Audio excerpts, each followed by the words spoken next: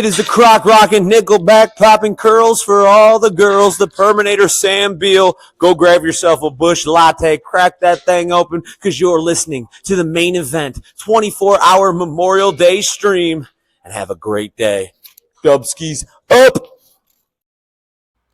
Good evening, everyone, and welcome on into the second ever 24-hour main event marathon stream. It is Memorial Day weekend, and we are live officially for the next 24 hours. I can't believe it. How's it going, everyone? Good to see everybody in the chat. I am Mr. OTM, Kyle Gagliardi, the founder here at the Main Event Wrestling Network, and I am happy to share that we have a multiple podcast. We have multiple talents, content creators, whatever you want to call us. We are here to show out for you guys this weekend, Memorial Day weekend. They got big shows this weekend, too. We got Smackdown tonight, of course, Saturday night's main event tomorrow night, and then AEW Double or Nothing on Sunday. And we're going to be talking about independent wrestling over here as well. So let's say hello to the chat real quick, as we got Clay Lewis in the house. He said, "What's up, Tino?" Tino will be in here in just a second.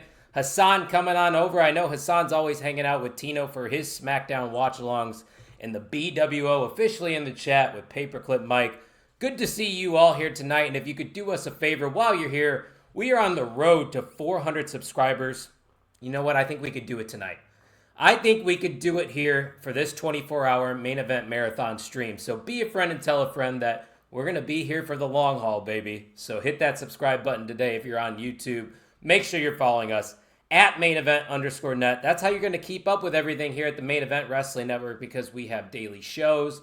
We have daily uploads on YouTube, blogs, you name it. We have it here at the Main Event Wrestling Network. Mike, you know, you have high aspirations there with 500. We will see. I will take 400 for now. Heck, I am happy with 345 right now. But it's not about subscribers. It's about the wrestling. And I think that's enough shilling for the night. I think I should introduce the watch-along king, the marathon man, whatever you want to call him. He's my friend, though. Let's bring him in. It is Tino. What's going on, Tino? What's up, man? How you doing? I'm so used to doing these Friday night Smackdown watch-alongs alone, and in the intro, I don't know what to do. You're doing it for me today, so I appreciate it. How you doing? Are you ready for these 24 hours? I took a nap. I got some, hopefully, energy, and we'll see how this goes. I was going to say, I took a nap, too, because I had a good night's sleep last night. I slept for like 9 hours, but something in me, it just was like, you know what? I think I need to nap it up for this, because we're going to be working a little overtime this weekend. Tino, you got multiple, segments this weekend. So why don't you tell everybody what you got coming up on your end for this marathon? Well, we'll obviously be here right now for Smackdown until 10 o'clock as usual. So I made sure to tell my channel members and all the people come over from Tino's time. So if you aren't watching, and if you are worried that we're not live on Tino's time, just come over here. I made sure share it all out. But we will also be having our collection episode. My collection room is ready. I got it all set up and ready to go. So can't wait to show you guys all of that. And then we'll be simulating Saturday night's main event on 2K. And I think I'll also be a part of trivia or something else. So yeah. I'm just here. Saturday morning trivia. As you can see on the screen right now, here is our 24-hour schedule. Obviously, we're starting here with SmackDown, and Tino does these watch-alongs, like we said earlier, every Monday and Friday and Tuesday for NXT. I turned on Netflix thinking it was Monday. I was like, wait, wrong show. Yeah, you might want to turn on the USA Network, bud, because Harry Potter's playing right now. Yeah, here we are. We're not here for Harry Potter, though. We're definitely here for some wrestling. But I'm excited for this because, Tino, obviously, we've done this before. We did this last year, Memorial Day weekend, but things have changed. We've kind of evolved over here, so I think this one's going to be a lot more fun. Just a tiny bit. I think we're getting there, Yeah. What do you always say? Day by day, brick by brick?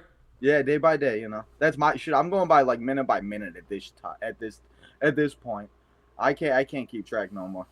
Hey, I want to give a shout out though to the Perminator, Sam Beal, for that intro right there. He is incredible talent for Warrior Wrestling and in the independent wrestling I gotta scene. See the chat. That's right. I can't see. But Tino, it's time for SmackDown. You ready to rumble, baby? As I always like to say, then now, forever together. Let's get it going. We got Blake Monroe, possibly, maybe accepting Tiffany's open challenge. We have Cody. Is that what the streets are saying? We have Mr. Mello, Carmelo Hayes, and Mr. Whoop That Trick gonna have a segment together finally, talking to it into existence for a while. So let's get it going. I feel like we were long overdue for this Trick and Carmelo Hayes feud, huh? They are in the Rupp Arena. Or whoop, is that how you say it? I don't freaking know. Is my connection not working? I can hear you. What Oh, okay. I thought I lagged out there for a second. I know you're good. My internet's been so bad lately. Of course. So bad. Of course. It's when you need it to work the best. That's when it's the worst. Mm-hmm. It's like, thanks. What? Hold on, I'm gonna go. Smackdown. I'm gonna go turn off something in the other room real quick. There you go. That's okay. We got Cody Rhodes, the American Nightmare, starting us off from last week. Apparently, Rhea Ripley is supposed to start us off, actually, but they got to go back and show us what happened last week, of course. We already got 9 likes. If you guys have not yet, make sure you hit that like button on the road to. How many likes should we get today, Kyle? 200? Why not? Well, what are we at right now? How many are we at right now? Likes. Do you know? 9 likes. I said 200. Let's go. Why not? 100. 100. I'll take 100. I mean, there we go. 100. So, we're 90 away. Make sure you guys hit that like button wherever you're watching from. This is happening at Clash, right, Gunther and Cody? Yes. I kind of forgot it was earlier. I was like, wait, what's on Monday? I was like, what's Gunther doing at Clash? And I was like, oh, yeah, that's right. I'm excited for that match, dude. I think Gunther's going to win. Yeah, it's, again, I think people also, and I kind of forgot myself, they kind of had themselves a little singles match in that Royal Rumble when Gunther lasted and Cody came back. And so this is the first time they actually get in the ring besides the Clash and whatever the heck that was for that big title that Cody won, if you remember. Oh, yeah. I don't know. It was probably a Saudi show, wasn't it? Yeah, it was one of the Saudi shows that they did. We out you. Shout out to the Great Brown Hope. Shout out. GBH, ouch. Is GBH going to be here tonight at all, or is he early? Yeah, he's going to be working TGBH with TGBH. He's got Kyle Knyx joining himself. I wonder if it's going to be 2 GBHs. I can only handle 1, bro. I don't know if we can handle I think we all can only handle 1. Do you think GBH, I made sure to set up a nice, beautiful Rey Mysterio setup for my collection. I can't wait to show him. It's going to be his favorite part. You really did that to him, didn't you? I did. I really did. What's going on, Scott? Good to see you. He said, what up, people? What's up, Scott? Been a while. We in the house for Smackdown. Cody Rhodes and Gunther we're building too. We got Saturday night's main event tomorrow, which plenty of people are going to be talking about here on the marathon. Good. If you missed it, guys, make sure you're following us on all socials at mainevent_net so you're keeping up with all this stuff. Is that what we're Sorry, I'm just so used to doing this. So you just got to stop me and I'm just, Oh, Scott's coming from your link? Huh? Yeah. Scott's coming from your link? Yeah, I tried to make sure I shared it as if we were, live, how it shows. Well, that's why I texted you this morning to see, because they were like, why isn't the SmackDown stream up? I'm like, relax. Yeah, you just got to redirect them a little bit. Yeah. This is the home for tonight. Tina will be back on his channel next week. Don't worry. Don't worry. Shit, we'll be back tomorrow for Saturday night's main event after this 24-hour live stream. Insane. I forgot. You did that last year, too. People. You did that last year, too. I think I'm a little behind you. I think because my internet was so crap, like I was telling you about. That's okay. Let me speed it up. I'll try not to ruin anything. No, it's okay, because I think I've ruined it for you a couple times on your watch-alongs. It'd be like that. I've just accepted. I'm just like, I can't, whatever, it happens. Rhea's coming out right now, right? Yeah, there we go. Yeah, all right, I'm caught up now. Hi, Hassan. What's up, Hassan? Why doesn't Hassan want to know how I'm feeling? I know, Hassan's It's like Eric does that too in the chat sometimes. Like, Eric, I got a co-host. You can ask him how he's doing too. They're friendly. They're not going to bite. Yeah, right. Hey, what are you sipping on over there? I got some Coors Light. I have some key lime water. Hey, you're staying hydrated, baby. You're better than me. Oh, look at that. It's not a behind the scenes of the Main Event Wrestling Network. This is the live stream, Sam. I mean, you will be you'll see my entire house pretty much tomorrow. So I guess you get a whole behind the scenes. And you'll see all the bodies that Tino has in his attic. I mean, what? Kind of. It's kind of like an attic. No, like literally, yeah. You have figures bodies in your attic. Confirmed. Tino's Time has bodies in his attic. I see the headlines already. Great. And he's got a root beer. That still counts. I'll count it. Cheers to that. Hey, you know what they say, though, Tino? Man, root beers hit different sometimes. They do. I don't know why, especially out of a bottle. Like, I love root beers. Have you ever had the IBC root beer? Yeah. That one's fire, where it actually comes out of a beer bottle or whatever. Yeah. Yeah. Y'all. Where's Man, I LA don't know Knight's on what Mondays, they're doing with LA Knight now. Speaking of who knows? He's a background character. He was gonna face Gunther, and then he was gonna now we ain't doing nothing. Now he's back with the Usos. But what is Rhea gonna do? Who is Rhea facing next? That's the real question. I mean, it seems like they're still in that Jade feud for now, but who's next is the real question. I said it on my preview show. What's the point of this, and why are we continuing this Jade and Rhea thing? Jade's not gonna win. She doesn't need the title back. Just move on. I mean, it's like they used to do that all the time, where they had like the automatic rematch clauses. I know it's not the most fun. That doesn't exist no more. Just like the 30-day title they're still doing it. Draft, all of it, don't matter. I don't really care about Ludwig Kaiser's arrest. I mean, he got into it with another dude. I mean, oh well. I mean, you talk about his woman, I feel like any guy would do that. Yeah, I mean, he's just protecting his, right? Yeah. It just sucks for the people that couldn't see El Grande Americano, unfortunately. Wait, did they cancel that match?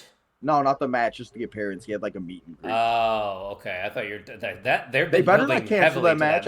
We're doing that match Sunday too, or Saturday. Oh yeah, we have a mixer next weekend for that show. That next week, right? Yeah, we have a Clash one. We have 2 mixers next weekend. Man, I keep thinking this week is the 30th and 31st. I'm not used to Memorial Day being the.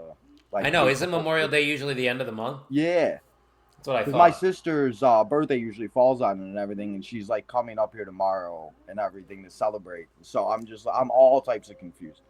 I'm like, I don't know what the hell is going on. I just got a text message from somebody at Warrior Wrestling that Jon Moxley just showed up to Warrior. Ooh, fancy. Of course, I like people love messaging me right when I'm in the middle of things. It's like I won't talk to Kyle all day, but then let's break news right when Kyle's on. Kyle, yep. Your phone number, that's how it be all the time. My family does it all the time. I'll be live for Raw, any shows, and they'll just start. I'm like, guys, been sitting here sleeping, watching movies, doing nothing all day. Right. Where's the phone call? and then right when we're on is when everybody else is on. Yeah. I mean, I get it at 7 o'clock. That's when everybody probably sits down. It's like, oh, now I can make phone calls. But okay, I love Charlotte Flair, but it kind of looks like she's wearing like a pool floaty. Like, doesn't it? Like your mom would lay in the pool, and like she sinks into it when like the pool. Oh yeah, 100. You know what I'm talking about. You read my mind. Yep. She just left the Great Escape. Oh, we all got to be on the same page for it. Man, I will say, when I recorded that Saturday night's main event, the 6-person tag team match might have been the best match out in like the entire 2K simulation. Man, I was shocked. I was getting into it. I'm like, and so how long was that? Was that an hour long? It's 46 minutes exactly. So you'll chit chat for a little bit, yeah. Yeah. So look who's in the house. One half of Between Two Beards. It is JPJ. We can see him down there. Where's he? This way. Yeah, he's down there. Yeah, he's down there somewhere, and he will be live with Pluggo in the morning shift from 5 a.m. to 6 a.m. Eastern. They're doing a little bracketology on the AEW Owen Hart tournament, so that's going to be a fun little breakdown between two beards right there. Right before Jay Gold talks about AIW's documentary with Dustin Alberti. So we got a lot, Tino. We got a lot of going on this week. I think we'll cover about every promotion that there's on there. 100%. Except TNA. I mean, sure, we're talking about TNA now, so we already mentioned them. But they're the only ones that really don't have a show this week. This is true. There's the one TNA mention for this stream. Go. TNA got them in there. And TNA. Thumbs up. Right. Don't flag us. Glow watcher. Man, I was up at like 3 a.m. on Saturday. I had so much adrenaline from meeting all the superstars last week. I was up at like 3 a.m. and WoW was on. I was like, what's going on? Oh, look who it is. Like a thief in the night. Come on, Fatal Influence. Man, I love the fact that they are like just presenting them the exact way that they need to be. And they don't need to change anything. They didn't change a thing. And Fallon Henley, I don't know about you, but I feel like she could be somebody that could be a really big star that, like, kind of like right now nobody's really thinking about. But she's been doing this I'm for always a while. thinking about Fallon Henley. I'm always thinking about Fallon Henley. Don't worry. Fallon or Blake? Which one? Which one? Which one's more talented? Blake Monroe is definitely more talented. I mean, sure. Yeah. But Fallon Henley is severely underrated, criminally underrated, I would say. Laney and honestly, Laney, I was going to say, you just said it. Laney Reed is actually solid, too. Oh, we got Luigi in the house. Is that Luigi? I don't know what the fucking hell know. had I that think it guy is. wearing. Yeah, I think you're right. Where's Mario? I don't know what's going Yeah, on with. Charlotte probably did. They all just Oh. went to Bianca's baby shower too, so I know that's right. that's the other Charlotte, thing, yeah, Scott or Michelle. probably Michelle, probably. Be like that. Dressed like, are they in Kentucky? Oh yeah, they're in Lexington. Yep, This is makes Lexington, sense. Kentucky. Oh, that's And why Charlotte's Sam got the cow- pool cowgirl hat on. floaty on. Don't forget That's- Italy. Also, it starts at noon central, or Noon our time? central with the pre-show. So it's a 1:00 start our time then, technically. Yeah. Or so That's not maybe bad. 11 if the Oh yeah, pre-show's there it 2 is. hours. Yeah, I see it. Yeah, 1:00 start our time. That means I'll be able to watch that with my brother. There we go. Hey, that's always a good time. Right. He struggles to get through all the shows. He'll like watch like the first half and then he like gets bored. He's like, all right, I'm out. I feel you on that. It'd be like that sometimes. Sorry, because this song is so good with this. The women's division. Oh, I thought we were gonna get Jade, and I thought we were gonna get some like I did too, because they. Jade's faction come out. Why did the lights just dim like that? That was weird. I don't know, man. Did you see how the Undertaker showed up at the Sox Stadium? Sox, last week? yeah, with PCA up the back. That was fantastic. PCA was like, What the fuck? He was all gum. types of- you know, Undertaker might have done something to him because the man can't catch a ball, he can't hit, he can't do anything anymore. I tell you what, So- PCA is struggling. When he heard that, he was like, Big what? time. The dong did it to him, guys. That was it. And that woman that was in the you- dugout or behind the cage or whatever the fuck. The fence. That That's was what the word I'm perfect. looking for. The fence. That was great.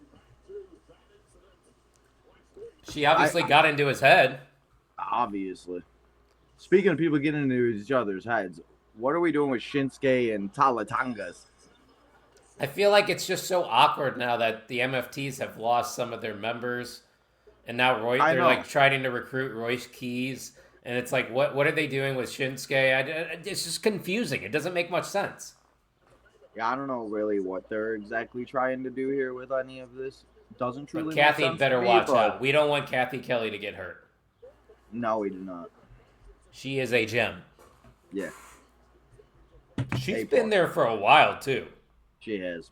hasn't she? Like a decade. She was there when Tout was a thing. You remember Tout? Oh my god, yeah, I do. That's a throwback. That was a yeah. I was watching an old pay-per-view like They a couple plugged the days ago. shit out of that too, didn't they? They tried. Didn't work. very They well. really tried to make Tout a thing. They remember Oh. they had the fan. I tried to send in when they had like the fan send in. I tried to do one of them. Oh, I bet you did.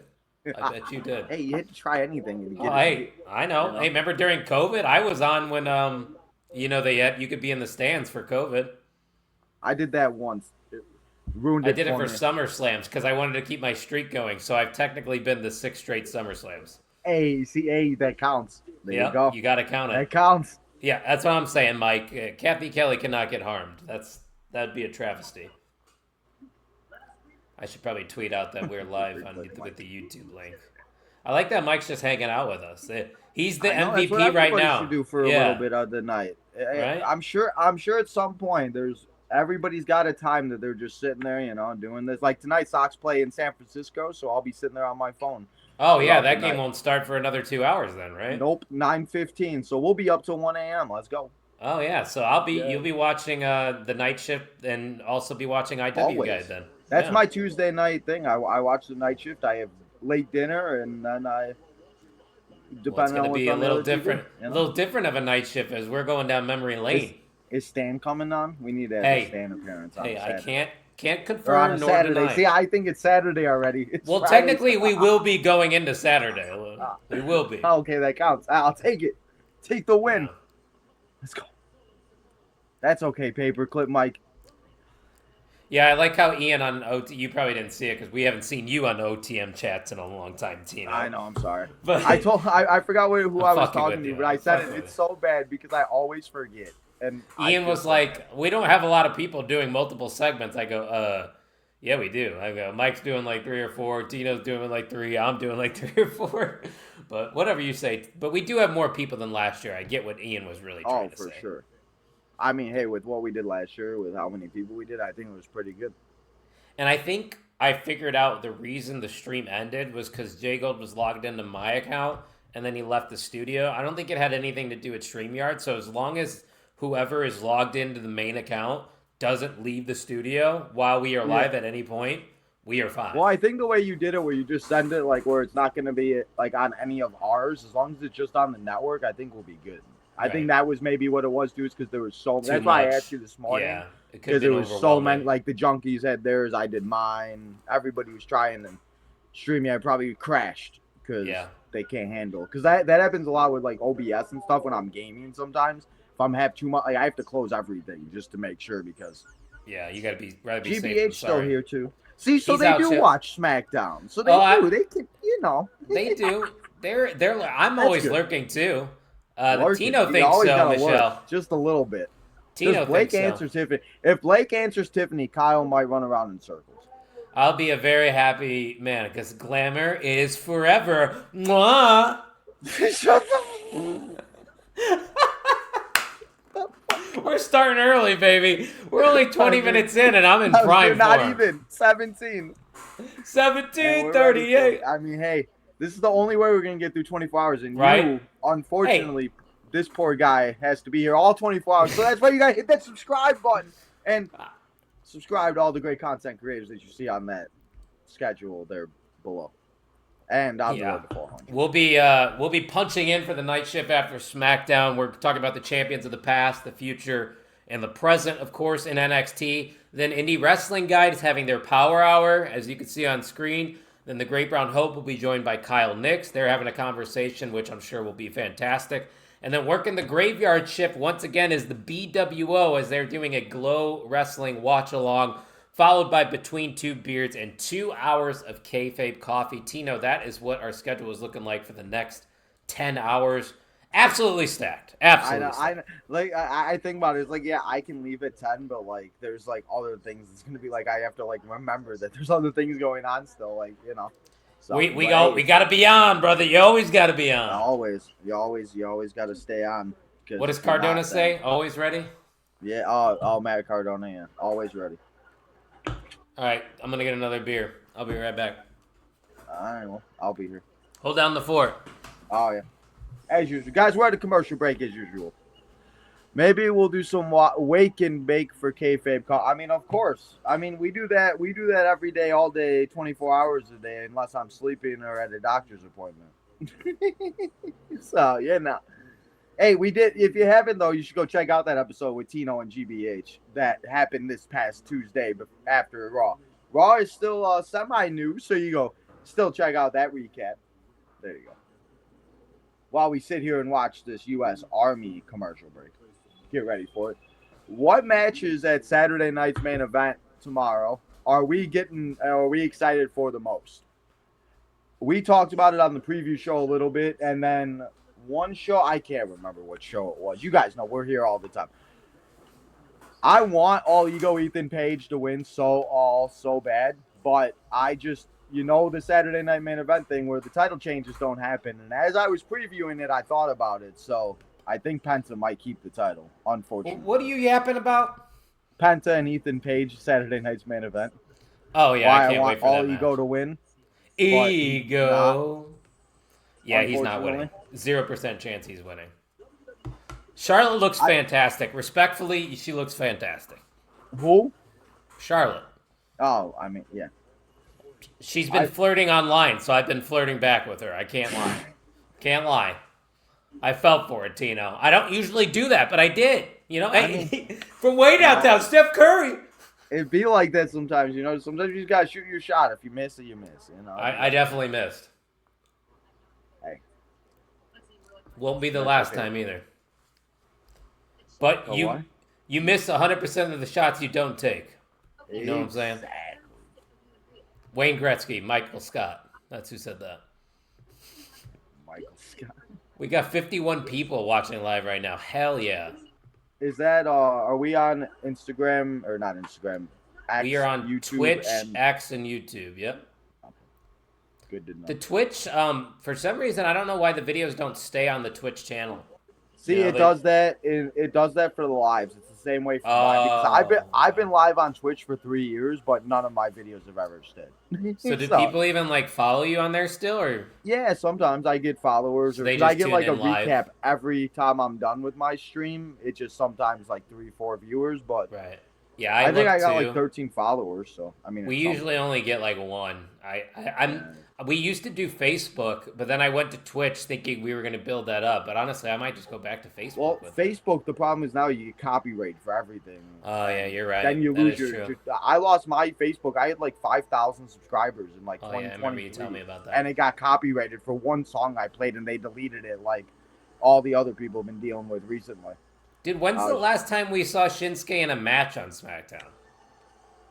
Was it before Mania? Okay, and that what about big a match that was like meaningful? Right. Because this every time I hear this music, I don't know about you, but that's what NXT Black and Gold reminds me of. That's where it hits me. It brings me back to it right away. I don't know why, but it's one of those songs that. Oh yeah. It does. I mean, dude, that buzz that NXT had when him, Kevin Owens, Sami Zayn, Samoa Joe, all those guys were in there, fucking insane. There will never be another era like that. There will never be anything like that in professional wrestling, and you see it with NXT, like the way NXT is right now. Like, yeah, all those guys could be something, but like if you looked at it then, like the Shinsuke's, the Kevin Owens, like that was some type of different. Yeah. Like they you'll had never main get event that players anywhere in NXT. Yeah. It was insane. and that's how why deep that's why that time was so special, and that's why I think I like it so much, and I always appreciate it because it was just something that again we may never ever see again in professional wrestling. No, I mean AEW is probably the closest thing, but I don't even think AEW's reached levels that NXT Black and Gold reached. No, and it is nothing. And as I always like to say, it's nice to see Ciampa or like on Sunday watching all the guys that will compete, or like Edge and Christian being in the tag team and stuff. Ciampa's been great. I mean, it just that's what it is for me. Are you gonna watch Double or Nothing? Yep. Yeah, they talked me into it. I only will do AEW shows if certain shows that I saved get a certain amount of likes, and the one did. So. Oh, you like slut. Yeah, I know. Listen, I don't like sitting up until 1 a.m., but if they want it, I'll do it. So, yeah, no, I'll do are. it all for the likes or a dollar. I said I'd do it for the likes for $1. It don't fucking matter. I told people I would literally showcase my old backyard wrestling matches for $1 a month, and I had like 3 people during OTM said they would do it. Would you do it? $1 a month? For what? I'll show you my old wrestling matches. Shit, sure. Yeah, see, he's in. Why is he here? No, hold on, Tino. Before I bring him in, do you see who's in the studio? No, I can't see nobody. I'm scared. Okay. Is it Jay Gold? Yeah, should we bring him in? I mean, he said he was going to show up, so I mean, if he's showing up. Say his name and he appears. I believe in Jay Gold. Hey! I'm fucking dead. He did it. What's up, you Mark? Hello. So as long as he shows up and makes an appearance, I mean, it counts. That's right. It's quite the studio we got going on here tonight. I love it. Oh, here we are. Quite the crew we have here, huh? Yeah. Are you ready? I mean, if it stays like I'm very I excited. can just leave and you guys could go right into Night Shift. I know. I like how Jacob just literally punched his fucking microphone too, right when he comes in. He I'm literally very took the excited. definition of punch in. Well, we've been drinking a tad. We've been me drinking too. a tad, and I slept a little bit before because we went out Me for a and very Tino did early too. dinner. Yeah. Tino So and now that we I all took that napped. nap, Yeah. now that I took that nap, I'll be up all night. Yep. We're all on the same page then.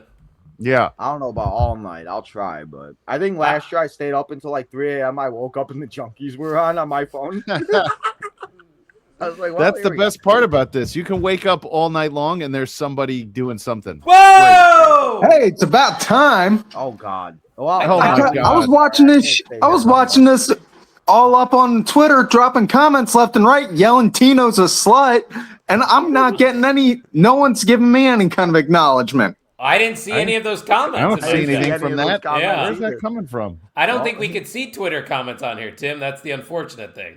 Yeah. You usually can. This is why I hate mine. the interns. They tell me this stuff works, and then this what happens. Why does Tim always blame the interns when it's actually Tim's Literally. fault? So convenient. Yes. So very Because convenient. it's the interns. It's easy to blame them. They Listen, get the go get the beatings and they get college credit for it. You should do like an hour of them like braiding your beard, Tim. We can do that. We got as part of like. Shinsuke and Talatanga going to a commercial break. Tim, you look very blurry over there. I'm just gonna throw that out there. Yeah. Oh, I'm on top. It's his 1970s internet. Are you hooked up to the Wawa Wi-Fi? The waffle Wi-Fi? No, the It's Wawa. Sheets. Okay, I'm in Erie, PA. Oh, We you're a got Sheets Sheets up guy. here. Sorry. No, well, Sheets is up here in the Erie area. Wawa's in the lower part of PA. Okay, you got to get that right, man. There's a difference. Jay Gold, you're a Wawa guy, aren't you? I am. Yeah. When I went to Hey, school, I in grew up Delaware. on Wawa, man. Yep. Grew up on Wawa. Get a junior and a yoo-hoo. That was my lunch. Toasted sub every time. They have the best toasted bread. So good. I'm surprised you're not talking about Red Robin's hamburgers again. They're closed, Kyle. They're closed. My Red Robin What a is surprise. The top 5 burger of your life at Red Robin is closed. Man, the Burger Oh, there's a 21 commercial for Jay Gold's closed over movie. I used to live. So Oh, did you see my movie? It's not June 12th. I'm not saying that movie's but going I'm to be saying, did you big see the because somebody trailer? from the Main Event Network's going to be in it, but Listen, You the have a thing is, movie coming out that- yeah, I'm in Disclosure Day, the new Spielberg movie. Are you Well, going they on? haven't shown it yet in the trailers, but there's a scene with a handoff at a wrestling match, and I am sitting right behind the stars, if you will. So we'll They see. used Jay Gold's hand. That's Well, crazy. maybe. I mean, There hey, is you no never know. right way to Didn't you phrase say that you were sentence, at, Kyle. ECW 2005 or something, and you see yourself in a chair. Yeah, and if you one look, of if the you watch matches. ECW One Night Stand, I'm in the second row during Jay that whole Gold pay per is so view. old, his movie is a silent movie. if you look back at the oldest known footage of pro wrestling, which was dated in 1926, you will see a young 16-year-old Jay Gold in the audience. That's Next correct. to Jay Oro. I heard he was very close LJ with Oro. Jay Oro. I Yes. did hear he would maybe be making an appearance. Sometime. Yeah, is Jay Oro showing up, Jay Gold? Do you know? I know you're his I don't. manager. Someone's I gotta haven't take been over for El told. Grande. There is no Sabado Gigante tomorrow. I'm surprised we didn't do one Next weekend. Yeah. That and Kyle, speaking of real quick, I got to address something real quick. You said there was no TNA loving earlier. Dude, I'm doing the TNA. I'm watch along. I'm calling TNA Turning Point the greatest triple threat match ever. Well, I didn't see a graphic come my way this week, so how was I supposed to I know? told you it a million times. Fish. I went out for Flap, dinner flap, tonight. flap. By the way, I went out for dinner. Fish. Everybody's asleep already. We went out at 5:30 for dinner. Wait, so I your could whole be house here. is in Wait, bed? everybody's sleeping? Yeah. Damn, they're early birds, huh? Well, Harper has a sleepover, so her friend is here, so Oh. they're done, and Steph is asleep because we were already out drinking and What everything. do We're kids done. do nowadays at sleepovers? 'Cause, like Yeah, I back in was my just day, gonna we say. played video games. Yeah, and she stuff. plays the Mario Nintendo Kart. Switch. They do Barbies, and then they crap around with face care. They have like, Oh, know, no. Oh, not girl only shit. fans, Fish, you idiot. Oh My God. day was sleepovers. We did prank calls and then we beat the crap out of each other in wrestling. Well, Yeah. girls Walk are up to different. 7-Eleven and get stopped by the police at like 11:30 past curfew because we wanted Well, a Slurpee. Well, no, I fell asleep. We got home at 6:30. I was asleep till about 7:15. Then I ran to Baskin Robbins and got chocolate peanut butter ice cream and Jamocha almond fudge, and I ate that, and then I came Ooh. down here. So now I'm good. I'm all Hell wired yeah. up. Shake is from Arby's. Oh, I'm on beer number 3 over here. The vitamins will kick in about And 2 you hours. already packed one of those We're super strong 29 ones, huh? I minutes saw in, you. bro. We're Man. There you go. The 6. Oh my God. Now, You're just an hold it, animal. hold it. We can't legally have Enter Sandman play, but Yeah. Okay. There we go, Tim. Welcome to the party. Hey guys, an old man is talking. I don't. GBH, be nice to me for this He thing. starts talking. Son of a bitch.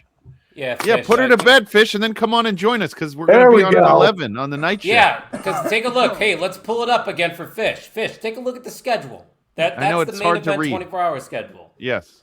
I know. Put on your cheater glasses because I know all you old people need them. Actually, I'm going to Yeah, see ha, Fish ha, tomorrow thanks, night. dude. I'm sitting next to Fish tomorrow night at the ETU show, so that's going to be Yeah. awesome. You're not It's gonna just be sitting awesome. next to him. Yeah. Someone get Grandpa's V8. Should have had a V8. I'll be drinking some Cointreau later on too, just to kind of make my I don't night know what that smooth. means. It's an How- orange oh. liqueur. Oh, actually, I do know what you're talking about. Yeah, Yeah. correct. Yeah, I know what you're talking about. Italian, right? No, Cointreau is French. Oh, yeah, same thing. He said same thing. He said a I am contract. Italian, so I can say that. So you can say that. Yeah. Listen, I'm not sitting. and I hope Jake- I hope they don't put me behind the talent again this time around. I wasn't looking at anybody. Thank you, Fish. Ooh. This match actually isn't terrible for Talatanga being a fucking giant. I mean, they've actually given it a decent That's amount of time. that's that whole New Japan training he got right there for it. Is that I don't have SmackDown on down here because I'm in the basement. Who's on? What's the match? Then what the fuck are you doing here? I just came to say hello. Yeah, I mean, hey, it's Kate. Don't worry, I'm eventually going to have to get off of here because I'm going to need a break before the night shift. There's right. no way I'm going straight through. That's right. No way. And then I'm going. I'll be Then here. you're going to join me for the Indie Wrestling Guide, Super Duper Power Hour. People, whoever wants to join us, we're gonna be watching stuff. So Yeah, super crap. duper bitches over there at the IWGuide. the kids are home. All right. Well, I'm jumping off for a that little your bit. I'll cue? see you fucking dopes later on, and All we'll right, hang see you out. later, Kyle, I'll Michael. see you later. Yeah, Bye, we got guys. a night shift to take care of. Oh, this is gonna be a shit show. Is he gonna leave? wait There we go. until the night gets longer and people get drunker and people Yeah. get higher. Paperclip Mike, I actually did know this. There is, so guys, I don't know if you knew this. Division 3 football trophy. So like with the Super Bowl, you get the Lombardi. The Division 3 football is the Gagliardi. I'm dead. I'll be right back. I'm gonna go up. I gotta Well, grab you know the that car. makes perfect sense then for here Guys, because we Talatanga got gets the like win. one college up here that has D1 sports. Every other Yeah. one is like D2 or D3. You got some small schools out. Uh-oh, Tamatonga's not liking that. Dude, Beat him down! Beat him down! We He owed me need a money. Tamatonga push. We need a Tamatonga push. A Do you think serious he could get Tamatonga. over and be Oh, we somebody getting a that face has turn here. No. It was a tease. Not They're yet. just teasing us. Yeah, it's going to happen eventually, Tino. Tim, do you think he could work as a face? Oh, no doubt, man. He definitely too. could. The way the crowd yelled, the way the crowd cheers for him. Oh, who's this? Oh my god. Ugh. I'm sorry. I know Damian Priest and Truth are a comedy team, kind of, but I don't give a crap about their tag team division. It's just not good. You're not having it. Not having it. It's not it for you. Not it. Is he handsome? Actually, he is handsome, but you can't tell because he wears the face I paint. mean, Damian Who's Priest hating really on the doesn't have- MFT? I'm not hating on the MFT. I said Tamatonga could be a good single star. And I was riding with, oh God, Fish, the bisexual Undertaker. Tim, I know you would like that comment. Oh, God. That's right up your alley. Okay, not since I came back from Fire Island. I don't even know what that is. No, I can't get into details on No, live. yeah, don't. Yeah. We'll save that for Yeah, off. Jay Gold's not here, but that don't mean this can't be recorded and get passed off to him later. Yeah, GBH, I know who he's talking about when he's referencing bisexual Undertaker. I've heard that reference before. Come on, we all have, right? Tino, you knew that. I knew that. Yeah, Yeah. Priest has been getting called I forgot bisexual who I heard Taker that from, since and it like wasn't- what? When they did Backlash in Puerto Rico? At Backlash. Yeah, Tino, where were you at in that video, man? Come on. I know. I forgot. I failed. No, you were probably sleeping or door dashing. He was busy making himself look all sorts of man pretty for when he met Mickey James. Oh yeah, that's literally what I think. What I was doing. Wait, last week? No, that was the week. Tino, you were before. looking fresh for that wedding, though. I gotta say, Oh you're yeah, looking no. good. I still hear about it. People are still messaging me telling me why I'm. Well, you know, when you're like us, It's us literally guys, that too. What know- GBH just said. Yeah, What do you say? Tino, he's got the Last natural comment. looks. Me, I'm cursed with this, you know. Unfortunately, I Oh, put the Jesus sexy in Christ. dyslexia. Jesus Christ, what is this? Oh, Mike! What What are you wearing? A cowboy Did you hat. do something duh. different? You look a little different, yeah. I am very different. Yeah, we all are. Don't worry. Everybody's about to find out. Mm. See, look, it's even got fringe. Quite a look for you, Mike. Yeah. Yeehaw. You ready to pull an all-nighter, essentially, Mike? Oh yeah. I mean, it wouldn't be it's only the third time I've done it. Yeah, you were probably listening, but we all took our naps, so we're ready to go. Oh yeah, no, I'll be taking mine here in a little bit. That's smart. You don't take it during the night shift. Take it during J Gold shift. Oh, trust me, it's not that hard to sleep during J Gold shift. Yeah, see, it's a natural melatonin, right? That's what I'm saying. That's the hat Mike wears when he writes blogs. Is this true? Probably. It's the only thing I wear when I write blogs. Okay. All right. All right, so you wear a chef's The hat lights when keep you going out. Twitch. You wear a Okay. cowboy hat when you blog. You guys notice the lights keep going out at Smackdown, right? No, because I'm playing Fortnite. Okay. Huh? Tino, you saw that, right? Oh, no, Tino's talking to his girlfriend or something. Dude, I got to get you to try Helldivers 2 one of these days. I need some don't more have people time. to play. But you got time for Fortnite. Yeah, well, I also But play it once a week with the boys, and in the gaming org, I mean, we play it almost once a week. Cody Rhodes is So I taking need his it tie for off. work. That means business. Plus, every game I do play, either I've already bought it or it's free. Oh, God. GBH, of course, was going to make it about that. Uh-oh. Sami Zayn and Cody Rhodes. That's going to make the fans happy. Bring me that frappuccino. Fast break? Yeah. Oh, Well, you know, I'd rather it be Sami Zayn and Cody Rhodes than a particularly short midget-esque like luchador because, you know, yeah, fuck Rey Yeah, Mysterio. El Dandy? Who are you to doubt El Dandy? Do not besmirch the good goddamn name of El Dandy. Oh, we Do got not the besmirch El gingerbread Dandy. man. Do we have By the way, gingerbread man? for the trivia game, I do have the questions written, and I hope whoever plays knows their shit. I'm ready, Mike. Can I get some extra? Can I get some? No. Oh, dang. Honestly, GBH, that is probably what is going to happen if that match does happen. Because Clash fans in are Italy? fickle. I don't think it's going to happen there, but it's definitely going to happen soon. Tino, do you fear El Dandy? I don't even know who El Dandy is. I don't know who the hell El Dandy is, but sure. Yeah. Oh God! Wow. I feel like me and Mike really are the OGs on You this guys are the conversation. unks. You guys are unk. Everybody knows that the best luchador in WCW is Super Colo because he had a Kangol as part of his mask, and it was amazing. Oh, yeah, you watch WCW. You're definitely unk. I have WCW questions for tomorrow, so be ready. I'm not playing. I'm the one that's going to be pressing all the buttons behind the I'm not scenes. playing.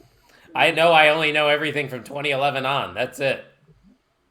Hey, at Yep, least you admit it, you know. At least GBH knows the family tree of the Main Event Wrestling Network. We have Jay Gold as Grandpa. He's only one as Grandpa. Mike and Tim are the unks, and then everybody else is we got to figure out what everybody else's role is. I guess All I'm right, like so I'm gonna dad. have that on my official plate now. I'm gonna have that at my desk at the main event office next week. It's gonna say Tim Vicious Unk Yep. right underneath it.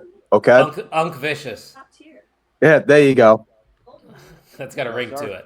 Uncle Uh-oh, look, Vicious. one of the participants of the Main Event Trivia, we got Pierce in the chat. He said he'll be doing his research for some WCW questions. Ooh, We got he's- WWF, It's WCW, tippy time. You guys know if it ain't TNA, Tino's time, it's AEW. tippy time. Oh, here we Let's go. Get ready for Blake Monroe to show up. Oh, I don't know if it's going to be Blake, guys. We got an open challenge coming up. Leave it in the comments. Who do you think is going to show No. up? I think it's Blake. All right. El Dandy. Oh, I still say hey, El you Dandy. guys know what time it is?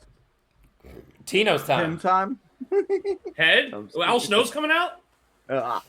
The mop. My The one of my mob buddies versus went Tiff. as What the fashion statement she's got? Wasn't where chaps could get hooked onto a person like that. I mean, Hey, just we'll ask. go with my outfit, probably. every time I hear chaps, I think of Dodgeball, where the guy's got. You think I look good in assless chaps?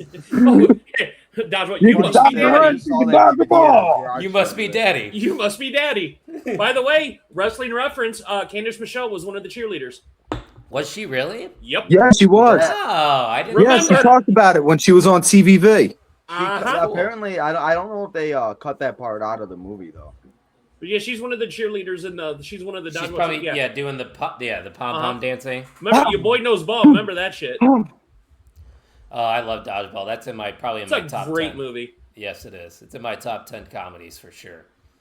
I had so L many for love, cool- honey. Yes, honey. L for love. yeah, L whatever for that. love. We all got different meanings for that. L for love. I probably say nobody makes me bleed my own blood every month. Yeah, I do. I quote No, I that just every constantly yell "Yarg" like Steve the Pirate. Gar, Steve. Gar. I'll be on the Stairmaster. Hey, speaking of that, Yarr. Tim, when The is one your, I quote all the time. next That's a match bold on move, Thursday? Cotton. What's up? I said, when's your next match on Thursday? Who are you taking on next week? What are you talking about? Next Thursday. Next What? Thursday night. You're the hometown AMC. man. Your hometown man. I cannot confirm. No, but I it's will still neither like confirm nor taste. deny if I'm the hometown man. Look at the pictures side by side. The beards look the same. Who has the picture? Who put it on Twitter? Who put it on Twitter? It was Did somebody- whoever was handling the main event account that day. Oh, okay. Hold on. I'll find it. Oh God. I gotta pull up the picture. Oh God. I gotta find the picture real quick. It's gonna take some time, so let me cook. Oh, by the way, I want to throw a challenge out there because apparently, Sam, who's not here this weekend, knows ball apparently because I do He watch does. his Lives. TikTok live streams. I threw out one of the questions for tomorrow to him, one of the harder ones, You got it right away. within a second, and I wanted I know we're probably doing we might do our 12-hour one in the future this year. Yeah. I want to 1v1 him, and I'm calling it out right now. I want to 1v1 Sam live to see who actually knows ball. Okay.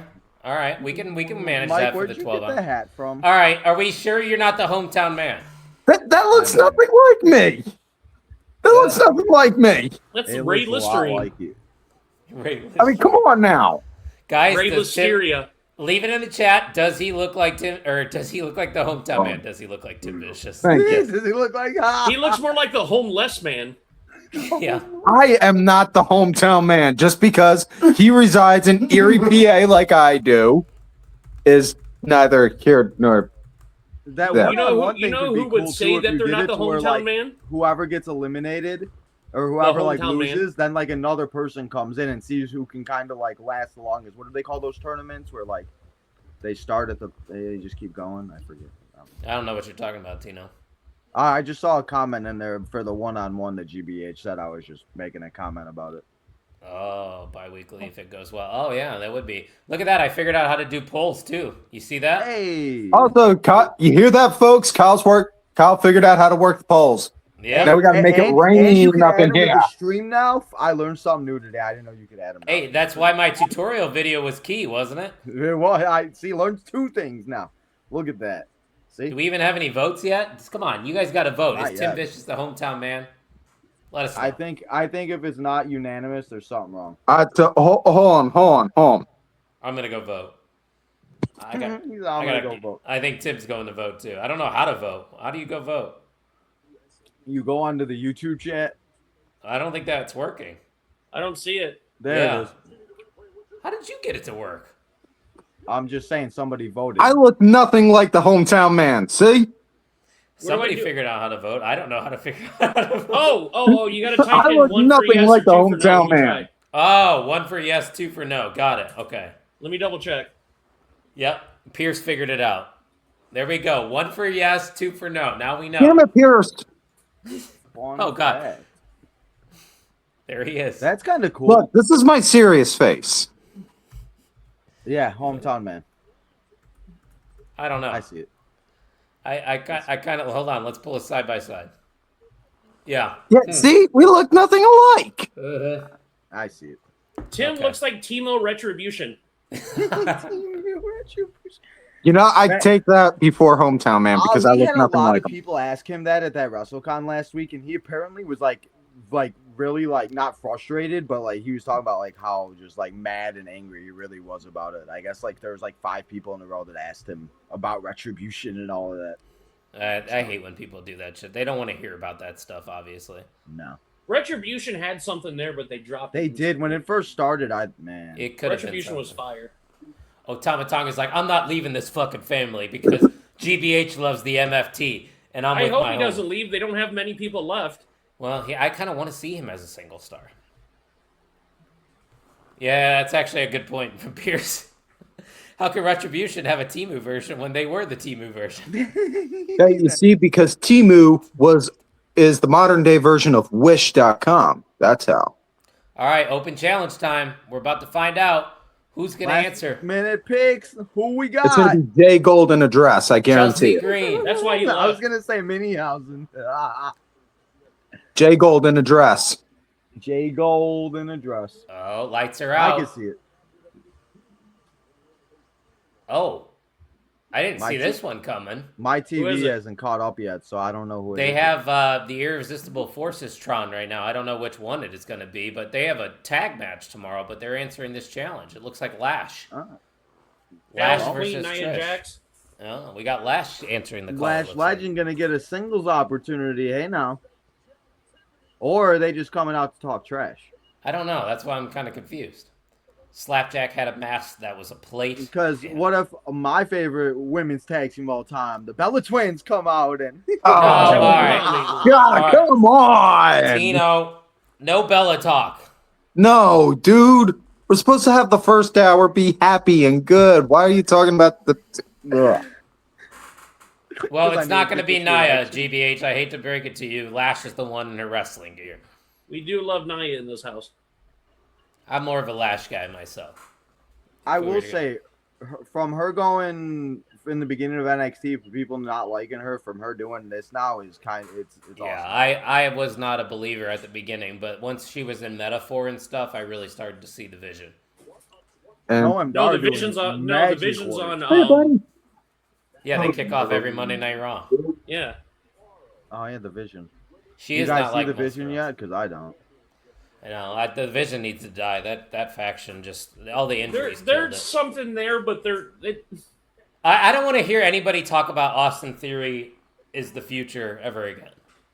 Because I they've like given him, him so many opportunities to thrive, and he has not figured it out yet. I really do like he's Austin that Theory. How I long has really Theory do. been I in the just think company it's too now? little too Not late. just...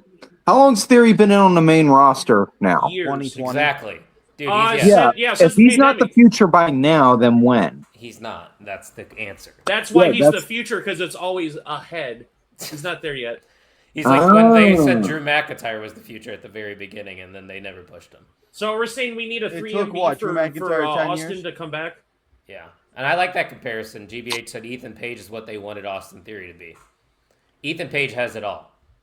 Man, he has to win tomorrow, even though it's not gonna He's happen. not Can we going get to some win. of that voodoo magic that we got? That the freaking I don't know, but we need something. Ethan Page win. I Figure don't it think out. he's. Hey, don't think I Ethan picked Page Ethan Page on the blog. You can only read on our website today. Well, I don't think I don't it's know out how to yet. read. Oh well, spoiler alert! I picked Ethan Page.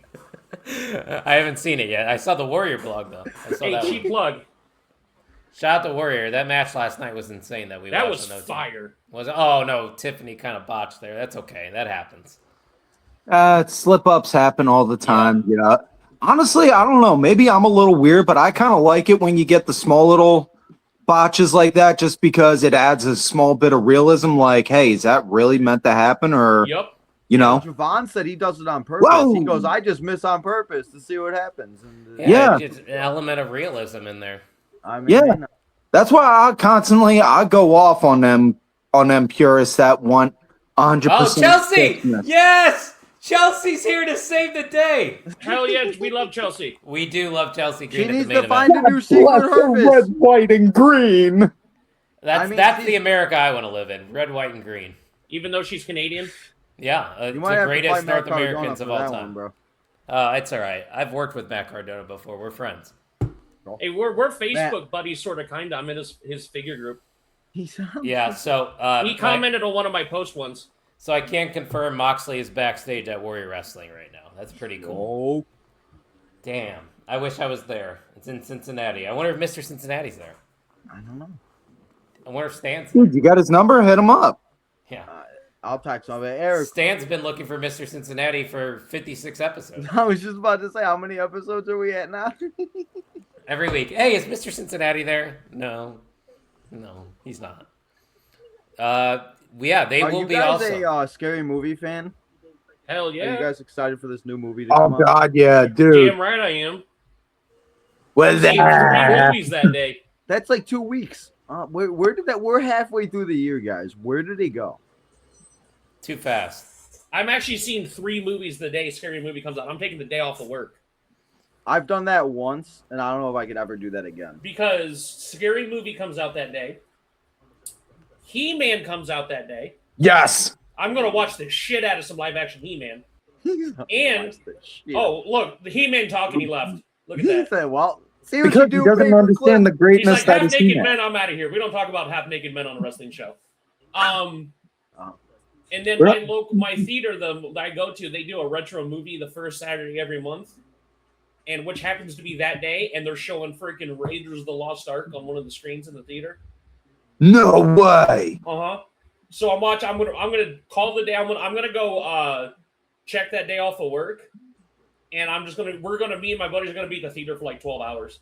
There you go. GBH, that's a good idea right there. Next movie I'm going to see in the theaters is Toy Story 5. So Jay Gold is so old. He-Man That's where was I'm at. He-Boy when Jay Gold was there when He-Man was He-Boy. boy. Well, you can't text Mike about Jay Gold when Jay Gold ain't here, you know. Why not? He's Because apparently then the his running co-host gag. comes in the chat and will yell at us. Yeah, that's Okay. me. That's him. He's That's probably that in guy. bed already. Jay Gold's old. Remember, I made fun of him, and on my video I said, by the way, if we hit 500 subscribers by the end of tomorrow night, I will pull a Mr. OTM and a Tim Well, we are and a 4 Jay away Gold, to but he's lying to 350. himself. 154 away, guys. Let's get Paperclip Mike to shave it off. Wait, I will what are we go- at? Mike will go as bald as Mike will be as bald as We me. gained 1. I will go as bald as I was when I was in basic training. Oh dear Lord. My What about hair the is beard, so too? thick. You see this, right? You see that, right? My hair is so thick. I went into basic training. You ever seen Full Metal Jacket? Yes. The beginning where they shave. I call it the Fort Benning special. That's where I went to basic training. They just, they had you've seen like the razors that have like the vacuum hoses attached to it, so it just sucks it down into a whatever. My hair is so thick, I clogged it twice. I went to the first one. It went. Hey, we're back on SmackDown. Went to a second seat.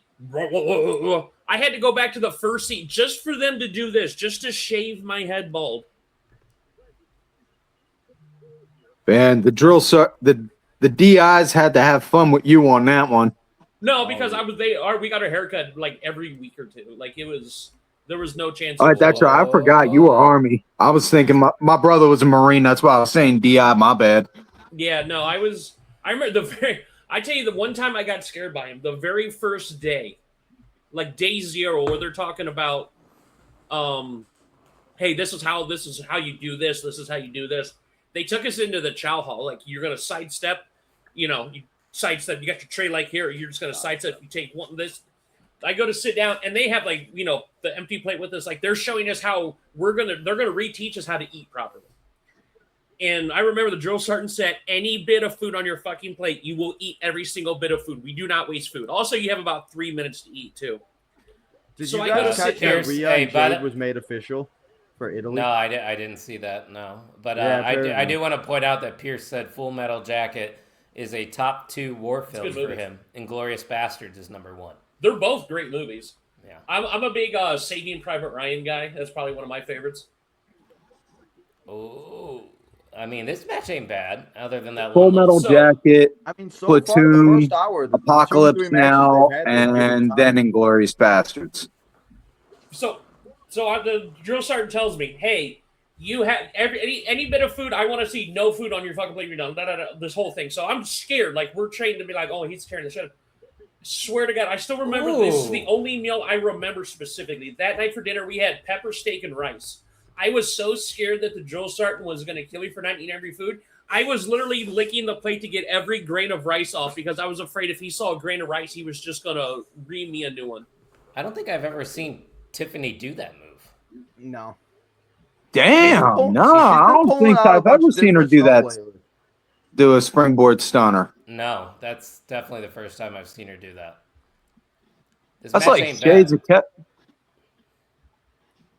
Ah, that's yeah.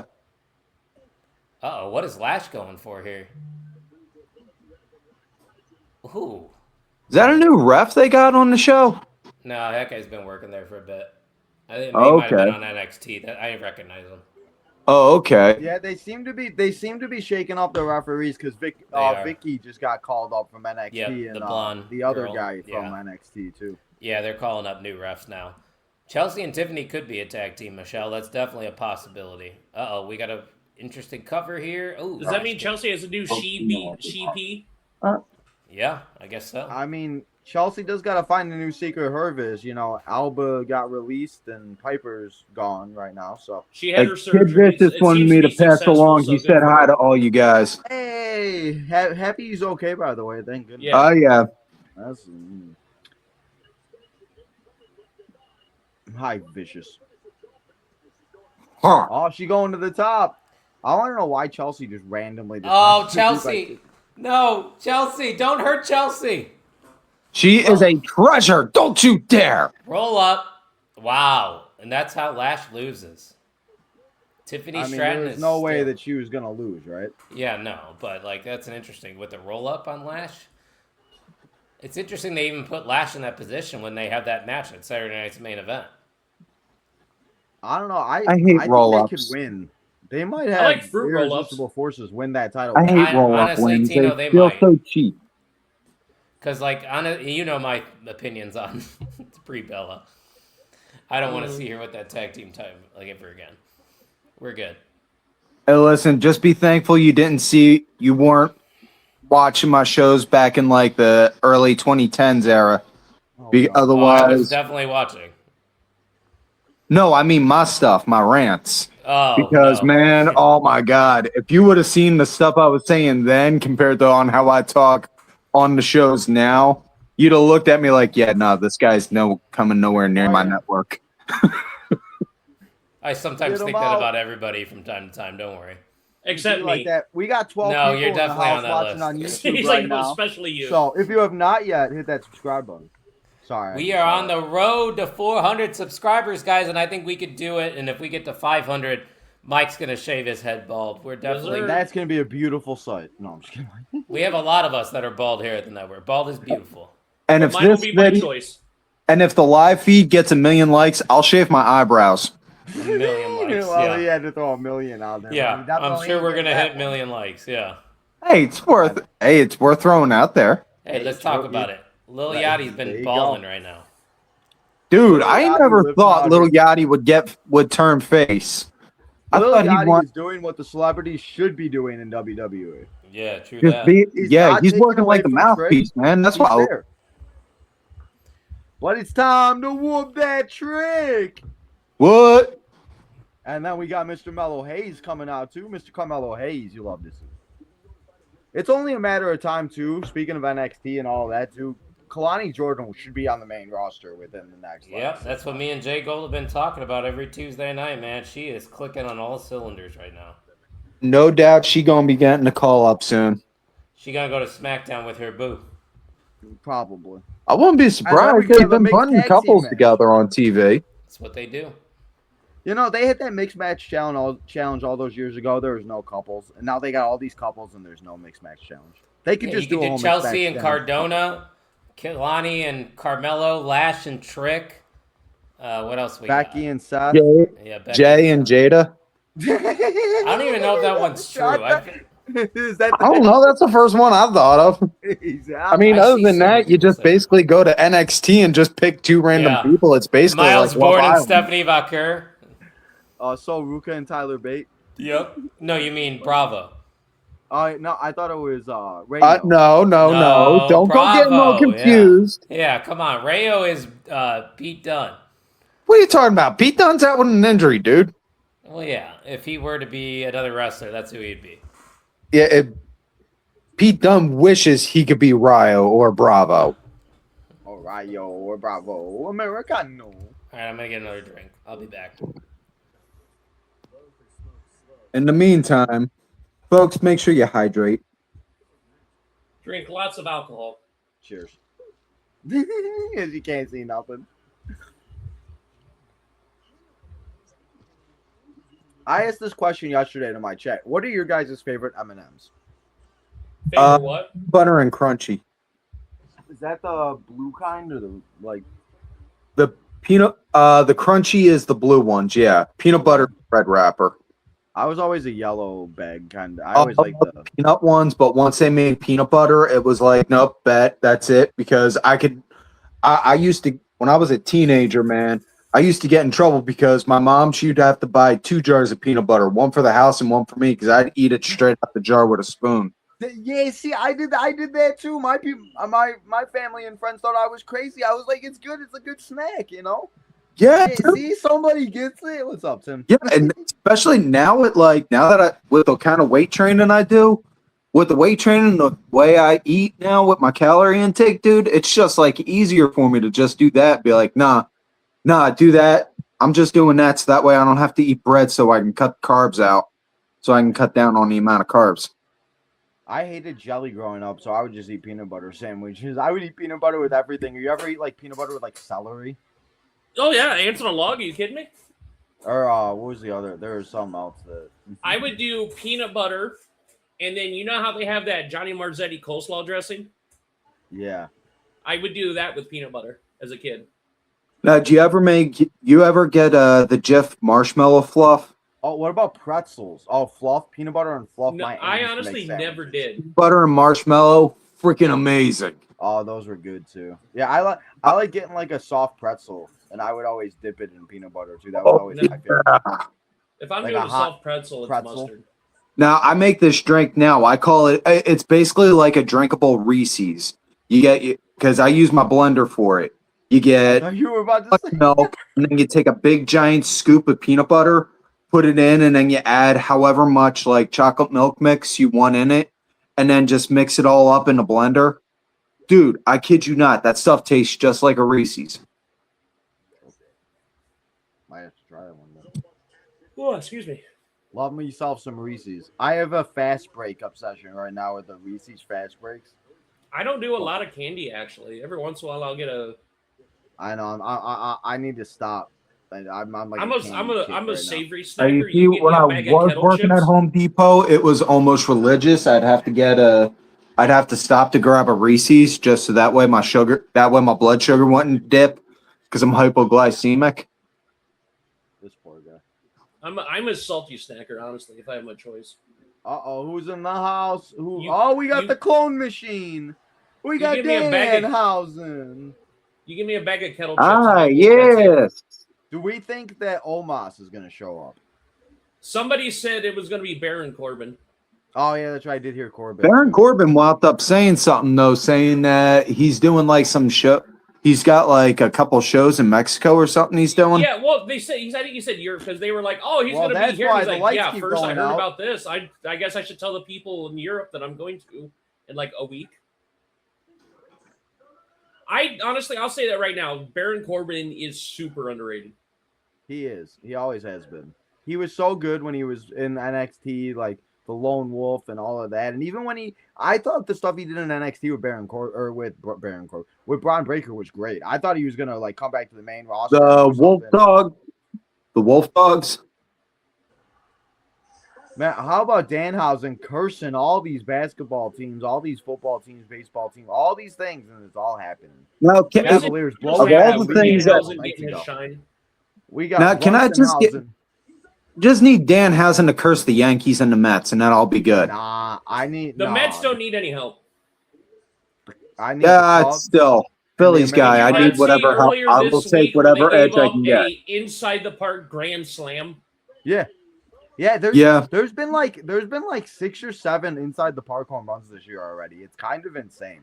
It was a grand slam though. Yeah, I know. Like, can we just like Danhausen doesn't need to curse the Mets any more than they already are. It's like watching the White Sox. Yes, I said that on you want to purpose. start taking shots, bro? I will come at you with all the facts right now with the Chicago White Sox. Ha! I don't have a I favorite know. baseball team, Hold on. so We it gotta have our doesn't Kathy matter. Kelly Tommy, appreciation moment. Talk about Davis Martin being the ace of the best. What is Kyle doing? He said, "You guys shut the hell up." And Miz doesn't believe in the curse. Oh, we have Fraxium. Another tag team that should be in the freaking tag teams. Why is the tag division suffering so bad? Because there's They a haven't business. cared What about was it? the tag division since the 90s. I'm trying to think. What was it? I can't remember what interview or what show it was. Somebody explained logistics, business wise, why booking tag teams is more difficult because it's like in regards to finances. Because like you got to pay twice the amount for an entire team, and if you want your team, you want your tag division to look legit, you're going to need like at least a bare minimum of like 10 teams. Yeah. I mean, I went over it a couple weeks ago on one of my episodes, and the amount of tag teams that just don't like. There's just not that many tag teams anymore that they just feel legit and actually like tag teams. I don't know, but it's time to whoop that trick. What? That trick. Whoop that trick. Whoop that trick. Whoop that trick. Okay, I feel like the turnaround thingy-mabobber is kind of like it should only be used for WrestleManias and like big thing. We don't need this every SmackDown. Just saying. I saw Trick on my Nah, screen, so I figured that I'd come goes on. for Trick's entrance perfectly, dude. Oh no, The it spinny definitely thing? does fits it.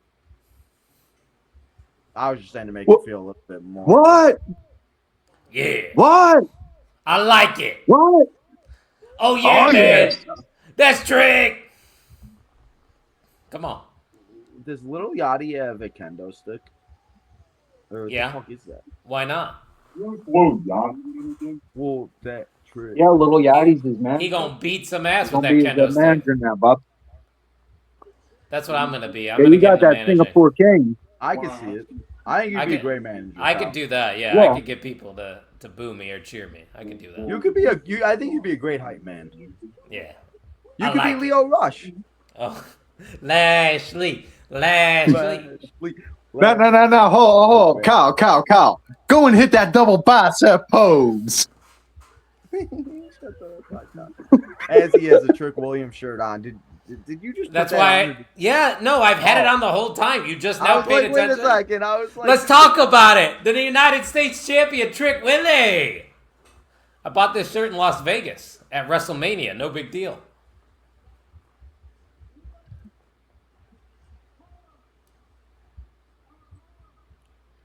Crowd loves him. Kentucky doesn't even know what's going on. Kentucky doesn't know about Trick Willie.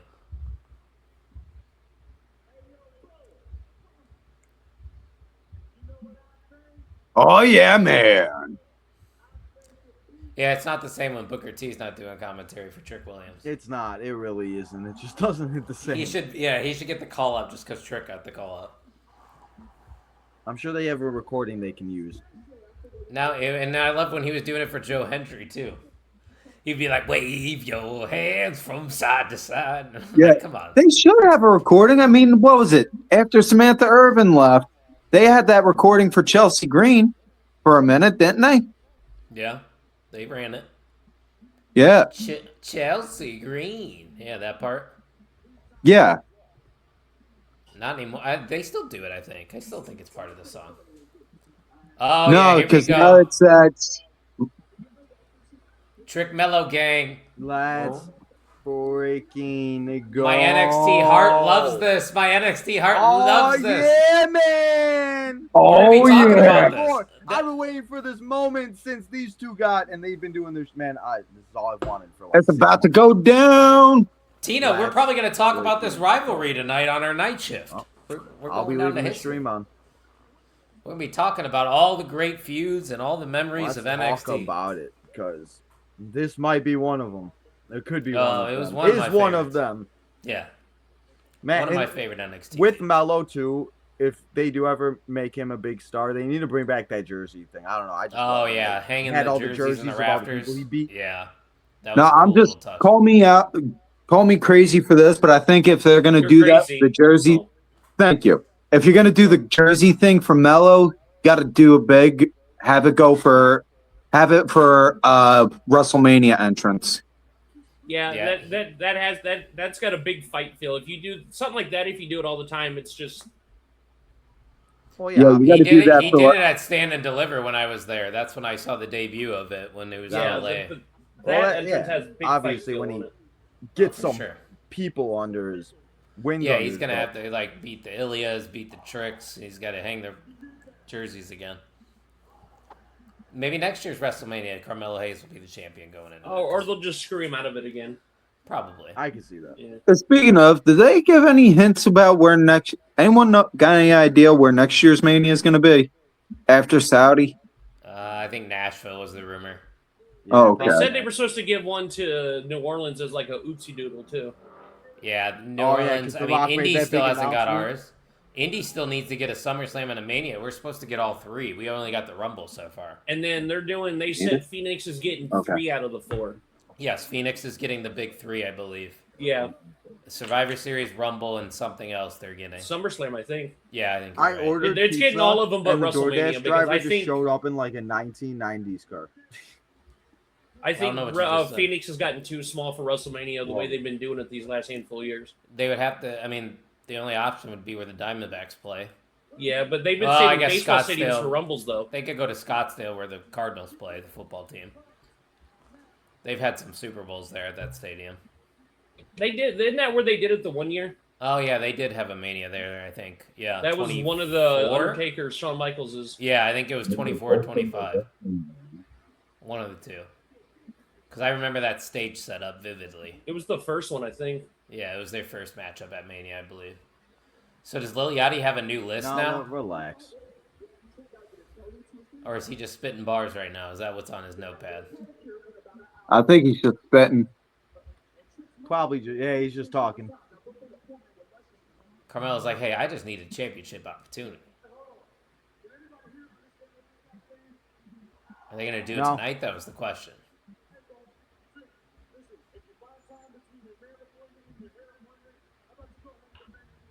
Oh, he's talking. Honestly, Let I me don't have know. to have hair appointments. We don't have to have hair appointments over here. Hey, did you guys also hear they're bringing back house shows? Are they? They're Yeah, trying. they announced a couple dates. Yeah, it's They like their announced way a of handful of practicing, dates. man. They need those reps. They announced a handful of dates, and man, this is where I swear you guys are like a godsend to me, because I bit my lip to the point I almost bled, because a lot of the dirt sheet sites were reporting that they just discovered how important house shows were. I swear it's a good thing I can't punch people through the phone, because otherwise I would have, whoever was reporting that, I would have.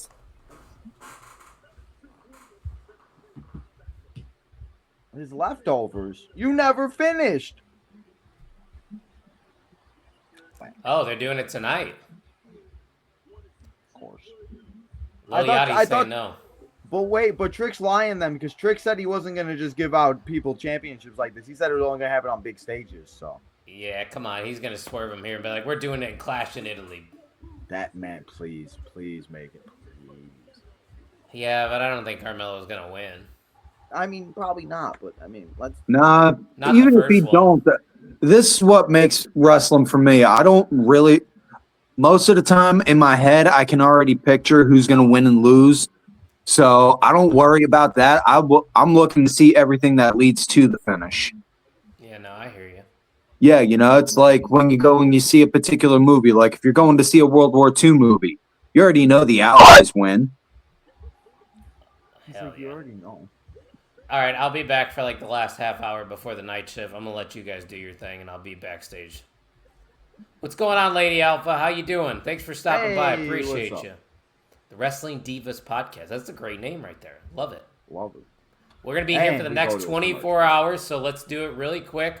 Pull up the schedule. After this, it'll be the NXT Night Shift. Myself and Jay Gold. We're talking about the history of NXT for the next hour after SmackDown.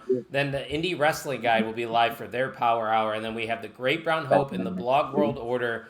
They're going to be doing a lot of fun things, as he will be joined by Kyle Knyx for TGBH with TGBH. And then the BWO is going to be watching Glow Wrestling. That will be Mike, who's already on screen right now. As you First can see two down episodes. below. I had the first 2 episodes ready to go. First 2 episodes of Glow ready to go for the watch along, so come hang out then. And then the early morning shift from 5 to 6 a.m., we have Between Two Beards doing a breakdown of the Owen Hart tournaments, the men's and the women's. And then Jay Gold will be joined by Dustin Alberti, the voice of AIW Wrestling, for some kayfabe coffee. And then I will be recapping tonight's SmackDown first thing in the morning. So that is what we got coming up here for the next 12 hours, 24 hours straight of pro wrestling related content from everybody here at the Main Event Wrestling Network. Well, besides Sam's on Wrestling, who Mike apparently has some gripe with. Oh, wow. What you got? Yeah, what did you get? I just got cheese. Oh, I'm come lame. on. Kevin Listen, McAllister. I just like cheese. I don't like any of You, that. Kevin McAllister, little mofo, dude. No, I don't have. Okay, I don't have a problem with Sam. I like Sam, even though his mom's birthday is more important than this weekend, which is whatever. I like to think I want to be the only dude that knows ball, and apparently Sam knows his stuff too. The other day he was like, "Yeah, I'm just watching 98 pay-per-views from 1998 just cause," and I'm like, "All right, like I would like to honestly see who knows the most." We'll find out. We're gonna find out. Remember, yeah, because the last time the U.S. went up against the UK, it's called the 4th of July. I just want to put that out there. Oh wow.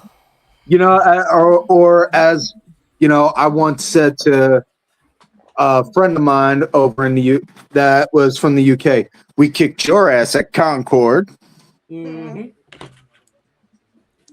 Well, And Tino, man, and then dude. there were 3. I mean, we can thank this man right here for saving America right here. Hey, And he did that with a The what? broken freaking neck. Thank you.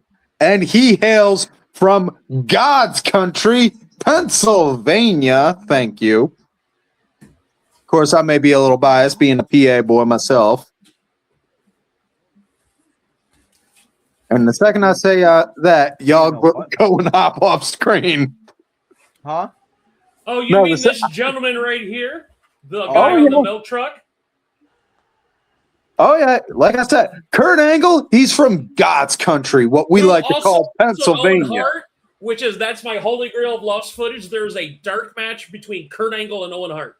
Oh, man. If I could. Yeah. If anyone ever gets that footage, I swear to God, you just. Look, I will give you a check with my signature on it. You write down the amount that you wish to put on there. It was a dark match, but yeah, we have. I don't know if dark matches they don't really record them or they do just for to get AV shit up, but there is hopefully somewhere in the ether the dark match of Owen Hart and Kurt Angle, and if there's that and Owen and Edge. Yeah, but they've done that I'm sure they did it on TV at least once. No, they never worked TV. But I'm just saying, it was when Edge was just starting when he was doing that goth hot topic looking. Yeah, gimmick. I've seen the picture. I've seen the same picture everybody else has. That's the only proof that we have. Yeah, I always felt like the term dark man. Sure. I mean, remember when the Mud Dogs came back at halftime? Hell yeah! Who could forget? My number 6 favorite football movie. What's your favorite? What's your number 1? Oh, The Replacements. I was going to say Any Given Sunday, but that's in my top 5. Okay, my top 5 is number 1's The Replacements. The other 4 fluctuate. Is The Replacements, which I love that movie. Any Given Sunday. The Program. Ooh. Remember the Titans. And because your boy loves his deep cuts in just media in general, Necessary Roughness. Man. Nice. That's a good one. I like That's that. a great movie. That's one of those your boy knows ball about sports movies is Necessary Roughness. Speaking of football, has anyone checked out that the whatever happened with the XFL when they merged with Arena Football after Rock bought it? It's still around. It's the UFL. Yeah, I know. I know it's UFL, but has anyone checked it out?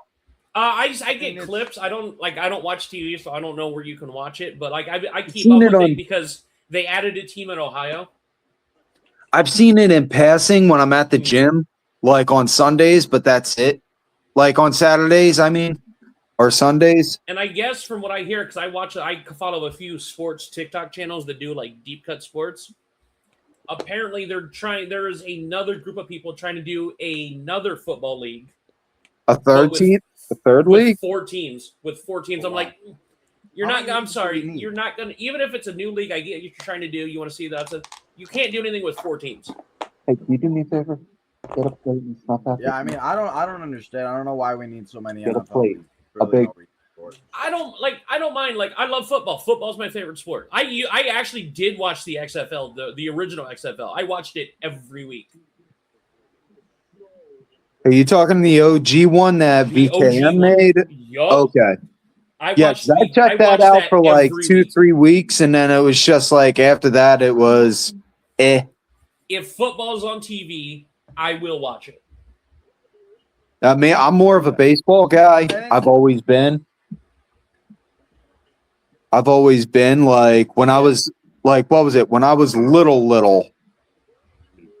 Okay, come here, bud. Who's your favorite football team? to say something before I go up. My Or favorite football or team. baseball team? I'm sorry. Oh, Say it. Do it. what up, big What's dog? up, Kid Vicious? Hey. Speak, dude. I have one thing to say, real quick. Fuck Rey Mysterio. From the mouth of babe. Did you just say fuck Rey Mysterio? He did. But I was always more of a baseball guy, and what was it? When I was little, my mom and dad, they had me meet Tug McGraw. No, I'm having mine. Back when, and honestly, got true story right here, a baseball story. And anyone that gets the Phillies will appreciate this. This girl I was dating, she was doing this work at a daycare center. She knew nothing about baseball or anything. She asked me, there was this guy coming in. He played for the Phillies, John something. I was like, John Kruk? Yeah. My jaw hit the floor because everyone in Philly loves Kruk. I was like, can you get an autograph for me? And she was like, okay. I go to see her later that day. She's like, I lost the autograph. It fell in the trash. I was like, which bag? I'll dig through it. Like she was trying to mess with me the whole time. I mean, John Kruk, I remember the first time I ever saw him was an announcer. I never even saw him play baseball, but I always went back and would like see highlights of him playing when. Oh, dude, Kruk. What was it? I put a thing on my YouTube page a couple months ago about John Kruk. It was in the shorts. Kruk around and find out. I tell you how far I go. My first favorite baseball player was, because I was a Cleveland fan because, Ohio, Brooke Jacoby. Oh, that's a deep cut. That was my first, because I got to play baseball Little League 1 year, and they put your little stats or whatever, and always says your favorite baseball player. Yeah. Yeah. Now, like once I've gotten older, like my all-time favorite baseball player is Jim Thome because I grew up around the '90s Indians. I named So my my favorite baseball player ever is Jim Thome. All right, so you want to talk about OG? Here's one of old school picture of me from Little League when I was 7. I was mean mugging even then. He said mean mugging.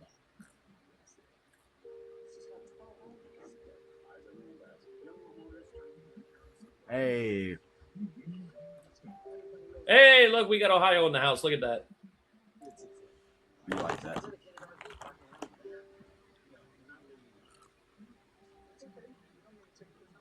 South Carolina. How is South Carolina? So what part of South Carolina?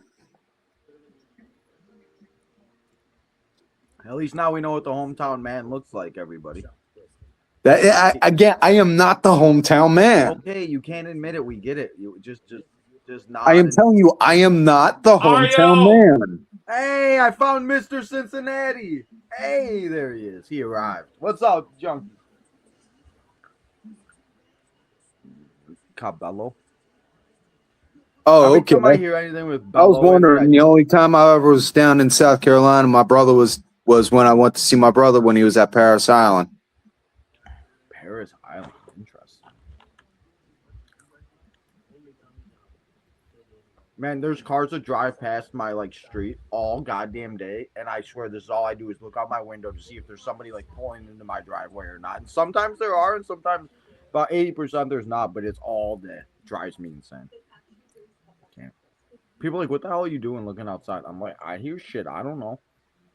Hopefully Dude, that's nobody like what my cat does all the time. He'll sit up there at the window and just stare out and look at everyone and everything. So what you're And calling me a cat. No, I'm saying you do the same thing like he does, except the only difference between you and him, he also will look outside and yell at the birds and the squirrels that come into the yard. That's what Nala's for, wherever she's at. Nala, where you at? Oh, there. There he is. He's Animals. a little Animals on the tired. stream now too. Main He's a event little animals. Main event pets. Main Rooster event pets. the There you go. That's better. Rooster the cat. Rooster the cat. Hey, what's up, Rooster? It was Kid Vicious' idea to give him that name. He wanted something unique, so Rooster. That's And ain't arguing that. It fits him. My parents were pissed when I named my dog after Jim Tomey. I named her Tomey, and they wanted to rip my hair out. So I was like, give it to me. Oh, what's it? I had a dog. I named her Jessie. And the one time she was acting up real bad, and I pulled out a dad voice and I yelled Jessica Ann, and like I gave her a first, a middle, and a last name. And my parents, as she stopped dead in her tracks like a kid, like, oh, I'm sorry. My parents looked at me like, did you just give the dog a middle name? Yes. Okay, so noted.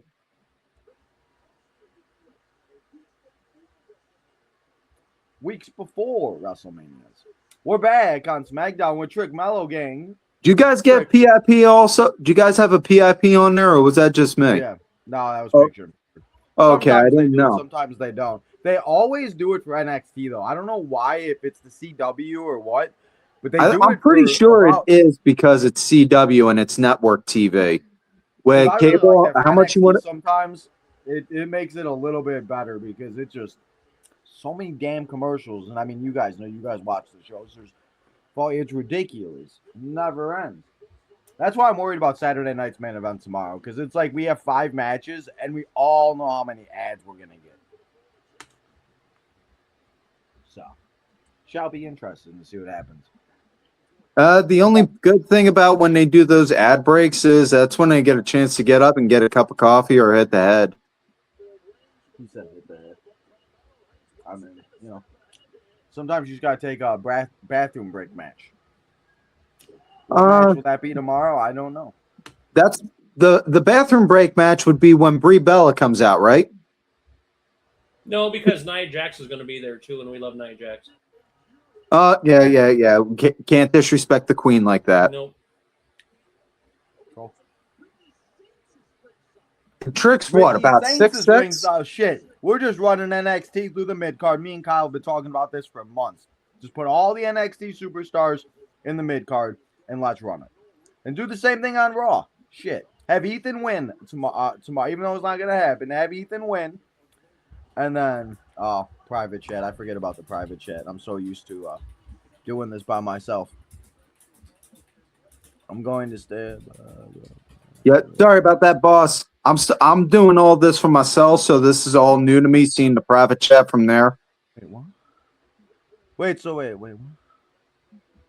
What? Yeah, we got to do this and then that, and then you got to click here and then go there and accept the terms and conditions for that.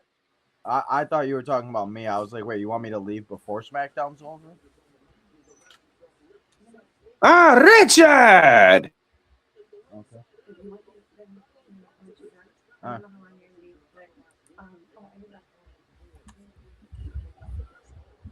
Hey, Trick Mello.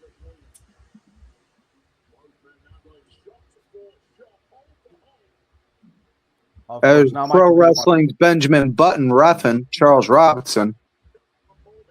Little Nate. Hey. Woo! Love Little Nate. What's up, Eric? How we doing? What's right? Do you ever see Little Nate's Twitter? He's got like a massive horror movie collection. Oh yeah, he's a huge horror movie. He eats horror movies and George Michael. Yeah.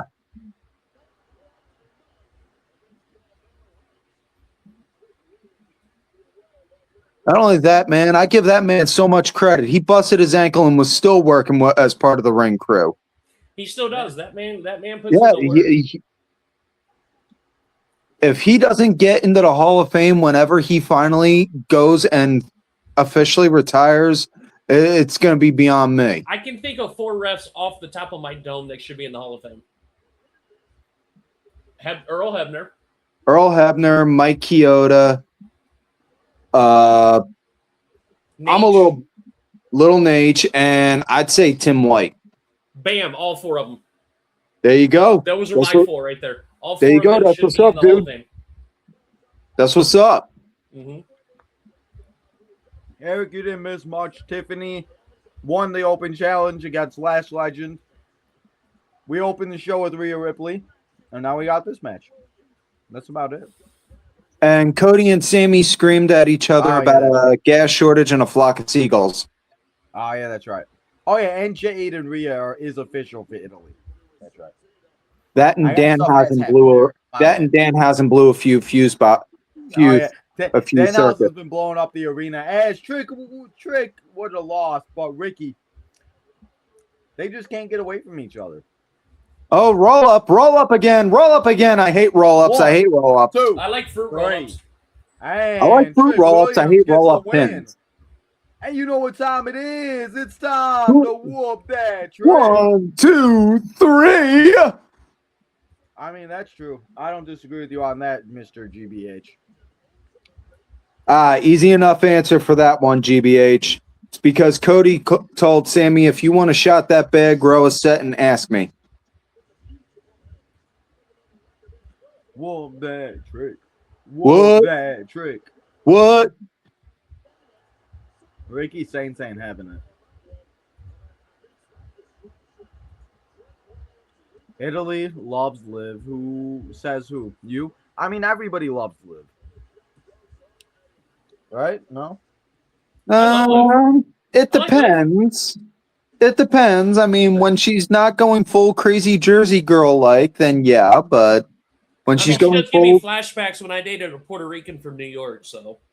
Okay. Hey, good for So you. if we're going to talk about when we dated crazy women, I'm going to have to redact a few parts because this is a live stream, but this one girl. Johnny Gargano just laying there. He don't know what to do. I love that man so much. My one regret I have in wrestling is that I never went to see Johnny when he was still working indies here in Erie back in like 09, 2010. I saw him. I went to a Dragon Gate USA show. Oh. I was front row for the night he beat Yamato for the Dragon Gate USA title. Nice. I got to see Pac versus Ricochet front row, by the way. That was there that night. I have seen that match. But my favorite moment is the main event was a street fight. There was the team of, it was a stable called the DUF, which stood for the Dirty Ugly Fucks. It was Eric Cannon, Pinky Sanchez, and Sami Callihan. And they were going up against Jonathan Davis, anybody that remembers Dark City Fight Club, and AR Fox, and Sabu. That's a hell of a team. Yeah. And, it was weapons or whatever. I had a belt on. I gave my belt to Sammy. Uh-oh. He grabbed the belt, started choking AR Fox with it. When the match was over, because my pants were baggy enough, I needed to find them. And I had to go through all kinds of bloody, broken tables and damaged stuff just to fucking find my belt. And the fun fact, bringing it back to, now, do you remember when Cody had Timothy Chalamet on his podcast? Yeah. You remember how, because apparently Timothy Chalamet also knows ball about wrestling too, because wrestling, football, this dude knows his shit. Also, he used to mod controllers on YouTube back in the day too. But anyways, he was talking about the most obscure show he went to. He went to strictly because Sabu was there, was at BB King's in Times Square. That was the show at BB King's in Times Square, was the one I was at. that had Sabu because it was the Dragon Gate show. So I can say I've been in the same room as Timothy Chalamet. You know, no big deal. We're practically best friends at this point. Yeah, so so let's see. Jay Gold's getting big time, is now getting big time status because he was in a Spielberg movie. You got big time status because you were chilling with Timothy Chalamet. So trying to We think. got nothing, Tim. We're just here. No, well, I got this beard right here, so that I got that. Bro. I don't have a soul. Does that count? I sold mine when I was like 17 for Warped Tino Tour never tickets. had one though. I sold mine when I was 17 for Warped Tour tickets and 2 Hershey bars. There you go. That was probably worth it. Well, I was hungry, so that I just wanted a snack, so that's why I said 2. I wasn't greedy. Always wanted to go to Ozfest. I wanted to go to Ozfest, but I know for a fact my mom would have killed me when I was a teenager if I tried. So I stuck with what I knew best, and I went with Warped Tour. I love it. Consumer Cellular. I think J Gold uses that. Anyway, fellas, I'm gonna go hit the hay for a little bit because I gotta be back No, on at 3 in the morning. Nowhere. Listen here, Ginger. Whoa, I have whoa, to whoa. be back here Mike and I are at gonna 3 fight. a.m. because we are watching. I watch along Bye. the Blog See you World later, Order. guys. Check out the BWO later as they watch. Are watching Glow. the very first 2 episodes of the OG Glow at 3 in the morning, so I got to go to See you bed. then. Good And night, I got Mike. like 4 shows tomorrow too. I'm in one of them for the record. Yeah, He said, I'm in one. I get counts. I'll see you guys later. See it. Take care, brother. And then there were 2. All right, so I got a funny. So what I was saying, that story I was saying, I got to redact some. Yeah, let's This go back. one girl. Story time with Tim. So this one girl I was dating, I did not know until it was long afterwards, had more red flags than a shipping yard, was bipolar, and also had multiple personality disorder. Didn't realize that until about 3 months after we broke up. We are at a commercial break of SmackDown, guys, by the way. Yeah, so the one day she calls me up, asks if we could just talk because she wanted to end the break, end on a positive note, didn't want it to be a bad thing or nothing. So I'll go over to her place, we have a cup of coffee, we chat and we talk. Next thing you know, right out of nowhere, she's like, and she's trying to talk to me to try and get me to come back. Next thing you know, she's like, Tim, I don't know how to tell you this. I've been keeping it a secret for a while, but I'm pregnant. And I knew she was lying. And without missing a beat, I just looked at her. Are you sure it's yours? Probably not. Oh, Mello taking out Ricky. Oh, it's another Kath Kelly appreciation moment. Did Mello and Ricky cross paths in NXT or no? I think so. Memory best serves, I'm pretty sure they did. Did they? I don't know. Yeah. I feel like Mello's been on the main roster for a minute now. Yeah, he was when they first brought back the draft. He was the first round. He was the first round NXT draft pick. Cody announced him. That's right. I remember that. I think we all got crazy ass girlfriend shit. I don't even know what the hell mine is anymore, man. I can't no more. That's why we have wrestling and sports.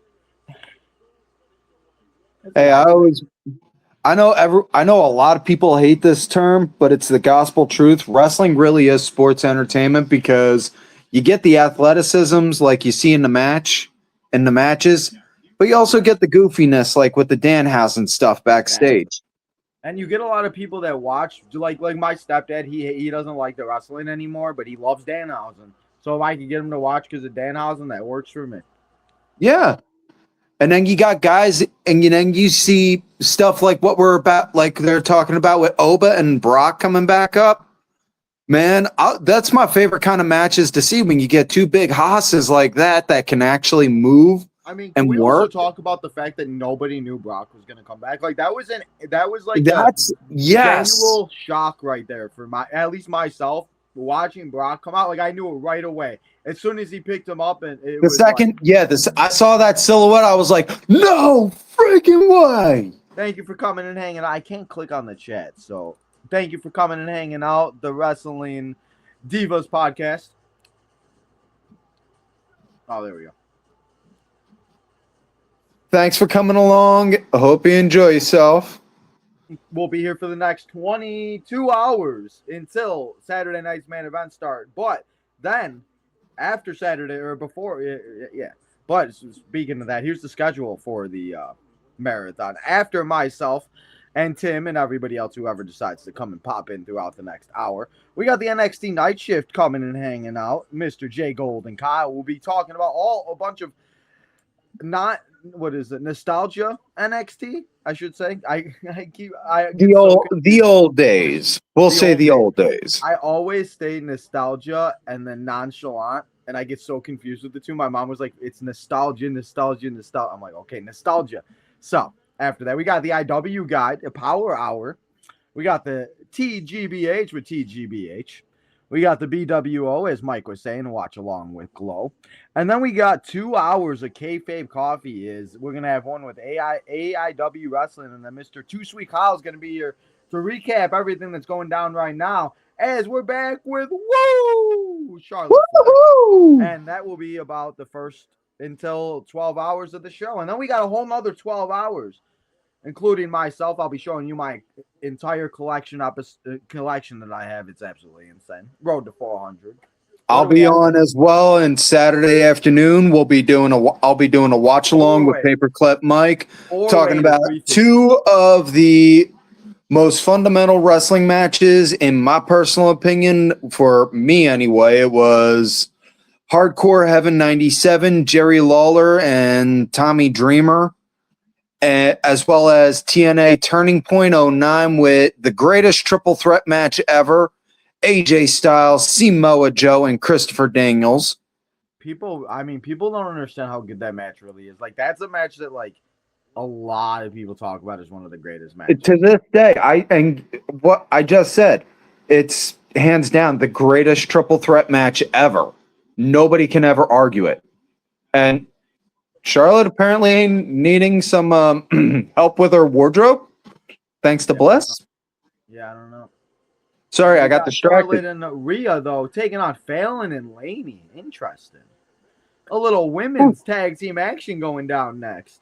So on this 24-hour live stream. Who knows who will pop in next, if anybody else. And who knows when Kyle will come in. Kyle will just show up whenever the heck he wants, and we'll just have to we gotta be on top of it. It'll seem like that. Ta-da! You never know. And while they're showing a trailer for the new He-Man movie, hey, it's the hometown boy. Hometown man. Hometown boy. Never gonna let that down. Anyway. Yeah, thanks. Anyways. Back to the story I was saying. Story time. Yes, back to story time. She goes, and I know this girl, she was lying, saying that she was pregnant. She was saying, Tim, I'm pregnant. Without missing a beat, I just look at her with a straightest face. Are you sure it's yours? Next thing you know, she climbed up on the table, grabbed a stapler, held it up to my throat, and just said to me, you better listen to me, pendejo. And then it was just like shooting out 90 words a second. And I'm just like, I have no idea on how to process this. Oh God, is she gonna kill me or rape me or what? It's like a Lifetime movie. Yeah, it was this is the Neon Tarantino, the director Derek Dillinger, and Katie Arquette, the leading lady of the production. And we're live, no second takes, no reshoots.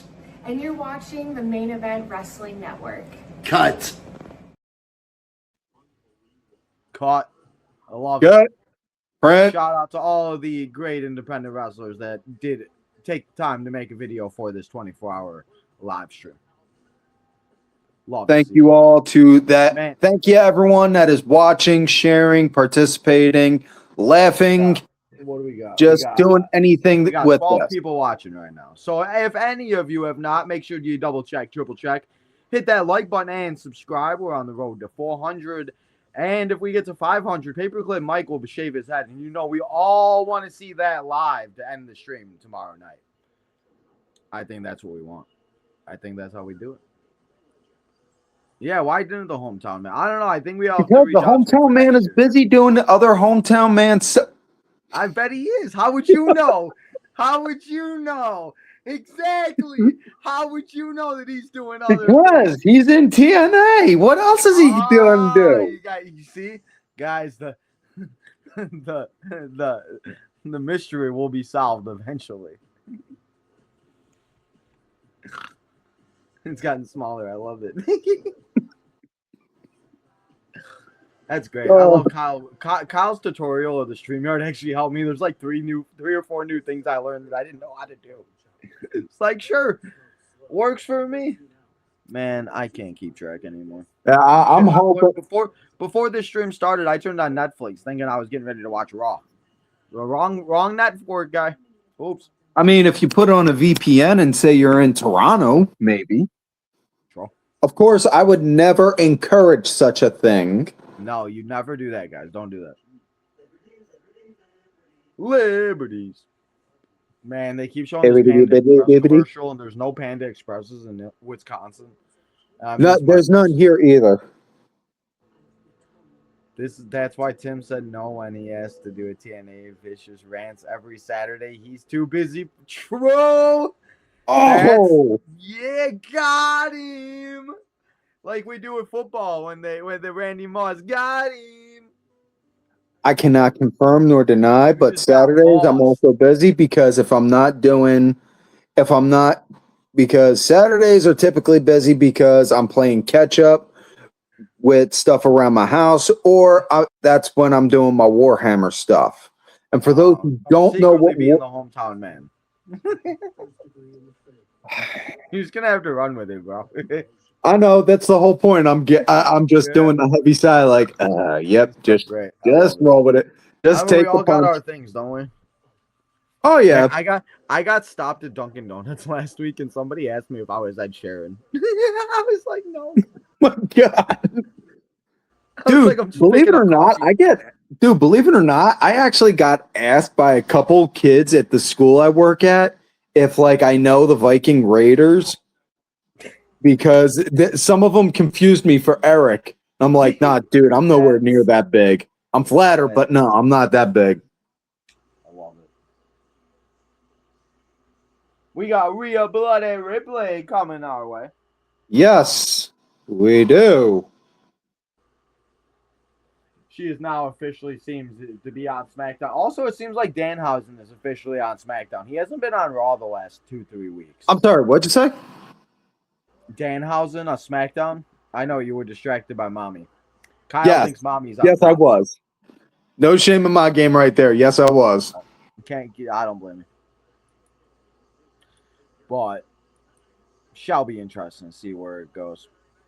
I do like that we're having Fatal Influence on the TV screen twice in one night again. They're really pushing them to the moon. I love it. You'll never hear me complain about Fatal Influence getting TV time. No. But as I said earlier, it is made official. Clash in Italy next week, the first hour. Well, maybe it looks like this match will be on the first hour. It's Jay Cargill.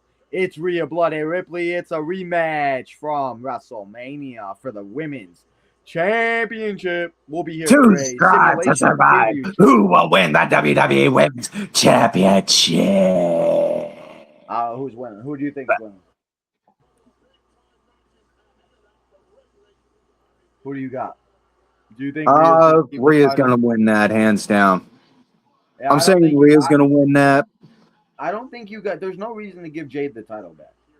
The only reason I could honestly think of is if they were gonna have Jade transition to give the title to Charlotte at SummerSlam. Yeah, maybe. And honestly, that just seems like a crap move to me to do. Yup. It really dog. And we get Fatal Influence. I'm trying to behave. If you've never man. seen their entrance. No, I have. It's man. No, it's Jason, The fact that Fallon Henley, though, we were talking about her, me and Kyle were earlier. The fact that she went from being like with Brooks and Jensen, being kind of like this cowgirl, kind of like whatever, and then she didn't really have like a persona, and now she seems to kind of brought her back. I think going into Fatal Influence gave her the confidence that she kind of needed to be able to get to the next top, next tier. It helped build her a character. Well, yeah, because in the beginning, I was kind of worried she was going to get lost in the shuffle, and thankfully she didn't. And JC Jane just trying to break the internet real quick. Hold up. JC Jane. It's the slow motion is what it is. I want to know how they do the slow motion. Sharky Dog quag moment of the night. We got late night with Chuck and Ozzy for you White Sox fans out there if you're watching from Tino's time. Yep, our heart's still working. Probably not. Nope, it is. Trust me, I got a good thing of heart pills on standby. That's good. Thank God, because we can't have nothing bad happen to Tim Viciouslow. Are you kidding? If you, like I said, man, if you've seen half the stuff I used to say on my shows before I was on the network, oh my God. You don't say it no more. Well, no, I've toned down some. I've toned down. Thank God, and trust me, it's not to say that, they put a leash on me, but it's that. I don't know, man. GBH won't let me out of this damn warehouse, and I need to leave. Like, I got things to do, and he won't let me out.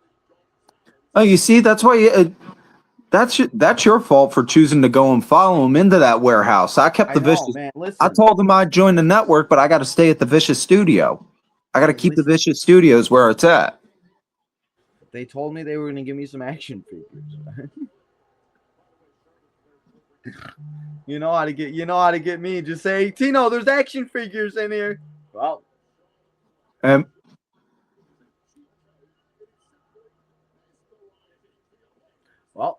we got Rhea. We got Fallon. We got all types of generations in this match right now. Oh, shit. Damn. Uh-oh. Yeah, I don't know how long this tag team is going to work with Charlotte and Rhea. Remember, they have their rivalry from WrestleMania Hollywood.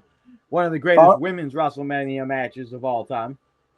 We also, let's not forget, well, yeah, we should forget, probably, the infamous no-show WrestleMania with no attendance where Rhea came out dressed as Vegeta from Dragon Ball.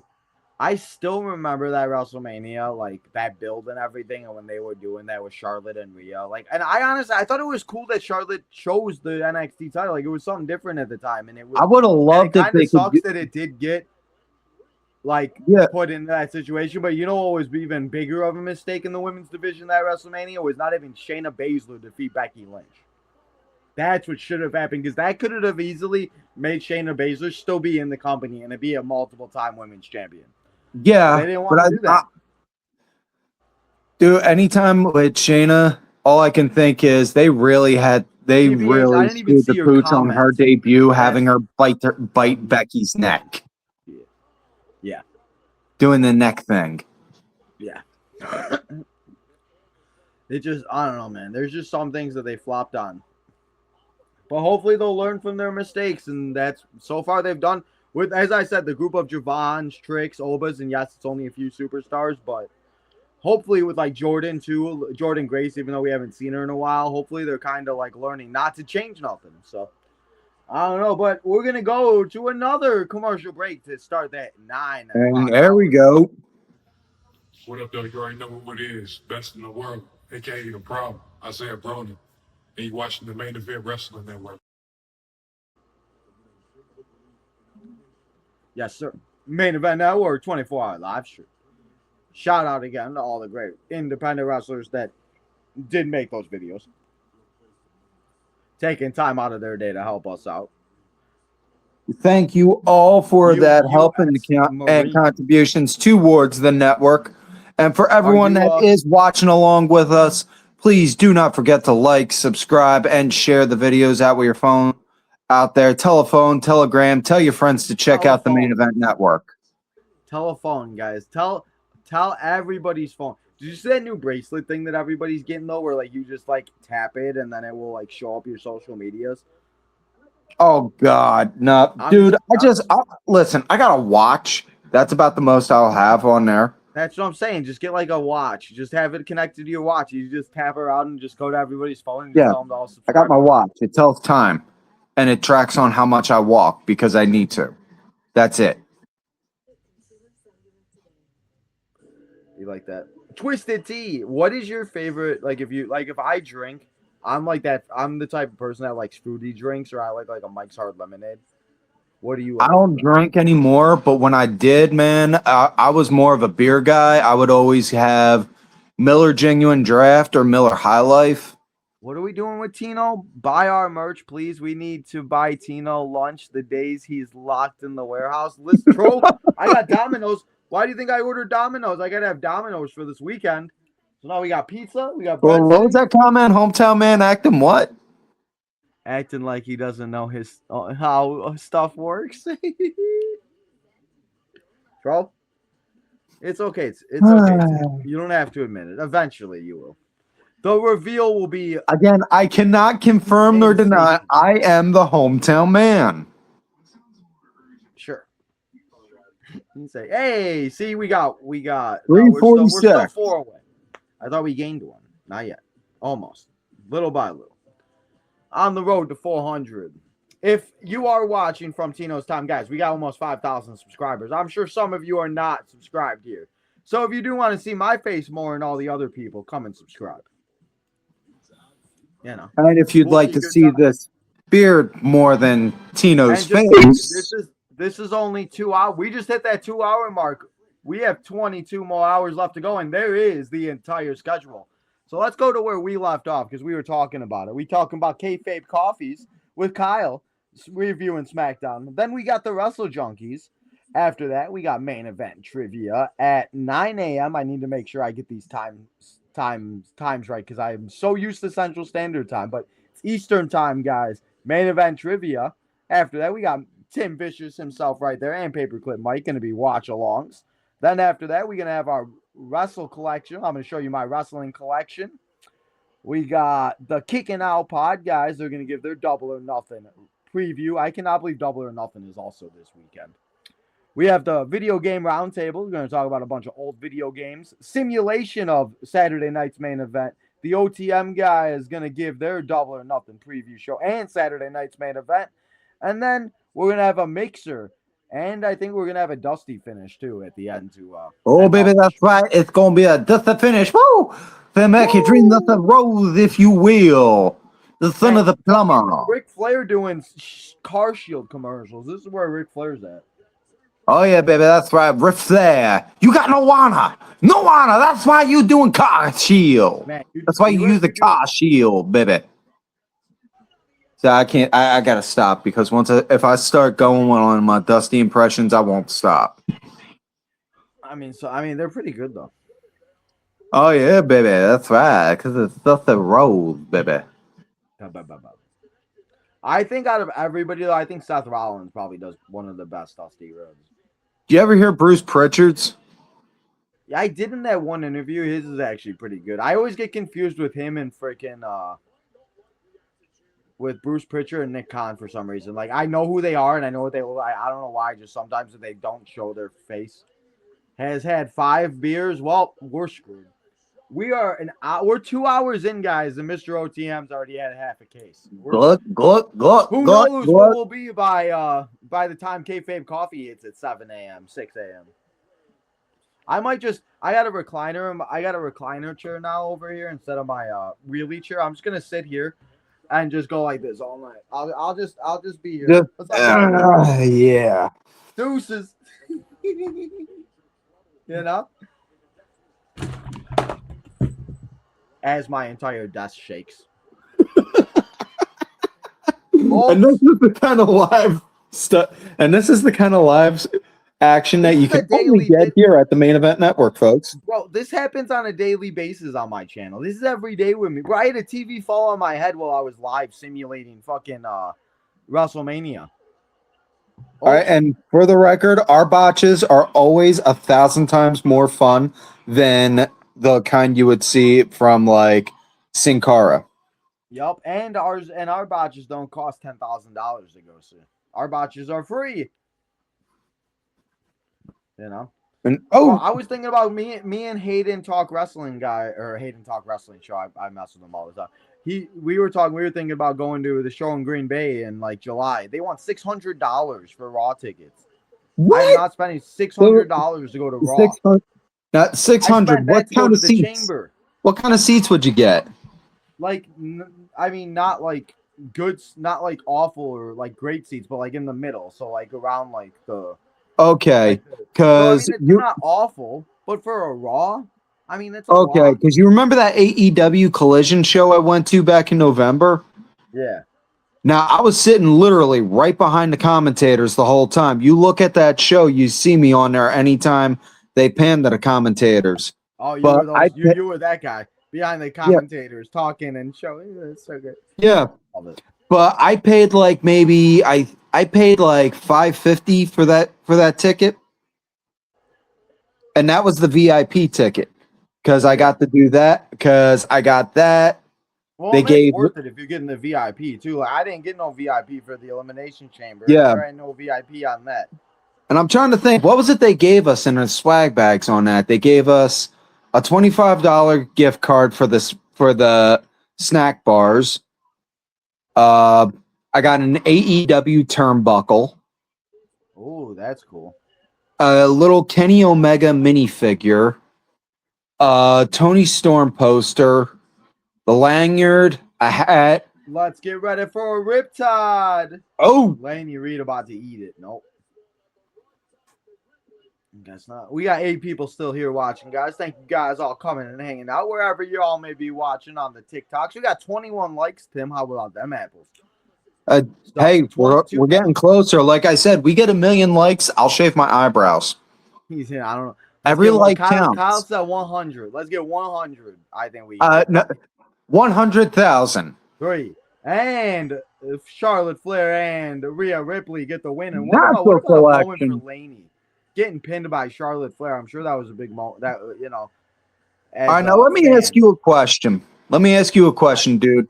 Since it was Lady Wren that took the pin, I don't know about you, but I'm okay with the newbies and the tag team taking the pin for the loss, just because let them learn.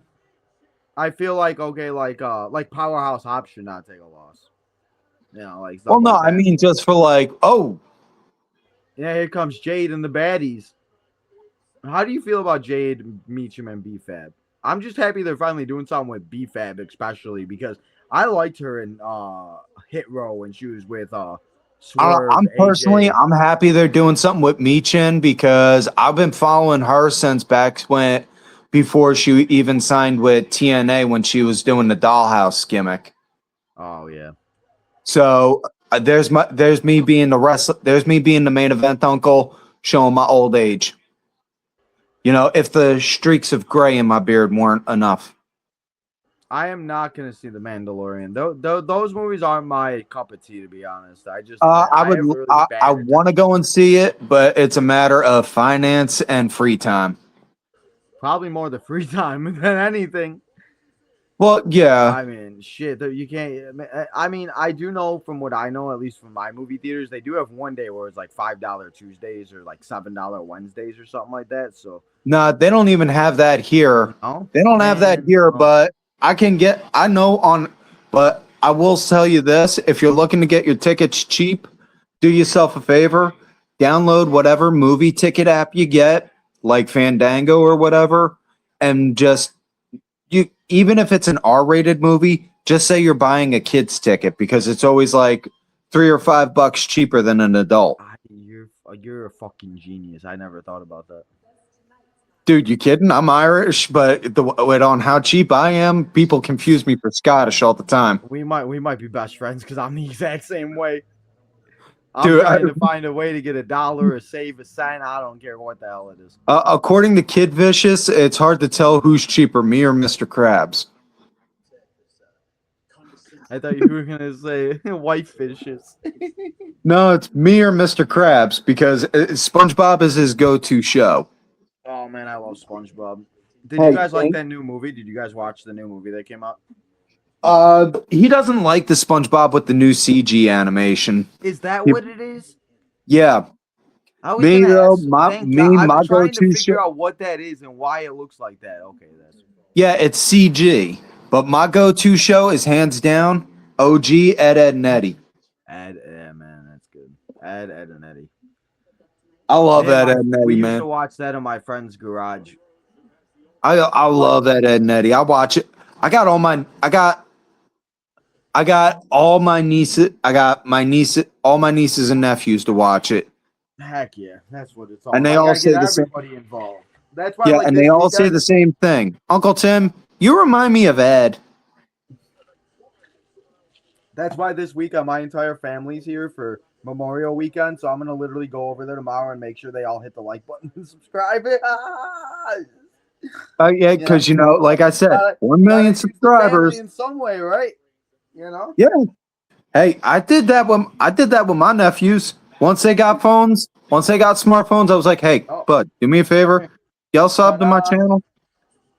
Which, on a side note, while after you subscribe to the Main Event Network's YouTube channel, please feel free to look for YouTube. Go to youtube.com/Tim2 Vicious. Sub to my channel, please. And thank you. Speaking of 2-3, we got 23 likes now. Hey, now make sure you guys continue to hit that like button all night long. I know I won't be here, but that's okay. You can still stay here and watch all the other great content creators that will be here. I feel so bad for. Why do you feel bad for Sammy? Why would we feel bad for Sammy? This is what Sammy is. This is what Sammy should be. He should be the. Because if you give Sammy the title, then what is Sammy fighting for?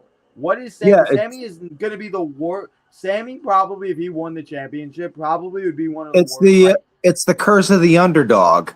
It's the curse of the underdog. It's one of the greatest underdogs that once he get it, it's like that urge or whatever it is loses it, and I just don't know how much people are going to get behind him actually like facing somebody like. I mean, it's like when I've been a Red Sox fan since I was like 12 or 13.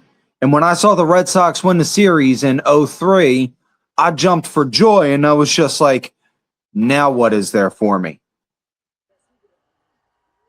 Because, Yeah.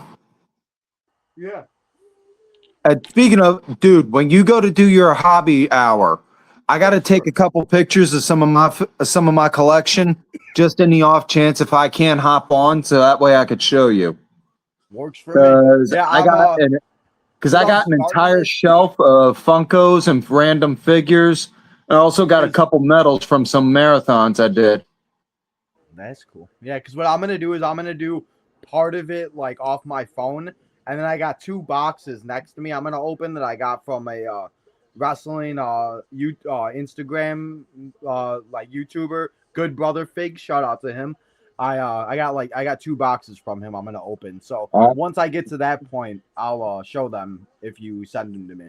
And speaking of some marathon medals, this one I got it's based on walking the amount of distance. I did the equivalent of walking the amount of Mount Fuji. Did you ever in school do the thing for where they would have you walk around and they would give you like a certain amount for like a dog tag or a dog tag, like a necklace that you would have? And like I had it in my school where if I walked like a certain amount of miles, I would keep getting dog tags. So people would just walk around the track and just collect dog tags all day long. No, they never had us do that, but I can tell you this right now.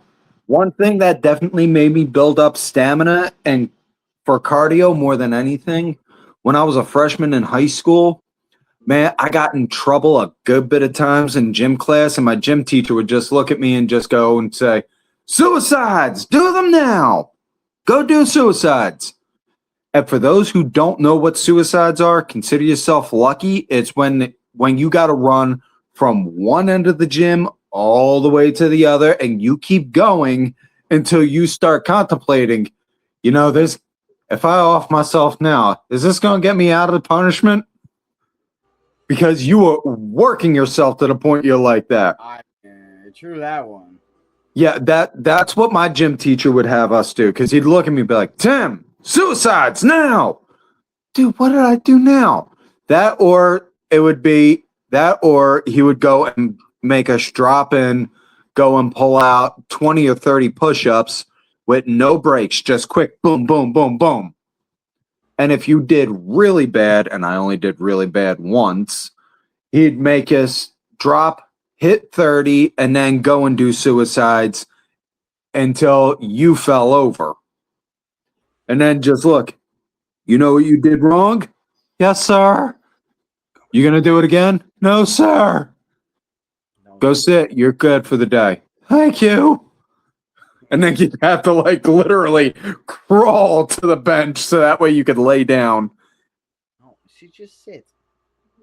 Say hi. No, if you're Nala that says hi to tired. the main, once I get it. Nala says hi to the main event network. Say Oh, what's up, hey, Nala. gal. Tell 'em Hey, to subscribe. Dally.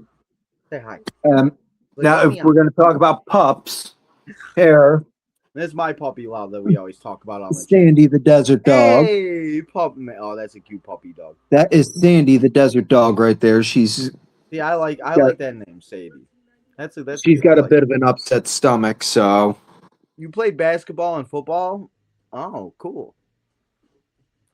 Eric, what position did you play in football?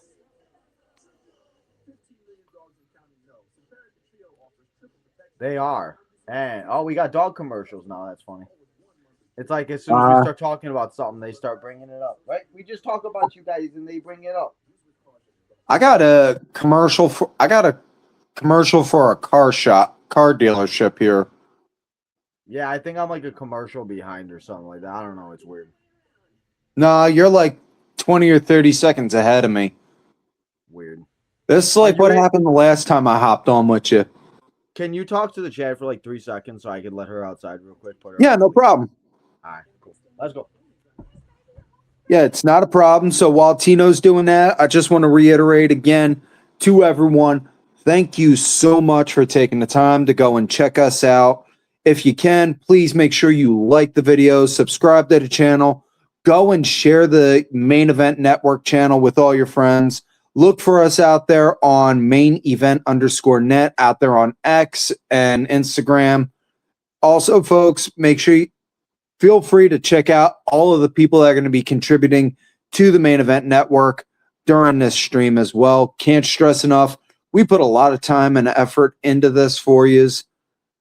So, and now please don't mind the old man having to take off the glasses bit the look. But coming up after this, we are going to have the NXT Night Shift crew coming on, talking about all the old days from NXT. We're going to have Jay Gold coming on with the IWGuide. Great Brown Hope. Yeah, we're also going to be getting... Okay, but we're also going to be having the BWO coming in. We're going to be having Two Beards, Kayfabe Coffee, the Junkies, Main Event Trivia. Folks, we're going to be having all sorts of fun coming up over the course of this. And Smackdown is back with Jade and the Baddies. And again, third time now I'm saying Kathy Kelly appreciation time. And all right, I'm fairly certain They're going to show Kathy Kelly tonight. This is about like the 7th or 8th time we've seen her. that is never a bad thing. You can never have enough Kathy Kelly on SmackDown. And she is might become a thing because, I mean, they really have shown her a lot tonight, though. Nothing wrong with it. And I'm fairly certain she is the only woman that could pull off. Who do we got in the background? Oh, we got some shenanigans going on in the background between two people. Look like maybe Ivy. I think that's Ivy, and couldn't tell. That was somebody with some long dark hair. But Kathy, I'm pretty sure, is the only girl that can pull off short shorts and a suit jacket and still look professional.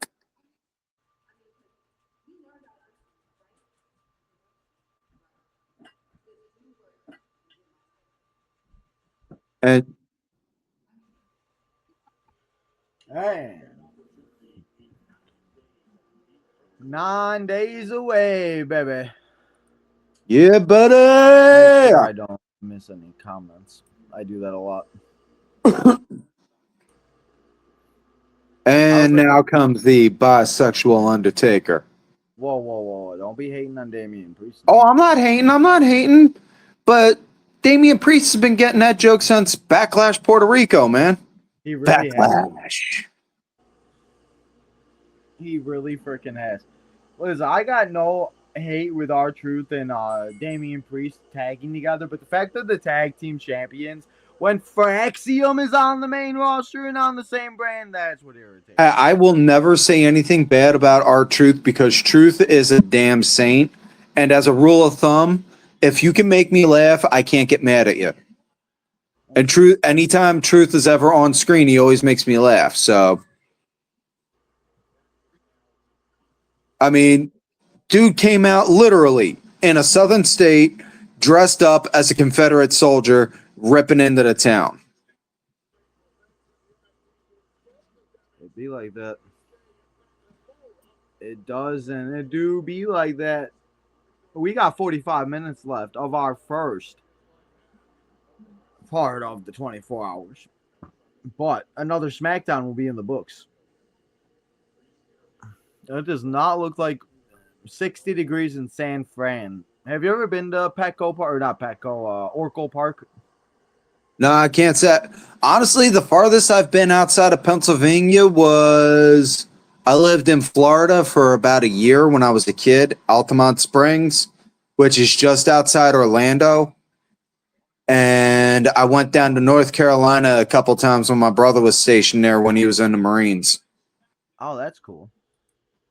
Yeah, that's why I will tell you now, I've hung out with Marines, and them dudes can be freaking hardcore when they go and party. Yeah, I've heard that. We got some White Sox baseball beginning. So for the next 45 minutes, I may be a psychopath. If nobody's ever watched me watch a White Sox game. Here. Only for the first emphasis on the word may. Listen here, guy. I don't care if I'm on Main Event. I don't care if I'm on Tino's Time. I don't care if I'm on Fightful. I will never take White Sox slander or Bella Twin slander for that matter of fact. Dude, what are you talking about? You hear me give Bella slander all the time. I don't know. It's just becoming a thing, so I'm just going to run with it. I know. I know. That's like me with the hometown name stuff. Speaking of never losing, Solo never lost that North American title still on NXT, and it still to this day bothers me. But we got Solo and Priest. I guess that's a better match than what I thought. I thought we were getting Tonga or whatever the hell. So let's get Solo and Priest, a little old NXT action going down.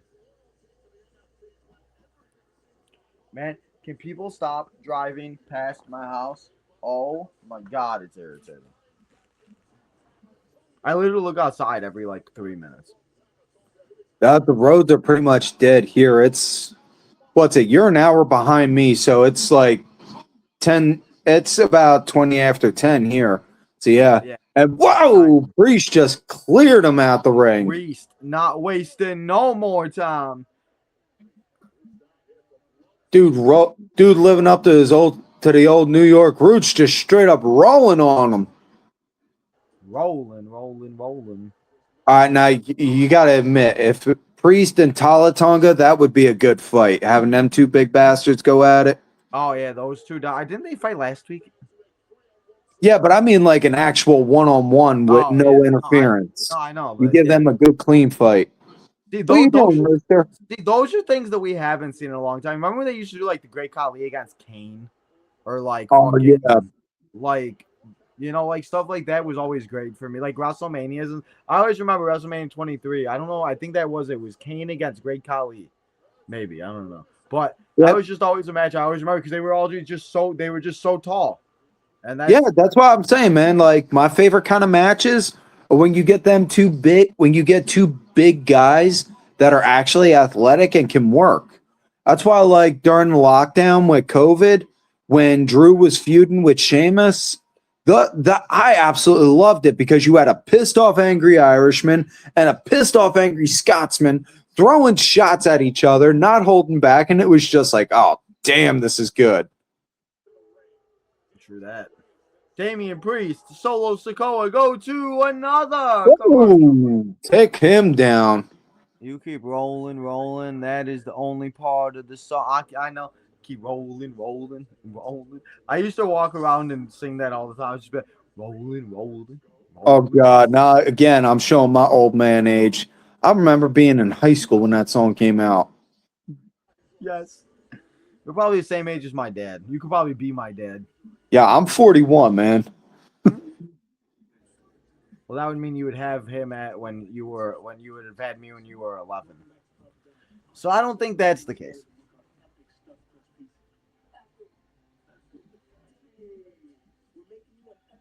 What's up, Rooster? What's up, buddy? What are you staring off at? Rooster the cat is currently giving looking around, giving like an autistic stare towards everything.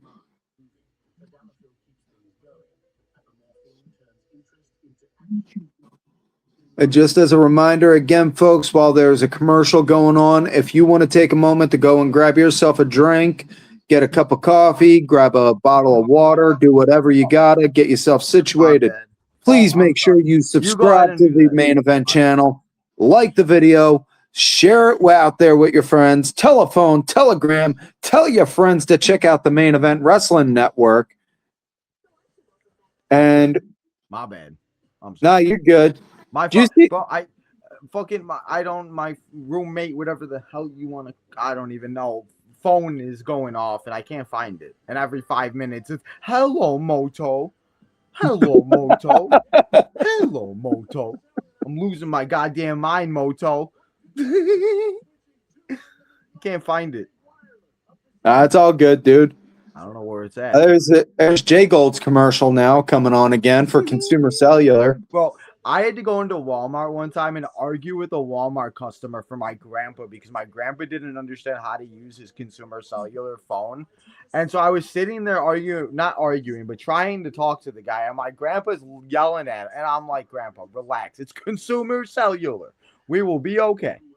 And we got it all figured out. But it was so funny. Believe it or not, I actually got banned from Walmart. Of course you did. So why am I not shocked by that? he said, don't hold your... Don't be surprised, but yeah, I got banned from Walmart. I wouldn't be shocked if you're not banned from every Walmart in Pennsylvania. No, they made me sign a paper. I'm not allowed to enter any Walmart or Sam's Club building anywhere, ever. What?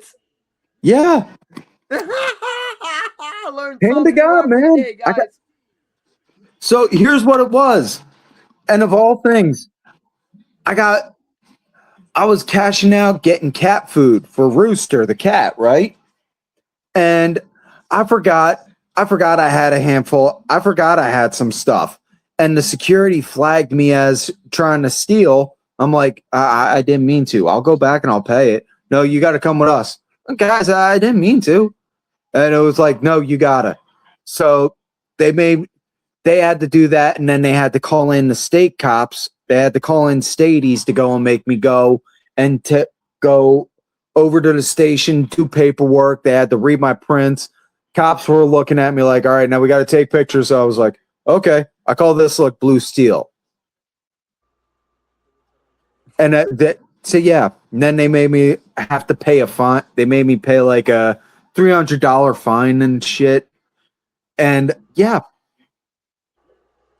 Man, that's just interesting. I'm not arguing it though, because I mean, think about it like this.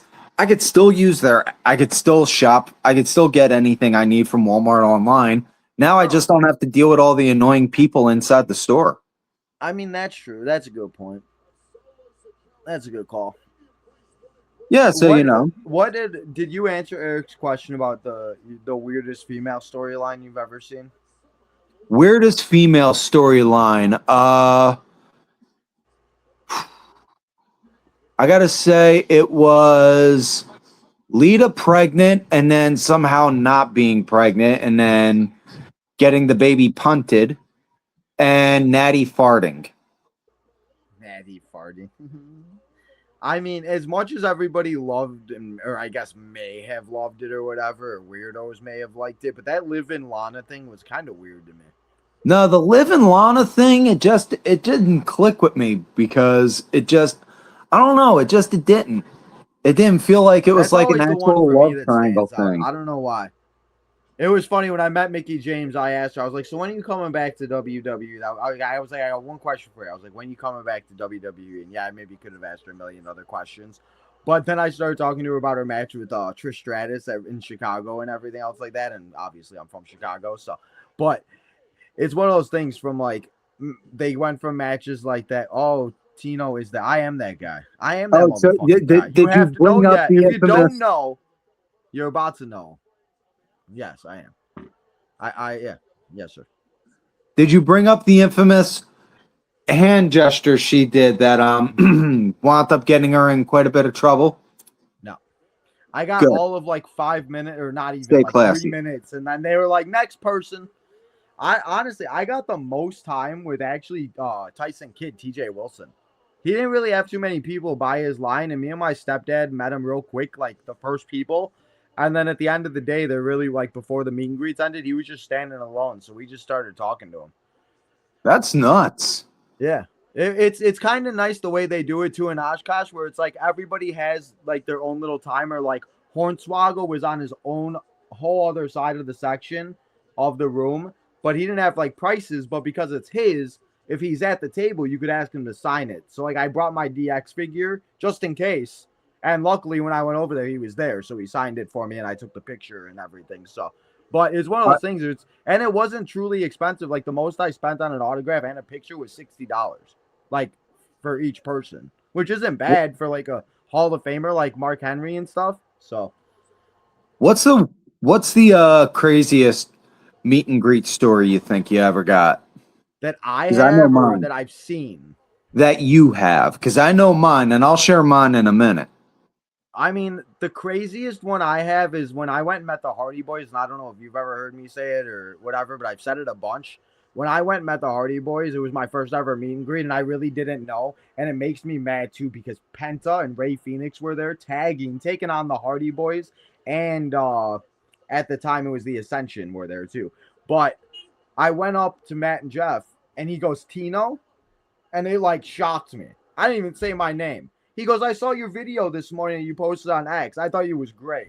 And it was just one of those things. Ever since, it's just a moment I'll never forget. For That's the fact awesome, that Matt dude. Hardy took a moment to like look at it and watch the video and say like, and it was just, I've never had a bad experience. I've seen people and create like the Pom Pom girl in Chicago. I was there for that crazy lady. Like, what are we doing with Oba? But I've always tried to be nice. I try to take a couple minutes. I always try to be respectful. You know, I never go and do like nothing rude or be like, hey, can you pose like this or do that or nothing. But when Matt Hardy came here about a couple years back for a show, an indie show, and this is on aging it. This was when him and Rebby were still married and she was still pregnant with their first kid. It was just after they found out. My dad, I took my dad to that show. My dad actually pulled Matt to the side and was like, I want to give you some first time dad advice. And he actually just like talked to him like this, like, and gave him advice like what to expect as an upcoming dad for your first time. So that was just like kind of cool. But crazy. Those are the moments that we don't forget. Or like when I know like Kyle met Tony Storm and he met recently Kendall Gray and stuff like that. Those are just the things that like if you have like a good moment or like when I met Solo, it was just a picture, but I was like beat Zaria's ass and she laughed, and that's something that I'll never forget. And it just, for me, that's what I like enjoy. I don't need to like sit there and be like, sign my Funko Pop or sign my figure. Yeah, it's cool to get my figure signed, but I'm not gonna be a psychopath. Like it's not that big of a deal to me. Like, you know, like when I met the Hardy Boys, I just got my Funko Pop signed. I didn't have like 10 items. I should have, but that's not what for me it was. I just, you know. Now, as far as crazy moments for me, I was 18 and I signed up to do volunteer work for Comic-Con in Philadelphia. And I didn't know he was going to be there, but they had Virgil there to do meet and greets. And it was the literal epitome of the Virgil empty table meme. It was like the literal Virgil empty table meme when he was there. And I just came over. I was like, how you doing? You okay? He's like, yeah, I'm good, man. Thanks. I'm like, all right, cool. And I asked him a handful of things about like some NWO stuff. And then I was like, hey, can I get a picture with you real quick, man? And next thing you know, he wanted to just like, he was trying to have me be a gopher to like get him this and this and this and this. And I'm just like, okay, let me take care of all this stuff. Let me take care of this and that first. He said, I'll answer that question. First time someone asked me for an autograph, but wait, what do you mean? I'm not the hometown man. Man, bro, somebody stopped me in Dollar Tree, okay, like 4 months ago. Somebody stopped me in Dollar Tree. And I was walking with my mom, and my mom got so excited. She's like, it's happening. It's happening. My son's getting noticed. And the girls, I had a Hooter sweatshirt on. She goes, I love this Hooter sweatshirt. My mom got so excited. She started taking out her phone. She's like, she goes, I thought she was about to ask a picture for you. She goes, no, I want to see your Hooter sweatshirt. I was like, okay. But God. It was one of those things. So I tell people when I was at my sister's wedding, I'm telling my family, I'm like, you better get my autograph now because next time you see me, who knows where I'll be? Because I live so far away now, I never barely see him anymore. I'm like, hey now. And there we go again with another Panda Express commercial. Man, Ain't no Panda Express is here in PA. Ain't no Panda Express is here in PA.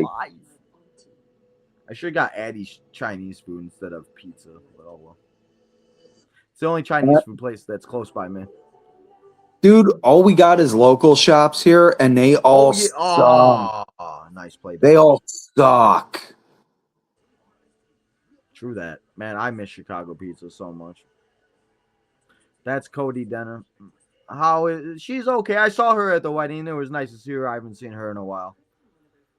My other little sister. Gotta love it. I'll be seeing the married one tomorrow. She'll actually. I'm gonna try to get her to. I'm trying to get her to show up and help me with a few things, but she don't want to answer the phone. I was gonna say, see if you can make her do a surprise appearance on the show. That's what I was gonna say, but I don't think she did. I can't. I've been having my podcast for 5-6 years now, and she's literally showed up I think like once. Hey, that's fine, I get it, but I can't get my family to come on screen, even though I tell them like everybody will love you guys. Now I'm gonna show you the one thing. It's what I was talking about with Warhammer. You make these little mini figures. Let's talk about it. We got 28 minutes left. Kyle said he was coming back for the last half hour, so let's see when the night shift pops. This is one of the miniatures. I made this one. Oh, that's cool. Yeah, I got to put primer on it, and then I got to paint it.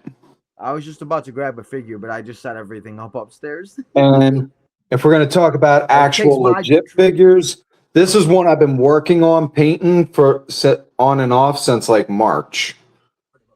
Which one is that? This is from the McFarland line, from the Todd McFarland line. Oh, okay. Let's see. What up? Hey, there he is. Hey, boss man. Folks. He had to put now on that the boss man's here. Now that the boss man's here, I myself am going to be hopping off. So everyone that took the time to enjoy or deal with me being on here, thank you from the bottom of my cold black heart. And from one bald man to another, boss, thanks for taking the time to hop back on. See y'all guys when I can. See you, Tim. Deuces. Take care, man. Oh, why did I come on screen and then the Brie Bella showed up on screen? I don't know. What's up with that, Tino? Storm mode? What the fuck is that? Is that what they're saying? That's their new name. They have a T-shirt and everything. I was gonna buy it for you and send it to you. Now that I have your address, now that when you send me the Warrior shirt, I can say, I'll tell you what, I like Paige. I have nothing against Paige. This is not a Paige hate. This is Bella hate. I love it. I can't believe they're actually doing a video package with these two. They have a match at Saturday Night's Main Event. That's right. I keep forgetting. And I have only simulated it twice and talked about it 4 times now this week. There we go. Yeah, I mean, after tonight, the Irresistible Forces might win. I don't know. I was confused on why Lash even got that tag or that title opportunity against Tiffany. Yeah, that didn't make too much sense. Vision and the Street Profits. Man, Montez and Angelo, they got to go come back, make that money. They both got. Did you see that they both got their freaking Angelo got his wife pregnant too? Oh, Angelo's got his wife pregnant. No, I didn't know that. They both having babies. Oh yeah, they gotta gotta win get that those paycheck. championship gold. You know. That's right. Ethan Page and Penta, probably the main event tomorrow night, I would assume. You would think so, right? I mean, I It's would the say Becky Intercontinental and title, I would have said Becky and Soul, but it's not for the title. Yeah, that they that's think not for the 6 title. times. Yeah. So This it's is- got to be this match. That's the other reason why I think there's a 1% chance that Ethan Page wins. Maybe, probably not, but maybe. I don't. Yeah, hold I on. don't. It's a little too soon for Ethan I Page to get know, the I Intercontinental. just want it so bad. It'll happen eventually. I know. I gotta be. I don't- I'm not good with patience. I don't have. I that. can't stand the fans that just like obviously do not pay attention to NXT, and then when they get called up to the main roster, they just start crapping on them. They're like, who I the know, fuck is this everybody. guy? I know the amount of people with Soul is kind of funny too. It's where like insane. Watch the product. Again, and they're still so young. Just people not really like. I think about it in baseball or football terms, and you watch baseball and football Yeah, too. Like it's just like me a too. prospect cut, like the White Sox having all these prospects come up. They're gonna have great moments, and then they're gonna look like rookies. And in that Yeah. moment, Soul just looked like a rookie. Sadly, Well, and that's how you learn too. You ain't gonna Yeah. learn unless you fuck up. Yep. That's the only way to learn. I can't tell you how many times I messed streams up before I finally, and I still can't get it right. Shoot, how many Yeah. times you come in there and my audio's messed up? And Oh, there's Blake. Look who it is. Hey. Blake and Chelsea. What a combo here. Oh my lord. that, This is that might be your favorite combo. Oh, hold on, people. It's too much. It's too much for me. Oh, Whoa. God. Bro, these two actually might be perfect together. Oh my god. Chelsea Green on Blake Monroe. Oh, Nia Jax out of nowhere. Chelsea didn't deserve that. Troll. That Her moment. first- Her Chelsea first and live Blake. appearance on SmackDown, Blake Monroe. You gotta love it. With Chelsea Green, why not? I of the mean, most why not? entertaining. Why not have Blake team up with Chelsea? Chelsea's looking for a new secret service. Do something. I'm talking You about. can't Oh, do it. Sami Zayn's coming out. You know the fans are booing this. Whoa! Whoa! Let's go! Let's go! I honestly, it would be kind of nice though to see him come back with like short hair and his cap and all of that. I don't know. That would be nostalgia. And maybe I just need. I like too much nostalgia, but Yeah, I think that's what it is. I don't know. You he like needs the to do old days. something. Well, this is basically just a natural heel turn for him. The fans are already turning on him, so they're eventually going to flip the script. I wouldn't hate it. Has he ever been a heel? Was he a heel in NXT? Or Yeah, it was when he always did- Kevin, wasn't it? No, he did that heel work when he was doing the documentary stuff. Remember? Oh, that's right, man. They actually had a documentary and they never like did the final project. He I thought actually they had released stuff that. recorded. I'm so mad. I would have loved to watch I thought they ended up releasing it. Maybe I'm No, wrong, but not that I know of. Maybe like a YouTube thing, but apparently it was supposed to be like a WWE Productions thing or whatever. well, damn. Sammy and That's- Cody, is that the main event? I'm guessing. Yeah, non-title match too. Interesting. Oh, interesting. Here we are. What is Jay We Gold got say? Kyle. Are you ready? We What are am I 2 ready for? hours 42 minutes in. We got 22 hours and 30 something minutes left. Yeah, I'm ready to go. I'm ready to talk some NXT. My co-host is He's like screw prepping. SmackDown. That's tomorrow morning. No, I he's need prepping. NXT in my life. He's done no prepping whatsoever, so this is his time to prep for our hour. There We you go. literally threw our shit together last minute, but Isn't he the one that came up with the idea on the Night Shift 2 episode? I think so. But he's very busy with I think it was I his know, he's busy anniversary this week. Oh, true. That's right. I'm You know, debating kids if and I'm gonna family DoorDash lives. late night. It might be 11 o'clock, and I might DoorDash. Hey, sometimes it's not a bad thing to do. If I could see at night, I probably would, but I can't see. Yeah. Do you think people would be DoorDashing that late? They definitely. I get alerts all night long for my app about. Oh, you earn always this. keep You your get a alerts on? bonus. You get. Oh, it's all night. So you only clock in for a specific period of time, right? Yeah, I usually do it from like 7 or 8 in the morning until like 1 or 2, or just depending how busy. Like right now, it's been really slow. So like I've been coming home, doing an order, coming home. But that kind of helps because then I save gas. Because there's been times where I sit in my car for like 4 hours and I'm just listening to running podcasts. gas. Yeah. And I'm just wasting gas. So I'm just like, I could come home and get stuff done. So I came home and did stuff and then went back out. So basically, whenever you're not live, you're door dashing.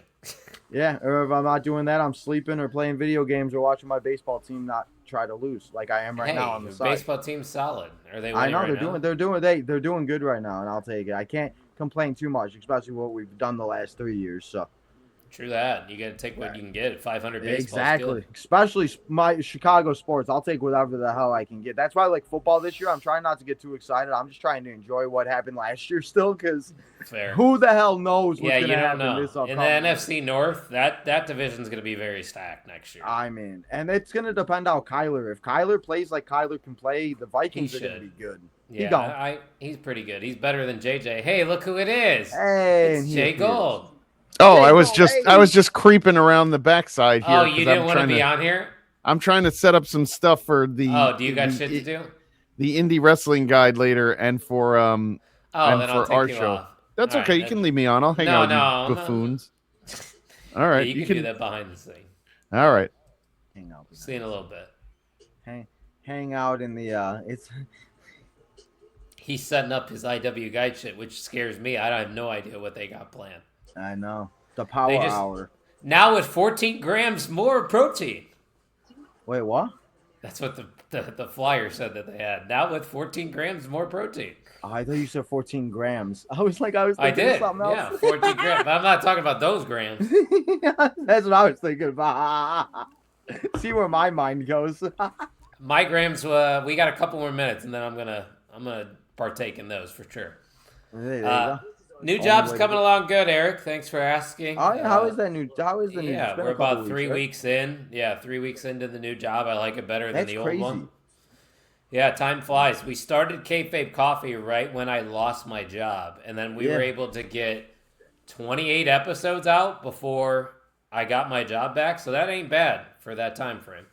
Me and GBH had a good old time talking Raw this Your episode was really good. Yeah, you guys got close to like 100 views too. It did really well. I know. How good. Good conversation. I would hope so with all the followers I have that people would actually watch sometime, you know. I mean, we got 77 people watching live right now, which is pretty awesome. So if you're here, make sure you redirect over to YouTube, because we're trying to reach 400 subscribers here at the Main Event Wrestling Network. And if we hit 500, somebody's getting shaved at the end of the stream. Yeah, me. Paperclip Mike. Oh. Getting shaved. If we get one more subscriber, I will shave my head. Shut the fuck. I'm done. What does Royce Keys got beef with? Priest? Damian Priest. He wants those tag titles. My family comes from Sicily, Eric. We're Sicilian. From Italy. My parents apparently got my name in Trentino from a town in Italy. They were at an Italy restaurant. Yeah, nice. Town. I was like, interesting. People always ask me, like, are you Italy? Are you Irish? Are you Italian? Are you this? You know? Well, obviously I'm Irish. I got red hair. So yeah, I was going to say that one. I can see why people ask me that on that one. People just hear my last name and they're like, yeah, you're definitely Italian. I go, yeah. Yeah, there you go. That is correct. If it ends in a Danny, vowel. what sign are you pointing at? There's no sign there, bro. He's going to WrestleMania. In Saudi. 1 year before, like once in a lifetime. Hey, shout out to Cody Rhodes, who follows me on Twitter. Well, lucky you. I'll take John Cena. I got John Cena. John Cena follows me as well. Hey, well, you know what then? I don't. Do you think Corbin, Enzo, and Big Cass come back? Eric, I hate fucking rumors. I despise rumors. I will believe it when I see it, so I will give you my opinion once it's official. I'm not giving. If Enzo and Cass comes back, then that would be great for the tag division. Oh yeah, I would love it. Trust me, but I don't want to give. I'm done giving these wrestling websites their attention for rumors. You're making educated guesses.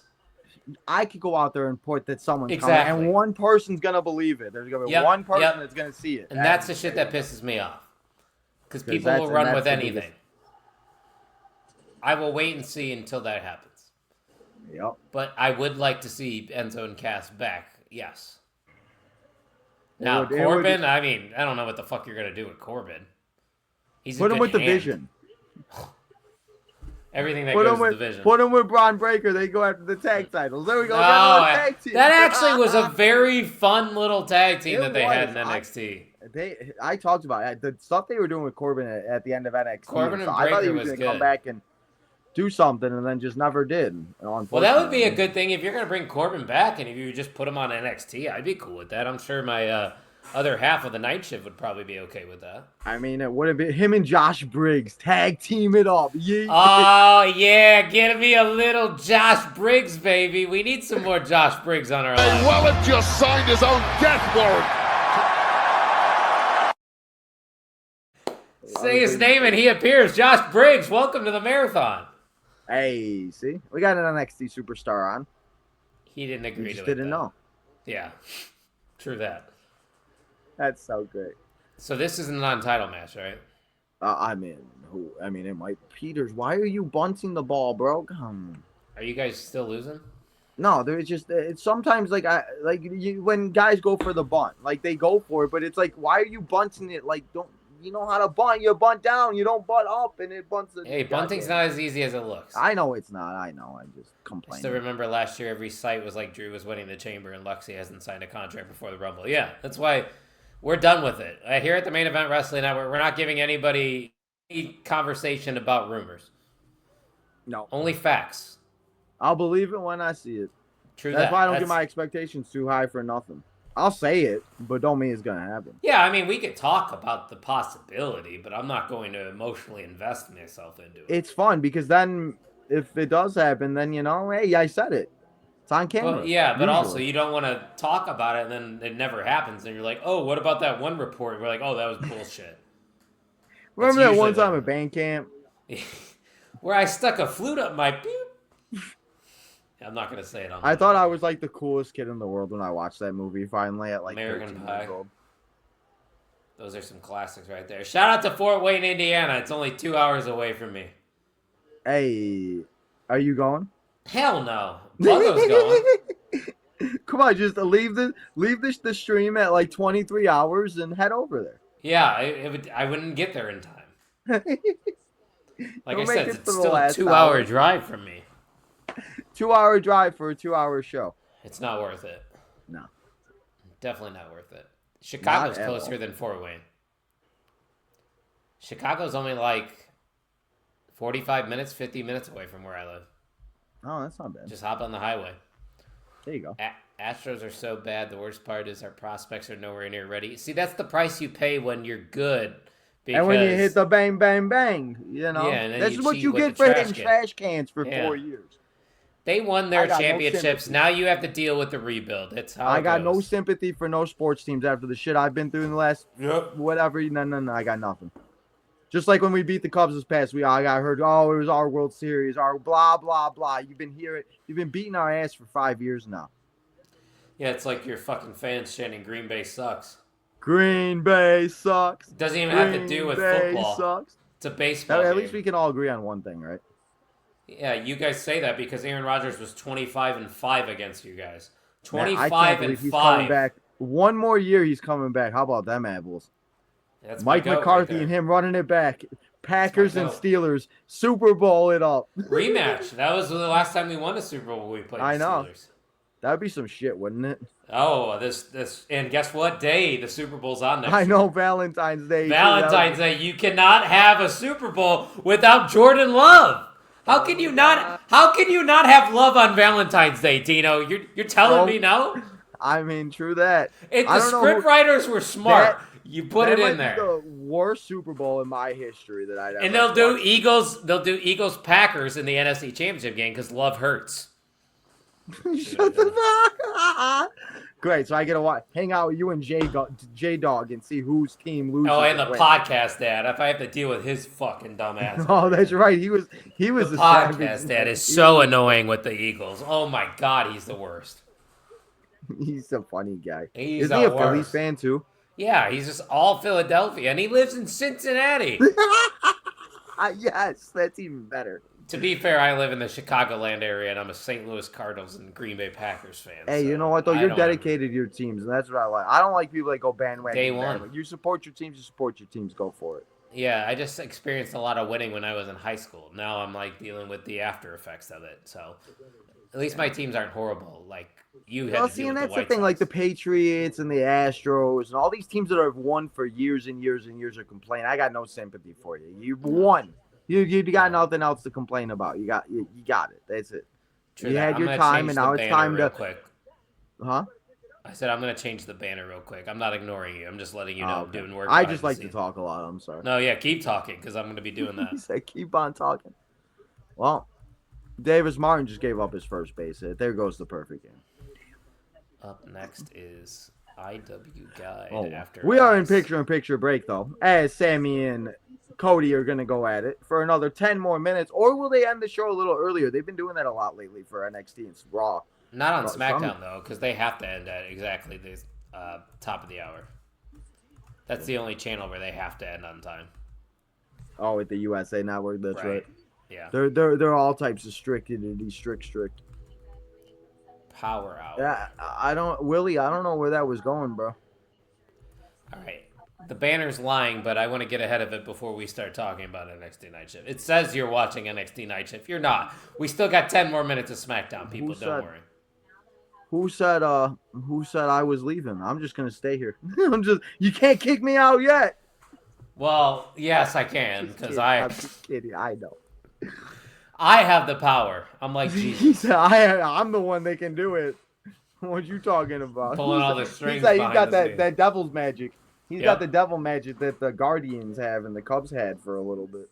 I have a meme that I'm sitting on too with Cardinals devil magic because everybody's so pissed off that the Cardinals are playing well because they were supposed to be bad this year. It's the St. Louis freaking Cardinals. This is what they do every year. They're bad. Well, the last 3 years we've been pretty bad, Tino. And then they're bad, and then they make the playoffs at the end of the year. You know that the last 2 years were the first 2 years I experienced a losing season in my life. Lucky you. Yeah, this is what it was. Now entering Devil Magic, and it's a Cardinal driving a car. It says now entering Devil Magic. That's great. That's what we got. There we go. Oh, Devil's Suplex Magic City, as bitch. we hit that 10 o'clock hour. And we got 21 left to go. Tino's only got 9 more minutes, people. Enjoy them while you got them. I mean, until tomorrow, and I'll be back here for 5 hours. That's it? Only 5 hours? I'm just happy I relooked at the time because I thought the trivia started at 10 and it starts at 9, so thankfully. Starts at 9, yeah. An hour less than what the schedule says. I know, for thank Central God. I finally figured that out for Eastern. I was like, so easy, 1 hour. Just go 1 hour less. Yep. There we go. We are always 1 hour less than Eastern. Cody Oh, Cutter! wow. Will that be enough? No. A little bionic elbow. Man, I got my Botox shots today, and I have my brace on right now. How you feeling? It's working. It's getting there. I'm able to. The doctor said I have a little bit more mobility in my fingers. He's been able to tell, so that's good. Because I haven't been able to. At one point, it was like stuck like this. Like I would walk around, and my left arm was just like this. So, the fact that I can even do like that's this, progress. Like a great progress. Yeah. So you were obviously born that way, right? Huh? You were born with that, right? No, I had a allergic reaction to a DTP shot, and I had multiple strokes and seizures when I was 6 months old. Holy shit! Yeah, I was a twin too. So my brother. Oh wow. He was 2 weak and died. So. Oh wow, I did not know that. I have like a bump on the back of my head. I was like a conjointed twin, so we were like connected. Holy shit! Wow. Fun fact. There you go. Learn something new on the Main Tino Event was Network. A twin. 24-hour live stream. What was your twin's name? Timothy. Timothy and Trentino. Yeah. I always tell people, I'm like, imagine 2 of me doing the live stream. It almost would have been too much. Yeah, probably. My friends would always say, they're like, we'd probably be friends with Timothy and not you. I'm like, probably. I'm the guy that sat in my house and played video games. I probably would. You probably would have been friends with my brother. So I get it. That's fine. Eric, to answer your question, it's been okay. She hasn't been utilized that great yet on the main roster. It's just a matter of time until she doesn't won a match yet either, and that's the thing. Yeah. I think she needs to win a couple matches. But she doesn't really need to at Saturday night's main event. Obviously, she does on Raw eventually, but I don't think she's the fact winning. it's a non-title match. Yeah, you're gonna right. Win. You're probably right. Since it's with some type of shenanigan. Watch, AJ Lee's gonna return. I just AJ Lee's returning tomorrow. Another Cody Cutter. A Cody Cutter. I'm still a couple seconds behind you. So Sammy's getting ready to do the huluva. Oh, you about to see another Cody Cutter. Oh, little Cody Cutter. Let me go to the restroom before I start my shift with the night shift. You cannot. Oh. These guys think that they can challenge stuff. 2 kick out. How do you feel about the ABS system? Oh, he left. He gone. As Cody gets up, takes out Sammy. And Davis Martin throws it past him. He gone.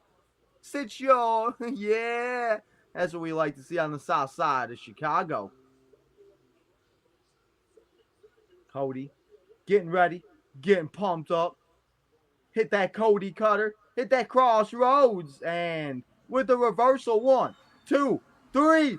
No, 2.97. Oh, Blue Thunder. 1, 2. Another kick out. Shenanigans going down for the last 5 minutes of the stream. I'll show you shenanigans. what type? What kind? Yeah, of take that with what you will. what do you got? No, never mind. We're keeping that off air. I'm dead. Challenge for Italy, and we hear the doctor. Man. Eric, if you bring up Liv Morgan one more time, I'm gonna jump through this screen and attack you. I'm kidding. Bro, I know you love Liv. I know you love Liv. You got 21 more hours of Liv Morgan talk. But, I mean, listen, if Britt Baker's about to show up, let's do it. I miss Britt Baker. Oh, yeah, the doctor will see you now. I'm in. I'm ready for it. Let's do it. I'll run our intro too, Jay Gold. Eric, I'm not being serious. When I get mad like that, it's not real. You'll know when I'm real mad. Yeah, I know. I was going to say, I've only gotten mad a couple times on stream, and you can tell. Yeah, there's definitely a difference in my attitude. We're gonna transition right after SmackDown into as soon as the bell rings, guys. I'm gone. So I'll see you tomorrow for the collection. Okay, we got 4 more minutes. All right, you don't have to say goodbye yet. Yeah. Tino's really trying to get out of here so he can go DoorDash. No, I'm just trying to make sure. I don't want to go over. I don't want to be a second over and get yelled at. Oh, there you go. Let's see, but I can't have one. I can't get it. Come on, keep trying to put it through the phone. Come on, I need one. I'm damn, bro. Relax. Take it down a notch. We still got 21 hours. I told you the morning shift might be interesting. I'm scared. The kayfabe coffee. Oh, it might be a wake and bake kayfabe coffee for me. As Gunther's attacking Cody. Where's the ref? Well, of course. Hello, Moto. Oh. Oh, and there's the crossroads. Yeah, your phone was going off. I couldn't find it. I tried it. No, it's okay. Oh, Gunther choking him out. Gunther got involved and Cody still won. Of course. Crossroads. 1, 2, 3. It's crazy how skinny Gunther is compared to when he started. Man, for real. He's just in WWE great shape. champion, and they're gonna brawl. Well, yeah, that's how we're ending it. That's what got you. Just lean into one, you know. Yeah, a lot of Italians are from Chicago, that's for sure. They really are. Tony D, I did not know was from Chicago until like 2 months ago. And they're out on the East Coast. I like Tony D now. That's all I needed. Oh, wait a minute. Sammy's just watching it go down. Yeah, Sammy Is this and Gunther. This is what I told you, dude. They're slowly turning Sammy heel. They're good. Just... They need to. He needs to do something. Yeah, Sammy's letting Cody get suffocated now. Oh, Sammy don't give a damn. And he going 9-9. Just like that, Sammy says, I don't care about you, Cody Rhodes, and I'm done protecting your bitch ass. He's walking away. Well, that's how it looks like it will end, though. I don't know. After last Thursday, I left. I ended the stream after Cedric won, and then 2 seconds later, Fabian Eichner came out. So yeah, I'm like, I do not want to like leave until it says thank you for watching, or until and you can't even believe the little trademark at the bottom of the screen either. Man, and especially after Survivor Series, I don't know about you, man. That's like that and when Ciampa turned on Gargano.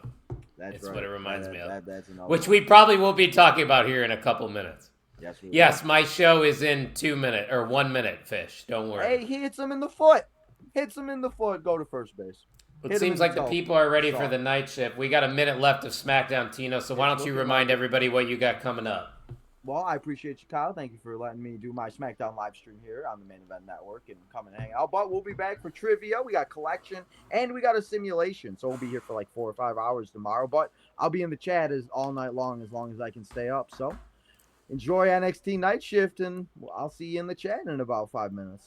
Hell yeah. Hassan said, I guess tomorrow night for Saturday night's main event. Yes, sir. Yes, we will be live. If everybody doesn't, yes, we will be live after the 24-hour for Saturday night's main event too. So, Hassan, thank you for reminding me. Yeah, you'll definitely be seeing more of Tino. So make sure you're subscribed to the channel for more. We're going to be live for the next 24 hours.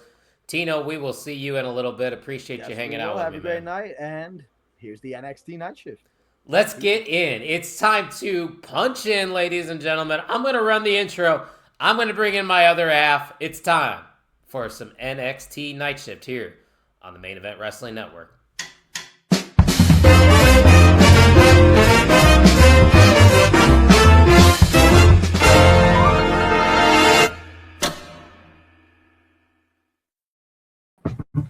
Hey, good evening, everybody. We're back.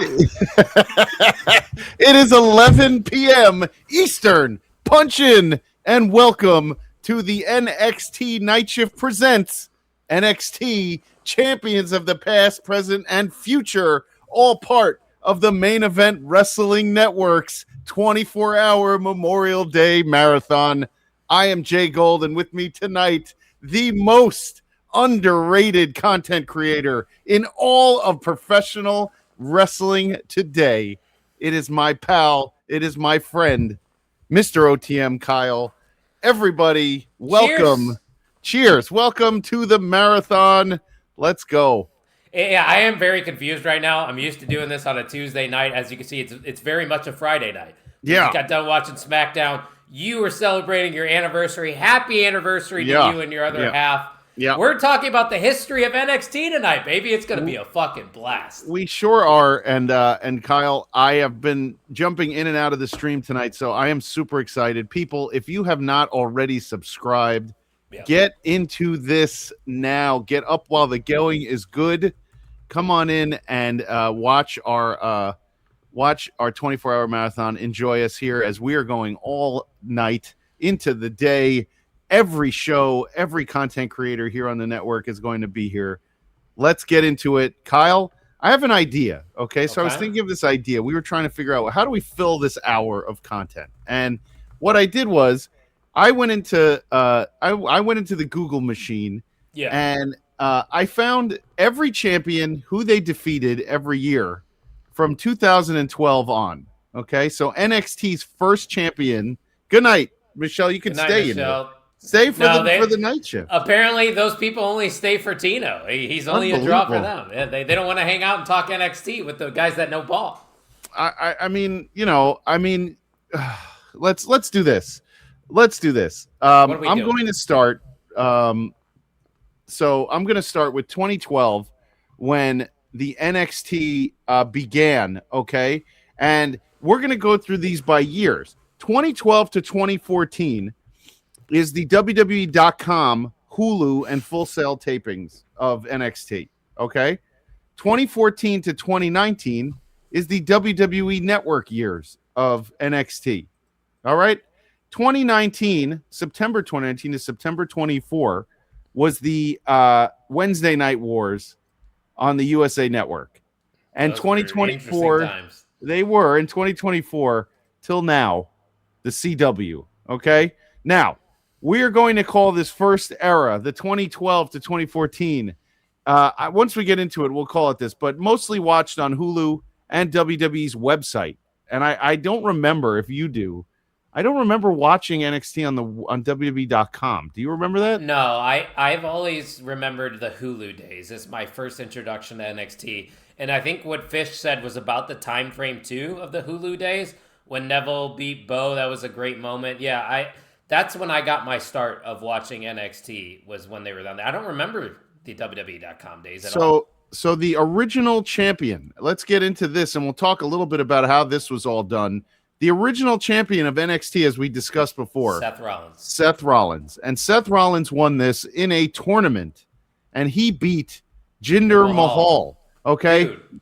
Now, I am going to go back and say this is Dusty Rhodes. Also, Dusty was the main guy, the main man in those days, and he was the one who presented Seth Rollins with the title, right?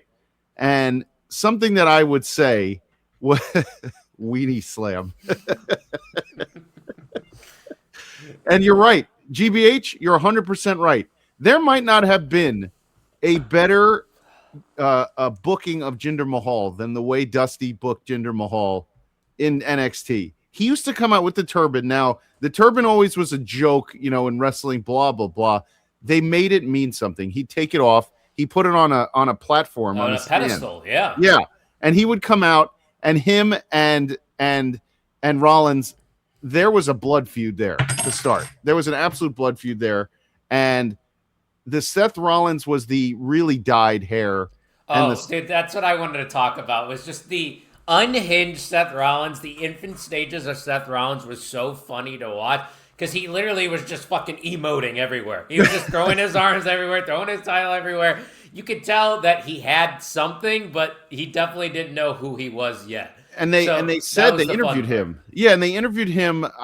I just saw this online, and I can't remember who he was interviewing with, but he said he's been basically when he was this was before though. When he was Tyler Black, he really didn't have a direction, right? He knew he was Tyler Black, and that was it. And when he got to NXT, he really didn't know. And I think Dusty put him together. I'm not surprised. Terry Taylor had doubts on Seth Rollins.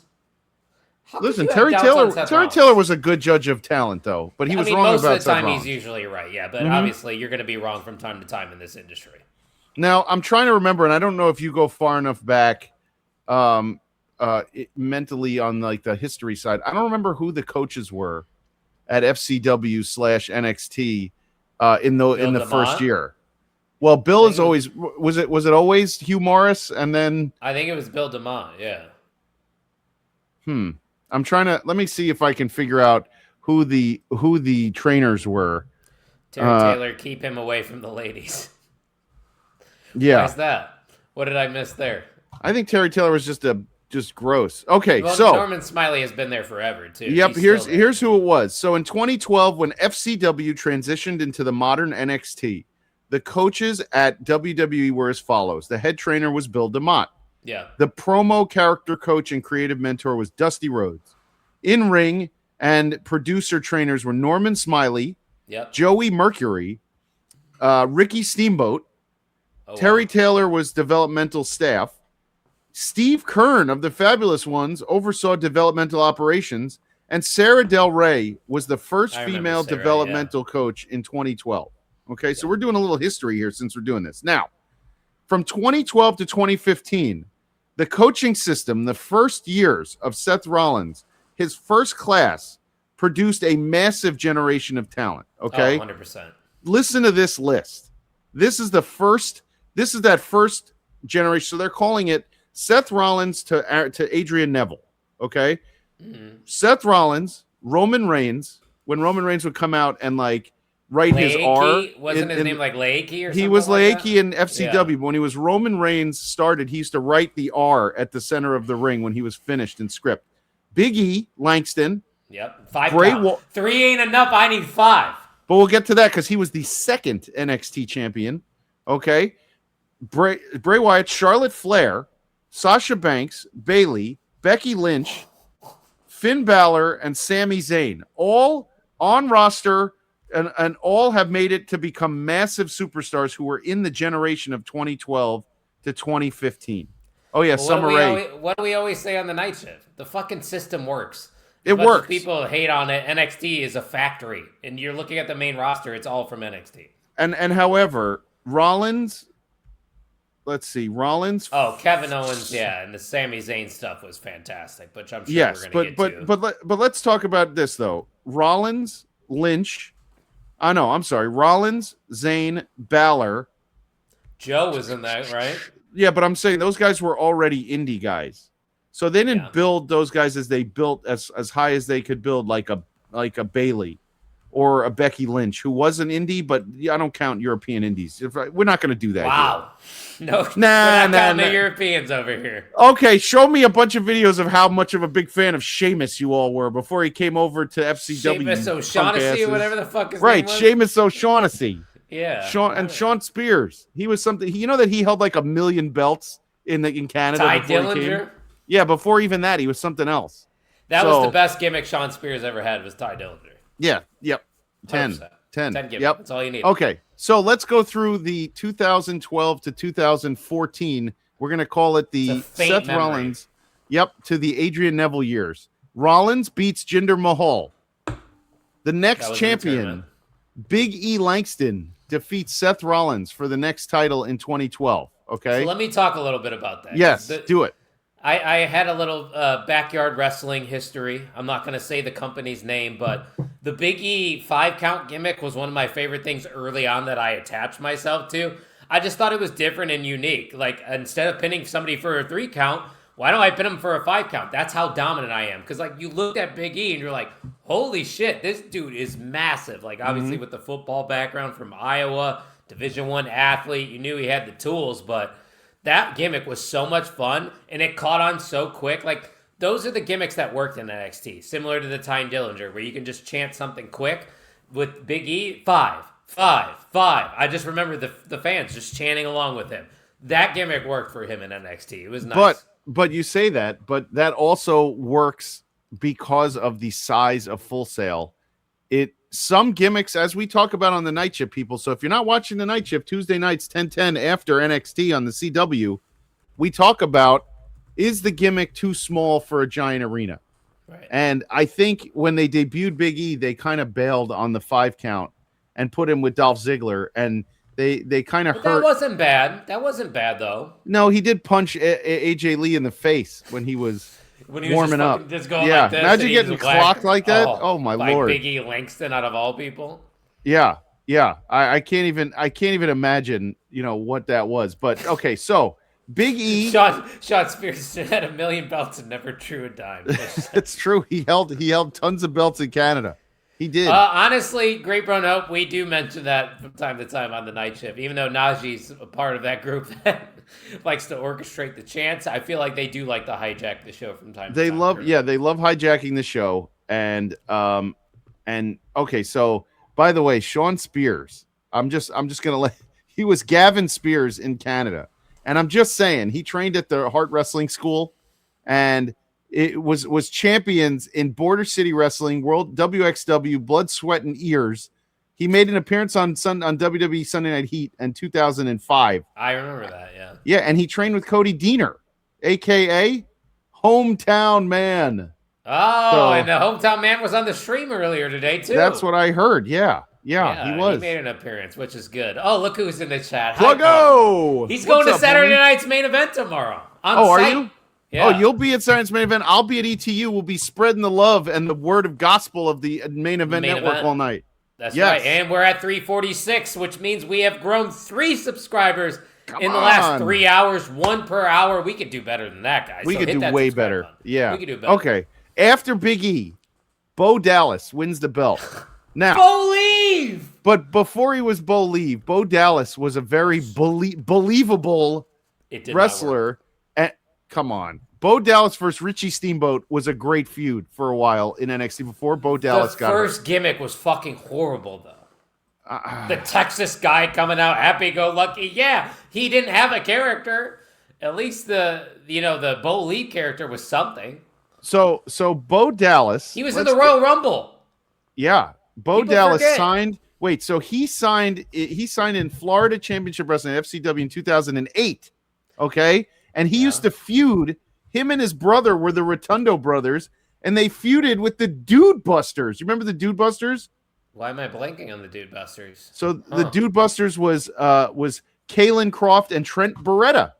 Oh, I do remember Trent. Yeah, I do remember Trent in NXT, but I don't remember the other guy that you're mentioning. Yes, Kalen Croft looked weird. He had like a widow's peak a little bit, but he had long hair. And him and Trent Beretta were the Dude Busters in WWE and in FCW. Tony Nese.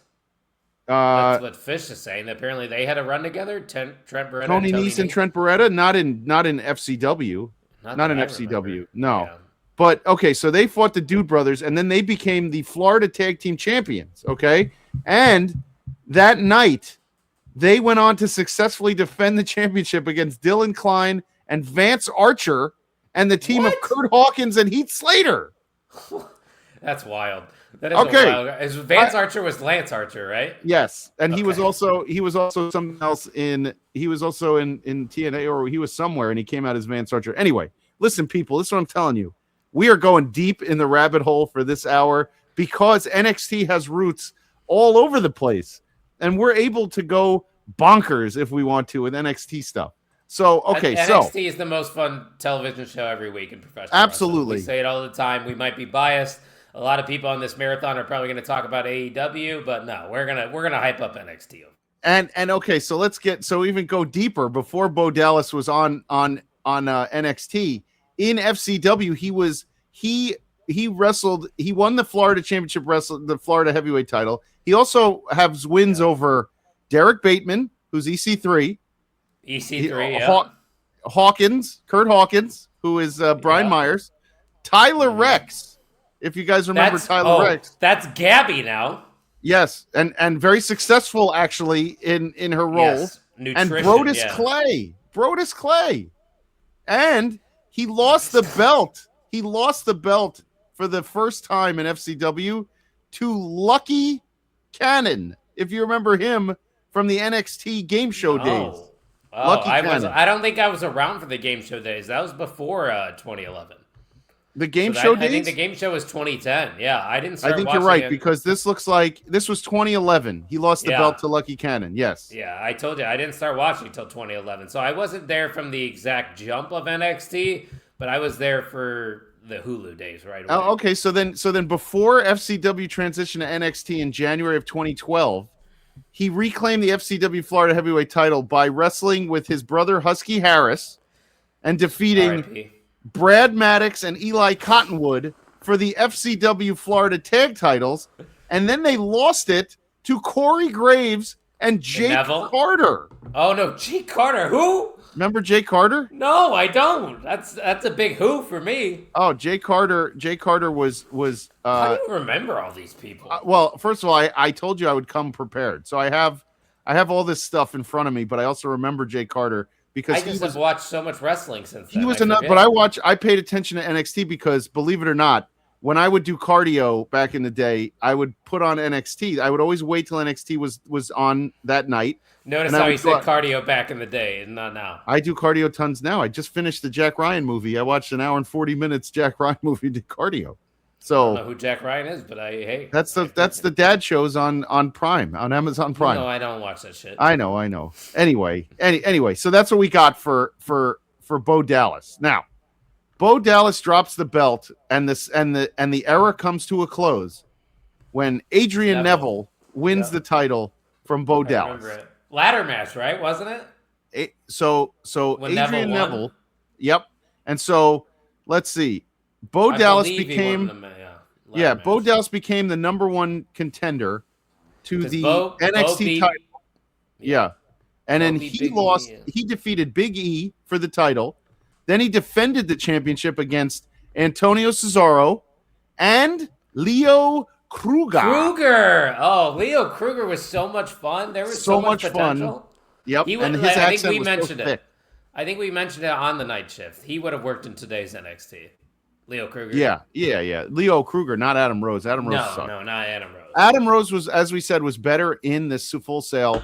I mean, in the arena in Full Sail, and was not as good anywhere else because the gimmick was too small. Not everything translates. Yeah. Right. And then he lost the belt to Neville in February of 2014 at NXT Arrival. Arrival, yeah, I remember that show.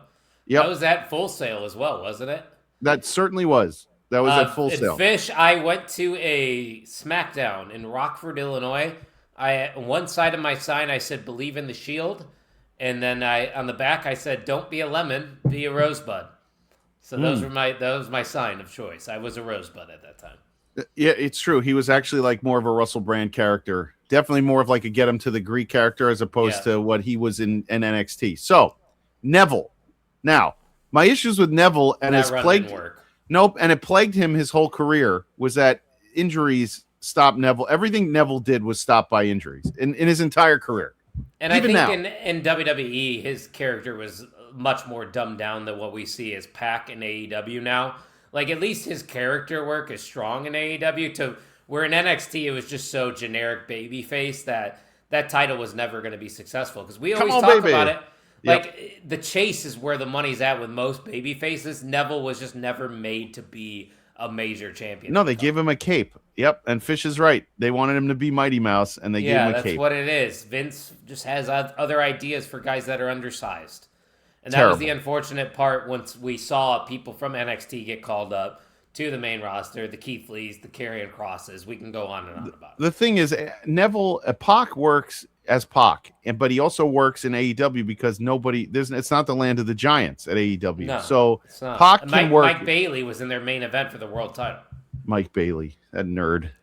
I made a comment about that. I was like, I'm sorry, I just can't get into Speedball being in the main event. Speedball is way better. Like, Speedball is an indie super mega star. Mid-card on AEW, yeah.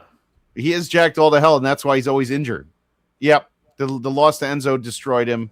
Oh yeah, he did lose when they were doing the cruiserweight stuff. Remember the Neville, was it Neville Austin Aries pre-show of WrestleMania, and they put on like the best match ever, and nobody saw it.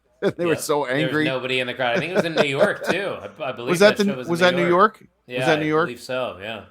Okay, so we're gonna go from the unremarkable Neville reign, and we're gonna get into, as we said, we're going to call it the WWE Network years.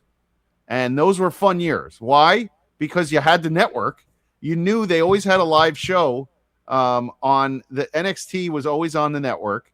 I thought the network was outstanding. I loved the network. Well, and you got every pay-per-view on the network as well. But I just loved it. The ideas in the beginning were so smart. They're like, if we're going to have a network, let's put on shows, right? Yeah. And you got the Edge and Christian show, and you got all the biographies. The reality show at the Legends House. Oh my God, the Legends House was so good. Dude, the network, we had it so good. Yeah, we did. Why did they get rid of it? Was it just going for more money with bigger companies? Big they didn't make any money. They didn't. They probably were like, if we sell the rights as opposed to having to produce everything on our own. Everybody do all the work, and we'll just upload the shows. Right. We have all the library. Why are we doing that? Yeah. Yeah. But it was. Those are my college years too. Just having the network for $9.99 and getting all that stuff, NXT, the reality shows, the pay-per-views. We didn't realize we had it good then. No, we need a Sarah McLachlan in the arms of an angel, looking back on on the network, because I miss the network. I really do. And I worked with a guy who built the network. Before I got booted over at New York Life. The head of data and AI was the head of data and AI for the network, and he built it. Oh, hell and when I found out, I was in his office like every day bothering him about the network, and I don't think he really wanted. Yeah, I don't think he wanted to talk to me about it. Yeah, he's like, I don't want to listen to this fucking Mark. So I don't think he called me a Mark. Okay, but he was thinking it. Yeah. So he could sell the content. Yeah. Yep. Right on. Yep. That's right. So we go from the network. To from Sami Zayn wins the belt from Neville, right? So Sami was the one that beat Neville. That's correct. Sami was the one who took the belt. Oh, main event. Harper's behind me. Hey, Harper. Yep. Welcome to the marathon. She makes another appearance on the marathon. You gotta love it. And I have the other friend here too. I told you it was a sleepover night. Oh yeah, it's a big night over there at the Goldstein house. Yeah, they're up a little too late in my opinion. Yeah, they are up too late, but they'll probably they might come poke their faces down here later too. They're gonna have to like and subscribe if they're gonna come on my camera. Yeah, well, I can't give her a YouTube account yet. That's smart. She probably should not have a YouTube account. Not now. I would say not now. Yeah. Let her get. No, I'm talking to Kyle. Oh, I'm listening. We're doing it live, pal. We're doing it live. We're doing. All right. Neville loses to Sami Zayn. Now, I don't remember that. The Sami Zayn victory, was that the one? That was the one where they paraded him around on their shoulders, and Kevin Owens came out and beat him up. Oh, the fucking or what did he do? He gave him a pop-up powerbomb onto the ring apron. Yep. And that is a vivid memory. That honestly might be a Mount Rushmore moment in NXT history. There was nothing better than KO's first appearance where they play the music and he comes out and he looked jacked. If you remember, he looked like he looked like when CM Punk first debuted on ECW and Punk was ripped. Like they were like, dude, you got to do the roids, the gear. I'm just allegedly, you got to do the gear and then you got to look gigantic. And Owens comes out, his arms are shredded. And you remember the story about him, why the KO t-shirt happened? No, I don't think I do. So the story behind the KO, the original KO duct tape t-shirt, right, where it had like, it looked like it was taped on and stuff, was literally because his first appearance, he left his gear at home and they gave him, he goes, I need a t-shirt, and they gave him a black t-shirt and he duct taped the KO logos onto his t-shirt. That's the first image of him when he came out. That was done. So yeah, and honestly, Fish, like those Owens, Zayn, Ciampa, Gargano, I thought they both were great. I think is he trying to say that it wasn't the same? He's saying it wasn't the same. He said that it was trying to replicate the same thing, but I thought they had a great feud. I strongly disagree. Yeah. I disagree too. It was a totally different feud. I think they both, were completely different, and both were two of the greatest feuds in NXT history. Ciampa Gargano sits at number 1 for me, and that's a biased take. I know. Yeah, that's very biased. Well, I mean, fuck you. I don't care what you think.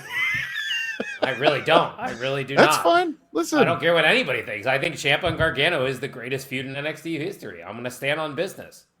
I'm trying to think if I disagree. Think of a better one. Well, Owens and Sammy was really, really good. I'll give you that. I can give you that. Sure. But it wasn't longer. I'm trying to see. It wasn't as long. I don't think Ciampa and Gargano went on for a little bit. Yeah, let me see how long that went on for. That was before Triple H liked to do the long-term storytelling as well. Well, before they let him do the long-term storytelling. Jay Gold is so old, he remembers when Dead Sea was just sick. That's so stupid. That's so stupid. Oh, okay. Let's look at this. Sorry, I forgot the roast got canceled. Yeah, who's the reason that the roast got canceled? Yeah, the next guy on the show, next man up. The IWGuide Power Hour from 11 p.m. Central Super to Power Hour midnight. Okay, so Sammy, I'm trying to find okay, so Sammy was the NXT champion, okay, and he lost to Kevin. Yeah, but I'm trying to see when that feud went on for. That feud was not that long in my opinion. All right, so he defeated Neville to win the NXT championship, congratulated on December 11th, 2014. The wrestlers came out, Owens beat him up, and then Zayn retained the title in a rematch against Neville in January of 2015, then got beat up again by Owens. Then Zayn demanded a match against Owens, even if it meant putting his title on the line, and it was set for NXT TakeOver Rival on February 11th, 2015, where Owens beat Zayn via referee stoppage. Yeah, Sammy had a 2-month reign. Yep, having powerbombed Zayn 5 times, ending his reign at 62 days. But Sammy had 2 reigns, right? He was a 2-time NXT champion? He won it. Mistaken? It said he beat Neville in December 11th. Oh, so he hasn't had another win. I don't know why I thought he was a 2-time NXT champion. I don't know why I thought he won it back from Owens, but I guess I'm wrong. Nope, I he do did remember not. that classic he had with Cesaro, though. That's one of the best NXT matches back then. Was it 2 out of 3 falls? Sammy has the 2 best NXT matches I've ever seen in my life, which was that match, the 2 out of 3 with Cesaro, and the match against Nakamura. Those are 2 of the best matches I've ever 100%. Seen ever. We notice how quickly we just thought of those 2 matches right away too.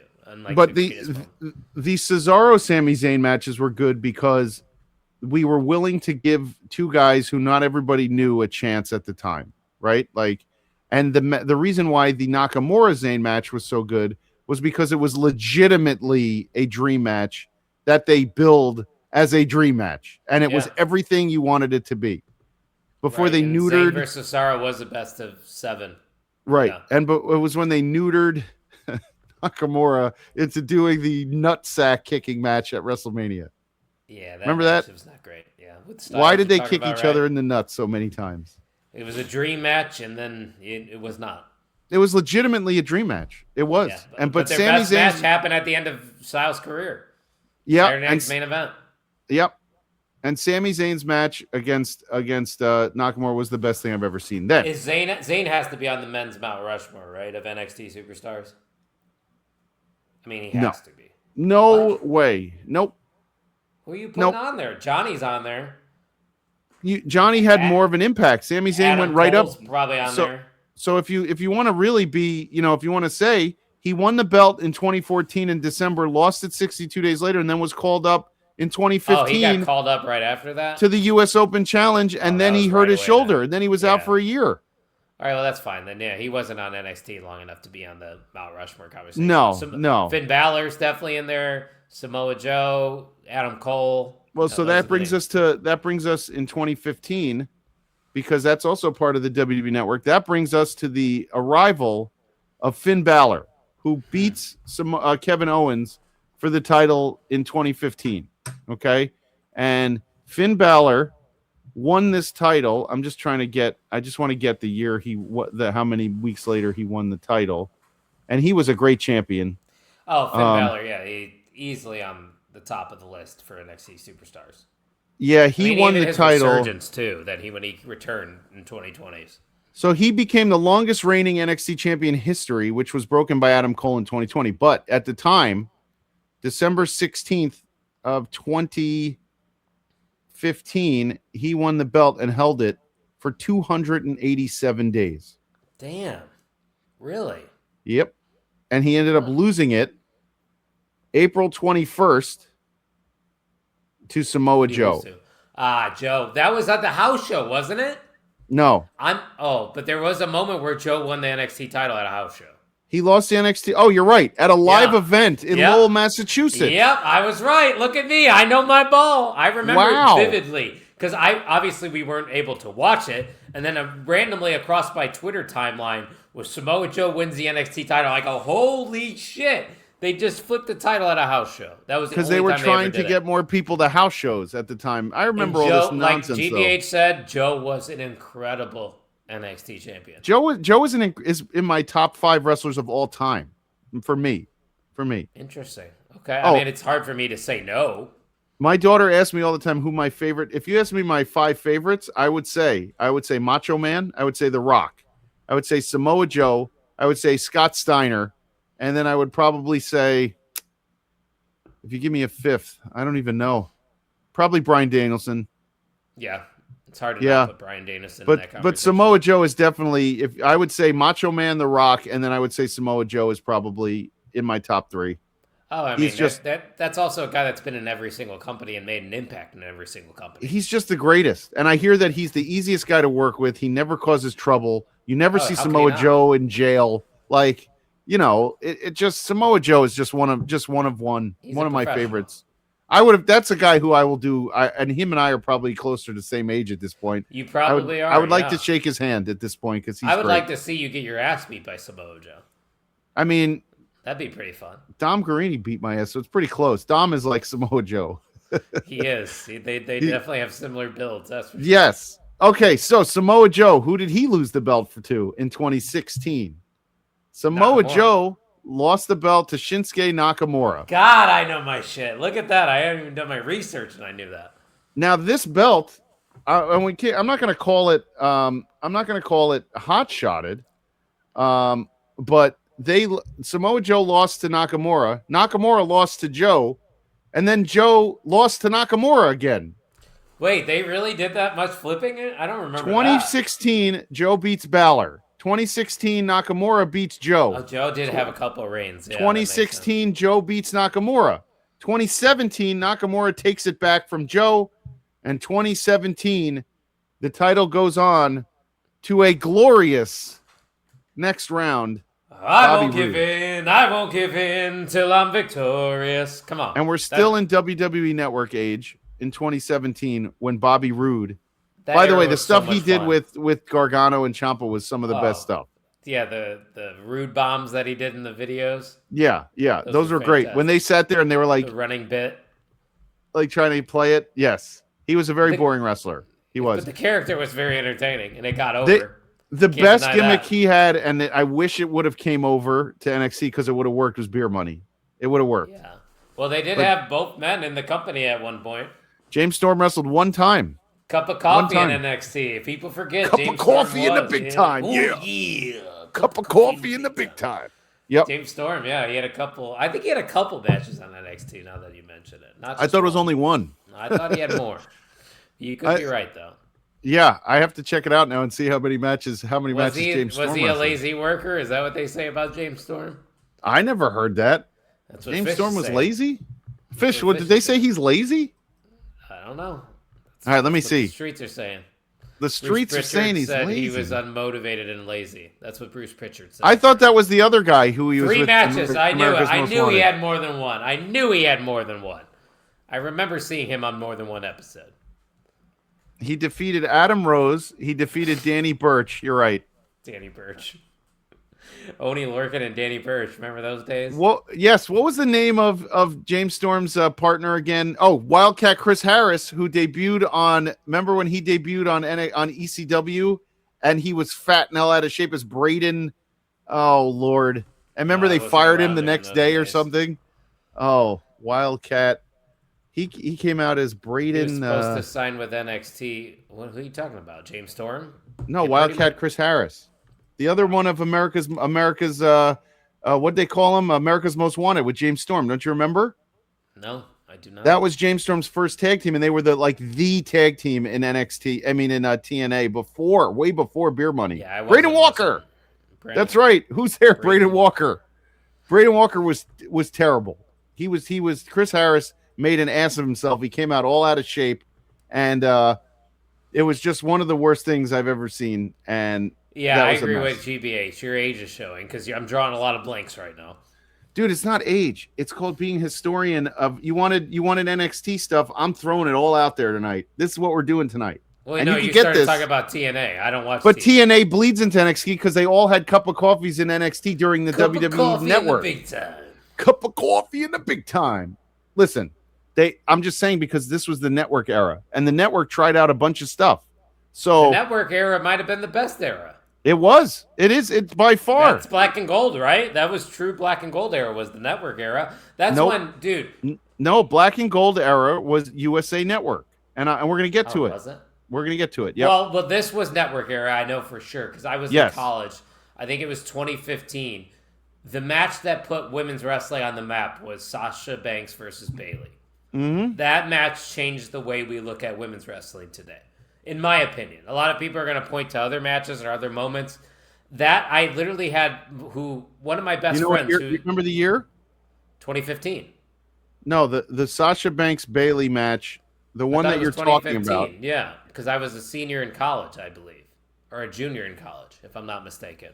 Because I vividly remember being at NXT Takeover, the Iron Woman match. Respect, 2015. Yes. Yep, I was 100% correct. Nailed it on the dot. I remember exactly where I was. I was watching with one of my best friends. That too, wife. by the way. GBH is right. Emma and Paige, great match. Yes, another hidden gem that changed the game of women's wrestling was Emma versus Paige in NXT for sure. Emma, I agree with Fish. That is easily top 4. It's on the Mount Rushmore of matches in NXT history. Is Sasha versus Bayley. Yeah. That match. Yeah, I would agree. I absolutely would agree. The four horsewomen changed the game, dude, and they were in NXT. Yeah, and I won't let anybody. I'm not gonna let anybody tell me that this version of Mercedes is better than the NXT version of Sasha because it's not. I'm sorry, it's just not. It's not. Actually, I think the belt collecting gimmick is getting old already. Now that Cross it's over. Is doing it It's already too. over. Yeah. Why are we doing it? No, I'm talking about now that Cross is doing it. Like they're I carrying it agree. over to other Here's the problem with belt collectors, and that's just talking with John Thorne and a bunch of people from the business. The belt collector business looks nice in the ring, looks nice, but then you got to deal with all the headaches of bringing out, what you want to bring getting out. the title away from them too. What show wants someone else to bring belts out? Like, I get it. You could talk these indie guys into it, and they'll be like, "Yeah, okay." The indie promoters. But not all of them. Most of them are smarter. Struggles won't let anybody else bring their dumb belt out. I mean, Butters wants to do the IWGuide title on ETU. I don't know if that's going to ever happen. Oh, it hasn't happened yet? No. So what has the IWGuide been featured on? Just NeoPro? NeoPro, Ohio Championship, OCW, nice. and Unsanctioned Pro he's trying to get in right now. Oh, and Naptown. Yeah. So Mercedes eventually has to work her way back to WWE. maybe I think. Let's get to the next one because this is a big one. This decade here, 2017 to 2018 are your years. And this is the man Bobby Roode drops the belt to Drew McIntyre, who drops the belt to Andrade. Oh. Who drops the belt to Aleister Black, who finally loses to Tommaso Ciampa in 2018. Ciampa loses it to Gargano? Johnny Gargano. Yeah. And that is the end of the WWE Network years. And we go into 2019 in a vacant match. Adam Cole beats Johnny Gargano for the title. That was one of the best matches of NXT history as well. That Adam Cole and Johnny Gargano match. Oh yes. yeah. Well, and the Gargano Andrade. Every match Andrade. Oh my God. Andrade and Gargano was that New Orleans? That guy stinks. I think it was New Orleans. Was that where it was? When Andrade and Gargano had their match. That is one of my favorite matches of all time. Great Brown That's Hope why is right. Gargano's on the Mount Rushmore. Gargano's 100% on the Mount Rushmore of NXT. But GBH is right. He Andrade did not have to go up. He did not. And the Zelina Vega of it all was fantastic. That was the best we ever got of Zelina Vega and Andrade. Was when they were together. Yeah. It was awesome. Oh, that was Philly. Okay. That was Philly when they had their match. Then Andrade had a really good match at New Orleans too, I think, as well. That might have been against Aleister Black. So you realize, 2017, okay. So you realize that after that, okay, we go the Adam Cole years, drops it, and then the pandemic hits. Okay. Can we at least talk about the Undisputed Era a little bit? Yeah, well, we're getting there because the Undisputed Era, the Adam Cole stuff bled into and unfortunately was a lot more showcased as we got into COVID. Now, 2019 was a huge year for the Undisputed Era. Huge year. Was that the War Games year? 2019 with them? Yes, that's what I wanted to talk about. So I was there. It was in Chicago, War Games, where it was heavily rumored that Kevin Owens was going to come back and take that spot. Kevin Owens returns and did take that spot. We got probably the best War Games match that we've gotten WWE in the modern era, in my opinion. That 2019 War Games match was probably the best. But Undisputed Era, I don't think there's any disputing it, was the greatest faction in the history of NXT. Their run at the top, it was must-see television every single week, tuning in to see what the Undisputed Era was going to do. And when all Adam of them were Cole holding the titles, so good. And Adam Cole was the longest reigning NXT champion ever. Longest reigning. In NXT, we were talking about him going to the main roster and winning world titles. That's how good he was in NXT. That's how well booked he was. Nobody was talking about Adam Cole winning world titles after that. Without looking online, do you know how many days he held the title for in NXT? Are we talking all reigns or just that one? He has the longest reign in the history of NXT. How long? 370 days? Nope. Not close. What was it? 403 days. I mean, I was pretty close. I mean, you were 30 some days odd. off. You were a month and a half off, and it's a big deal. Oh wow, that's not that far off. So he was the longest reigning. No one else will ever touch that ever. No, ever. Never again, because that's not how the system's set up to be now. Mm-hmm. Like Mason Rook's probably going to win that title right away now. Mason Rook. You want Mason Rook to break the record? I think if you want to stick I'm it to the not saying he's going to break the fans, record. I'm saying he's going to win the title that. Oh, I'm saying if you want to stick it to the fans, let Mason Rook hold it for 403 days. Don't do that. Yeah, don't do that. Stick it to the loser. That was a rumored match? I don't even remember that. Brock Adam Cole. No, I'm still thinking about Pumpkin Fiend. That was Survivor Demon. Series he's talking about. Oh. That's Survivor Series. Okay, I do remember that, Fish, and I now know what you're referencing because it was champion versus champion they were doing. Remember? What about? I was there for that Survivor Series. Yeah, that was 2019. It was the same. The weekend. best Survivor Series, right? Was that the best one with NXT? When NXT ran house. Yep. The best show, the best SmackDown ever. The best could have been the best SmackDown ever. Remember, all the other talent was stuck in Saudi, and they brought in all the NXT guys, and they just wrecked shop. Lio Rush was on there too. I remember all the NXT guys were there. That night. Let me think. Swerve was on there. that night they beat everybody up too. Didn't Rhea Ripley come out and like beat everybody up too? Like it was I think something. Rhea was a part of it. The Yeah, NXT I was takeover. there, Tino. That's the same weekend. Yes. Which one? He's talking about the same weekend in the chat. I'm just talking to him. Ignore me.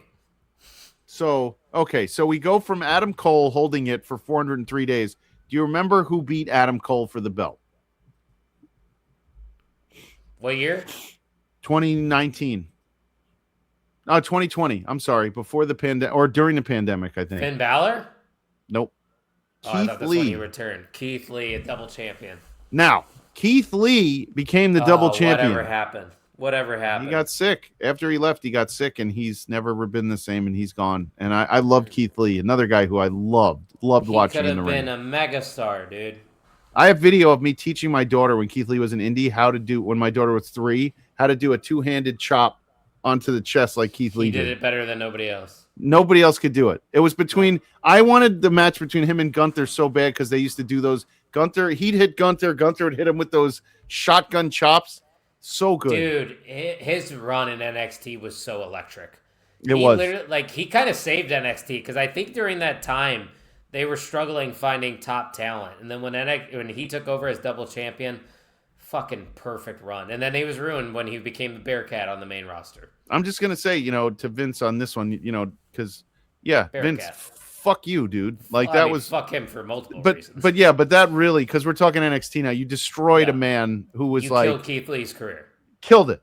Absolutely killed it. Lesnar comes out big boy. That's exactly what he said. He goes, well, big that's boy. what I said about him and Obafemi. Like, you have another guy the size of Keith Lee who could do what he does, and now you have, and they did it right finally. So Keith Lee walked so Obafemi could run. That's right. And then Keith Lee loses in that, and this is the COVID years, and these were nowhere near as compelling.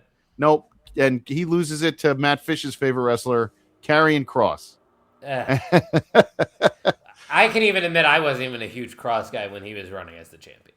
Oh no, there was nothing good about. He was never for me. He was never. No, and Triple H was like obsessed with him, like in NXT. Like I never saw it. Yeah, I didn't either. And by the way, you remember when Keith Lee won the double champion? It was the Great American Bash, and it was in COVID, so they were like shooting fireworks stuff. And there was nobody there.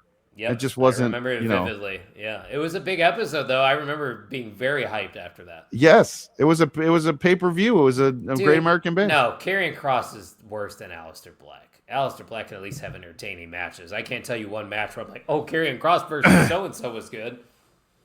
No, can't tell me any good matches. Keith Lee, though, yes. Keith Lee had so many good matches in NXT. So Karrion Kross drops it the first time. I think he had a shoulder injury, and it was a match between Finn Balor and Adam Cole, and Finn Balor got his second reign with it in 2020. That's right. I remember Finn coming back and hitting the Pele kick on Adam Cole, right? Mm-hmm. And Finn Balor, right, because everyone thought that he was going to join the Undisputed Era, and everyone got all amped up. Of course, they wouldn't let it be that cool, because it would have been really cool. Yeah, right.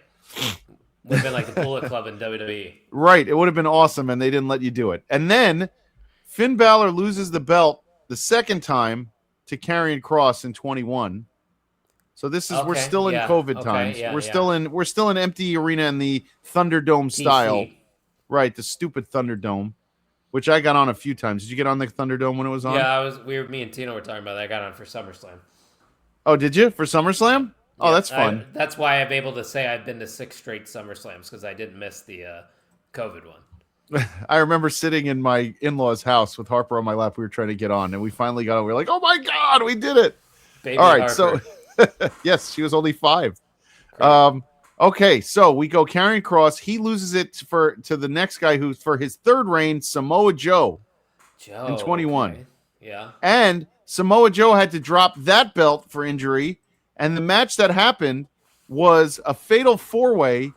If you could give me who the participants were in this 2021 fatal 4-way. 2021? 21. I will give you $1,000. Adam Cole? Nope. Somebody in the Undisputed Era? Nope. You can't even imagine. I'm looking at this. I'm like, I can't believe this was the 4-way. Just give it to me. I'm not going to be able to think. Okay, ready? Yeah. LA Knight. Oh, wow. LA Knight. Pete Dunne. Tommaso Ciampa, and Von Wagner. Von Wagner, come Tuesday. How could you forget about come Tuesday? And that was a fatal 4-way in 21 for the Wagner. world title. Wild. And Tommaso Ciampa got his second reign out of that. That's right. I remember that. Okay. And then Dolph Ziggler? Nope, not yet. Then Braun Breaker? Ciampa lost to Braun Breaker. Braun Breaker, yeah. That was in 2.0. And the 22 would That be was the tough. USA Network. Hey, 2.0 was tough for a lot of us. Yes, Very difficult. I loved it. But we loved stuck 2.0. through it. We did. Cora Jade. I have a there. 2.0 sweatshirt. I loved it that much. Von Wagner loved him before they cut him. He just found something with Stone. Yeah, he was working with Stone. That's He right. had that, but he looked so weird. He had that just giant head. He looked like Animal from the Muppets. Jesus Christ, he had a fucking issue when he was born. They showed He but he can't look like Animal from the Muppets. He did. And honestly, Whatever. Fish, I agree. He was very green when Braun was champion. That was, I think, 13 matches into his career. Yeah. The bowel movement. Okay. So we go from Braun Breaker to losing it in that special out of nowhere to Dolph Ziggler when they just decided to give him a belt out of nowhere. I kind of like that. I didn't hate No, I that. did, but I didn't understand all of a sudden. They're just like, here you go. You're right. It didn't make much sense, but I didn't hate it. Is Yeah. what I'm getting at. Dolph Ziggler loses it back in the same, what was it, like Yeah. 2 months later to Braun Breaker. Right away to Braun. Yeah, I Yep. remember that. Then And Braun Carmelo holds Hayes. it. Yep, Carmelo Hayes. And now I we're was there into for that one. I was there. That was Stand and Deliver LA when Carmelo Hayes beat Braun Breaker. we're into we're still in the USA Network years. Carmelo Hayes loses it to No, it wasn't Trick. Ilya? Nope. Ilya Dragunov. Yep, Ilya. Yep. Ilya holds it for a little bit longer. He loses it to Ilya lost it to Gunther. Trick. Walter. Oh, Trick. Ringside Keith, you're right. We need him to tell us something. I tried reaching out to Ringside Keith, but he wasn't there. Yeah, I do remember that, GBH. I don't believe that anybody calls him Golf Ziggler. They do call me Golf Ziggler. My friend does. My friend Dan does. Iron Fist Fitness on Twitter. Oh, God. Shitheads. It's Iron Fist. Shitheads. Anyway, There's 80 people in here right now. What the it's fuck? fantastic. And then we're in the CW era. We've moved out of the we night pushed shift through. era. Yeah, with the 10 minutes left that we have, we are in the night shift era. Trick Williams loses it to our favorite. Oh, Ego. Ethan Page. The ego, Ethan Page, and I can't believe he's already been in the company 2 years. He What a wins it guy. in 24. He's right He back loses- there with me. You see him? Yeah, I do. Yep. Oh, you have Going it with framed. Is that framed? Oh, yeah. Oh, you want me to show you? It's Yeah, very yeah. fitting for the night shift. Yes. Yes, of course. So we got both pictures framed, actually. So this one's horizontal. Ethan Oh, Page too bad you and couldn't get a signature on it, but that's cool. Mr. Oh, I'm going to eventually. Trust me. Yeah. And then we love us some Greg Raps on the CW. You know what you should do?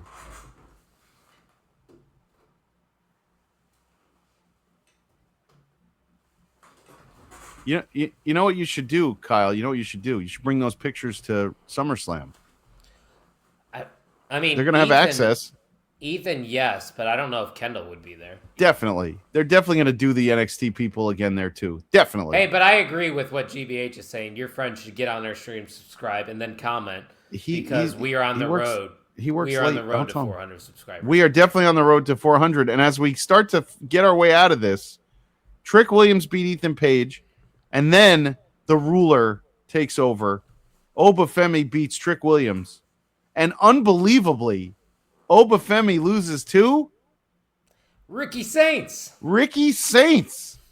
And Ricky Saints, unbelievable. Unbelievable. Yeah, that was wild. Honestly, Ricky Saints just hits the fucking rotating DDT thing that he does, and that's beat Obafemi. Unbelievable. Yep. And Ricky Saints lost it back, I believe, to Obafemi. Obafemi drops the belt. And we have Cody's bad hangover. And we have Joe Hendry, who wins in that situation, and then Joe Hendry loses in a losers all go up to Raw to Tony D'Angelo, and that's the worst one. Yeah, and I'm as not we even are trying to the be a names hater. that we just rattled off, people. I don't know if you even understand the names that we rattled off are some of the greatest wrestling talent in the last 10, 15 years, all And on right now. TV. Everyone is on television. Everyone has had storied WWE careers already, And then except for Tony D. there really is a drastic difference. When you go down, we went down the entire timeline of NXT Champions. There is one name that sticks out to me, that is Tony D. And granted, there's still plenty of time, I guess, for his career. You could argue that he's got a couple more years left in him, and obviously we'll find out what happens on the main roster. But you and me have been watching NXT from the very beginning. Has he connected with you once? Have you been like, yeah, I see it with Tony D once? No, and I thought the gimmick Me was neither. a joke when he was the Tony Soprano stuff. I was okay with it. Like It I felt was like like Olive okay. Garden Italian. That's what it feels like. And then it went on too long, and then I lost interest after the third year of it. We got 5 Breadstick minutes. Bruiser. Yeah. We got 5 minutes. Why don't you give me your men's Mount Rushmore and your women's Mount Rushmore of NXT history? Oh Lord. Okay. I think Men's Mount. Finn, we both can agree Finn. Yeah, Finn is up there. Johnny Gargano's Cole. up there. Adam Cole, maybe. You need I four, put right? Johnny for sure. Yeah, we got Johnny and Finn for sure. Let's give a night man. shift Mount Rushmore. Johnny and Finn are in. Okay. Ciampa's got to be in that conversation. He's not no. Joe. He's not an all-timer. Joe probably could be in there. Okay, So Nakamura. Finn, Joe, Johnny, and we got to go back. We got to go back to the WWE.com days and figure this out. Is it Rollins? Probably Rollins. Nah, Rollins wasn't around that long. Maybe, and I don't think Big E either. Maybe it'd be Bo. Yeah, Bo was big. Bo was there a long time. Bo was Bray a was there. mainstay. Bray was there a long time. Yeah. I mean, Bray introduced I like Luke this Harper. list, though, but you're forgetting Asuka, Ember Moon, JC Jane. Asuka has to get it. I think Shayna, two of the longest reigning NXT champions. JC's Mercedes, gotta be... Bailey, definitely Sasha. Roxanne. No, Roxanne was great. No, I'm going with I got Fish 2 out of 4 on Fishes. I'm going with Sasha.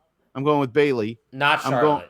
I'm going with Charlotte Asuka. Didn't do enough. Rhea No, didn't do enough I'm going with Asuka, and I'm going with Shayna. Shayna, Asuka, and Shayna, Sasha, and Bailey. Yep. Yeah, I agree with you there. Actually, on those 4 women for sure. Rhea's there, but not there. Rhea only had a year. Didn't really accomplish much in NXT. She was just there. Charlotte's real accomplishments came on the main roster. Okay. Yeah. I know you're not serious right there. That might be the worst wrestler in WWE history. Eva Marie. Not even joking. I heard that was worse. Charlie Butter's favorite wrestler. It was absolutely his I definitely don't think that. I know he's in the studio because IWGuide's about to start, but I saw his face as oh, he's in there for sure. He's in there. We got you coming up with the IWGuide Power Hour for the next hour. Yes. After that, let's pull up the schedule real quick to refresh everybody before we get the hell out of here. Yep. TGBH with TGBH. The Great Brown Hope will be joined by Kyle Knyx. That's going to be live for 2 hours after the IWGuide.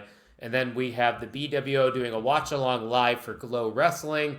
And then we and you, we're going to be back here in the morning. We're doing some kayfabe coffee. You ready for that? That's correct. I am. I am having Dustin Alberti, the voice of AIW, discussing the Slow Burn Shoot documentary that was filmed for about 7 years during that. And by the way, I did get my tickets, so I'm going to the showing of it in at the Nighthawk Theater in Brooklyn, June 14th. Oh, wow. Yeah, so I'll be there. A national showing for it. Yeah, they did. They did a road show. They've already gone to like Cincinnati. I think they're doing. I think they're doing it. Say hi to Mr. Cincinnati. I doubt it. I don't even think Mr. Cincinnati went. He doesn't do anything in Cincinnati. He just lives there. Yeah. But they do. Cincinnati, though.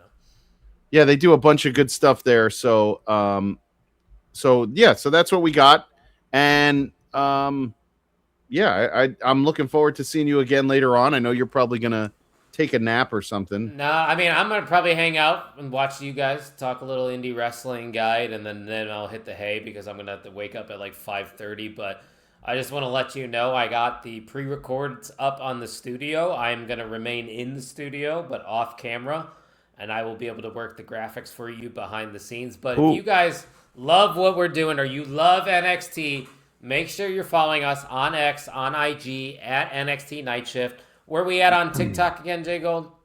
We are at NXT Night Shift Shorts. NXT Night Shift Shorts on TikTok. That's where you're going to see all the clips from our episodes. We are live every single Tuesday, 10 minutes after NXT concludes. Make sure you hit that subscribe button because we are on the road to 400 subscribers here at the Main Event Wrestling Network. And the NXT Night Shift can actually be found here on this exact YouTube channel. So it's very easy to find if you're interested in checking out more stuff. Of course, make sure you show some love to the network while you're here. Follow us at mainevent_net for more main event moves. But Jay Gold, I think it's time for me to punch out. I think my shift is over, my friend. I was going to say, I think your shift is over too, my friend. I think it's time for you to take a breather for the last for a little bit. And so let me bring in the real man of the hour, the head, the host of the Indie Wrestling Guide. Ladies and gentlemen, it is Charlie Butters. What's up, Butters? What's going on? Hey, Butters. Hey, I got hey buddy. Oops. What? I got a microphone. Hold on. Here we go. All Set it up. It's better than sounding like I'm in a tin can, right? Yeah, it's good. Okay, so we're good. Let's see. Yeah. So, Kyle's already gone. Okay. So I need to, I'm going to do one thing because I need to change my background because we are no longer, it's not the night shift anymore. It is IWGuide time. So we're going to get going there. And then there we go. And we are here for the super duper power hour, Butters. That's right. Can you believe this? Holy crap. I can. That's there's 14 grams more protein now. So. That's what you said. Yes. That's my understanding is there is more protein. So people listen, we are shifting gears from NXT, the TV stuff, and we're going to the gritty underground style of the independent wrestling scene, right, Butters? Gritty underground mud show, as some like to call it. I call it home. Sure, me too. So let's talk a little bit about us tonight. What are we doing? What are we looking forward to here, and your vision, because the Indie Wrestling Guide is your baby. So for whoever is new here, who's watching the stream, this is the boss man, the brainchild behind the Indie Wrestling Guide, former IWGuide podcast. Let's get it going, Butters. Let's introduce him. So the whole idea behind it was just to introduce people to indie wrestling, review it, talk about it, share my passion of indie wrestling with it. And at the time when I started, there was like 2 other local podcasts in the area that did a lot. So it was kind of like a group effort. Like we all had different days we came out and stuff like that. And it was a nice little community thing. And they've since closed up shop, and we're still running along and doing things. And we have a title belt now that gets defended on shows. Yeah, we do. We have a title belt. We have cards. Let's talk about the cards. We have trading cards that which I sent you a graphic of. I have trading cards that we have available. They're $5 a pack. Super cheap if you compare them to like all these other wrestling companies that are putting out cards that charge $30-$40 for a set of cards. For $30 you can get all these cards. I mean, that's an insane amount of cards that most of these other places aren't going to give you. We got a Mad Dog Conley card now. I'm working on getting Nick Gage involved, some other people, Josh Prohibition, legendary indie wrestler, stuff like that. We got Josh Bishop, Isaiah Broner. Like we got lots of names. You can see people holding the belt. Mikey Montgomery was one of our second ever champion. Derek Dillinger, our first ever champion, and our current champion, Zay Garcia, in Series 6. So, and you know what? I got to say, Butters has worked hard on these cards. He has chased down an ass load of talent to sign, to send pictures, to be on it. And, you know, I don't know, Fish, who do you want on the card? Who would you like? Who would you like on a card? You guys can tell us who would you like on a card. It's you know, Butters and I have to be able to chase some people down. I got to make some. Hey, Fish, you got to come with me tomorrow. Today it's ETU day, everybody. Speaking of indies, and today, Fish, you're gonna have to come with me to know me. We got to get her on a card, so you can help me out. Yeah, there you go, GBH, attaboy. Butters, can you see all these drop downs on here? You can, right? I can. Okay, I was reading them earlier. I wanted to talk shit to TGBH, but I was being nice. Didn't say anything about the TGBH or Biatch. We could do it. Yeah. Yeah. Yo, no, Fish. Great brown bitch. Matt, the goal is for tomorrow. Josh is supposed to talk to Gabby and get Gabby to do a card with us. Also, Akira Kwan, and the above the rest. I hope you guys. By the way, look on our podcast feed. Look on our YouTube, and we have shut up. And we have our interview up with Akira Kwan from The Expected, from Contra, from MLW, from ETU, from all over, from AAA, from CMLL. He did a great interview with us. We had a lot of fun with him. And Matt, this guy may have a giant hog, but he is a boring interview. I love the guy. That's true. He is, and I'll tell you what, Akira Kwan at the end started to get to the point where I was just like, I don't know what's happening right now. Like I was so like, I think he was tired. I was tired. I'm just like, I want to go to bed. Like this is, he's rambling at this point. Well, we needed Kwan.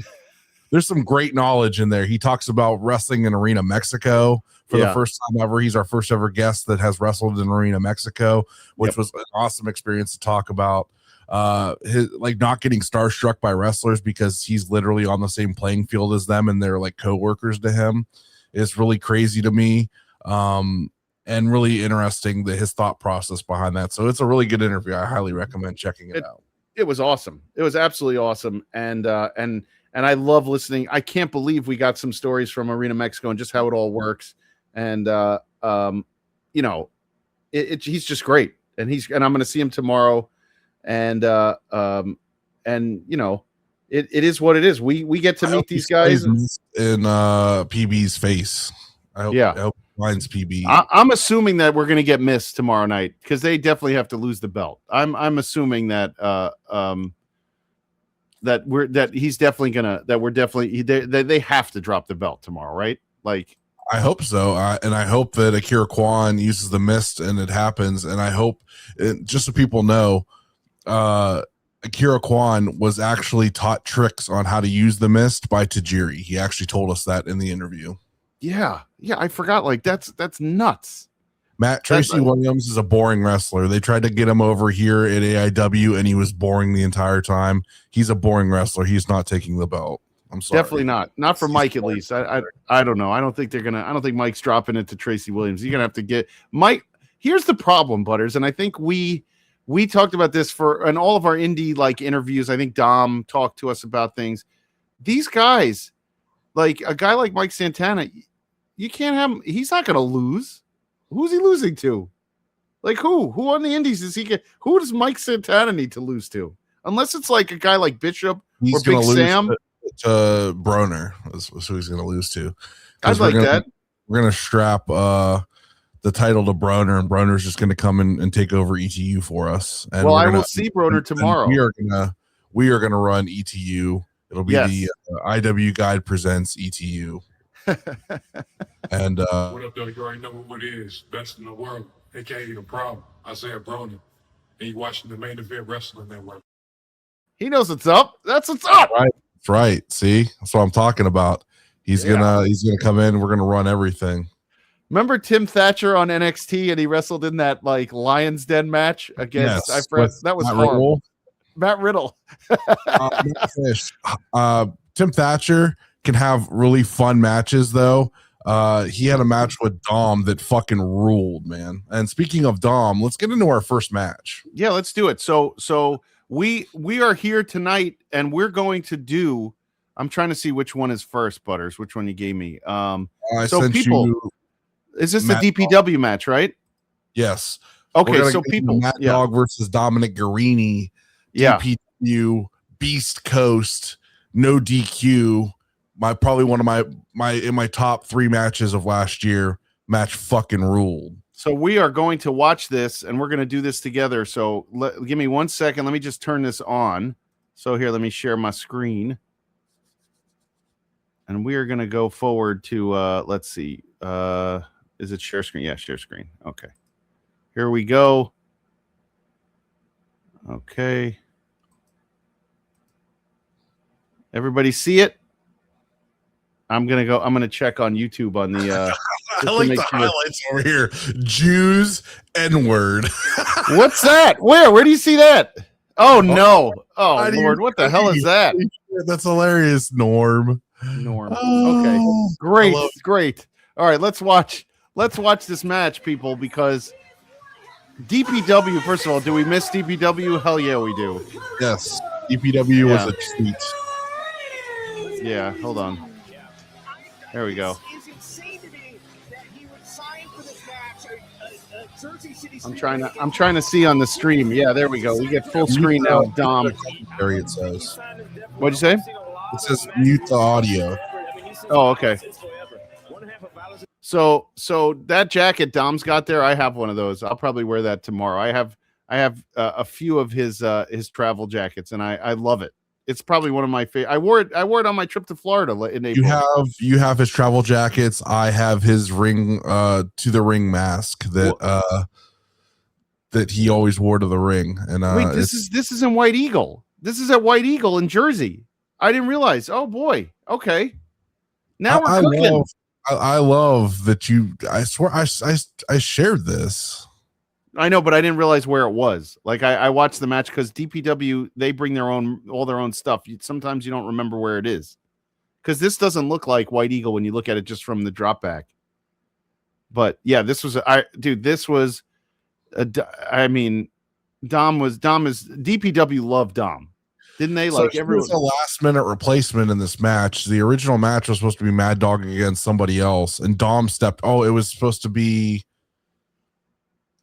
Oh, who was it? They got injured, and he stepped into the place for it. I think it was Carino's kid. Oh, was that who it was supposed to be? Really, Colby Carino? I think it was Colby Carino. I want to say, and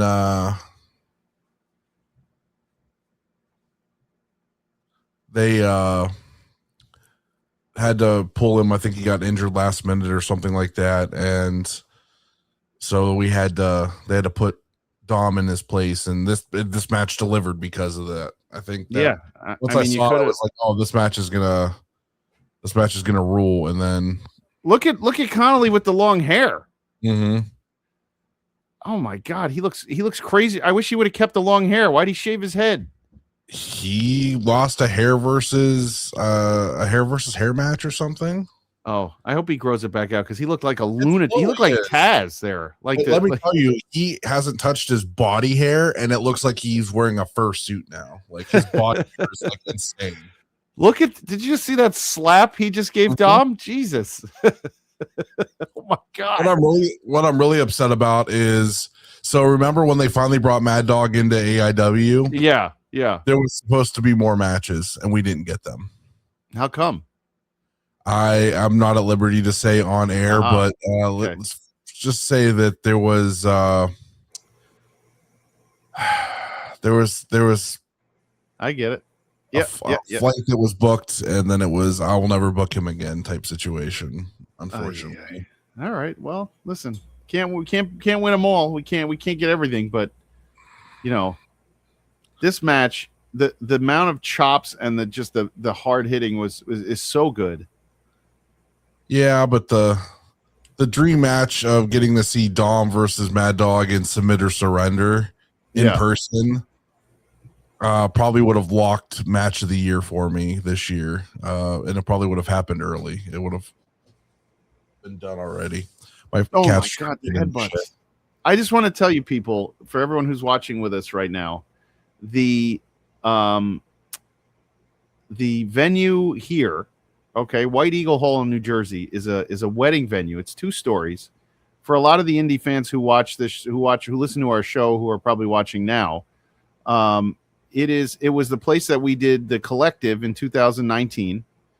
AIW did their show here, and Dom versus Bishop. That was Submit or Surrender, wasn't it? Or was that? Yep.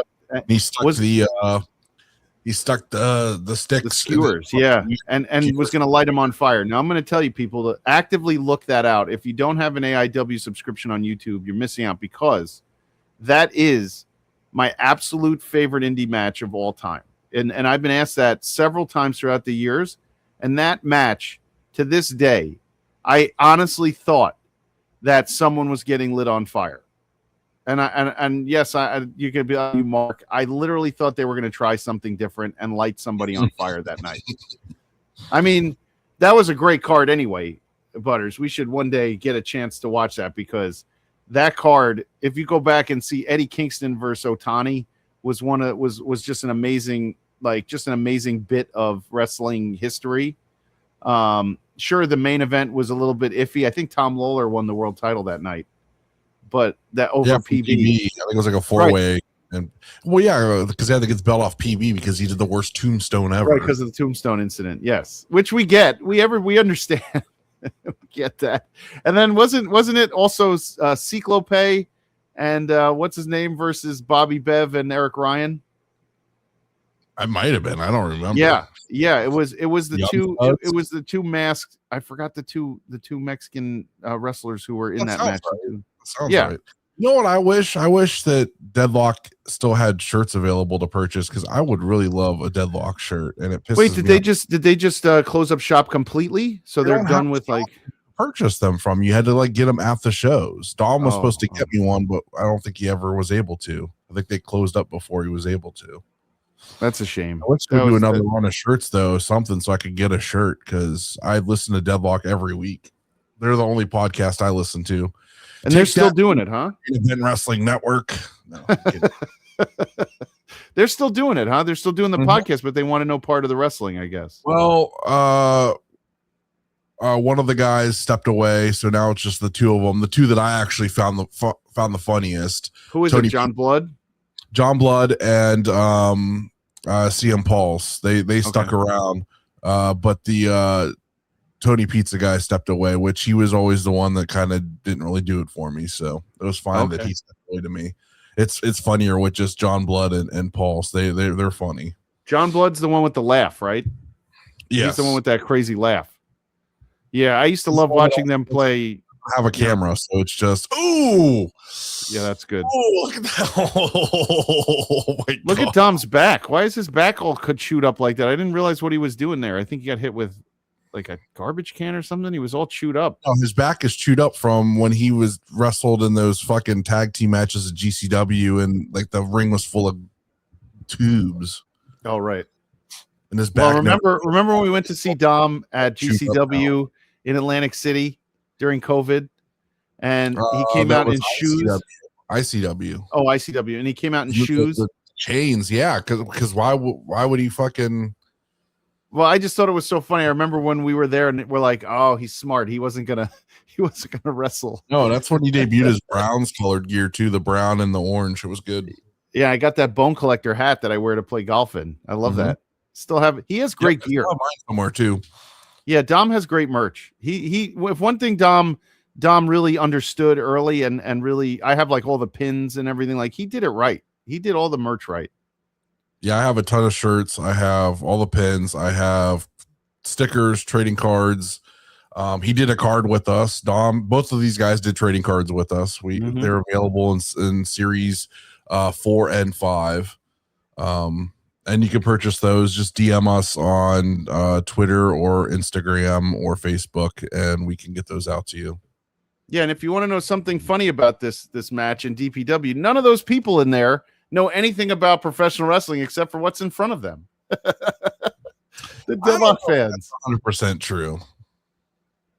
I think they listen to the podcast. The podcast is a really entertaining look at old wrestling, and in a real fun way. And them just beating each other with the chain here is what really really got me. And we're gonna see another Mad Dog match because Mad Dog actually wrestled for the IWGuide title this year. Against one of Dominic Garini's students, Zay Garcia, and it was a banger of a match too. So we get to watch that here in a little bit too. So and Fish said Scott Steiner versus Swoggle was a great sport. It was on there. It was on there. Yeah. That Fish, I remember. I think Fish was there. Fish, were you there? I thought he was there too. I just remember when Steiner came out and they were supposed to have a little guy wrestle with the chain right now. Dom just got whipped with the chain and now it's wrapped around his eyes. Look at this. This is insane. Yeah. I think I used this as a cover for our episode when we reviewed this. Actually, with him with the oh god, he just fucking pushed his fucking head off the Yeah. Oh, I don't know, GBH. I don't think so. Honestly, if that were to happen, it would be in my own promotion if I was going to run that match again. And it'd be a dog collar match because of what it would cost. I would need to recoup financially the money because I couldn't financially do it in good conscience and not receive anything in return other than the footage of the match, which is what I do right now for everything else. I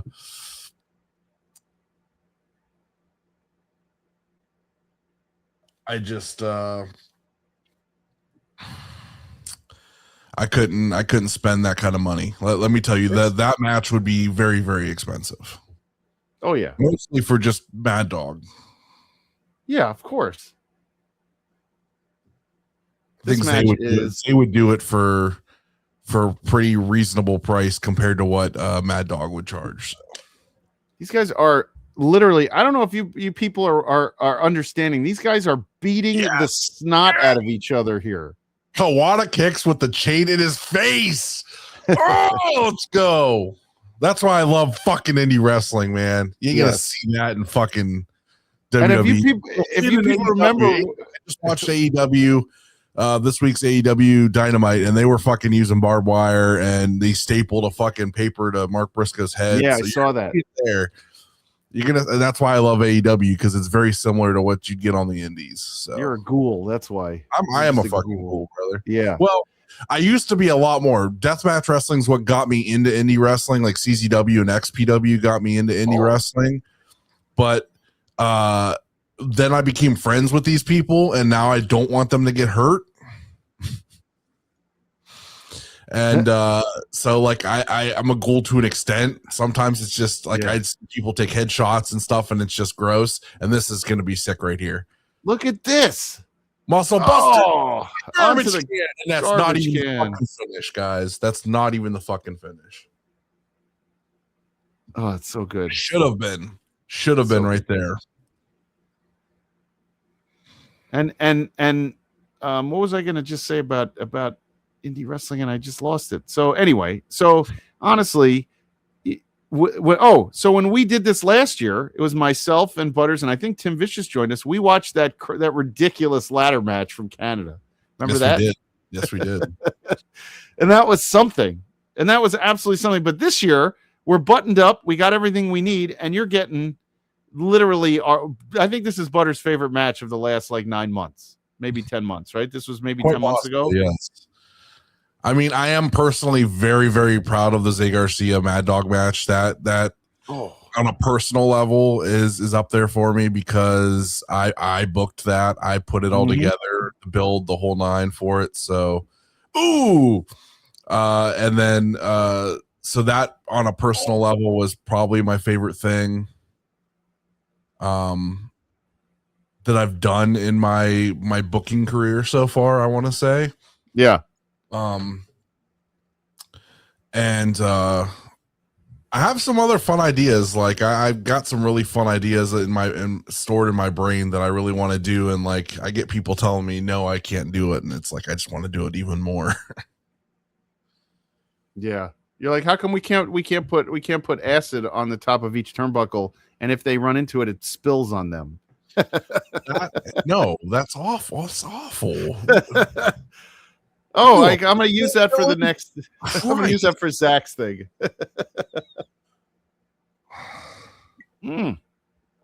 Where's Jayhawk? We need him here to give us a little more insight. Jayhawk is probably sleeping. Yeah. On the couch because his wife takes up the whole bed.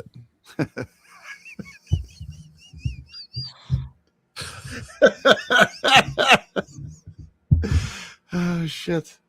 That's not right. Whoa, look at this crap. What is Right. over? What's on him? A table? Yes. Oh, You got- you got disgusting. What's on Dom? Oh, that's Dom's mouth guard. I thought he had a piece of table going through his face. Yeah, his mouth Oh, guard's out. He's fucking half chewing on it. Yeah. I thought it was like through his cheek. Out finally. Oh, you thought it was through his cheek? Jesus. Yeah. Gross. Tino, you like that? You like Butter's jokes about Jayhawk's wife? Tune in weekly to the podcast. You get them all the time. I usually reference her being a dog. Speaking of dog, there's a dog caller. I'm just saying that Butters is egged on by members of the independent wrestling community, and they text him and say, "That's really good." WWEID Marcus Mathers to message make fun of Jayhawk's wife. Right, that's right. Really not Sam Hardway Holloway, I promise.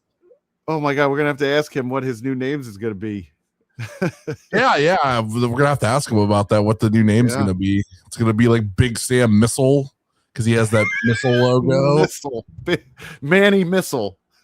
It's gonna be Sam Silo. And Wait, did he win? Did he just won this match with that? Did Dom tap? So he choked. Yeah, I think he choked him out. That's some bullshit. Mathers Marcus. Mathers Marcus. Yeah. Matty Marcus. Yeah, that'll be awful. Look at this. I didn't realize Dom submitted. Frappuccino Jones is going to be Frappuccino Jones now.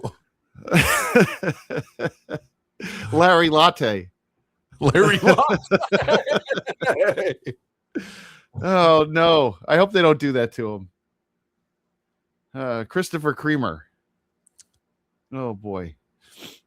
All right, Fish. so this match, I haven't seen Luis in fucking forever or harassed him or anything. He's kind of been low key MIA, man.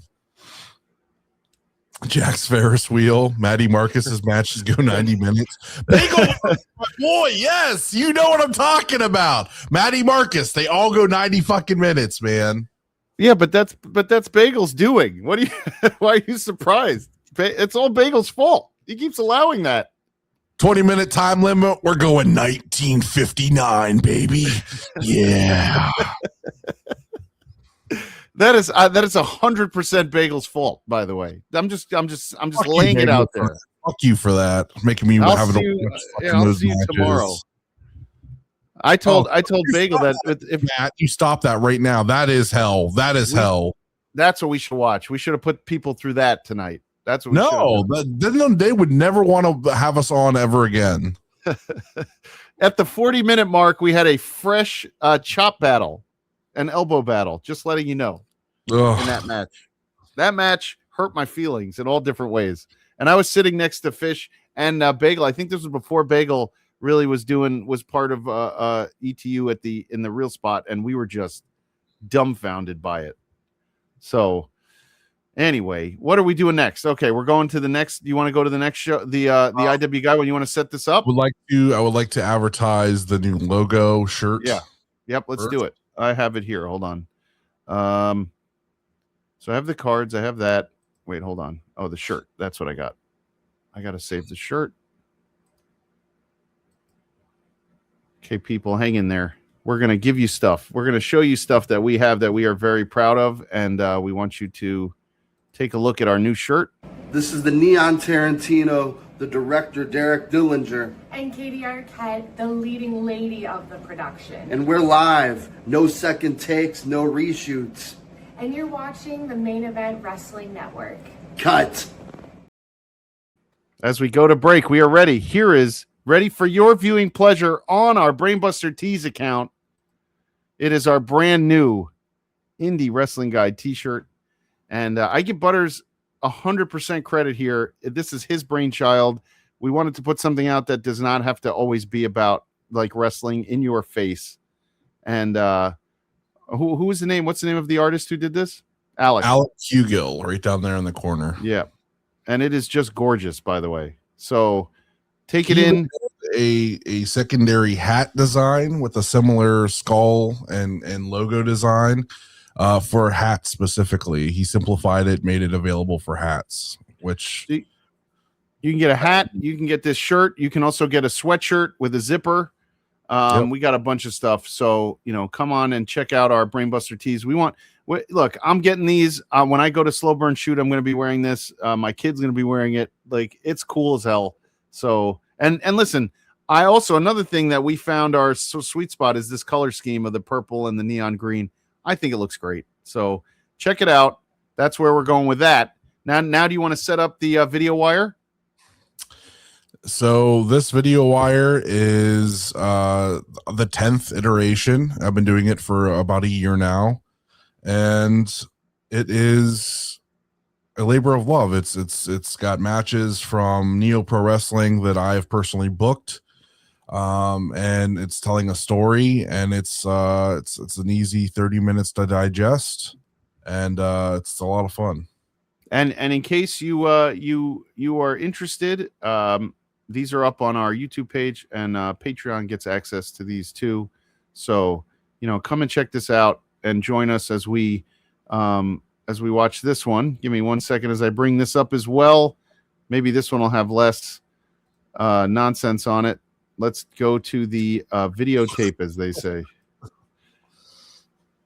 Shut up, Butters. Oh, and we are at the 4.5 hour mark. You could 12:30.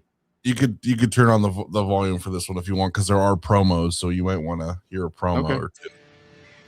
Sydney on England. Do you really think you could just attack me and that would be the end of it? I heard you go on like a rabid dog foaming at the mouth, saying how I was pathetic. Sid, do you want to know what's pathetic?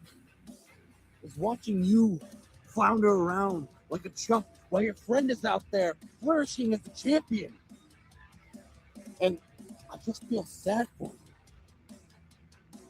You know how I'm going to help you out? Like the rabid dog you are, Sid, I'm going to put you down. You'll get to witness firsthand why there is nothing tougher than steel. It's a good promo. I like that. Yeah, Jeff's a great guy. He messaged me today. He's in a tag match tomorrow, and unfortunately, he is battling a chest cold right now. So he's still coming to the show to wrestle. So who's the ref for this match? That's referee Matt. He will be getting a trading card soon. Nice. And of course, Sid Von England, big man Sid, who was just on the podcast last week. I didn't get to make my joke about the polo shirt that wraps under his balls. And I mean, if you look at his gear, you can see his weird sack is showing. So. Oh, I love Sid. I love him so much. He's such a cool dude, and his conversation was great. So check out our interview with Sid. That was 2 weeks ago on the Indie Wrestling Guide. We interviewed Sid Von England.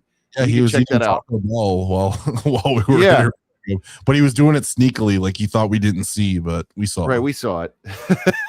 We fucking saw it. But hey, it's 12:32, everybody. We are 4.5 hours into the main event, 24-hour main event marathon. We are on the road to 400 subscribers. So tell your friends, subscribe, do everything. Pass it on. Join us on Instagram. Join us on X. Join us on YouTube. Join us on TikTok. We are all over. Also, the Indie Wrestling Guide, we are all over. Wherever you find us. Search IWGuide on YouTube. We are on the road to 100 in the IWGuide YouTube. I think we're only 11 away. So go sub to IWGuide on YouTube. Get us to 100, man. That's a goal for the year. This was our ETU week. So we have a Kuro Kwan from ETU's The Expected, and from MLW, and from AAA, and from CMLL. So I'm just going to keep telling you guys, go on, subscribe, check us out, and the Main Event Network. We are just firing on all cylinders tonight, and into tomorrow. So we have 24 hours of content. It just never stops.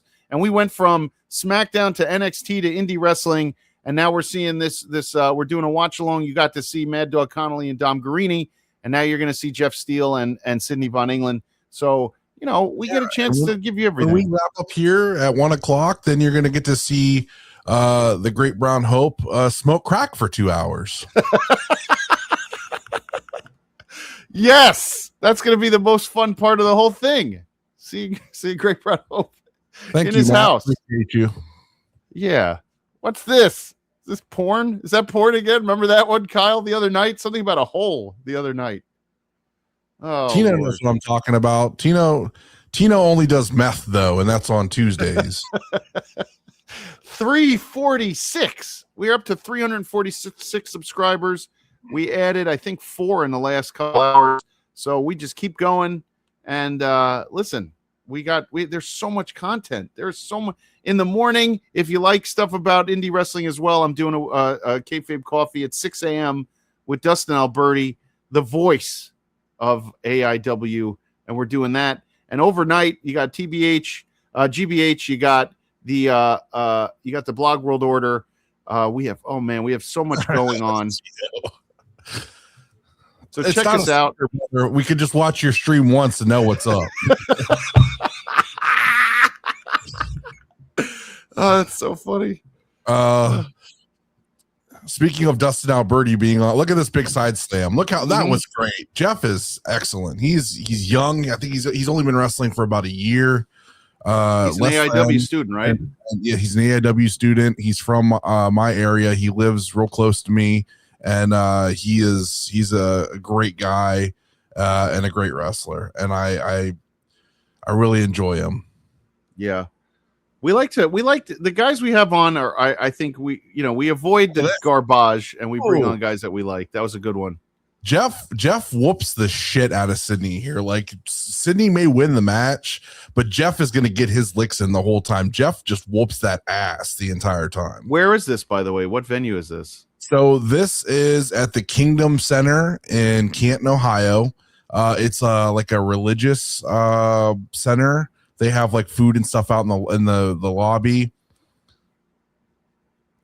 Really? Really? Did you see that? Really? That's why I stopped to read it. I was like, oh boy. But that's a little bit harsh. It's a great venue. This was our the big retirement show for Wilbur Whitlock, Uncle Wilbur. So it was packed. The crowd was pretty hot all night. Shelby went through, I think, 2 tables in his match, and the crowd just didn't get it. Didn't pop for him. Dom sat there and schooled me all night, which is one of my favorite things in the world, is to sit and watch wrestling with Dom, because he teaches me things every time we get to talk. So Dom Guarini will listen to the show, and then he'll ping me and say, "This is why you're an idiot," and I like that. It makes me happy. I love sitting under the learning tree of nice Saito suplex. Picking his brain on things. He's taught me a lot, like especially how to handle myself. So I really enjoy learning from him. So listen, indie wrestling's a different world, and there's yes. He was with Jericho on January 7th or 6th, whatever that is. Jericho's wife was there, not Jericho. Okay, you were with you. Under the learning tree of Dominic Guarini, the Bone Collector, not the Jericho learning tree where you just learn the lyrics to his songs. Boner Collector. I mean, Dom could watch this. I'm just letting you know. And you already complain about the times that he's beat the shit out of you or pushed you over. You're just asking for it to happen again, man. Mm-hmm. Well, kick to the back of the leg that's going to hurt you for 3 days, and so you can't walk right. By the way, your pal Isaiah Broner is going to be there tomorrow, so maybe you want to send him a little note, tell him not to hurt me or something.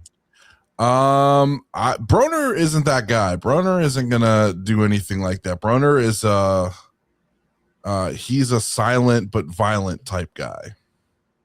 Yeah, he scares me. Yeah, see, Matt Fish knows what I'm talking about. He's seen you get your shit rocked by Dom. He's seen me get pushed and all sorts of stuff. And then the time that Josh Bishop grabbed my brother's shoulder and almost ripped it out of the socket at an ETU show as well. So we get beat up at the ETU shows. It just happens. Can't help it. Damn. Jeff Steele is beating the shit out of Sydney here. By the way, I do want to hype up ETU tonight because it's tonight. We're already in Saturday, and it is Tracy Williams versus Mike Santana. It's the Nomi defending her Coastal Crown versus Killer Kelly. Janai Kai is wrestling Lily La Pescadita, and hold on, I'll get you the card while we're chatting because it is ETU night, and we really need to show some of that off. So we've been live for 4 hours and 44 minutes right now. Yeah, it's stuff for us to discuss and go over the card. Yeah, Lily La Pescadita, Ava Lawless, and Janai Kai are all wrestling each other tomorrow night. We're getting the Atlantic Tag Team Champions. We're getting the Expected, Akuro Kwan and Gabe Sky versus Jay Bougie and PB Smooth. We're getting Nomi and Killer Kelly. Oh, we're getting Myron Reed against Ken Broadway. So the card is sick. It's sick. Josh, I know you'll love this because you don't know enough about indie wrestling, but you learn a ton every day. Killer Kelly and Myron Reed are together. I know they're married. Yeah. Yes. So, yes. Yeah. But that's cool. So, and that's people who have maybe haven't seen Myron Reed live in a very long time. So you get a chance to see him live. Oh, you get Matt Mako and Harlan Abbott. That's going to be a good match. I tried to book Myron Reed before his AEW signing, and he was the most expensive person I've ever heard give us a quote. And I absolutely refused to book him for that cost. I can't blame you. Yeah. Especially considering he is like 2 hours away, and it was the dumbest amount of money, and I'm just like, absolutely not. Wait, he's not doing the vest anymore? He's done with the vest, Fish? I didn't know that. Okay, so, and then they also have a 4-corner survival show me series. Victor Iniestra, Flying Ryan O'Neal, Mateo Marcelos, and Julies. Julies? Is that it? Or Julesy? But Flying Ryan O'Neal was on Ring of Honor the other night. So he's another guy you'll be able to jump on and see him. Wait till they do the show me series, and it includes Zay Garcia, the IWGuide champion. That's a conversation you'll have to have with the boss man. I sent Struggles the video of this. Turn on the the sound. Sorry. Yep. Dog. For the past couple months, there's been these videos that have been playing after my matches at Neo Pro Wrestling. It turns out it's Mad Dog Conley. And ever since that got shown, I've been having people come up to me and say, "Oh, Mad Dog's gonna kill you." They've been saying how I need to prepare for this match. They've been saying how, oh, he might be taking it a little too far. But actually, I'm glad that it's you, Mad Dog. I was trying to figure out who it could be, but I'm glad that it's you. Because it seems like a lot of people forgot how Zay Garcia actually is. See, I have no problem having a little fun in the ring. I mean, I'm that damn good, so might as well. But Zay Garcia, see, he is a different breed. He is a monster. And Mad Dog Conley, you're going to see that firsthand. So at Neo Pro Wrestling in the Kingdom Center, the Mad Dog gets put down. I pull up, roll the window down it. I just bought a pistol, it got 30 rounds in it. Yeah. Pull up at your mama. Oh, I got to watch the music, right? Or we're allowed to do that music?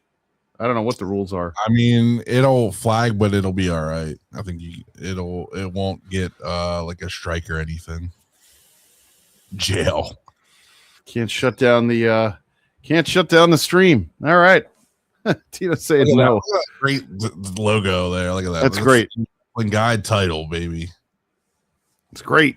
Look at Mad Dog in his short hair. You just saw him with the long hair. Now here he is at the short hair.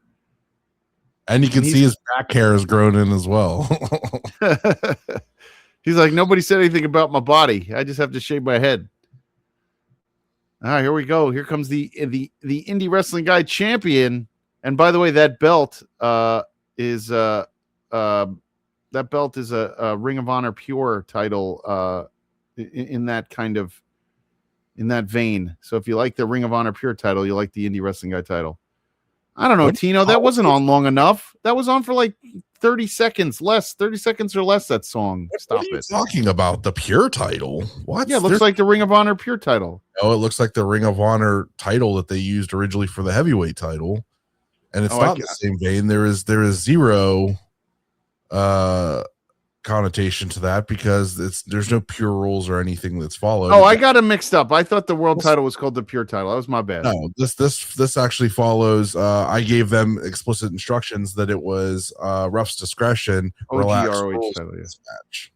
Yeah. Yes, Matt, that is correct. That's what it's designed after. I meant the title. Yeah.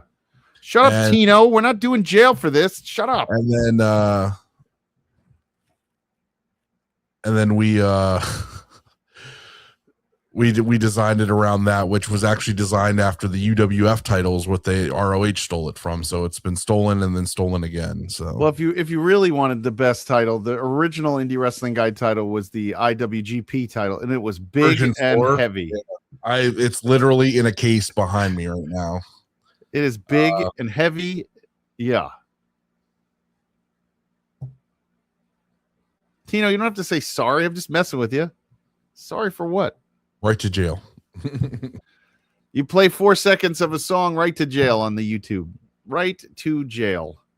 I promise you it's not the case. This is on YouTube. Oh, yeah, this is on YouTube. On my YouTube. Yeah. And it literally, the only thing means I can't run ads or whatever.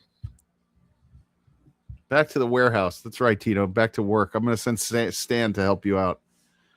Play these nuts on YouTube. What are you, 5? Yeah, it gets a little weird after midnight.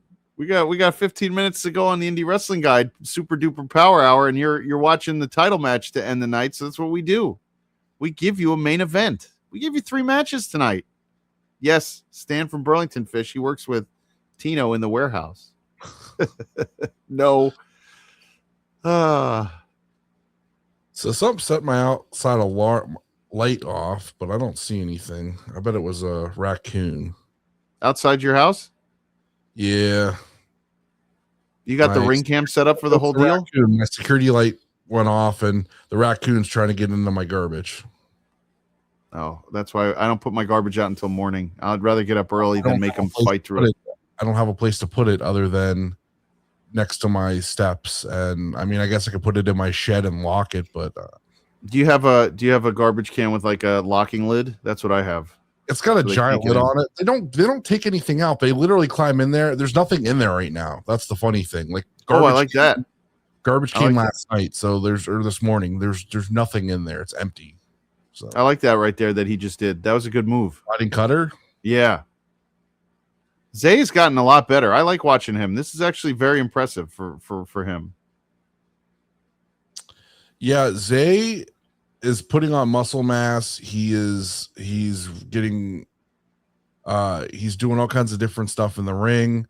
He's he's just been really impressive, man. He's really grown into the IWGuide title. It's not a fancy garbage. It's a garbage can with a lid that snaps shut so that the raccoons can't get in.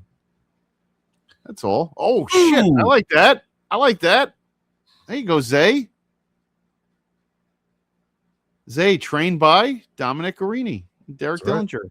Derek Dillinger, yep. That's right. People ask me why Dominic Arini hasn't challenged for the IWGuide title yet. And I had this very You said he's too expensive. It's not that he's too expensive. He is very reasonably expensive. But nobody's going to book him in a singles role. He is a tag team wrestler in Violence is Forever. And so most places he's getting booked would be, that was a good move. Very good. I like that. Yeah. Oh, is this that spot? Is this that gut wrench? It's coming up here. Watch this. That is a You didn't see this spot. This spot was really good. It was in the music video. This spot actually freaked me out more than anything. Even though he does look like he was wearing my dad's underpants. Watch this. Oh! And that went on the fans too. Oh, they broke the barricade? Yep. And the fans were totally all about it. That woman was like, she loved it. She thought it was the greatest thing ever. I feel like they didn't pop at all. Why are they sitting on their hands? This match is good. That's what this crowd is, dude. A lot of these people here were here to see Wilbur, and they just were kind of like, nah, through the whole. They watched Wilbur did stuff too. Get thrown, like Shelby got thrown off the top rope to the outside through a table, and they didn't even pop for it, dude. They're just sitting on their hands. This is a good match. It's been a great match. The crowd was it's true. Super. You know who doesn't suck? The ETU crowd, Kyle.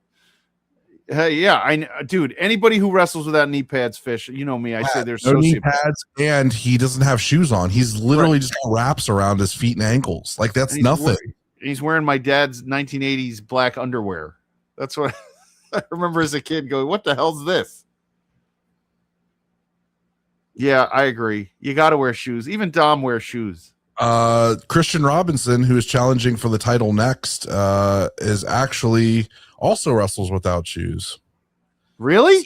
Yeah, he's the next wrestler. And so I didn't even realize that Zay has wrestled two people back to back that don't wear shoes. Listen, if Zay doesn't learn after this match to go after their feet, then Zay's a fool. I told Zay it had to be part of the. Is this it? Oh yeah, here it is. Here it is. Watch this, guys. The thud on this. Oh, not even on the pad. He missed the pad completely. Dude, he's like, "Oh, there's a pad outside. We'll fucking do a suplex out there." Come on, this is the whole fucking pad. Oh Lord, it made me laugh so fucking hard when it happened. I was laughing so fucking hard. Because we literally were joking about like, oh, this close. Oh man, didn't he say to you, "I'll do it outside"? And if are there pads? And you're like, yeah, he just misses it completely. Pads, I'll do a suplex to you on the outside, and he fucking missed. Oh, that's good stuff.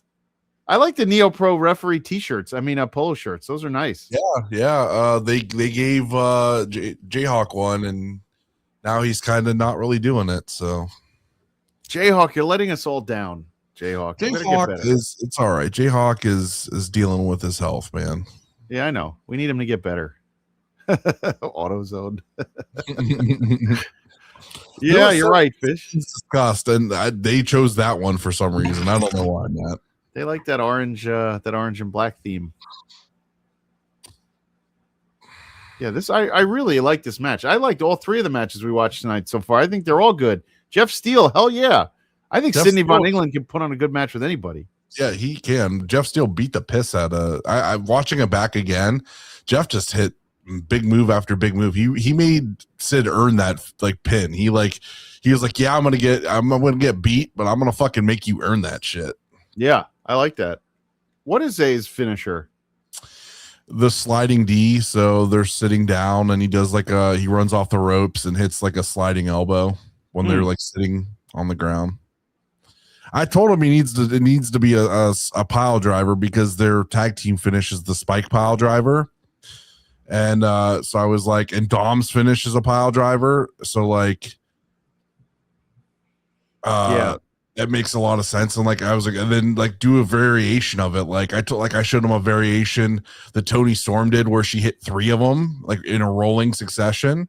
Oh, and that was awesome. I was like, use that. You try to use a pile driver, but apparently it's frowned upon to tell wrestlers what moves to use as their finish. Well, because I just think it looks like a sliding shoulder check, and then I'm just like that's what beat him. Like you did nothing to work over that body part or his face to get that to be the win. That's right. The crowd doesn't seem to be watching anyway. Yeah, stupid Neo Pro crowd. I understand. It's just not my thing. Like, yeah, I wish the pile driver was his thing. Yeah. So Mad Dog busted out the chain here, and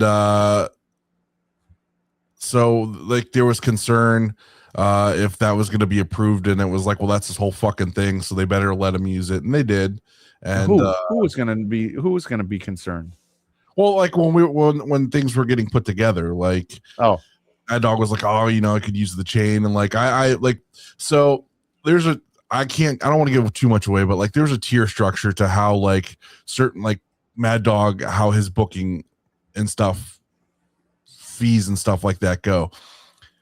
For him to like do certain things, like use weapons or certain stuff like that, it would cost more money because it's more of a risk to his body. But what we basically did with this was I let them kind of just work it out between each other, and Zay was just like, oh, let's do this, and like got him to like do more stuff so I didn't have to pay more. Like So just to remind everybody, I'm just gonna go over what's sorry. No, I like it actually. I think it's awesome. I think more people need to hear it. So I just want to let everybody know the schedule coming up next. TGBH with TGBH. And I think Kyle Knyx is his guest on the show. And it's you got 2 hours with GBH, and you're gonna get after that, you're gonna get the BWO, and I believe that's the Glow watch along until 5 a.m. And then you're going to get the Beards doing an hour on I forgot what they're watching now. Jesus. Well, it's on our site, and then you're gonna get Kayfabe Coffee, and we're all gonna come back and do it again, and it's gonna be great. So I think there's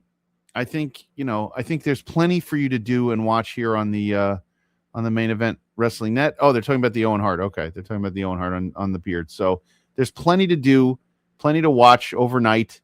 I'll be jumping in and out with Mr. OTM in Gorilla, just making sure everything rolls. Oh, here we go. Gut wrench. That was bad. That was dope. I like that very much. Top rope. I think wrestling in overalls has to be difficult as well. He has to put tape on them so they don't pop off when he's wrestling. That makes sense. Yeah. Because usually like one of the hooks will come undone if he doesn't. Oh, chain's off. Gonna go for the pile driver. Oh my God. He wants to pile drive him on the outside. Oh my God. And the fans go mild. Yeah, dude. I mean, they were all right, but they weren't like on their feet going crazy. And it's unfortunate. Like they're not an AIW. This is a great match. If you put this match in the middle of a card, this match would work perfectly. There's nothing wrong with this. If you put this on at AIW, they'd be fucking going crazy for it. Yeah, yeah. This match was AIW level in my opinion, and yeah, this crowd's it's not the crowd for it. It's one of the things like dealing with learning how to book for crowds and stuff. It's super weird because like this crowd's super weird compared to what I'd like to book for. And that's it.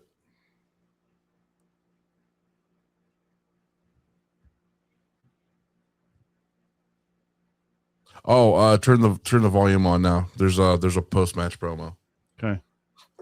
But you'll want to hear it, and you'll see several familiar faces. Zay Garcia and the IWGuide Championship. I was just going to say Zay Garcia has survived this one, but who knows who could be next for that very championship. Zay Garcia here on the anniversary show of Neo Pro Wrestling made a statement here tonight that come one, come all, come after Zay Garcia and the IWGuide Championship if you dare. Don't forget to subscribe today to the IWGuide wherever you get your podcast from, as well as check them out on YouTube. That's right. That's right. I like that. See what CJ Owen says. Hey, what's good, Zay? What's good? How you doing? How you doing, Zay? Oh, there you are. Mm-hmm. Great. Yeah, that's my guy. I'm trying to check in myself. Want to see how. Say Jeremy. Oh, great match, buddy. I'm so proud of you. Thank you. You're doing real good, Rook. I'm real proud of you. Rook is crazy. I mean, all things considered. Yeah, man, that's crazy. Yeah. It's pretty cool, man. Yeah, no, that's all right. It's pretty good. Yeah. I'm just thinking, like, it's been a while since you and I have done any business. Like, I'm really proud to see the rise you're making, but I'm kind of stepping on some toes myself, and maybe you and I should do something about it. You want to talk about business? Oh. Stepping on toes. Oh. I think we've got some unfinished business to settle. And I think my new friend here would agree with Is that Alonzo Cruz? Mm-hmm. How about you find somebody to tag with you and you take it to the boss? Not you. It's all you, bro. Not you. Oh, he said not you. What in the world? Well, Yeah, that was so great. A tag match between Alonzo Cruz and Jeff Steele teaming to take on Sid and a mystery partner, which I'm pretty sure is going to just be Vic Vice. I'm pretty sure he's just going to get the other member of Pax. It just makes sense in my brain. It just makes sense. But Zay Garcia will be busy defending against Christian Robinson. Yeah, Fish. Thank you, Fish. And I'll see you tomorrow. I'll see you tonight, Fish. So yeah, that's awesome. I'm glad you liked it. This is what we do here.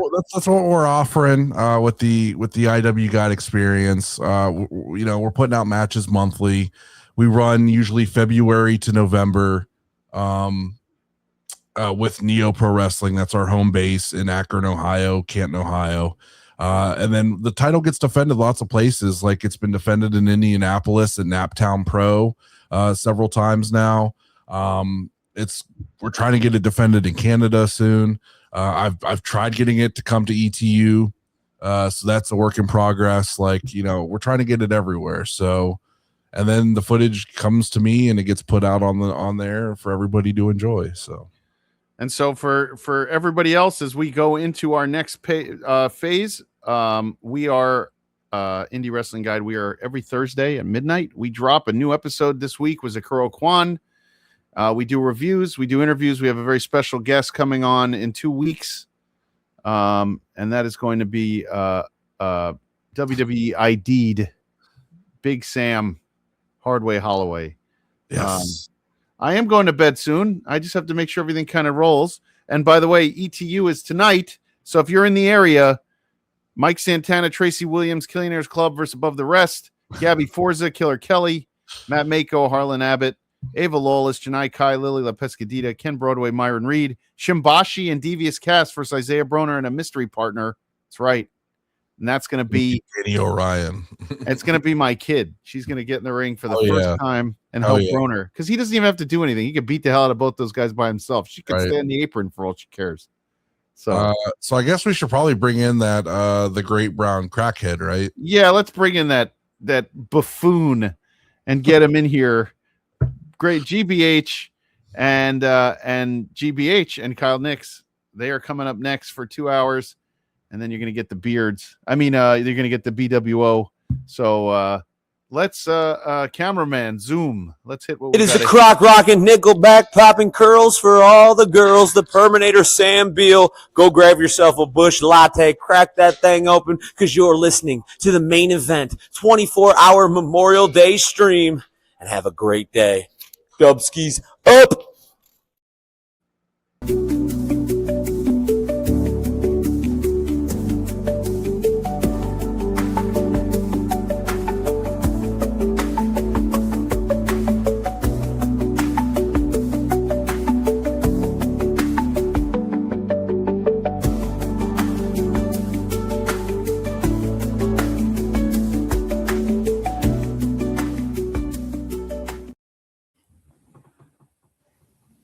What's up, everyone?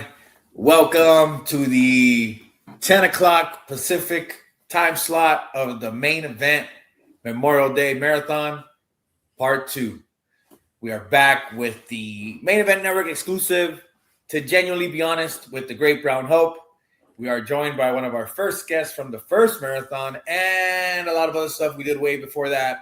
We've got Kyle Knyx, who has been very courteous with bringing us along for the journey. And today he's got a little something special for us, a little something extra. So right before we get into an update from our guy, tell people in the world what your name is and tell us about you. What up? I'm Kyle Knyx. My in my wrestling world, at least. My name's Kyle Roscoe in real life. I like professional wrestling. I like trading cards. I like all different kinds of sports. If you can't tell by like my backdrop is really popping today. I'm from the Seattle area. We've got a pretty cool indie wrestling scene out here in the Pacific Northwest, and I feel really lucky to be a part of it. So just kind of, doing the wrestling thing, getting beat up with my friends on the weekend and having a good time. So super grateful to be here. I mean, shoot, we've been talking since before my first day of training. We talked before my first match. We're talking now after I've won a title. It's kind of crazy, but super grateful to be on the Main Event Wrestling Network and to be chatting with you again. So thanks for having me. Yeah, it's crazy to think that this year you're going to be in the PWI 500, and then by next year we'll have enough interviews with you to make like a DVD. So right before you sign a contract, we're already going to be selling that DVD. Like, hey, before you guys, get the official merch, get the bootleg DVD from the Main Event Wrestling Network. This is where it started. My face will just be here, and we'll just have all the different stuff. With an autographed insert that's not certified. Yeah, exactly. You'll be like, I never signed those.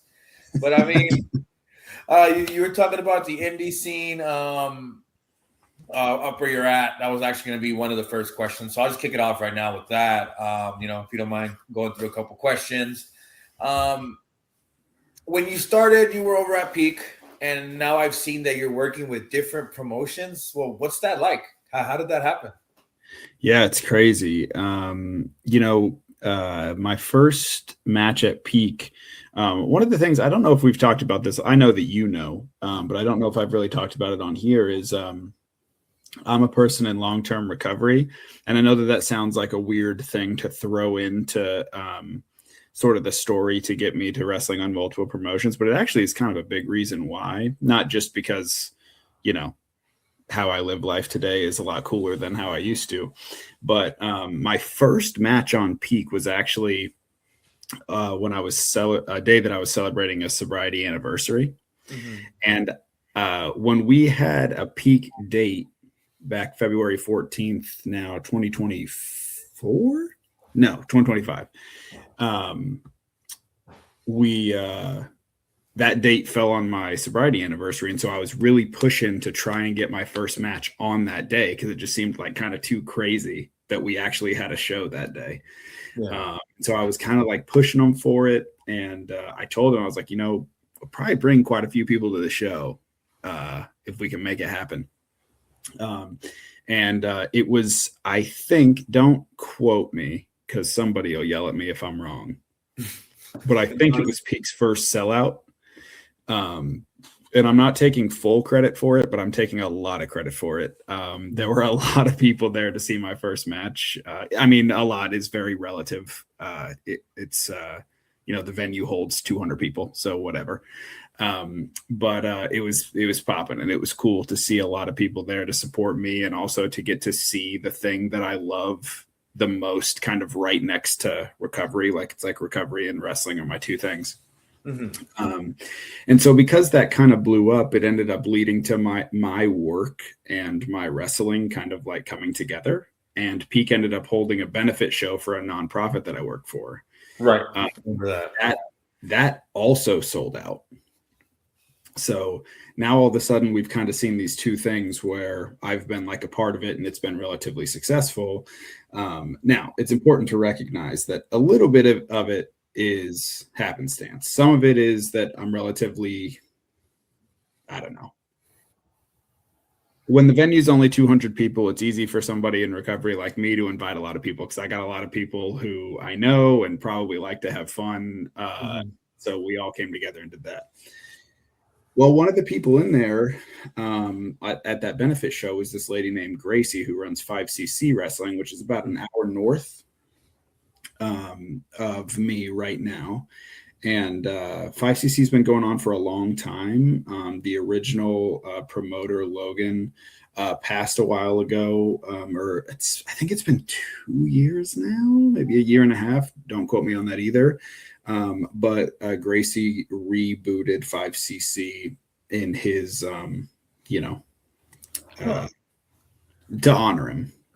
Okay. So I ended up getting invited to the first official, they had a tribute show, but the first show when 5cc was kicking off as an actual promotion again. She invited me to come and be a part of it because of what she had seen and some recommendations she had gotten from some people I work with at Peak. And so that's how that started. And her and I have a really good relationship now. And so I'm up there. I've got a really fun rivalry with Joe Macho. Yeah. He's, I don't know, I'll switch into character and then I'll switch out of character for a second. He's a big goofy idiot. But he's a lot of fun to work with because we are a really good yin and yang, both in the ring and in personality. And then actually, I've just been invited. This isn't even public yet. You're the first person to know. I've actually just been invited to a third promotion. Oh shit! Yeah, it's called UFO. It's actually a there's no ring. It's like a. It is very much professional wrestling, but it's actually like a bar fight theme. Oh, okay. Yeah, so I'll make sure to get some clips up so that people kind of know what it's about. But it's cool. It's a little promotion. This guy Max runs it, and he's been in the Pacific Northwest wrestling scene for years and years and years. And he just invited me to be a part of a show that's happening in July. So really excited about that too. So yeah, now I've got 3. Luckily for my schedule, 2 of them only run quarterly. But yeah, we're kind of off and running now. I don't know, man. Can we say you're starting to take off? I mean, 3 promotions. That's crazy, man. That's a big deal. It comes to show how much your hard work has paid off. So, it started with a crazy dream, and now you're living it, literally. I know, man. I've got so much. There's so much circumstance around it. Any form of success, really, and this is very small, considering what success, quote unquote, can mean to different people in pro wrestling. But I got into this just hoping that I could just learn how to do it. Yeah, I had no goal outside of I'm gonna kick myself if I don't try it. And now it's now it's I compare it to soccer a little bit. I'm a soccer guy. Yeah. And I compare it to soccer because it's like a universal language. Now I feel like I could literally go anywhere in the world, anywhere. And if I found a professional wrestling ring, I could speak that language with those people. Right? It's this dance that we understand at a really cool level. Soccer is the same way. You can go anywhere and play that sport. Yeah. And now today you can drop me into a pro wrestling ring with literally anybody who knows how to do it. And me and that individual, even if we couldn't speak the same language, would be able to put on a show together. And I just think that that's pretty dope. And I just feel really lucky that I get to do something that cool. It's a lot of fun. Where do now that you've gotten a feel for the biz a little bit, where do you want to compete? What's your current goal? Well, it's interesting. It kind of shifts because now I'm a quarter owner of Peak. Mm-hmm. That's very out of character. Kyle Knyx does not own any piece of Peak, but Kyle Roscoe owns 25% of it. It has sort of changed the goal a little bit, I think. If I can get to a place where I can tell stories in the ring at the caliber that I'm looking for people to do so, that we bring into Peak and try and be draws. If I can get up there with those guys, then it'd be really cool to be on some of the bigger promotions. Some of some of these promotions that you see a lot of the WWE ID people on, which is kind of, I don't really even know what they're doing with that anymore. But Also, like GCW is cool. Yeah, I was gonna say. I feel like you and your baseball bat. Well, Kyle Knyx and his baseball bat would fit right in. Yeah, that's a cool place to be. I'm not, and you could barbed wire wrap it. right? Yeah, there it would actually make sense. Video, Yeah, there's I don't want to give anything away. Yeah, come on, go, let's do it. Yeah, maybe. We'll kind of see what happens. I'm not the most I don't know what the term is exactly. I know a lot of people that should do hardcore wrestling, and they do it, and they're very good at it. I'm in a feud with a couple of them right now, Lucy and Zelda, the Heartbreaker Club. The two of them. Look, I'm probably biased, but I think that they're the best tag team in the region. I think that their athleticism mixed with how they mesh as a tandem is like really, really cool. And the fact that me and AJ just beat them for the tag titles is wild to me. Like, if you would have told me a year ago that I was even going to be in the ring with those two, I would have laughed in your face. And now to be doing this, it just sort of popped into my head when you said that those are two people that I could see on TV in the next 12 months and not be surprised at all. I like they have good chemistry. I was watching what you guys had available for them, and it's really good. It's there's a lot of solid talent there. I mean, obviously you see it because if you're a quarter invested, it's because you believe in it. So, and for you to speak so highly of them goes, sets the bar as to how high you regard them, and that's a pretty big deal. I mean, even though they didn't let you in the club, but that's history now because you are a tag champion, correct? Yeah, I mean, I'm still trying. We got the titles right now. I cut probably the most entertaining thing I have done in pro wrestling so far, I would argue, was a promo that I just cut with AJ Duncan the other day. I just posted it maybe yesterday and the day before. Shirt tucked in and stuff, right? I remember. That is, I don't like to. Kyle Knyx loves to do this. I don't necessarily love to blow smoke up my own ass too much, but that promo is gold. And you gotta do me a favor. Send me whatever promos you have available. I mean, yes, this is during the recording process and stuff, but that way I can hit like a pause and put the promo on. You know what I mean? To kind of like get everybody to see what you got available for those that aren't following you on Instagram and stuff. What is your Instagram tag, by the way? So it's Kyle Knyx. Now both on X and Instagram, it's just at Kyle Knyx. And yeah, I get my promos over there. A lot of times I collab with Peak, so like depending on the situation, Peak might post it and I might be listed as the collaborator. It kind of depends like what I'm talking about and why I'm talking about it. But yeah, I'm able to get a lot of clips up there. The finish of my last 5cc match is up there, which is just that's a real full circle moment for me because you know who my favorite wrestler is. And for me to land a rolling encore and get my first 3 count at 5cc is really cool.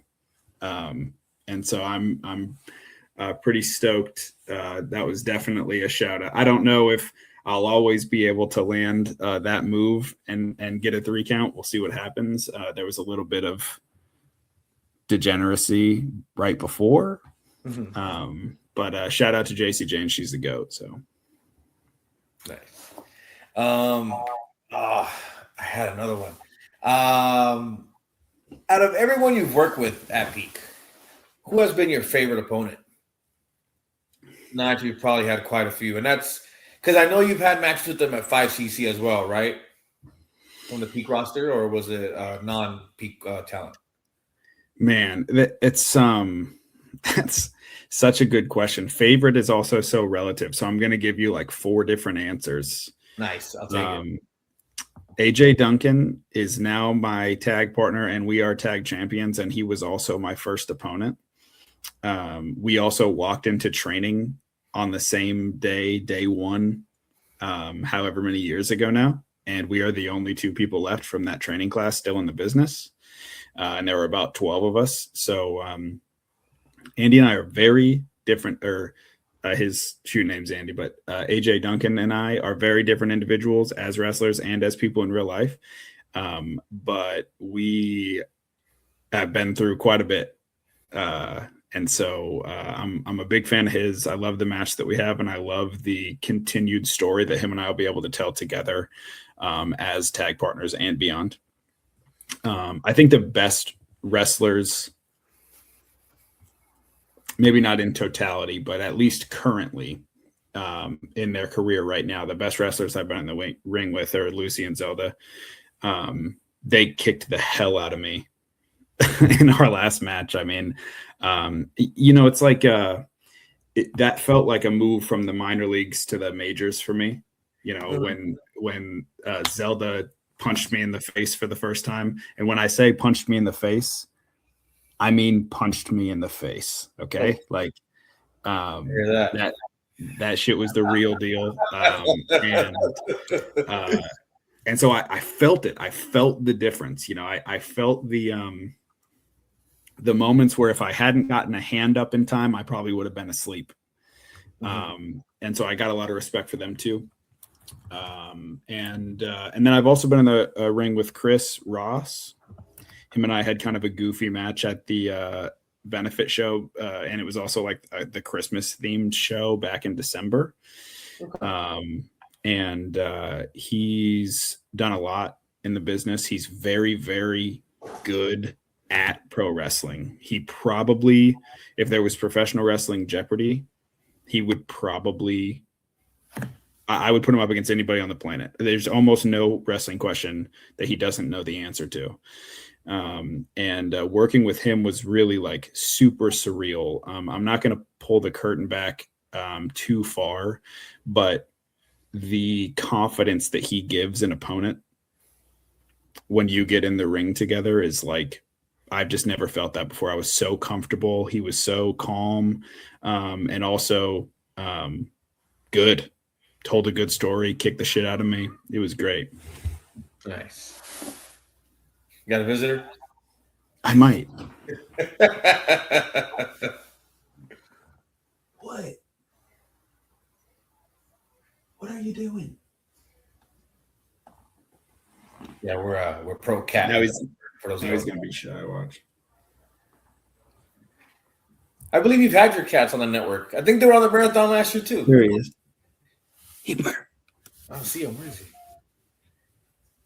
Oh, right there. I see him. Little movements. What are you doing? Come here. Here he comes. Here he comes. Solo, come here. What are you doing? Now we've got a new place, so of course the strays are coming to our door, and our cats don't like them. Yeah. Just watching the door. This is the big one. I have two. Hypnos is very large. His sister is not large. But big enough to wrestle. What's that? Next. Oh yeah, that's dope. Yeah, my cat doesn't want to come play. Fair enough. Jerk. I'm just kidding, Solo. You're not a jerk. Oh, I have one more person actually that I would like to mention. I'm just like running through all my matches in my head. I worked with Mike Santiago. He is part of the American Guns. Is a long running tag team out here in Washington and Oregon. Hypnos, I'm busy, bro. And he was in a 5-way with me at 5cc. They have a 5-way match every show. And he was brilliant. He comes in with probably 20 years experience. And I was just so impressed with how he carried himself. The way that he worked he's just really top caliber. And if I can ever get to a place where I can feel as confident as I know he was going into a match and entertaining a crowd the way that he did, I'll have surpassed any goal that I could possibly have. He's really good. Man, that's I think you listed all your opponents. There's like 10 more, but they're cool too. Is there anyone that you really want to work with that you haven't had a chance to?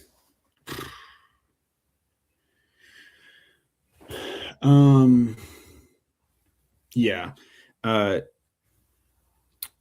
Well, I worked with Nathan Fox. I would love to have a singles match, maybe a handful, with him. I think I love his. I love everything about what he does. I love him in the ring. I love his character. He's a good guy. But him and I have some unfinished business a few times over. And I think that somewhere down the road, maybe not too far away, him and I will bump into each other, hopefully for more than just a one-off type situation. And then it's like destined to do it forever. Yeah. One of those rivalries. Exactly. And then the big one, the sort of like crazy, like outlandish person I'd like to work with is Kyle Fletcher. I think that there's a legitimate argument that he's the best male pro wrestler in the world right now. And I don't necessarily mean that as like, the biggest draw, because like the biggest draw is obvious. It's been Roman Reigns for a long time, but Kyle, there is not a moment. He's like a comedian that like you can't breathe at the end of their set. That's how good at professional wrestling he is. You can't watch a Kyle Fletcher match and have 10 or 30 seconds where you are not actively entertained and engaged during his match, because he doesn't let you. Okay. He knows exactly how to get you where he wants you. And I just love everything that he does. And I would die happy if I was able to, run with him one time. But I also think I'm probably 10 years older than him. So we'll see if we're ever able to make that happen. I mean, it's not impossible. It's like Dark Star Shady always says, LA Knight's close to 50, still looking for his big break. Right. Oh, my bad. I forgot you like it. So, I mean, it's kind of true, though. That's why Kyle Knyx wants to beat up Dark Star Shady, huh? That and other Exactly. He's just gonna wake up one day and Kyle Knyx gonna be right there with the just bat. hovering over him. Oh, let me in. You're already in the house. Oh man. Here we'll show off the first trading card since you brought it up. What you got? What is that? Is that Negan? It is. It looks like Negan. Hold on, let me see. Jeffrey Dean Morgan, the GOAT.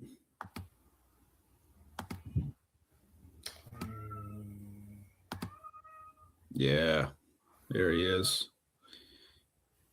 My cat is really just letting you have it. And here's what he's telling you in cat language. He's telling you that his father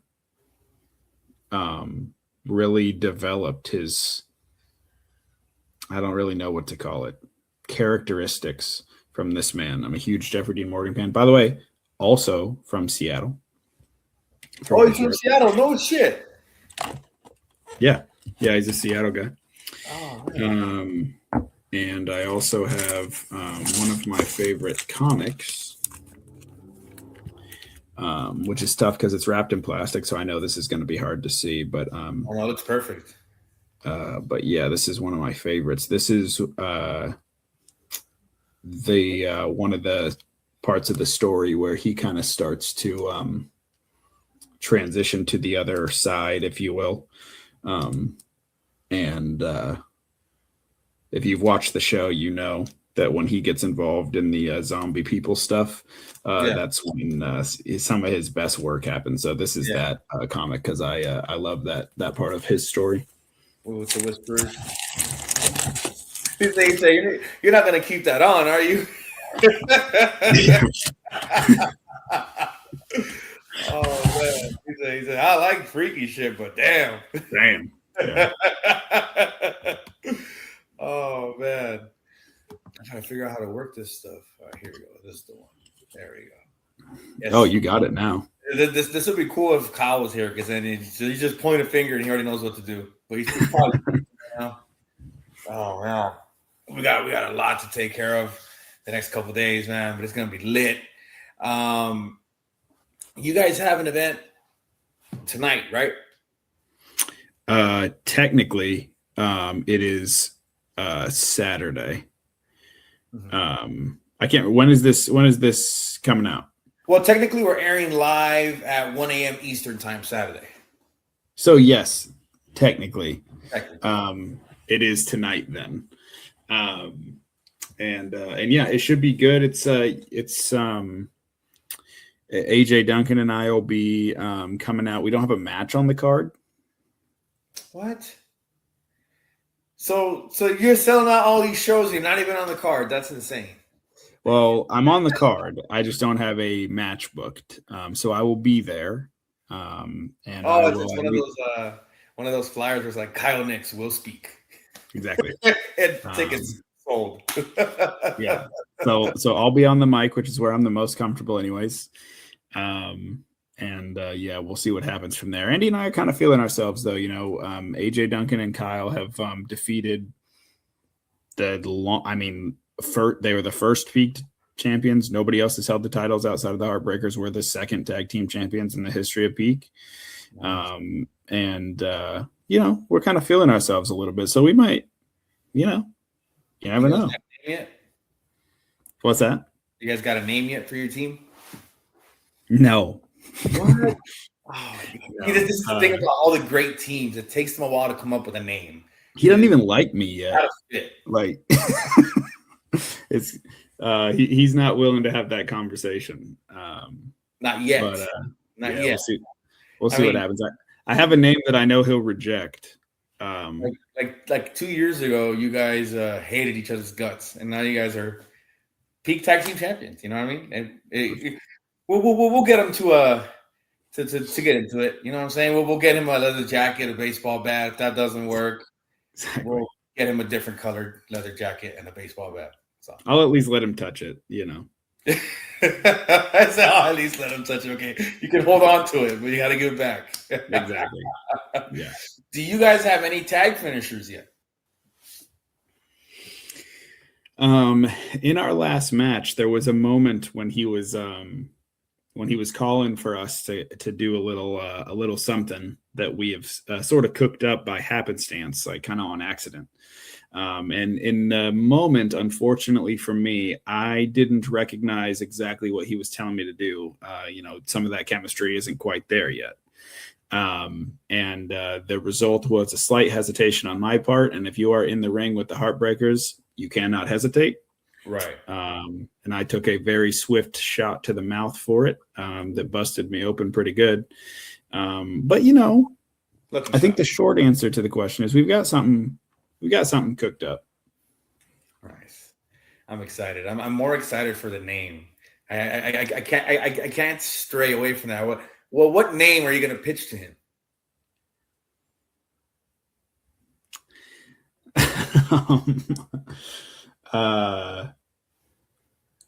Well, okay, look. I think that our combined weight is about 477 pounds. Okay. 447 pounds, I believe, is about our combined weight. And my name is Kyle, and his name is AJ. And so I was thinking that maybe we could be AK 447. Ah, that's cool. I like that. But you know, cool. we'll see what he thinks. He said Andre Kirilenko 447. That's cool, bro. Hell yeah. We'll see. And there's a Crazy Bone song, running with AK-47. We could be like running with the AK-447. Exactly. There's all kinds of plays. Yeah, that is sick. I think you'll like the what's that tag team that just got cut with Saban and Motor City Machine Guns? They brought gun references back to wrestling, so now it's okay again. So we'll see if we can get if we can get it through. I like it. It's not, you know, too obvious, and it's clever at the same time. So I think he'll love it. It fits, and it's gonna look sick on a t-shirt. Yeah, we'll see how it goes. Oh man, let's get him on the phone right now. What's his number? I don't have it. He won't give it to me. He won't give you his number. Oh, that reminds me of I don't know if you saw it on TNA, but Scott Steiner had just joined Immortal, and Bubba Ray's all like, "How am I supposed to give you a notice? I don't even have your phone number." And Scott Steiner just like belts out, "That's because I didn't give it to you." Yeah. If you haven't already played my promo in this video, you're like, this is the place to play it because number AJ. He's still walking. Yeah, that last promo him and I had is very that era of discombobulated tag teams. No, definitely make sure you send me that so everybody knows what we're talking about. I'm gonna put it up on a banner here in case I don't figure it out while we're airing live. But you said it's at Kyle Knyx on IG and the Twitter, right? Yeah, I think the one I just sent you. I don't know how it'll come through. But you know, worst come to worst, you can just plug it directly from one of the socials. But I'm sending it to your phone too, so you'll have it. Cool. No, yeah, I'll figure it out. I'm off all day. Well, I was off all day Friday, so I had the entire day to figure it out. We're here from the future. Yeah. Yo, you know what I've been wanting to do? I'm wondering if you're down for this. I know that you've got more to like talk about, but I was just thinking about this right before we hopped on. Have you seen those videos where like you have like a category and we ask each other back and forth, like, can I have this wrestler? Like, does this wrestler fit in that category? And then you see who can guess what the category is first. Have you seen this? No, I have not seen that. Dude, it's like it sounds like so like goofy, but like essentially like one of the prompts was like, you know, wrestlers over 7 feet tall, right? Mm-hmm. Or at least build over 7 feet tall. And so then as you're like asking, like, can I have The Rock or Triple H? Like I keep telling you no. And then eventually you get to the Big Show. And so you get like kind of a hint.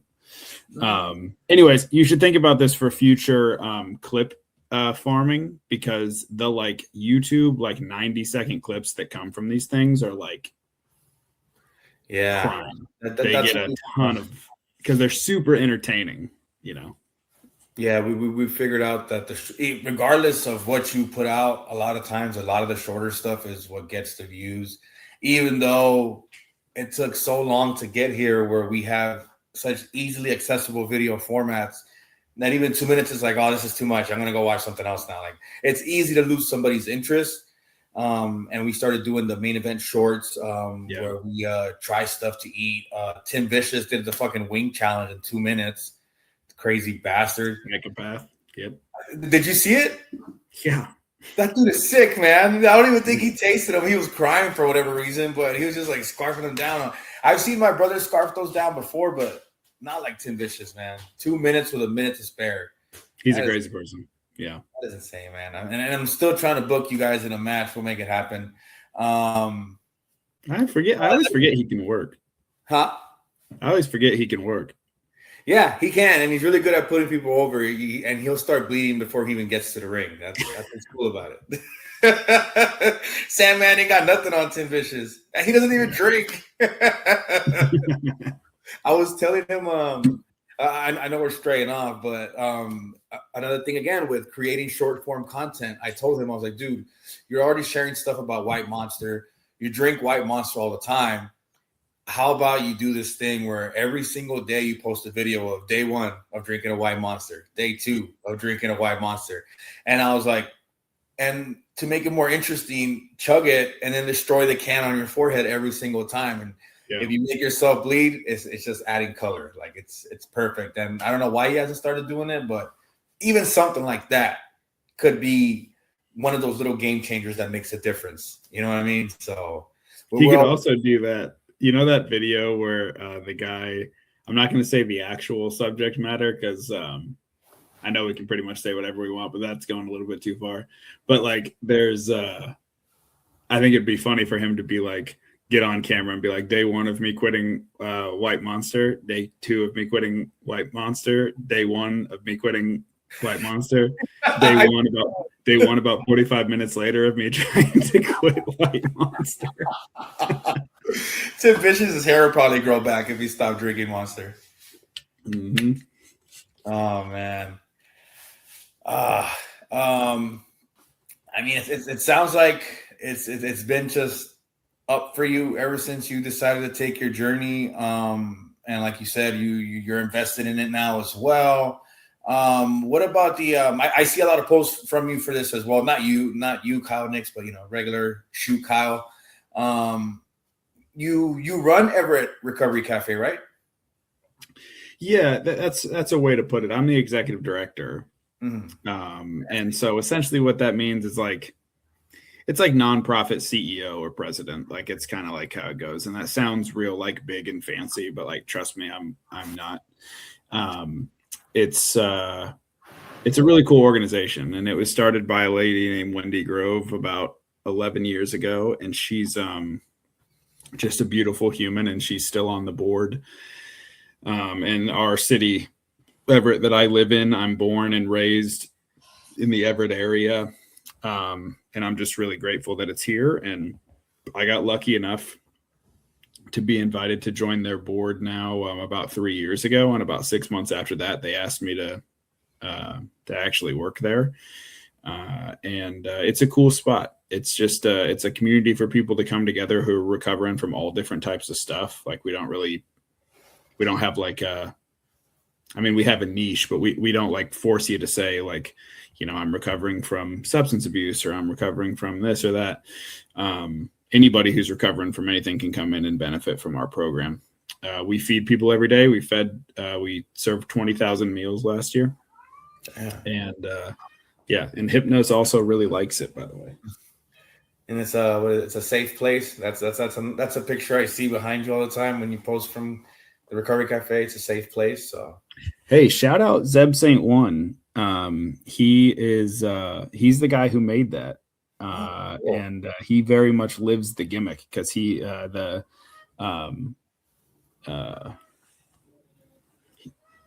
comes out. He's got like his entrance is cool. He's got like a spray paint can with him during his entrance. Nice.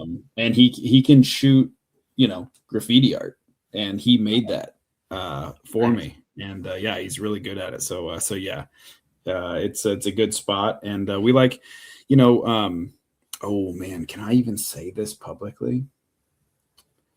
You guys are getting such inside information. So I have a running long time feud with Ref Yuki. Worst ref ever. I can't stand her. Most biased ever. I don't know what's wrong with her. I got this win at 5cc, coincidentally, first match at 5cc where she wasn't my ref. Weird. Weird. Interesting how that worked out. But anyways, some other lady named Yuki in real life she's a good baker, and she actually made all of the desserts for our fundraiser last year. Nice.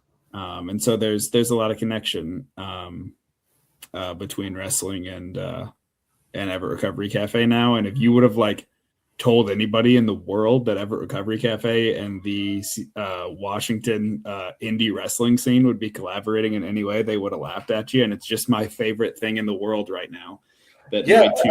my two worlds have come together like they have. No, exactly. I saw it when you started appearing more at shows. Those videos were coming up more as well. So it's like, oh, hey, wait a minute. Like, it looks like they're doing some collab work, and you guys have turned into heroes of the city. You know, it's Something like that. no, seriously, that's a big deal. You know what I mean? Like, there's a lot of places that can do that for people, and they don't. You know, and you guys came together for this, and you guys have been working together for what, 2 years now? Is it? Yeah. Recovery Cafe and Peak, 2 years now almost. Yeah, so they've been donating. Peak's been donating to the cafe since my first match, which is about 1.5 years ago now. It's really cool. I honestly don't see any bigger goal than that, to be honest. If you can do what you like to do, and it benefits more than just you, it benefits your city, the people of your city, and obviously people that need the help, that need a safe space. And thankfully, there was a guy from a member at the cafe who came to the benefit show because we gave some free tickets out to people that wanted to come, and he was somebody that I had noticed was at a different show, like a street type show that we did for a thing called Geek Fest. Yeah.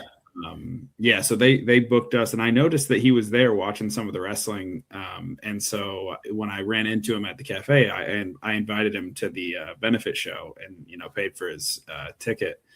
And he was there, and man, I tell you what, when I flipped that switch, man, it doesn't matter who you are or where I know you from. And I saw him, and this man was just like probably innocently glanced down at his phone at the worst time. And tore this man up in front of 200 and some odd people. Damn. I ran into him the next day, and I said, "Hey, my evil twin brother and I do not share the same beliefs." He was a good sport about it, but yeah, that was pretty funny.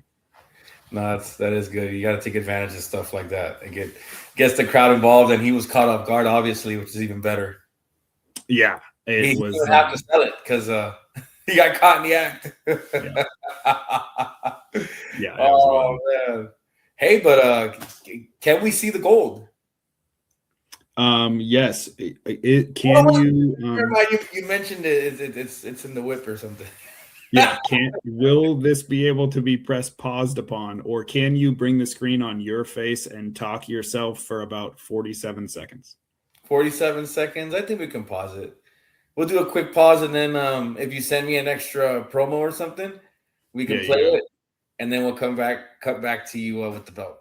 Yeah, I'll get you some clips or something. That's what I'll do. Yeah, go for it. I'm gonna hit pause right now. That'd be funny. Countdown to the gold, and we're back with the gold. Wow, that is legit. Let's see. No, wrong guy. No. There we go. This is it. Oh, that is nice. That is nice. Look at that.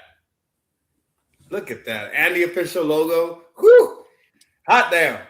Need to get some little like Kyle Knyx logos right here. Oh, that would be cool, huh?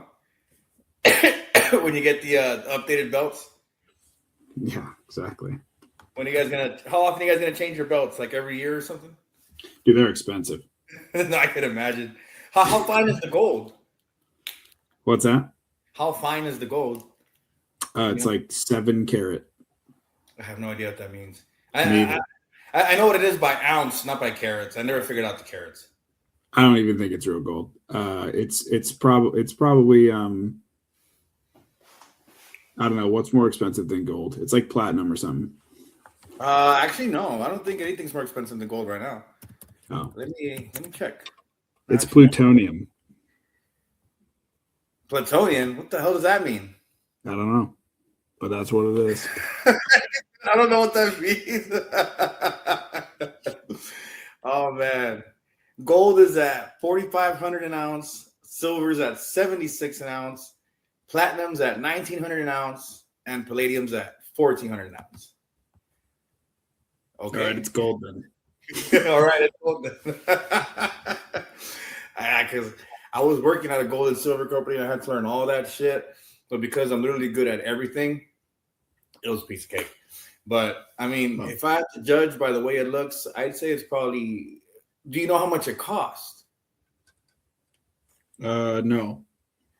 I'd say probably .9167 gold. Maybe. So 9/10 gold per ounce. It's probably like $1 million belt. It's no big deal. The $1 million belt has diamonds on it. Yeah. But also, about a year ago, gold was at I think 3,000 an ounce. So maybe $500,000. Yeah. How much do you guys have to pay for a deposit to carry those belts?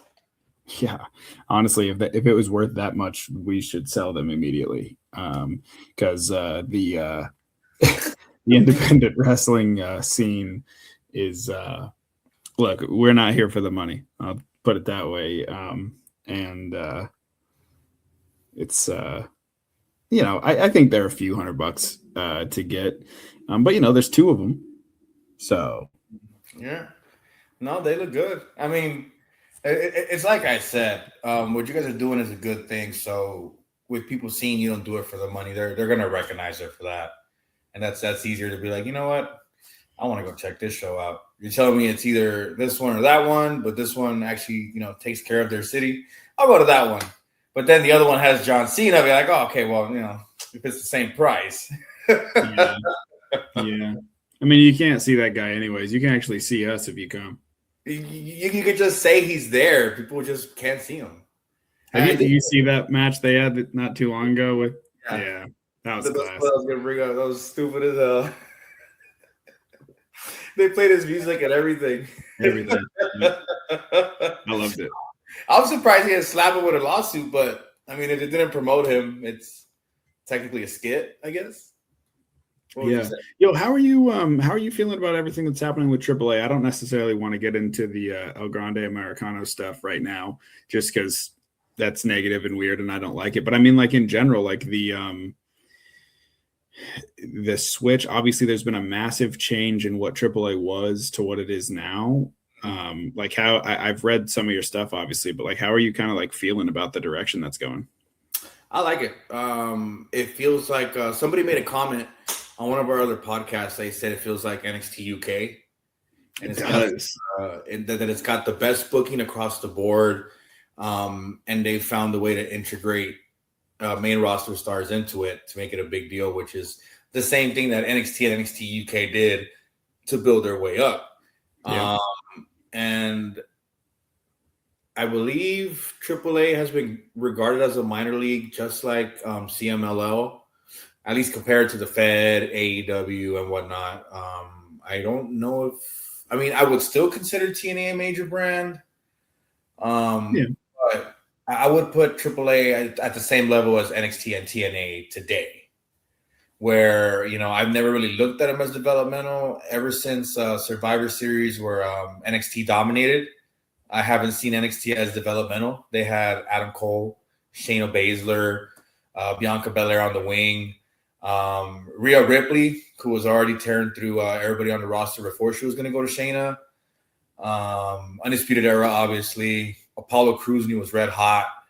That NXT roster was deep as hell, man. And when Black and Gold took over, it was a big deal. I preferred watching Black and Gold over the regular Sunday PLEs a lot of the times. I'm sure you agree. Yeah. And that's what I feel AAA is right now. They're kind of bringing back the excitement that the older Black and Gold used to have as well. You know what I mean? Where it's a little different from what you're used to. It doesn't feel like developmental because of how big the crowd is. I don't know if it's regarded as developmental, but the atmosphere, given that their biggest match is 2 stars that they usually have no idea what to do with. Right. And it comes to show what can happen when you take advantage of a given opportunity like that. When Chad Gable was Grande Americano, I thought it was the stupidest, funniest thing I've seen in a long time. it's pro wrestling. Stupid shit like people were offended by the character. I'm like, he hasn't done anything offensive. Yes, the storyline is, they're pulling at your strings, so to speak, but it's not serious. It's wrestling. I don't think Chad Gable would support these ideals, or if he does, oh well, who cares? It's pro wrestling. The whole Gulf of America thing, that was even funnier. That was wild. Yeah. And honestly, when it was Grande Americano, Chad Gable against Hijo del Vikingo at Worlds Collide, I thought Chad Gable was going to lose, and then Grande Americano was going to win Money in the Bank. And then he was going to go and take the title from Vikingo and then go on a wrecking path against every single competitor AAA has to offer. Mm-hmm. That's what I thought was going to happen. And Chad Gable seems like the perfect fit. Chad Gable, if you send him back to NXT today, he's got to go for an NXT title. Yep. He can't go for North American, not the tag titles. He's got to go for the heavyweight title. He's that big of a star in my eyes. He's one of the best wrestlers in the ring. He just hasn't had a fair shot at showing it before El Grande Americano, because Alpha Academy was great, but they made it too comedic where little things like him German suplexing a much bigger athlete were overshadowed by shenanigans. Yeah. So he gets injured. Ludwig Kaiser is suddenly walking around backstage as El Grande Americano. People are like, oh, we know who that is. We know that's Ludwig Kaiser. Okay, yeah, that's great. So what? And he went and took it, and look, and he's become the biggest star in all of Mexico. And he's, he I don't know if he wrestled in AAA before. I know a lot of the guys that were in Black and Gold and NXT UK had eventually made a stop at AAA or CMLL or TNA before they got to the main roster. But just to see how much the atmosphere has changed, where you're going for a mega championship and everything else is a card that's building towards that. Now they've injected the WWE formula for storylines, but better. Yeah. They have the freedom to do whatever they want. Yeah. And it's working out great. And now we're getting Bayley in AAA, which is also awesome. And that's something where she has vocally said she wants to be there. She wants to work with this talent. Same thing as Natty. When she went there, she elevated women that have already been wrestling for 10, 15 years. Yeah. And they all look like they've been doing it for decades together, which is it's been nothing but honestly the best wrestling TV I've seen in a long time. And it's the money. The money makes a difference, It's Jay Gold has said it, they threw him a lifeline, and they own about, I think, 51%, if I'm not mistaken. But obviously their fingerprints are going to be all over everything. So it's going to work out pretty well. I mean, I wouldn't be surprised to see Kyle Knyx show up at AAA someday, Yeah, maybe. I just been so impressed with it. The reason that I asked,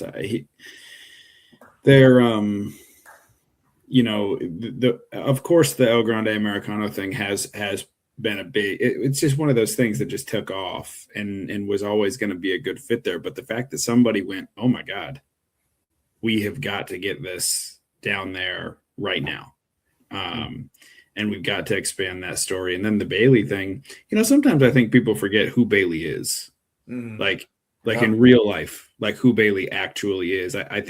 Sometimes I think that people look past how much this probably means to her. I don't know, like, obviously, but like, if you understand her background in general and her family, like this, it's just so dope that she's able to go down there and just be. There are plenty of people that are deep in the wrestling industry that I think would consider Bayley the best women's wrestler ever. I don't think that's like a wild stretch. And to have that in AAA, and you can tell how much she loves to be there, is just so dope and adds so much to it. And you can see, of course, you can see the little WWE like sprinkle of stuff, but I think that you comparing it to like, that prime Black and Gold, which like, of course, like the first era, the KO Sammy and like all that stuff, like that Black and Gold was great, but Undisputed Era and and Ricochet and Aleister Black and Finn Bet, like that.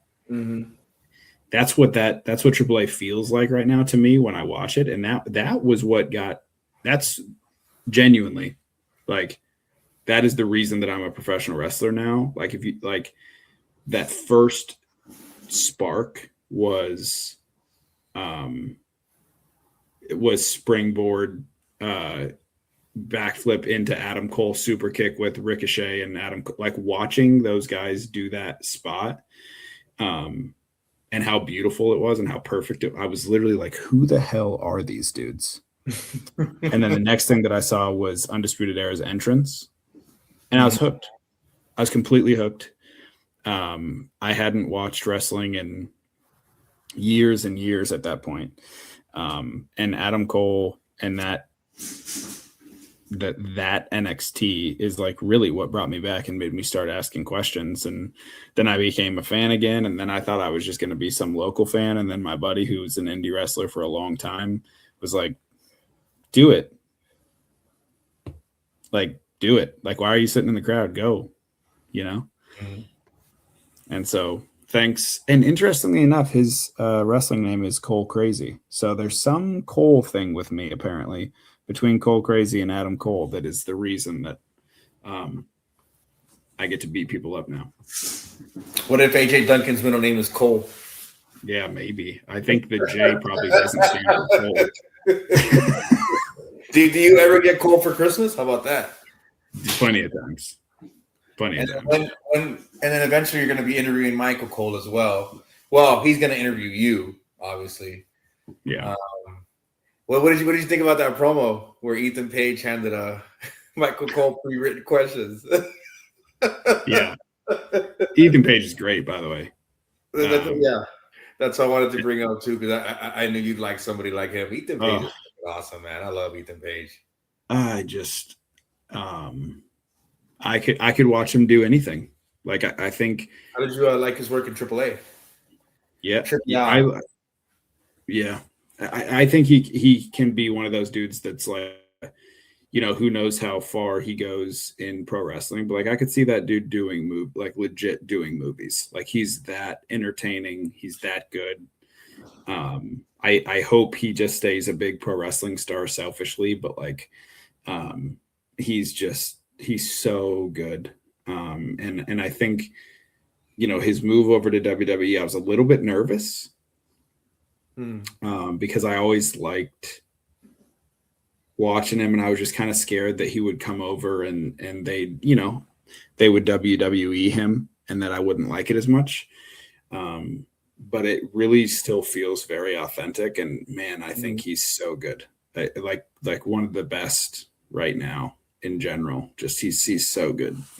I think they've let him run wild, let him do his own thing, because he was one of those other people that went to AAA and back and forth for multiple occasions, and his feud with Wagner 3 honestly has some of the best work I've seen in a long time in pro wrestling. Just a feud that started in a what was supposed to be an exhibition title match turned into a fucking blood feud, which is if I don't know, I believe Wagner or Page had gotten injured or something for a couple days or weeks or something, but they didn't get to have round 3, which was supposed to be for Wagner's mask or Ethan's hair. So you already know Wagner's going to lose the mask. Because have you seen his brother? Ethan Page's brother? Wagner 3's brother? No. Dude, these two guys are hosses, bro. I mean, and you've seen Wagner, he's big, but his brother, bigger. Dog. They're like Authors of Pain big, right next to each other. Oh, really? Yeah. And they've already started teasing them. I believe last week or the week before, they actually had them in the ring together. And I was like, oh, it's happening. It's happening. Because they were supposed to go to NXT. I think they still are, but I think they're going to lose the mask. Because they're pretty big, beefy guys. I don't think they're going to keep Wagner 3 as a solo star, honestly. They're invested heavy in La Parka 3. Obviously, Santos is out the door. So that's not going to happen either.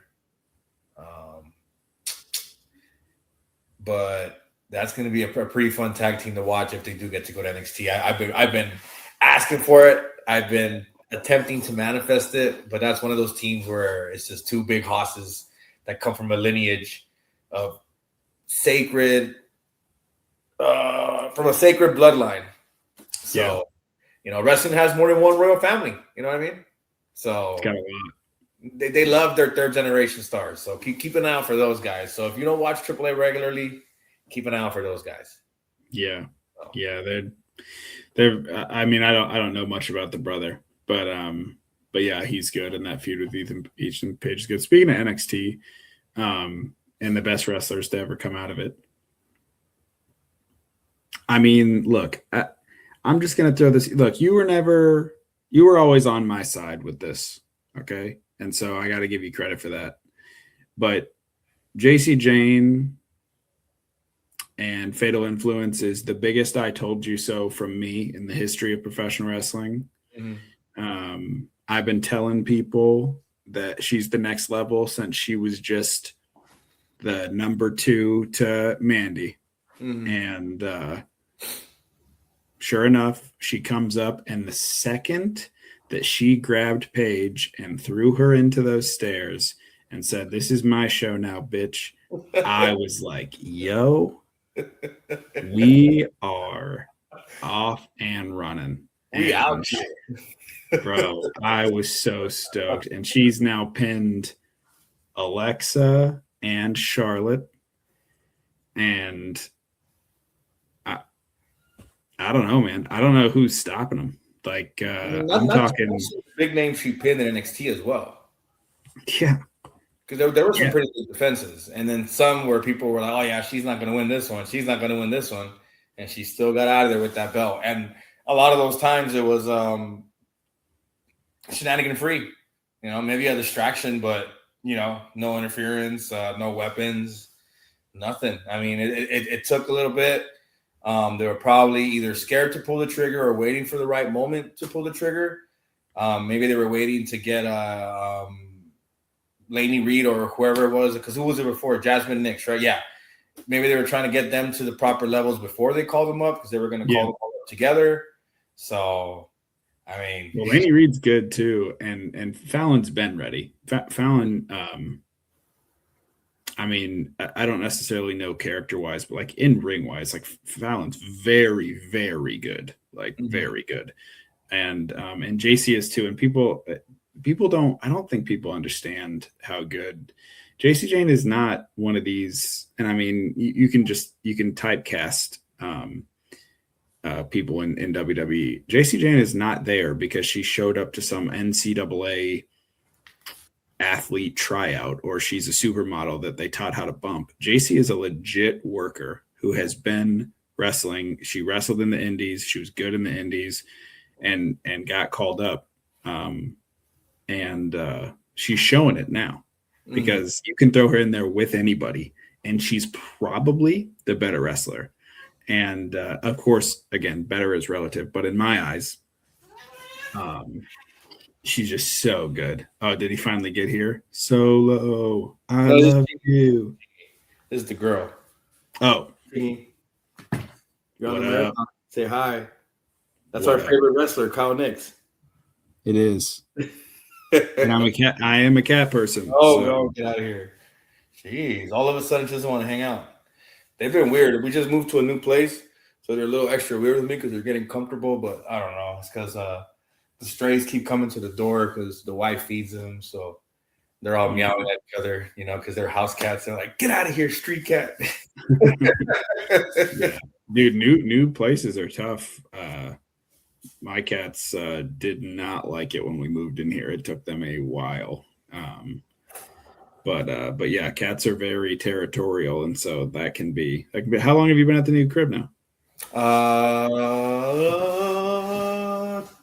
13 days, I believe. Yeah. Yeah, something like that. And they've only been here about 3 or 4, if I'm not mistaken. Yeah. They've had to go between 2 places, so it sucks. We've been watching them like not be happy, so we can tell. You know what I mean? We love our cats, but now they're starting to settle in. They're starting to throw themselves in random places and just loaf about. So Yeah, they'll turn the corner. I think it was like a week, maybe 10 days for ours, and they were chilling. It's just they're so sensory that it's got to start to smell like them so that they start feeling less, out of sorts. Yeah. I don't even know when they sleep. I'll go to sleep and they're always waking me up. So when the hell do you guys sleep?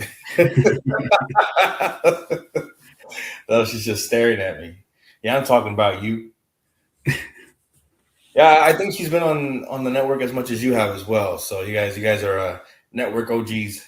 Nice. Originals. Yeah. I think we're at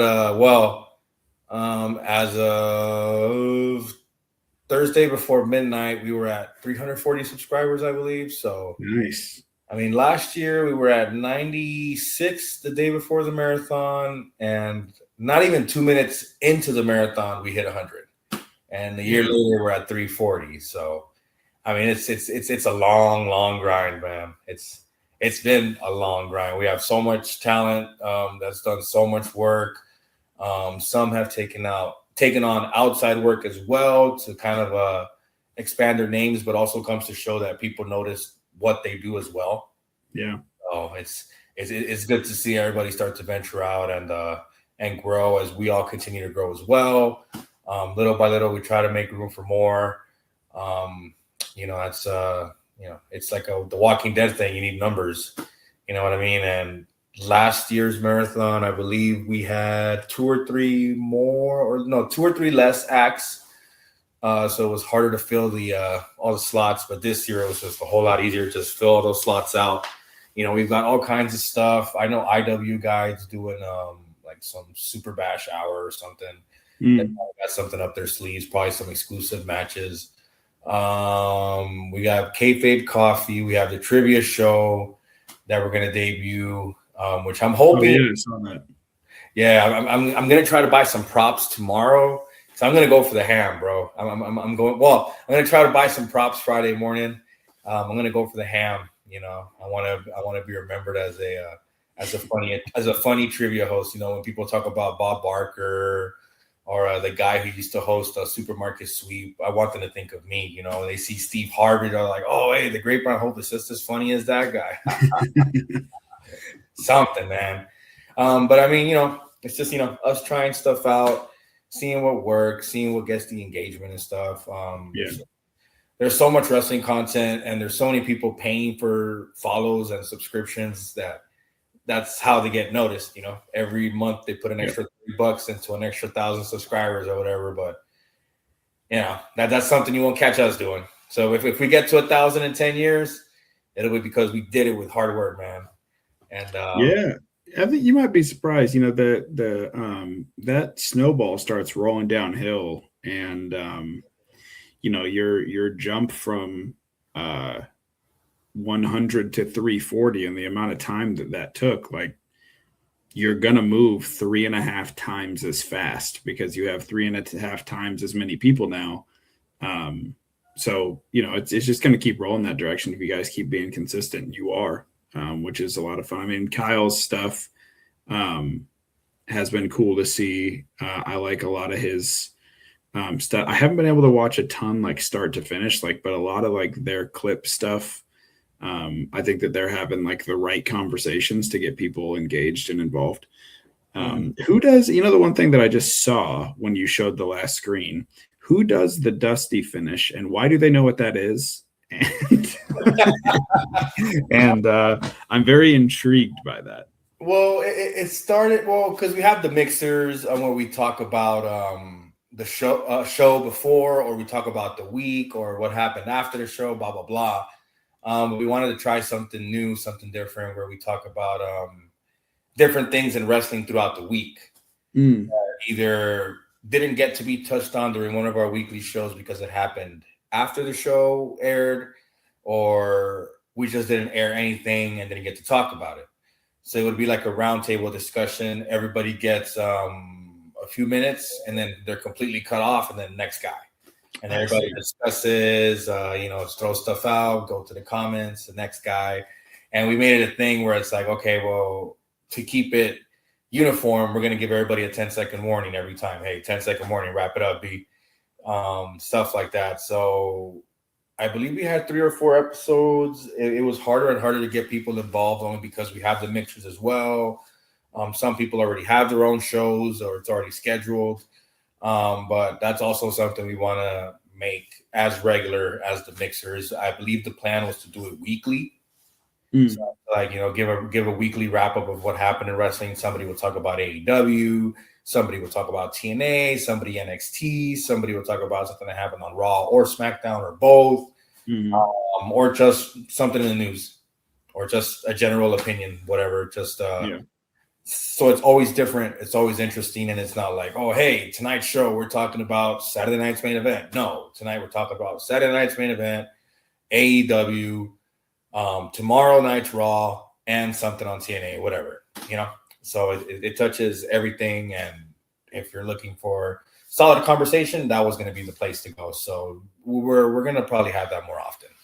And my idea was to have other people as well, like the mixer, invite our other friends in there. So once it's off, it'll be nice to see people be like, hey, can I be a guest? And it'll be easy to be like, hey, come on.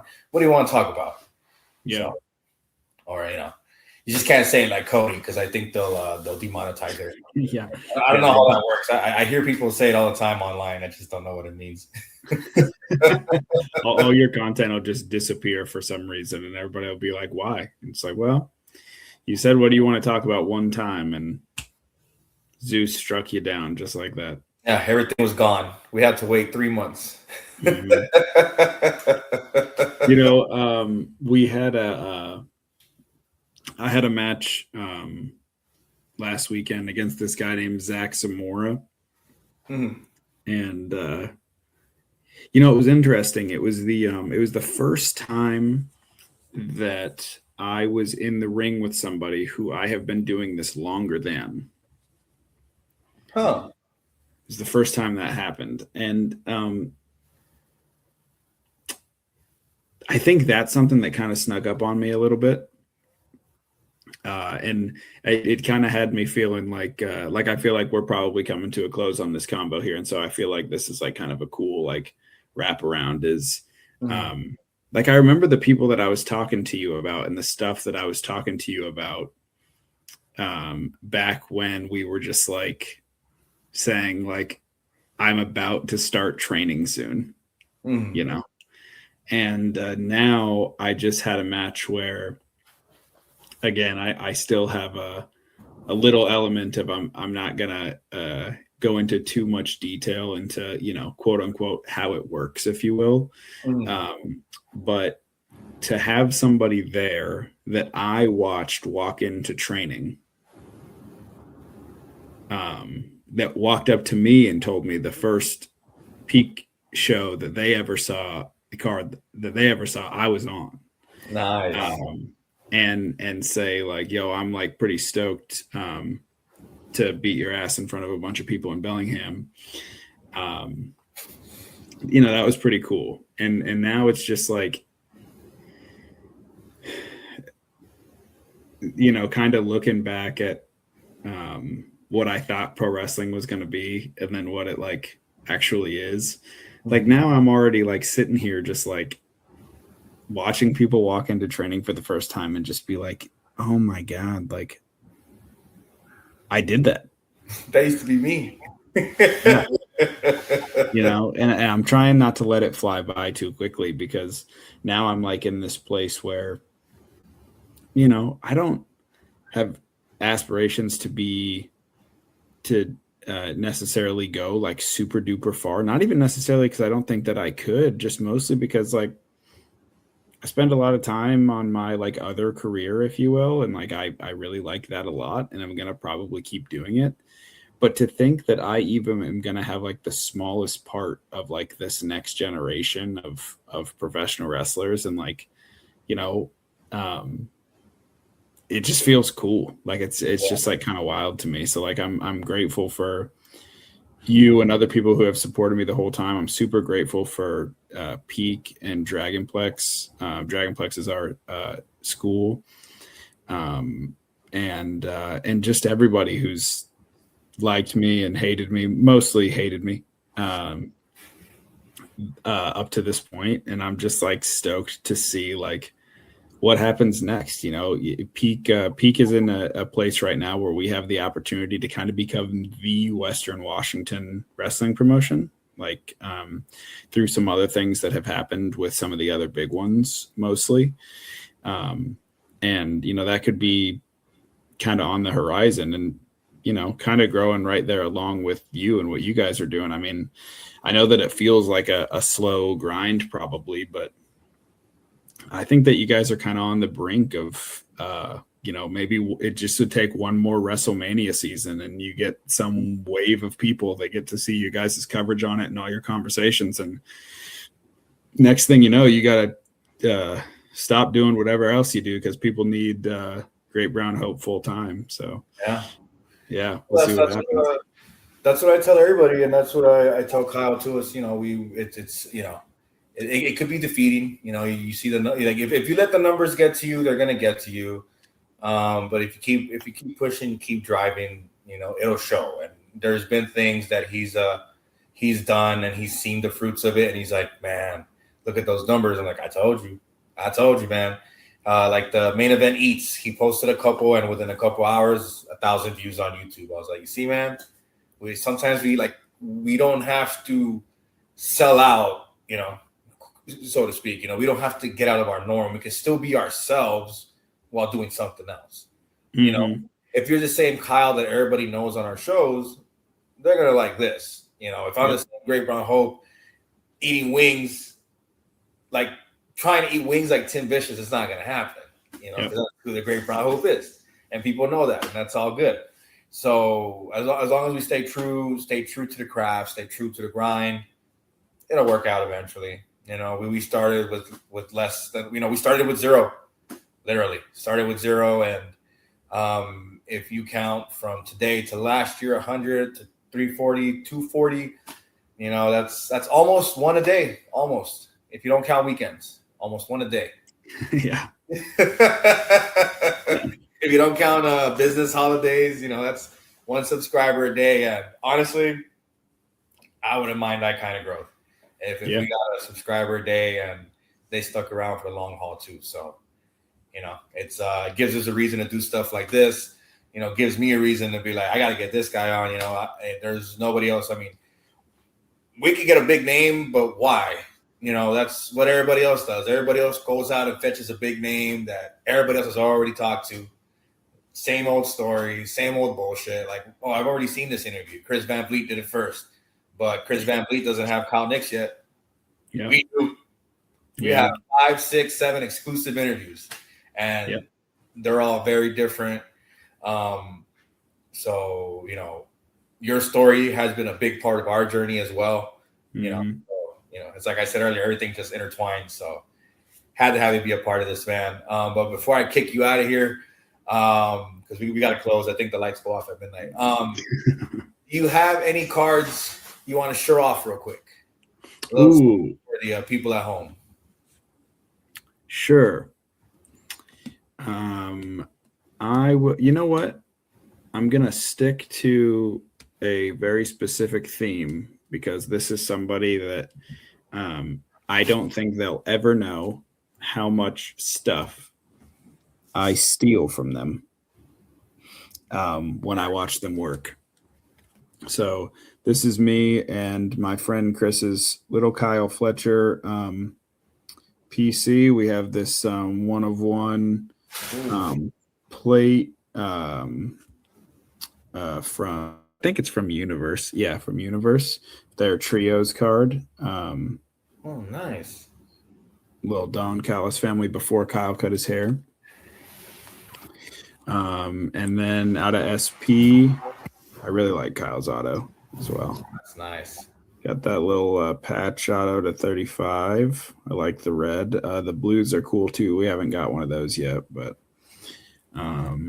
and then probably my favorite. These are kind of tough to hit, but the Ink Credible. Oh yeah, I remember you posted that one. That's nice.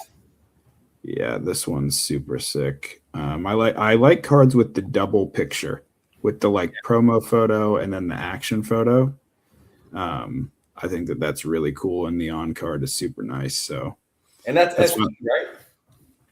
What's that? It's Upper Deck SP, right? The series. That is correct. Yeah. Yeah, and I remember those were like the cards to get for the NBA for a few years. Not because of the exclusive Vince Carter autos, but because every card was fucking nice.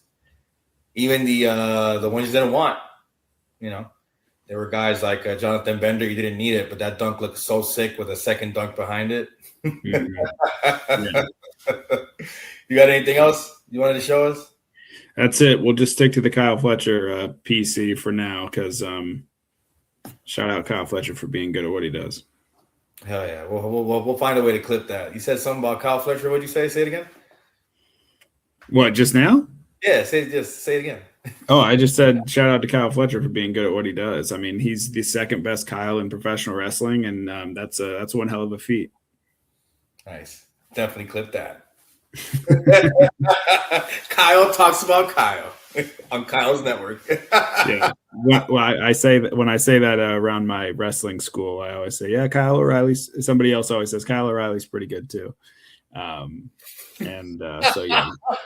Kyle O'Reilly. Are there any other Kyles in wrestling right now? Yeah, there's actually quite a few good ones, but we won't talk about them. It's just me and Kyle Fletcher. They're the only two that matter. The only ones you hear thrown around. You don't hear any other names. Yeah. Oh man. Hey, well, before we say goodnight, do you want to plug anything? You want to drop any shout outs to anybody? Floor is yours. Yeah, thank you. We already mentioned my socials. I mainly just run on Instagram and X. It's at Kyle Knyx on both. Thank you for that right there. Peak Sports Entertainment is my favorite wrestling promotion, and there's lots of cool stuff happening on it. Our big show is in June. It's called Olympus. We have a pretty cool somebody, or maybe somebodies, that will be at Olympus.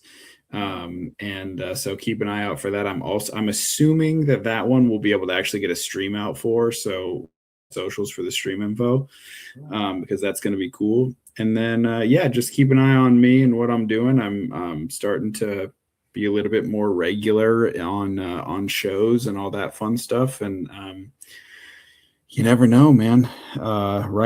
Person takes a peek at Kyle Knyx, and he might be showing up with a baseball bat to your town. You just never know. So keep an eye on me, and and see if we can hold on to this. Hell yeah.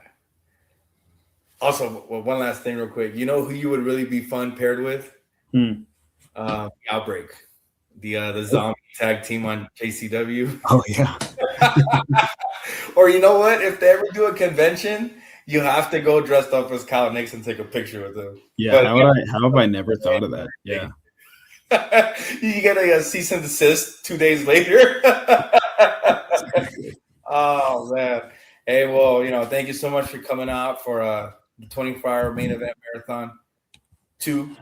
You've been here for so much for us. We appreciate you. Obviously, you're part of the main event family. Thank you for everybody that came out. Stick around. We've got so much more for the rest of the marathon. We've got some fun clips from Kyle Knyx coming up. But that's the end of tonight's episode. Everybody have a good night. Thanks for coming through, Kyle. Take it easy, guys. See ya. What up, though? You already know what it is. Best in the world, a.k.a. The Problem. Isaiah Bronin. And you watching the Main Event Wrestling Network.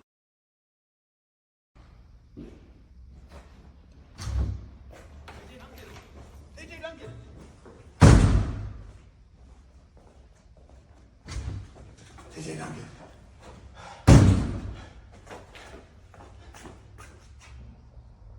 What are you doing? What? I haven't taken it off yet. Why? I've slept in it. It's fine. I like it. Also, it helps keep my pants up. Anyways, listen. I heard a rumor, and I know that you haven't heard it yet because you haven't answered my texts, my DMs, my WhatsApp messages. You haven't responded to my emails. I tried to fax you. I don't think that you have an actual fax number. No. Who does? I do. Anyways, I think that Lucy and Zelda might actually be hurt because remember how I hit them both in the face with a baseball bat?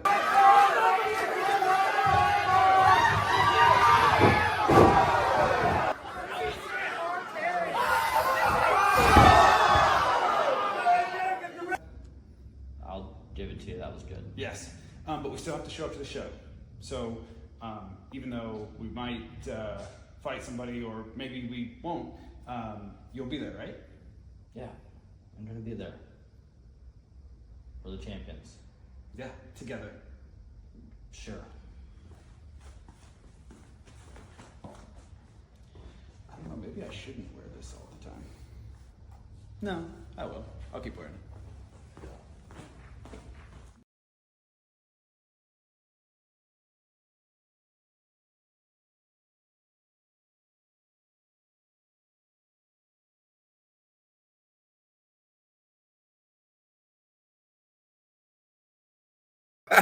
I'm like, what's up, Mike? And the mic is not even on. This one's not working either. Your boy's going on about 90 minutes of sleep.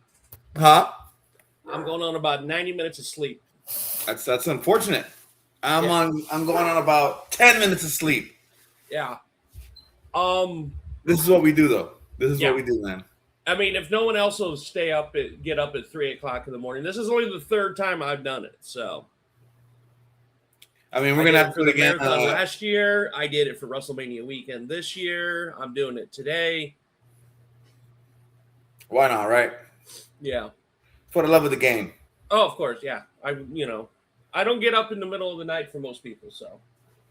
Yeah, Kyle was mentioning something in the group chat that we might not have to do this slot next year. I was like, you know what? I don't even mind it at all. No, I'll do it. I don't have to call off work this year. I already called off ahead of time. It's good to reserve the slot so every year it's the same thing, you know. If we keep doing this yearly, it'll be nice to be like, oh, we're on our usual slot, you know. Yeah, I did some deep cleaning. I don't have cards. I do have some of my figures nearby. Ooh, let's do that. You know, I'm a figure collector. There's no specific show order. me some figures, and I'll get some cards. Yeah. I don't have the Google Drive up for some reason. I got to get access to it again. However, I did find some episodes on YouTube. So I actually have the first 2 episodes of Glow when we get there.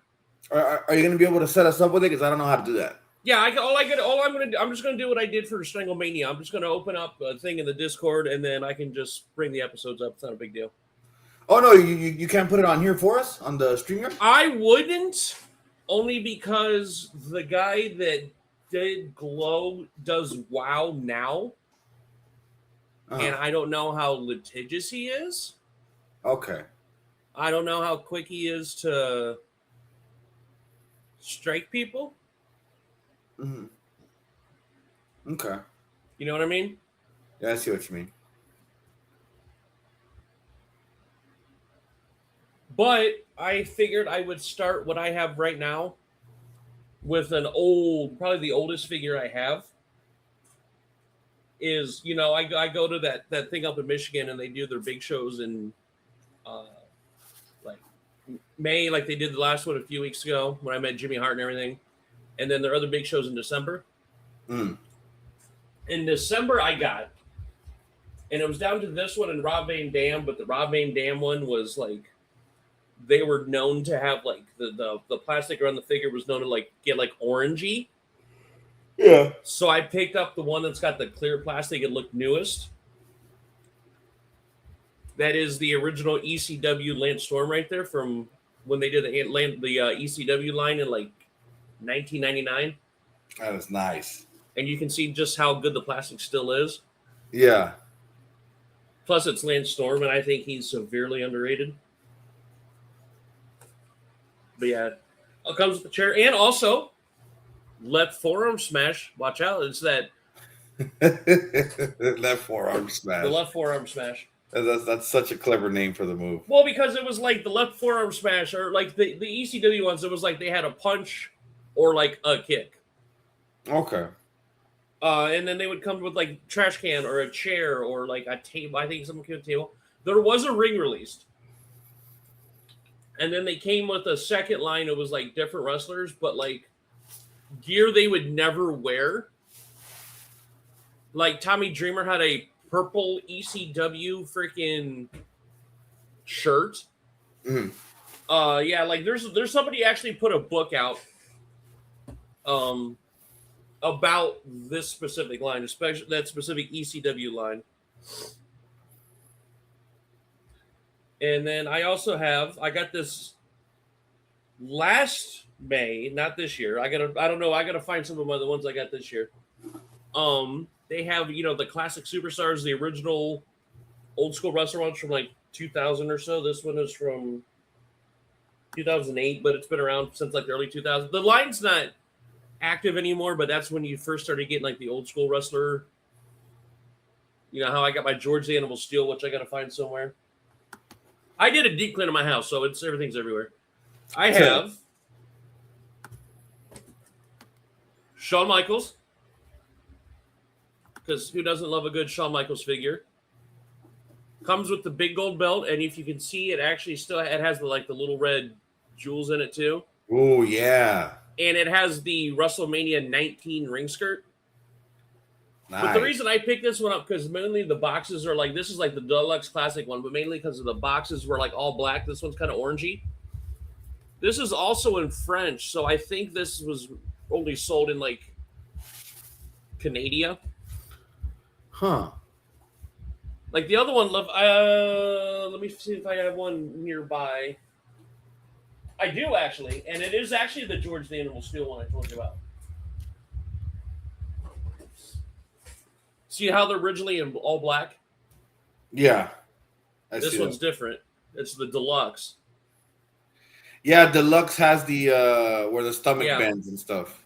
Yeah, and then they have this one is actually also in French, so I think this one was like sold in like Montreal or whatever, or places that are like speak English, somewhere like English and French. That's what I'm thinking. But the reason I bought this is I was looking around the tables and I thought, well, this one's odd. And the guy was like, well, this is actually a variant. Because there's actually 3 variants. There's the base one, this one, and then an even hairier one. Yes, I remember there was a hairier one. This is the hairy one, not the hairier one. No, like it was like I think it was flocked or the tongue was different or something. No, this one's flocked. This is the George the Animal Steel with actual like hair glued to it. This one's, I guess you would say, a flocked one. There's another one out there that they released where it's even hairier. But then there was a regular one that was just like it was painted or molded on. Well, this one of my favorite lines, because I don't collect newer wrestlers. I tried not to go past a Ruthless Aggression area because I don't, that's, my area.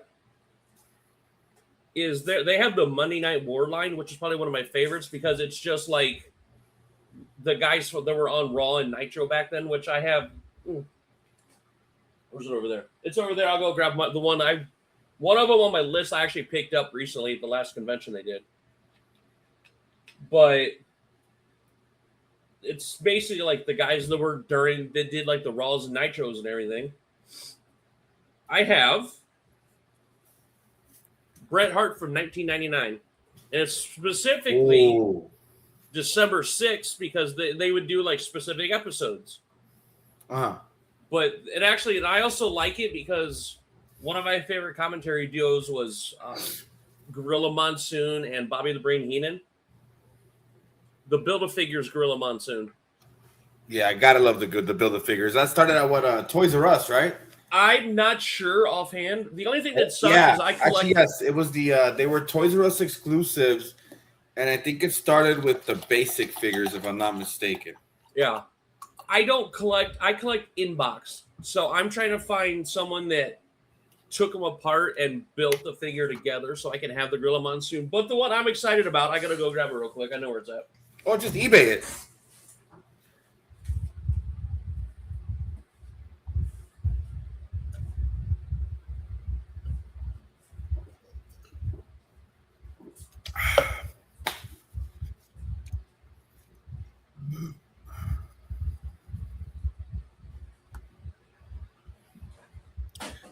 Also, guys, if you are still here, it's pretty late. Don't forget to subscribe. I believe we are at 346. Yeah. Oh, we are at 347. Let's fucking go. It is 11:38 here on the West Coast. Everybody else on the East Coast is probably sleeping right now, so I'm expecting a big turnout from our West Coast peeps here. If not, hopefully you guys can come through in the morning, before you guys turn on some cartoons and whatnot. I think my cats are about to fight, so if you guys hear some scratches and stuff, it's our cats. We got another subscriber, Mike, while you were gone. Yep. What's that? We got another subscriber while you were gone. What are we at right now? 347. 347. Ladies and gentlemen, we are on the road to 400.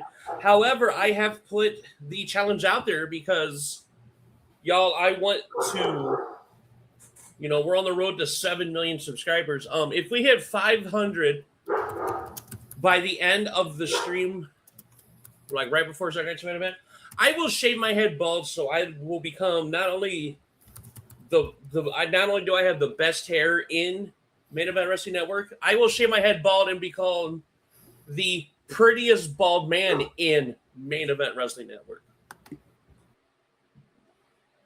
But I also thought I would show off. Basically, I have my haul that I got from. They just did, like I said, IWR up in Michigan just did their convention this past weekend. Or not this past weekend, it was beginning of the month.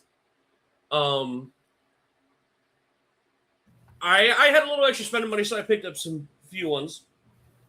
I got 2 classic superstars. I got a 2-pack. I got an elite, and then I got another. It's a Monday Night War one. But one of the classic superstars I got is my all-time favorite big man, Big Van Vader. Oh, that's sick. With the soft goods segment, and it comes with the Mastodon friggin' headpiece. That is sick. Yeah. So I got that one.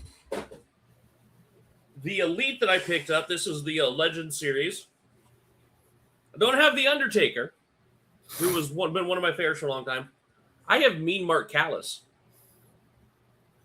from when he was in WCW. I saw that one at Target. I was like, oh, that's nice. Yeah, I have that one. I have a 2-pack. I got this specifically because it's a 2-pack because it comes with an old belt and specifically, a specific time period. You know what I mean? Yeah. I have. Well, I spoiled it. Not only is it Hulk Hogan that comes with the old championship belt, it's a freaking Mean Gene Okerlund figure. Mean Gene. But it comes with the old belt, too. The WWF Championship. That would have been, he had the green belt in 84, so I'm taking this as probably about, would have been about. Jay Gold will know. He was around for that. Yeah, he was around when belts were invented. Here's the thing. Hogan didn't win the title till 84, so actually, when I was born in 82, this tells you how long ago this was. Bob Backlund was still world champion the first time. Jesus Christ. Yeah. He didn't drop the belt until 83 because Hogan won in January of 84. How old was Jay Gold when Bob Backlund was born? 45. God damn. My man's sleeping and he's still catching strays. He caught strays in the video when I said I would shave my head. Yeah. Oh, man, his ear probably hurts in his sleep. He is losing it. Speaking of gorgeous hair, the other classic superstars one I picked up, Ravishing Rick Rude. Ooh. With the robe and the Intercontinental title. Gotta love the robe. Yeah. Plus, you can see, I missed the robe era. Orndorff, Savage. Flair. Kerry Von Erich. That was just like the most professional wrestling thing to do was to have the robe. Dusty always had nice robes. They didn't even have to be a cape to get a robe. Now, the one I got excited about, because this was one of my favorite dudes on TV at the time, and it's the first figure he had. Like I don't remember if, because I don't think they were really doing figures like that. Like they had like, you know, the bone crushing action figures or whatever. Yeah. So they really didn't. He didn't get a figure by the time they started doing figures like this. This was just super recent.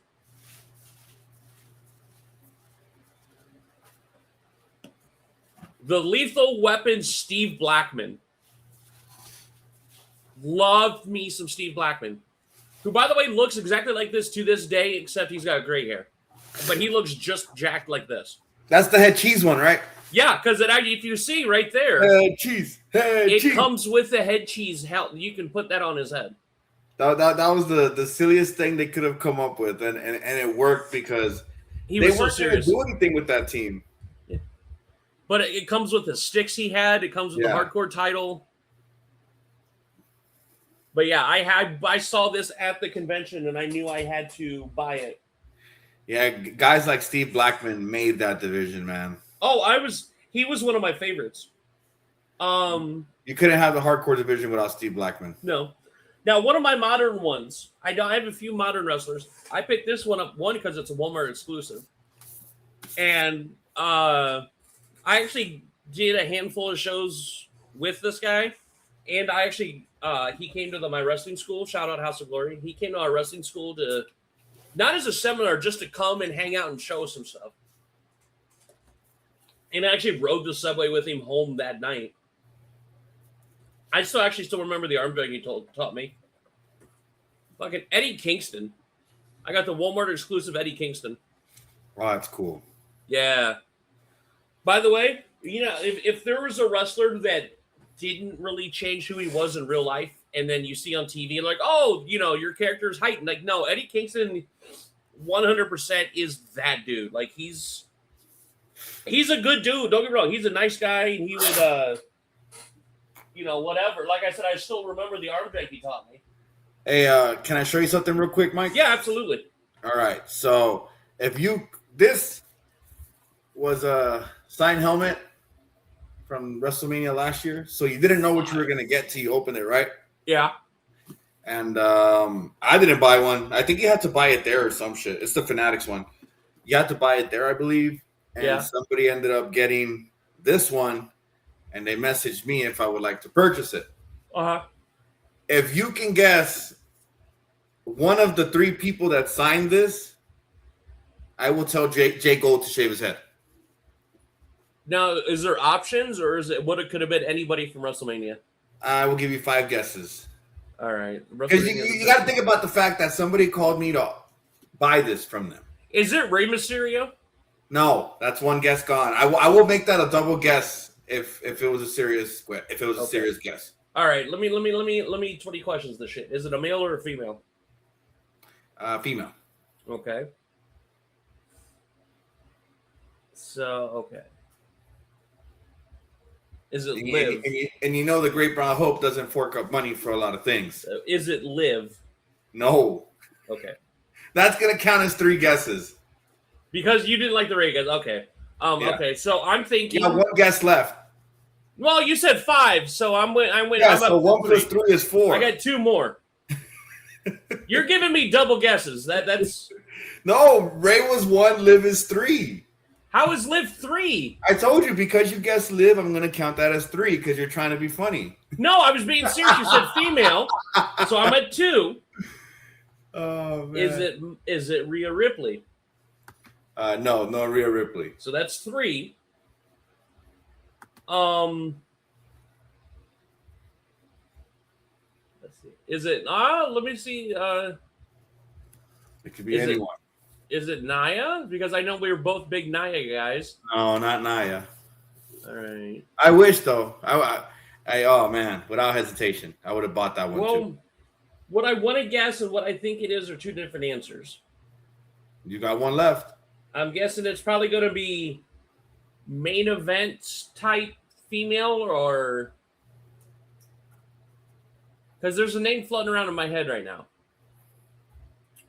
Is it Tiffany Stratton? No. No. Sorry. Okay. All right. Well, who is it? All right. Let's watch it be the other guess I had in my head. Let's make this fun. Let's. We've got a couple minutes before we do our glow watch along. We got about 12 minutes. Let's take a look at it. You show that. I have one more figure I want to show before we do that. Oh, definitely. No, yeah. We've got all the time in the world. Dude. No, that's what I'm saying. It's like you show this. There's one more big one I want to show because this one. I got you, my man. Yeah. I'll let you run wild with your stuff. This is just. Really... Well, my stuff's all over the place, so it's just. Oh man, this must have morphed in the sun or something. Plus, I had to weed through all my Ninja Turtles and GI Joe stuff because I collect a lot of shit. All right. Well, no, I can show this one too. I got enough time. I can show this one because it's a set. I got, and I kind of, the way I got it, I shouldn't have, but it wasn't my fault. All right. So this Butte has 3 certified signatures. Comes in a button bag so it doesn't fall out of the bag.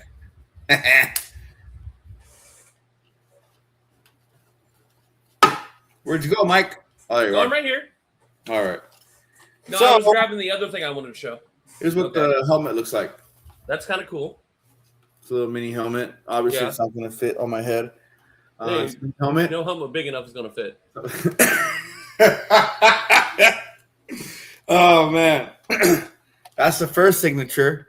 Zoe. Oh, is it the freaking Pure Fusion Collective? Yeah, that's Zoe Stark. Yep. And then you got the other 2? That's the general manager from Total Nonstop Action. And the baddest woman on the planet because she beat Ronda Rousey. Those are the facts. Shayna Baszler.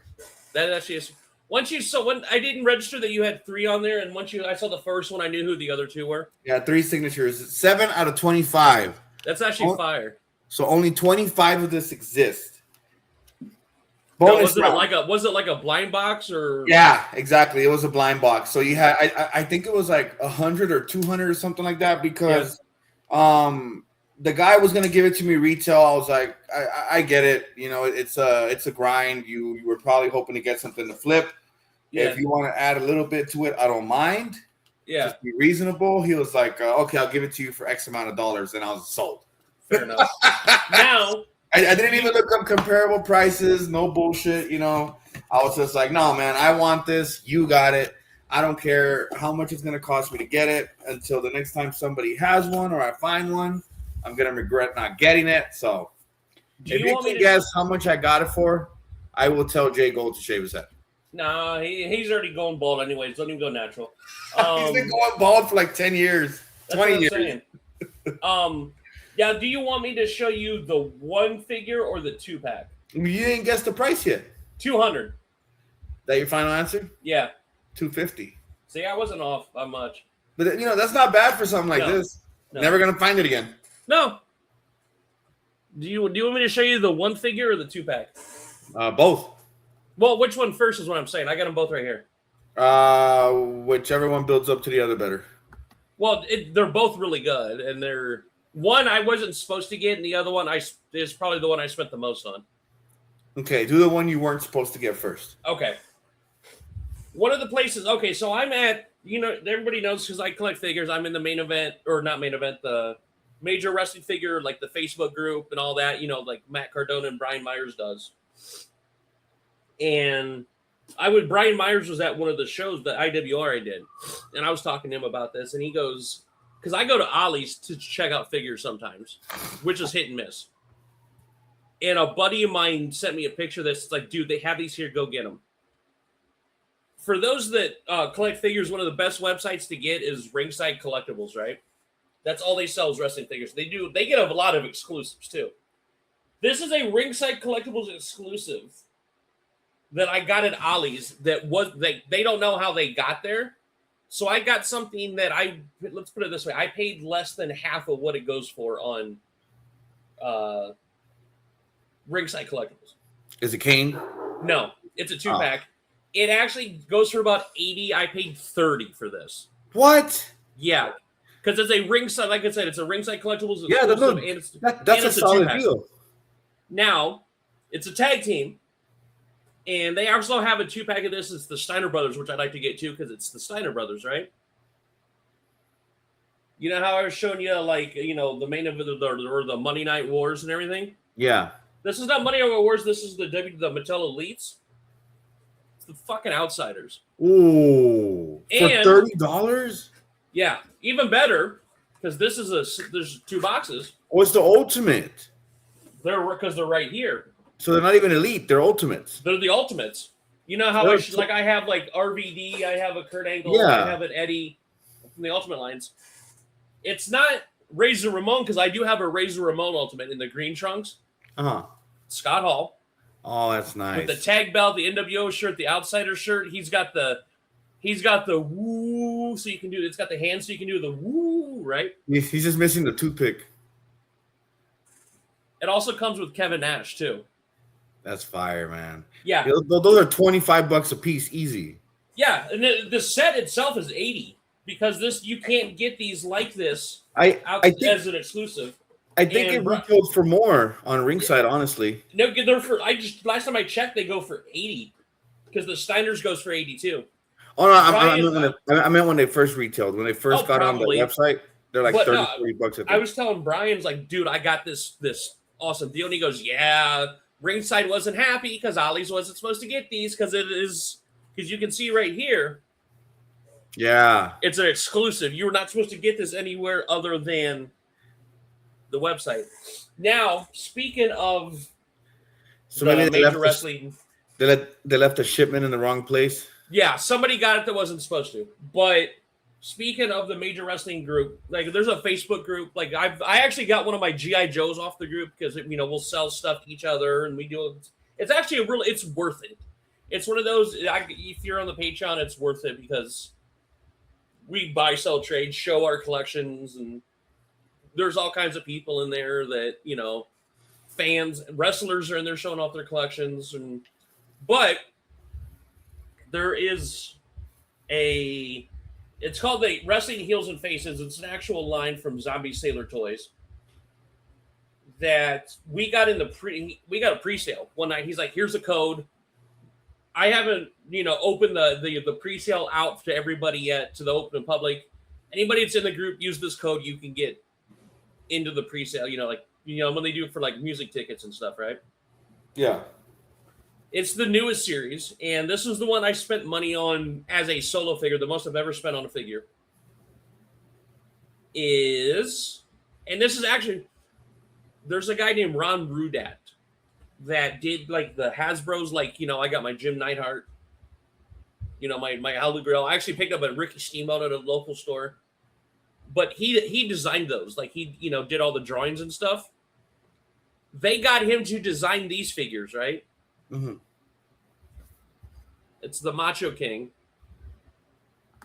This is the newest. This is from the newest series. Oh, that's nice. And it comes with the sunglasses too. But like, you're the Macho King ringside exclusive. No, this is not exclusive because there are other Macho King figures out there. Like they did a Hasbro Macho King. Oh no, that's what I mean. Is do you remember the Macho Man ringside? Oh God, yes. Where it was on the original. Remember how the Legends series was on the flat card, like the basics, but it was elite figures. Yeah. Yeah, I missed that. I have the Legends Eddie Guerrero. People are always offering me $200-$300 for it. I'm like, no, that one's not for sale. I have the Ultimate Eddie Guerrero. I have Ultimate RVD. I have the Ultimate Razor in the green trunks. The one I want to get, I don't think they've ever released it, and I would like to see it, is that they would, when they would do dark matches and everything, before Razor Ramon's official, they did have Razor Ramon come out in trunks. Not trunks, tights. Like full-on tights. It was purple. Like, I've seen the match and I've seen the clips. So there's footage of him coming out in long tights that are like purple with the razor blades and everything on it. I would love to see that as a figure. But it shows you all of the ones they have in the series, like some of the series, like you can get CM Punk because this is before he came back. They actually released a Larry figure, so you can actually get CM Punk and Larry, Francine, Too Cold Scorpio, Todd Pettengill even. But you can also see, like, that's the drawing, the guy that, he made all these toys and designed all these toys. That's the actual, So, this one, because those are like, that one I paid a little bit more because of shipping and everything. God damn it. There we go. That's the only problem I have with this webcam is man. that it, you know. But Well, I mean, did you want to go ahead and move over while we chit chat? Move over to what you and I have planned? we could. I was just plugging one more time that if we hit 500 subs, you'll shave your head. So I'm gonna let me do it like this. So we don't have anything we can show for this one on the watch. I probably I don't want to risk it because I get that these are. Plus, I don't know if we have like the dashboard for doing live shows open to be like, oh, we got popped or whatever. You know what I mean? Okay. I would rather err on the side of caution. So I'm gonna go in here. I'm gonna mute myself. So yeah, if you go into the general chat on the Discord.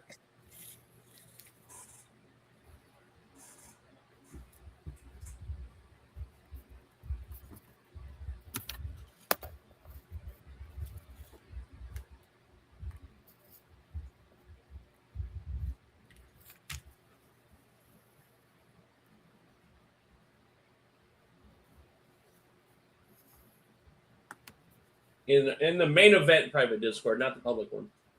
Oh, okay. I see it. So, ladies and gentlemen, we are going to do a watch along. And if you guys want to see where we're watching, what the fuck? Here, this is what I'll do. I will put the video. I will put a link to the video in the actual. Oh no, because I was gonna say that we could have. Wait, you said this is in the private main event Discord? Yeah, you were legit just in it. You're in it right now. Well, why don't we put it in the public one? So in case there's anybody who wants to join us, they can watch it at the same place. You know what? That's not a bad idea. And we can get them to join the Discord. Yeah, like we actually, once you put up a link, and I'll go ahead and set that up. Let me see if So I can go ahead and hang up on Yes. that one, and I'll bring over the other one. Okay, let's see.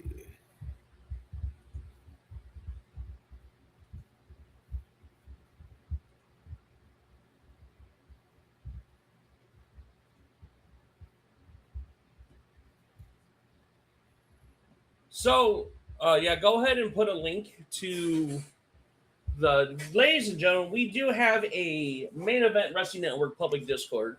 Yes, we do. I don't know if you have have the address that you can pop in the chat real quick. I'm actually working on that right now. I got it. Okay.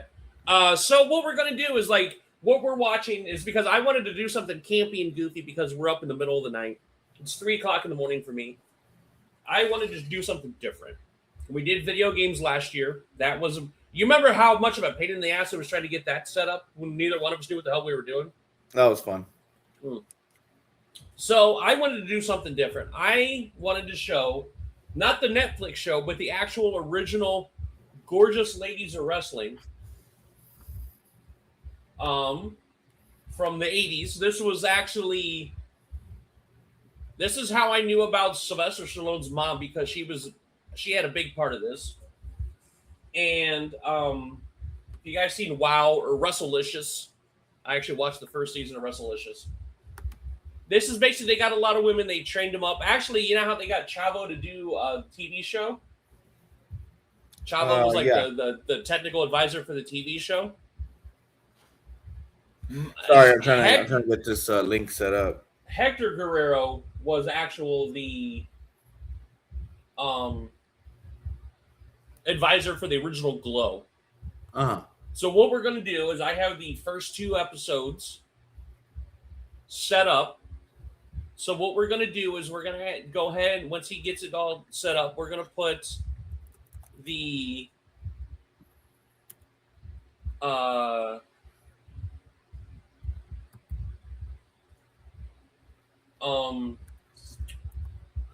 have to type this shit in manually. He's setting it up. But so what we're gonna do is we have a public Main Event Wrestling Network Discord, so you guys can get the invite. We'll let you in, chit chat with everybody. We have different wrestling channels, collecting channels, everything. We're gonna set it up so anybody that wants to join can set it up. I'm gonna go ahead and get the episode started so we can watch it while we're figuring this out. There's the link right there. Yep. We're gonna go ahead and leave it up right here so you guys can see it as we go. That, and you can also put it in the chat too, so they can see if they can click on the link too. Oh no, I don't think it's working. I keep trying to Okay. post it, and it's not. I think it's recognizing it as spam or something. Okay, But- so yeah, so go to that Discord right there. It's our public Main Event Discord, and we're gonna watch. I would try to put it in the chat though, but yeah, definitely go there. That's our public Main Event Discord. You're more than welcome to stay after the fact, so you can We keep want up you with to, us, actually. everything that's going on, and so forth. And you never miss out on anything. You get to be part of all the shenanigans before anybody else gets to see us participate in said shenanigans. So I'm gonna go ahead and hit play. Like, I haven't watched this since I was a kid, so I'm going in blind on this about as much as you are. So I'm gonna go ahead and hit play. I don't think there's commercials, which would suck because I like commercials. Oh, there we go. And it's on the Twitch too. So whoever wants to join and watch, we are good to go. the way I have it set up, I don't have chat set up, so you may have to watch chat and everything. Because I only have two screens set up, because I have the Discord on the one and this on the other. Wait a minute. Oh. Is it true? It almost sounds like Beat It without all the copyrighted stuff. It's the guy that runs WoW now. This was his thing back in the day. Same guy. That when they also did Women of Wrestling in like 2000, same guy.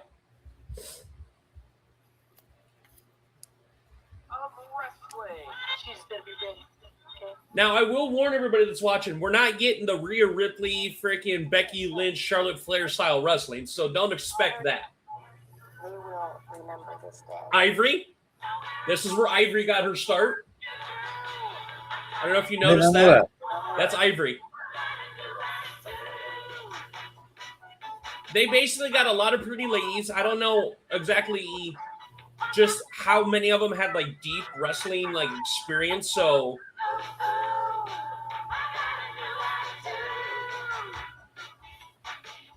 there was a lot of like models and aspiring actresses and that sort of thing. They entered an ad in the newspaper. There is at least couple documentaries out there about this. I have my mic off and it's still double audio. Is it? Oh, yeah. Oh, hold on. Yeah, no, mine's off. Yeah, so Hold is on. mine.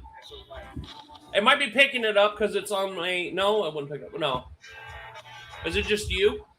Oh, I think yeah. so. I remember this. They had a rap number.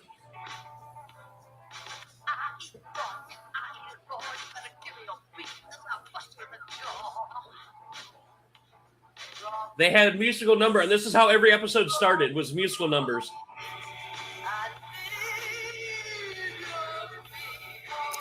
I like this a lot better than an opening promo. Yeah.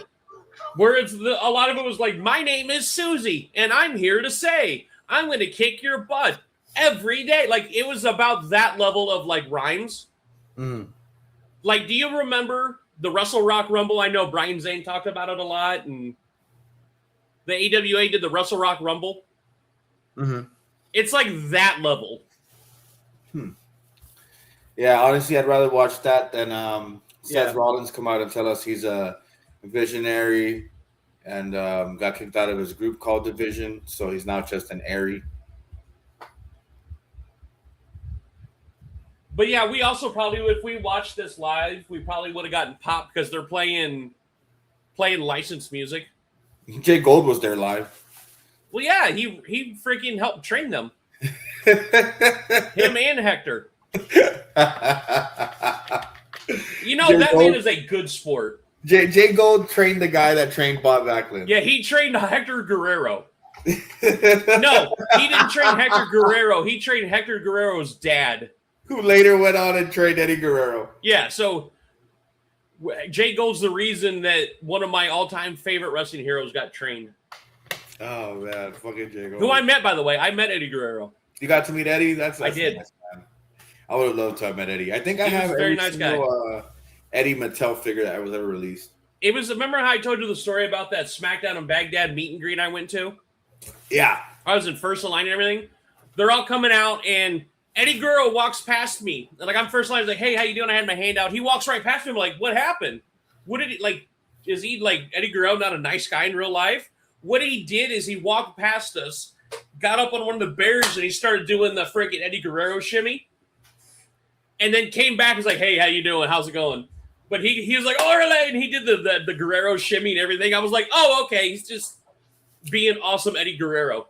Yeah, just going through the motions. They got to do the pose, the entrance. Yeah. Hollywood and Vine Ivory was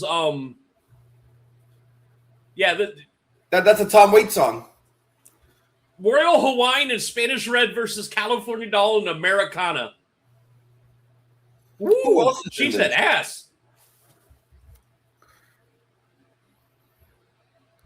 Who else do we know was in Glow? So Ivory and Ivory was the only one that became like a name. She was known as Tina Ferrari. She was billed from Italy because, Ferrari. Like I said, a lot of these were like models and like actresses, and like this was a lot of this was them trying to get their Salt and Pepper. But like a lot of this was them trying to get their name and their face out there to, as an actress or a model. This was like right. It was like a gig. Yeah. But Ivory got. Did you hear what she just said? What did she say? The food is very great in Africa. Oh my God. I don't have the audio on because every time I say something, it echoes. But yeah, like if they say something funny, I'll pop it off. But like, oh my God. Oh.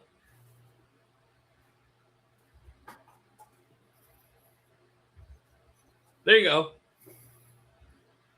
Hollywood Vine is her name. There's Hollywood right there. I like how they say it's Tina and Ashley. It's like two Barbie dolls wrestling.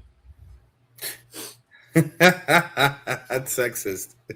No, like he introduced them as Tina and Ashley, not like Tina Ferrari and whatever. It was just like Tina and Ashley. It's like, hey, Bob and Steve are going against Gary and Carl. It's like, yeah, no enthusiasm. No, there was enthusiasm. They just, the Crown. There's Matilda the Hun.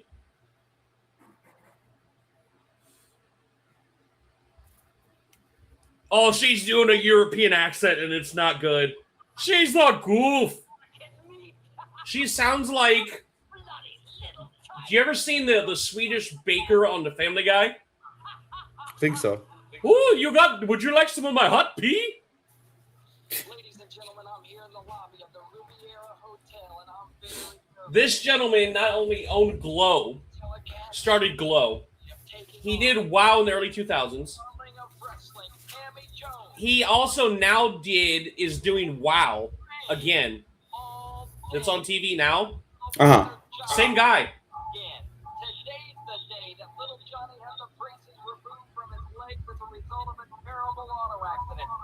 Yeah, I think it's a little bit of feedback because we got it in Discord. Hold on.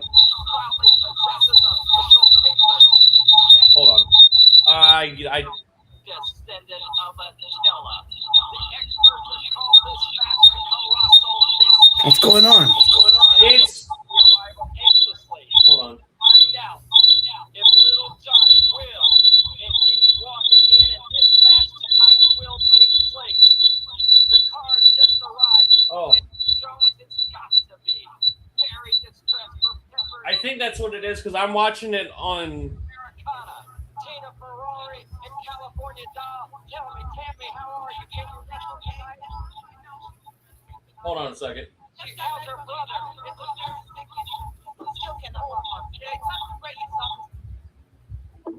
Yeah, that's what it is. It's the freaking.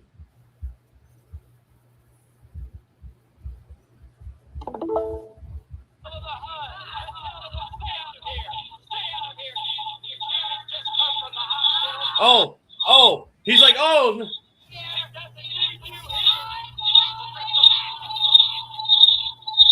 Yeah, it's.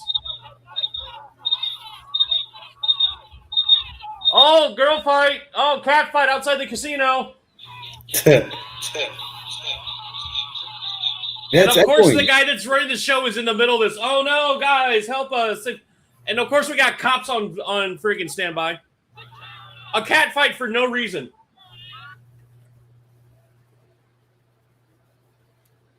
What's going on?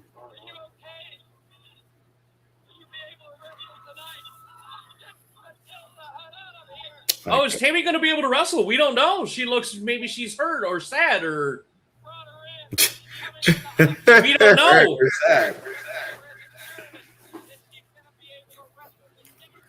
Yeah, this is really weird. We're 10 minutes in, by the way, guys.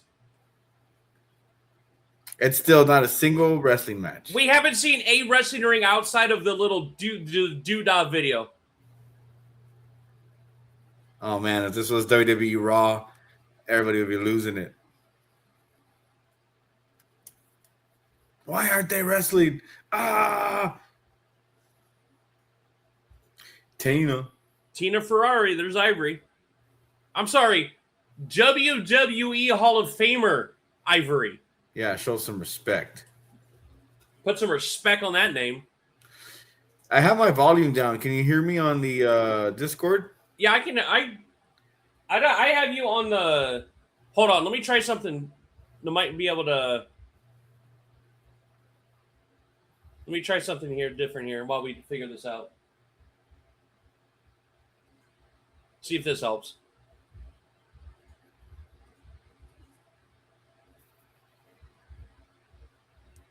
Okay, I muted everything. Hello. Try to unmute yourself. No. When I had it on, now it's not doing it. So whatever you did, it worked. So I can hear the glow, but I don't hear me echoing. That's perfect.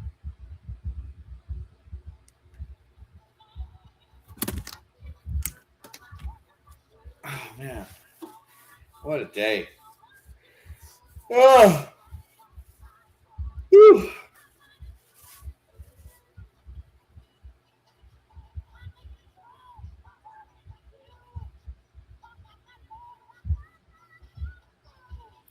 So did they eventually wrestle, or?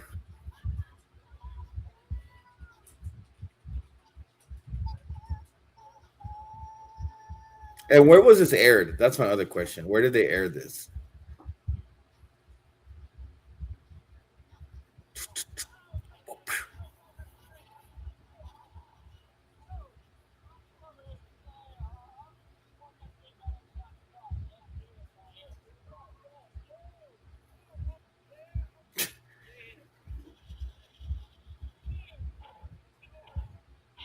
Whoa, that was funny. And they're still not wrestling. Oh, man. How many episodes did Glow have, Mike?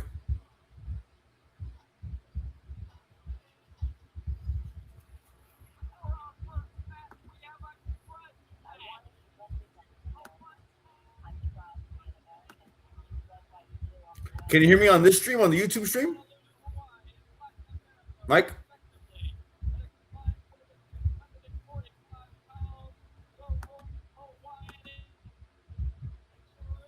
Hello? Can you hear me? Mike? Yeah, so we have. Yeah, see? Hello?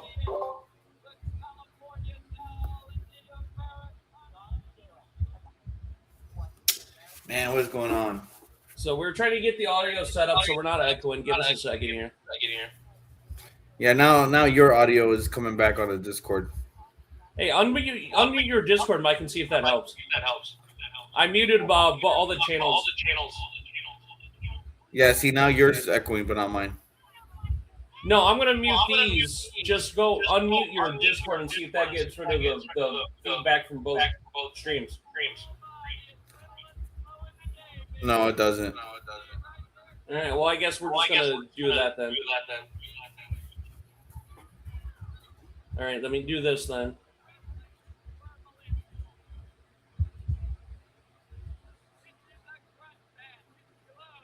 Grudge match.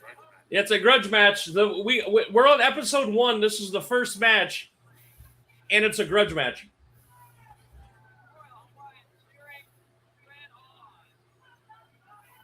Spanish Red is in the red. Oh, arm drag. Oh, arm drag. This is a lot of this is very much Yeah, I'm still getting the feedback. yeah. I think we're just gonna have to deal with it, honestly. But yeah, this is very much, if you guys know what I'm talking about, this is a very much Moolah style of wrestling. Yeah. Like she trained all of them.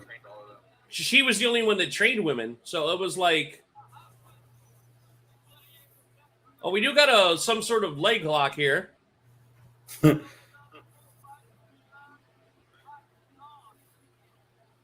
Oh yeah, she likes hot sauce and hot peppers because she's Spanish Red, guys. It's legit what the guy just said. She likes hot sauce, hot peppers, hot milk. Her favorite song is "Here Comes the Hot Stepper." Hot stepper. Yeah. Murderer. Oh man, get your lemon peppers and get to stepping. Yeah, the lemon pepper steppers. Oh, we got a double arm twist here. The one in the red leotard's wrestling the one in the red and blue leotard. It must be because she's American. Yeah, that's the Americana one because of the red, white, and blue leotard. The other one's the Hawaiian queen or Hawaiian princess or something. How many episodes? She was just like, if they call me Pineapple Head, I'm going to show them what's up. And I'm like, this is not politically correct. But shit like this is why I wanted to show this at 3 a.m. because a lot of times this is when this got showed. She came off the ropes for a scoop slam. Yeah. Came off the ropes, stopped, and then pick her up by like, you know how ECW was either on at Friday night at 2 a.m. or Sunday afternoon at 1? Yeah. This is how this was too. This was either like weekend afternoon. Full Nelson. We got a full Nelson. Royal Hawaiian is her name. She sounds like an airline. For it to be a master lock. She sounds like an airline. Hi, fly Royal Hawaiian. Oh, another arm drag. Hair drag. Hair mare. You see what I mean by the Moolah style? That mare right there.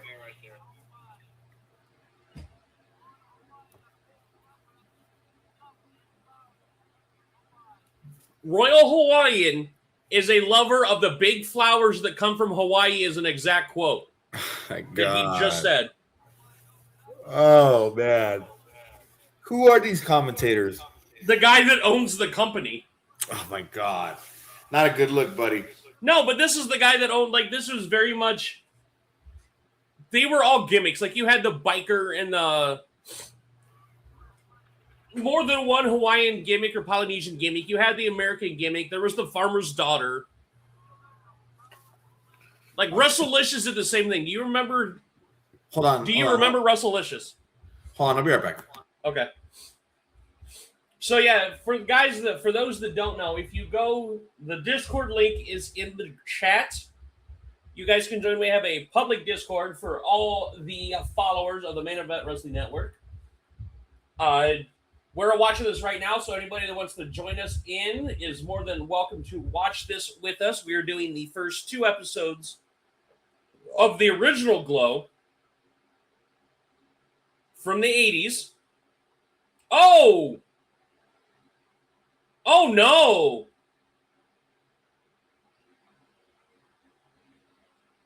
Oh, my goodness.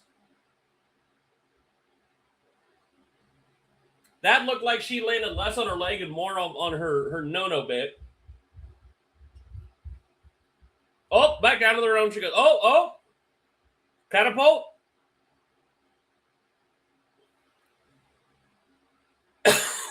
Excuse me.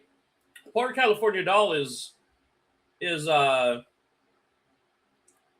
getting her butt kicked right now. Oh, we got the ankle. Oh. I have never seen that move before. That's going to break an ankle.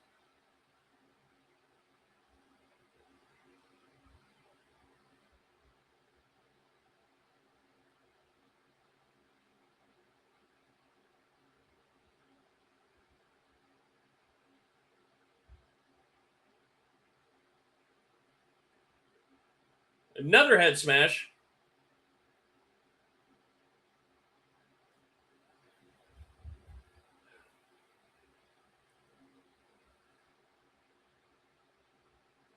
Oh, we got a front face lock. What are you doing? Dancing around front face lock? Are we going to do something with it? Oh, jump. Lot of. Oh, we're stomping again.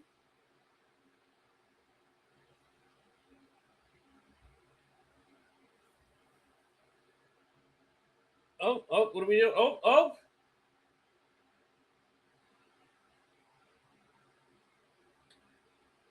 We got the front face lock going on again.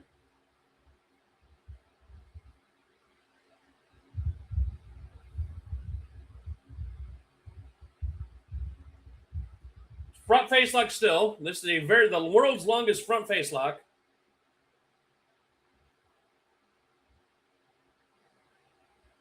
And now their partners are going at it.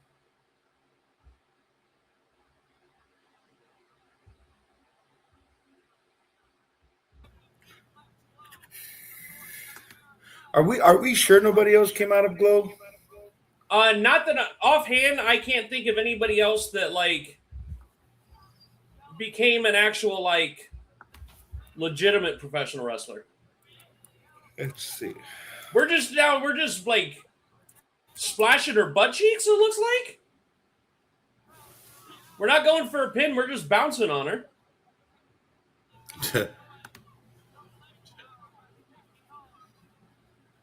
Oh, there's absolutely zero selling or psychology here. Because California Doll has been having her ankles and legs worked on for the last 3 minutes and she's not selling it whatsoever. Not a lot of psychology, gentlemen.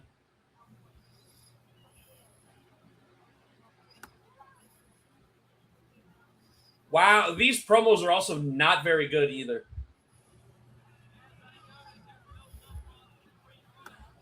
I like how there's lore that we don't know about because they're saying, oh no, this is a grudge match. There's no love lost. So it looks like they were mostly trained by Cynthia Peretti, also known as Princess Jasmine, and also wrestled in the series as Pepper. Yeah. But you notice that the partners are not watching to make sure to tag in. The partners are fighting each other in the opposite corner.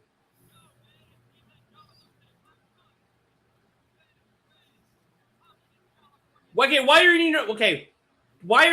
is she not now we have an up close shot. Camera angles that should not exist in a wrestling match. You notice this, right? Yeah. And why? Okay, if you're in the corner with your partner and you've just gotten your shit kicked in for the last 5 minutes, why are you not tagging in? You notice that, right? Yeah. She hasn't tagged her in and she's been in the corner for a good minute. Oh, slow motion with sound effects. Because this is how wrestling works. Oh, yeah, that was an intentional shot. Oh, my God. You can see, just by that shot, you can see the demographic they were going for. Oh, another arm drag, guys. That's about 15. Still has it. You're in your corner and you still haven't tagged in. Arm drag city. Butt bump. Now she's just rubbing her butt on the woman's stomach. She's giving her woman's stomach a stink face. By the way, not selling the damage done to her legs this whole match, by the way. Now she's into friggin' head scissors. So it says, in her youth, Ivory, of course, in her youth, Moretti wrestled with her two brothers and sister. Later, while attending USC, Moretti was, in her own words, dragged by a friend to an audition held by the newly formed Las Vegas, Nevada-based Gorgeous Ladies of Wrestling. Yeah, a lot of that, like the TV show, a lot of that was based in fact. They all they answered a newspaper ad for this. They all lived like in an apartment complex together. Now she tags in. Like she's in a head scissors and her partner didn't come in to friggin', try to break it up or anything. Like there's We're not gonna see any hot tags here, huh? Yeah, there's not a lot of psychology here. As you can tell, they're doing it again. We're just butt smacking her butt now. Like this was. Oh, an airplane spin. That's the biggest technical move we've seen this entire match.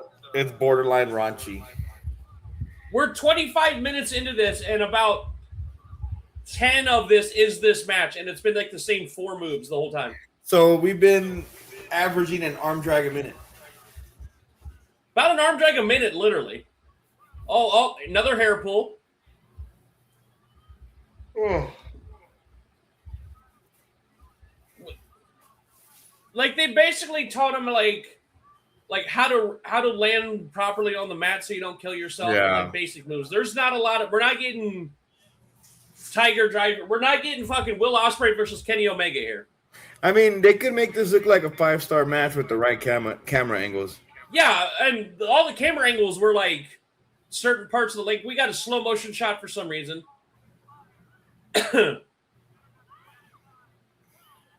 Oh, is she getting ring post-itis? Oh, ring post-itis.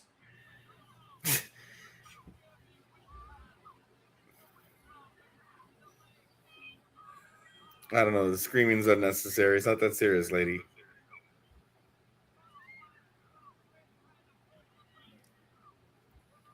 That sounds like they got that scream sounds like it's ADR. It sounds like they're trying to like rip her in half. But that's what it sounds like ADR screaming though. Yeah. Oh, now we're attacking a woman who's not even legal. This match has gone off the rails. But here's the thing. Like, there's all this lore and backstory that these women hate each other. This is a grudge match. This is the very first match they ever showed on Glow. Well, I mean, but yet there's also lore and backstory. We're missing the house shows. That's why we didn't. No, this was the first episode. I know. I'm joking. That's what I meant. There were house shows before this went on the air. Yeah, like, or they recorded all the episodes and then just aired them. Are we getting a gut wrench? No, never mind. Arm drag again. Oh. Whoa! What is this? What is this? What was that? I think she was going for the lay it to smack it down.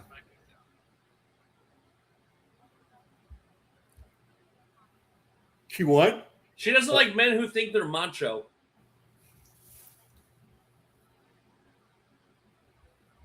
She likes an old-fashioned man.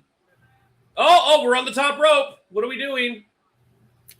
Swanton bomb. No, middle rope. We're on the middle rope. What are we doing? Oh, slow motion. She's gonna shit herself. Oh no, it's a frog splash. This is Royal Hawaiian Air. I told you. Oh, it's a splash. Second rope splash. On the one who's not legal, by the way. You remember that she hasn't. Oh my god, slowing that down did it no justice. One. Wait, what? You saw how bad that was cut, right? Yeah. This is terrible. This is why I love it. Yeah. This is why this is the kind of stuff you would watch at 3 a.m. Yeah. Either this or infomercials. Yeah. Or like, the old, this is why they're called Salt and Pepper. It's a white woman and a black woman. I'm not joking. Ladies and gentlemen, we're not joking. They're fighting over a dress in a hotel room. I have a feeling they partners? filmed that at the apartment complex that they lived at. Oh my god.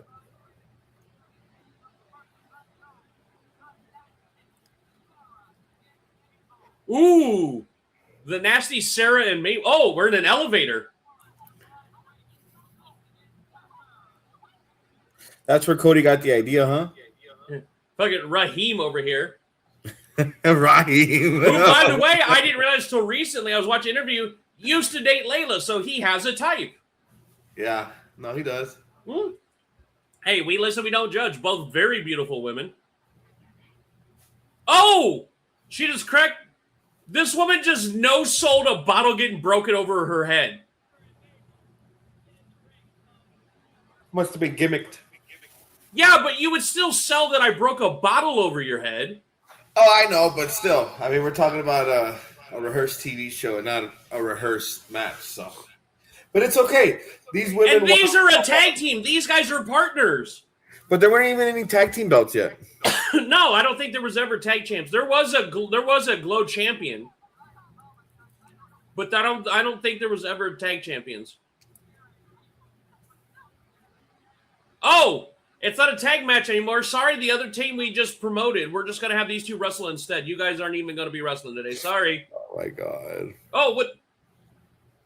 Why is there a woman in a white hood? In a white hood. Right? Oh, are we friends now because there's a woman in a white hood or a pillowcase? We're friends now. Oh, we're friends again. Oh, she's got a chain. Oh, what the hell?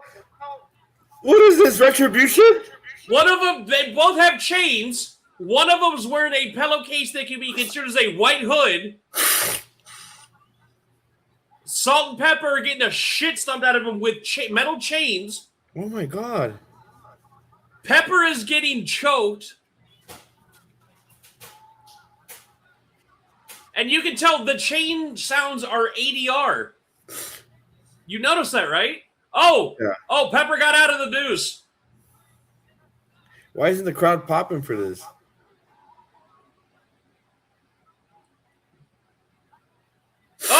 Oh, Pepper is net. This is spicy. Oh, here. Oh, we didn't take the hood off. Is which one's Mabel and which one's the other one? Oh, Sarah's the one with the hood on. Okay. No contest. Wait, is Salt and Pepper friends again now? Because they were fighting over a dress in a bedroom. Oh, we're friends now. Wait, how are they doing a count out? The bell never rang. Yeah, like he's like, if she doesn't get in, it's a count out, but there's already another member in there. What is going on? You know what? We need more of this wrestling in our lives. Yes. So you actually have a reason to be mad about something. I am fascinated at this. Yeah, anytime somebody tells us that wrestling's fake or rehearsed, make them watch this. Oh, slow motion. Are we getting a chair shot? Oh, broke the chair. Wait, hold on. She knew the woman had a chair, and she ran full force at the woman with the chair. Why are we surprised that she got the chair broken over her? Hey, checking out. Are you okay? But in slow motion. Are you okay? Oh, she sold the chair. Oh, table. What table? Oh, we're going through tables years before the WWF did it. Years before ECW did it. Yeah. Trendsetters over here. Hey, Salt and Pepper, we're besties again, guys. We want tables. That fucking crowd was lit, huh? By the way, she's not selling the fact that she got a bottle and a chair broken over her. She's not selling that whatsoever. No. They should have signed her instead of Ivory. Clearly, she's unstoppable. Oh, look, they're best friends now. They're just going to share the dress, they said. She's going to wear it the first 3 hours, and the other girl wears the other 3 hours. And every other week. I get a Monday, Tuesday, Wednesday, every other week. I get Monday, Tuesday, every other weekend.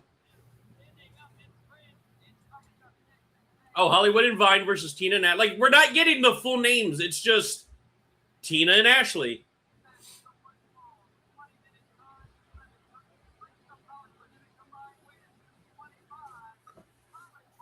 The Streets of Hollywood. Aunt Kitty? Wait, what? What do you mean this is in They Hollywood? look the Haiti same. Their costumes are the same.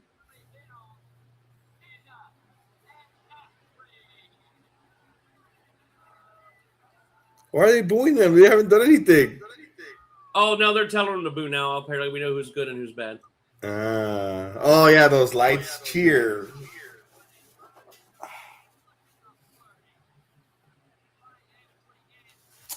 Hold on, I'll be right back. These cats are fucking tripping. This is amazing. It's amazingly bad. Yeah, that's why I love it.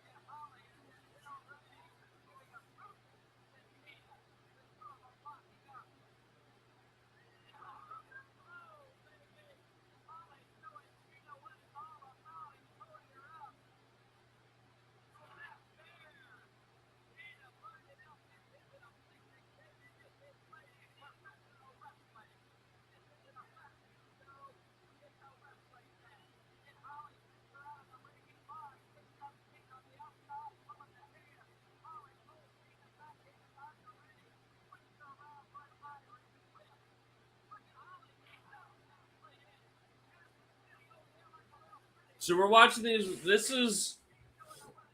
I love good movies that are so bad they're good. This is what this is. This is awful. This is bad. This is terrible. And I absolutely adore it so much.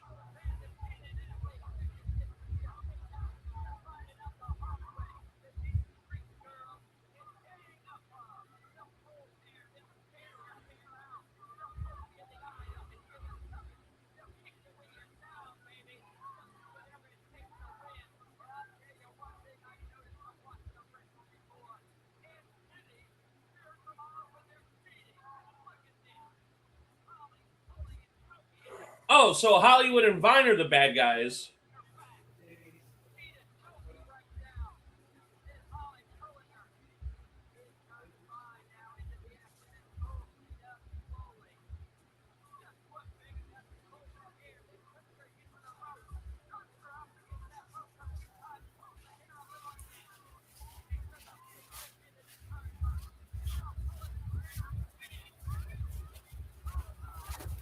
All right. So yeah, I had to listen to the commentator to know that Hollywood and Vine are actually the bad guys. Huh. And that lady, the Miss Kitty, whoever it is their manager who didn't even come out with them. She was already sitting ringside in one of the front row seats. That's their manager. This is I'm absolutely fascinated by this. This is really bad. And I love it for it. Yeah, same. You can see why people watch this at 2 a.m. Can't go outside while watching it. No. Another snapmare. Oh, we're pulling her by the hair.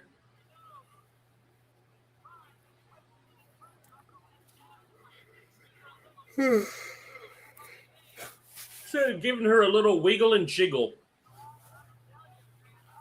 Oh my God, she almost landed on her neck. Yeah. That would have been devastating. Another catapult. That wasn't good. That's about the fourth different move we've seen the entire show. What is she doing? Oh, the 1, 2, 3 razzle dazzle. What's Jericho? Oh. We got about 20 minutes left in the first episode. So while we're watching these women do hair pulls on Snapmare, sir, would you like to plug what we got going on for the rest of the marathon? What do we got left? Let's see. Us in about 5 hours, honestly. Again. Yeah. Let's see. We had a graphic or something. Kyle's the one that's good at this stuff. But there was a graphic that had schedule. I found it. Found it. There we go. And I can't even see it. Well, I know we got at 5 o'clock. We have the. Is it the Between Two Beards or is it? Well, we have our AEW podcast. The gentlemen are doing a bracketology of the Owen Hart Cup this year. Yes. And then we have Jay Gold. Is it Jay Gold or It's Oldust. Yeah, well, we got an interview with the one of the gentlemen from AIW about their documentary. Mm-hmm. We have, and then at 10 o'clock, you and I are gonna be back at about 5 hours after we get off for trivia. And then myself and Tim are going to be doing a watch along of the greatest triple threat match from TNA. And I believe he has a Jerry Lawler or Tommy Dreamer match from ECW. Are you guys going to put it on the screen? Probably not, because if it's ECW footage, so you know WWE has the rights to it, so we'll get popped. That's the only thing that sucks with watch-alongs. You'll get popped for no reason. Well, I mean, your streaming data you're supposed to pay for. We're doing. I mean, if we were to get paid for this and somebody was getting it for free. Hold on. Why is their manager beating up on the ring announcer? Oh my God. This is so dramatic.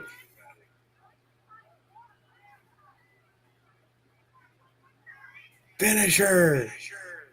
Brutality.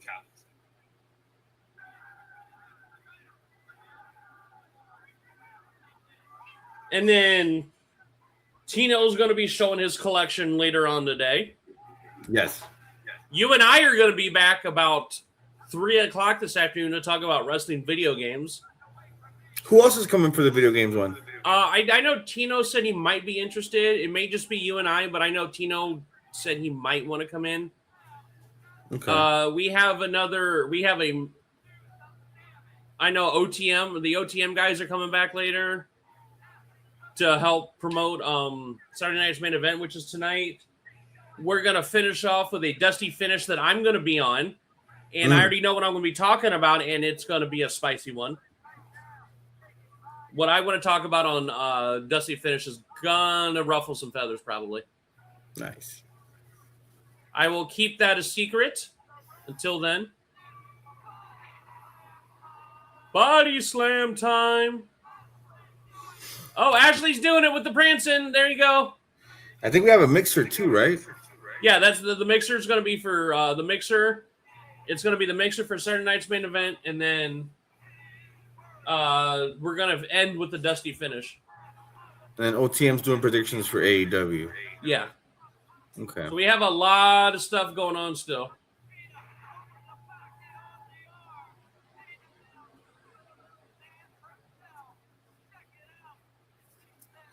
How many matches? I tell you right now, these matches are going on way too long.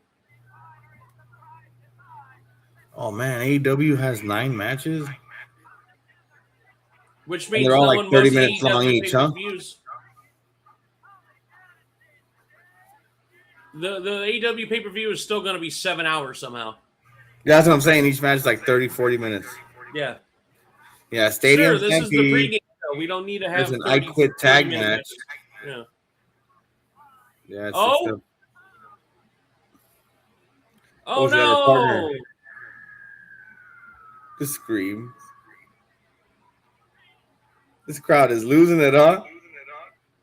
No, what they're doing is I guarantee look, They go to the shots of them going, yeah, woo, yeah, and then they cut back to the actual crowd. And They're just sitting there.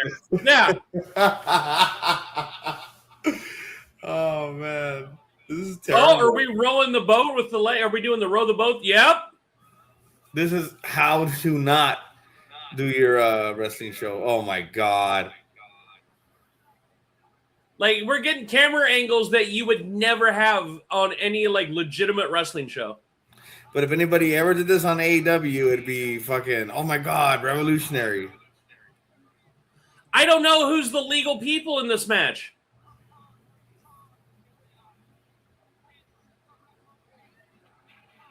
Hey, look, a hip toss, guys.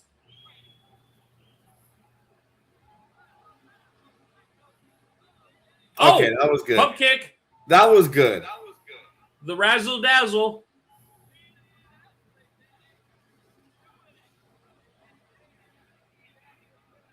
I guarantee those people that are cheering and booing and everything are not there. I guarantee that's B-roll. There's B-roll from the I would original 100% put TNA. money on that's B-roll. Oh my god.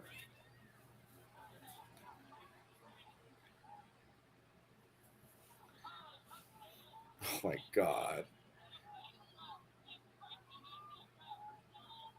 Why is the rest still counting? She had a shoulder up. Wait, who won? Oh, she did win. She didn't get pinned. Wow, that was awful. And it's not that the wrestling it's not the wrestling that's making it bad, because the wrestling's not good.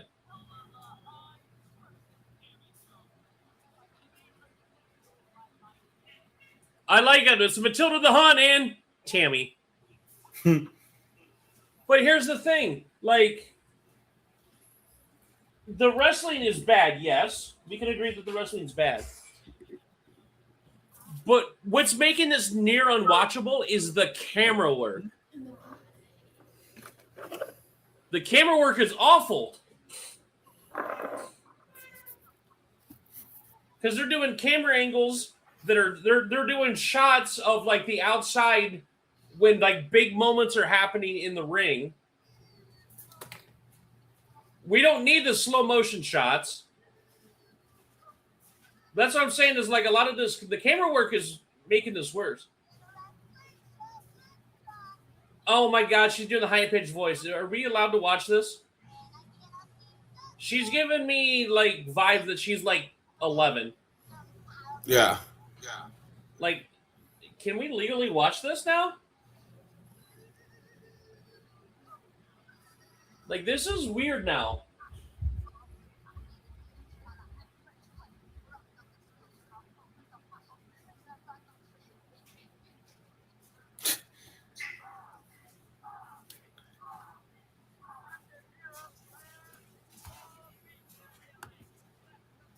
Yeah, like, this is slightly uncomfortable. She sounds like she's like 8 years old. Ah, gee willikers, mister. I do hope I do the best. Like, oh, we got an avalanche.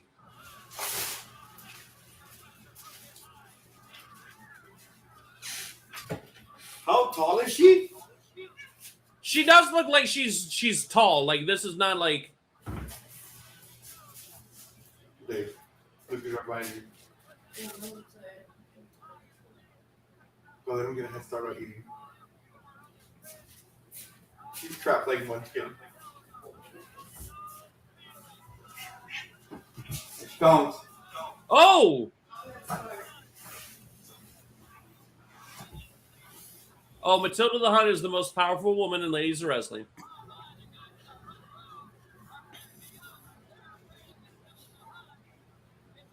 She's over as hell, too. Or that's B-roll. Remember, guys, if you guys want to see what we're watching, go ahead and join our Discord. Should be in the comments. You can copy and paste. This is our public Discord server.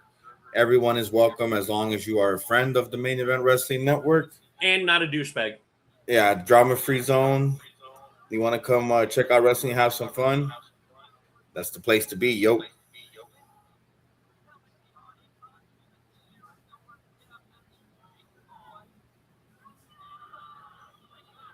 Oh, This is. I feel slightly weird because Tammy gives me the vibe that she should have came out with one of those gigantic lollipops on a stick. On the good ship. Like, she uses W's instead of L's. She calls it a Wowie Pop. oh my God. Like, that's the vibe I'm getting from. Am I wrong in this, though? No, you're not wrong. She's giving me a vibe that she calls it a Wowie Pop.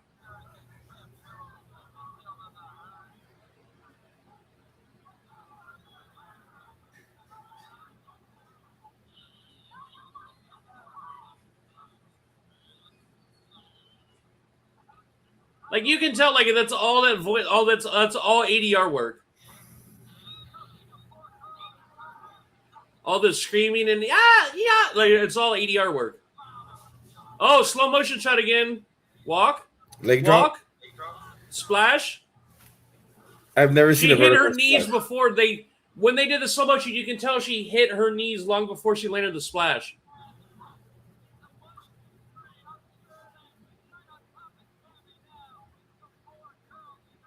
Why is the ref not counting the pin? Oh my God. And this is still the first episode? Yeah, we got about 8 minutes left. So this is the main event. Yeah. Oh, Well, my it's God. for their titles, so. Oh, and who's the champion? I think Matilda, I think. Yeah. Put the title on her, strap a rocket to her.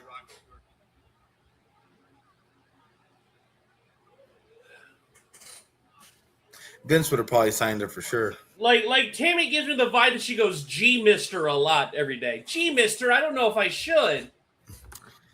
Chucky Monkey, you watching? Get in the Discord. We're watching Glow Wrestling episode 1 and 2. Here's our link again. After I can figure out the stupid mouse without a mouse thing.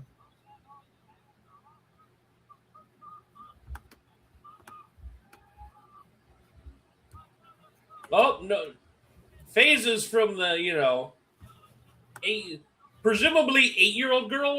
We haven't decided. Like I said, Tammy uses W's instead of L's. There we go. Got it. Right there. That's our server.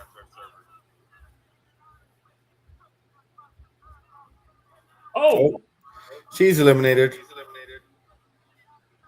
Like this could be almost construed as child abuse. Those ropes are really loose. And now she's beating up the ref and no DQ is being called.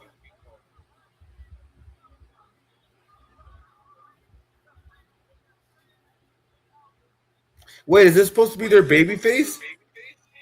Oh, now we have a kid on crutches? No, they didn't. Are they doing the Mean Joe Green fucking commercial? Oh my God. Oh my God.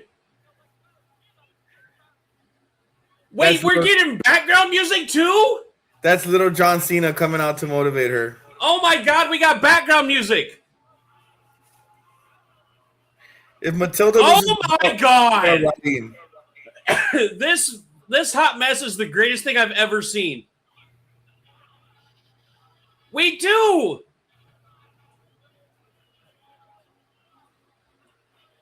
Oh, uh-oh.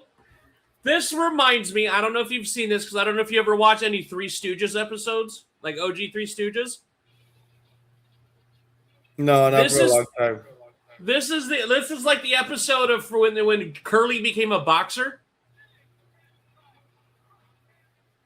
Oh my God. What Oh is my happening? God, this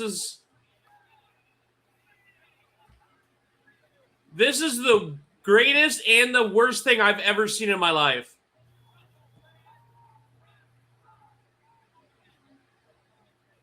So she's just shoving her into the corner over and over. Oh, now and we're over. just, I don't, oh my God. She was shoving her somewhere, and that was very close. Oh. Fall away slam. Oh, is she going to choke her out like that? Baldo, was she biting her?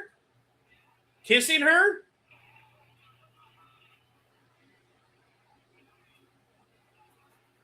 Can we like? Oh, she's probably biting her. I wasn't sure. Well, because she's selling it like she's in pain. Oh, now we're gonna sell? Unless her breath really stinks. No way.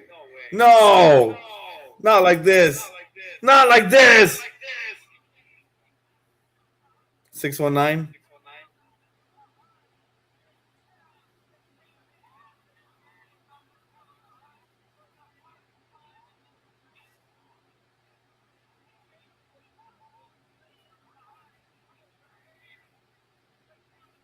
Oh no! Shot to the back. Oh no!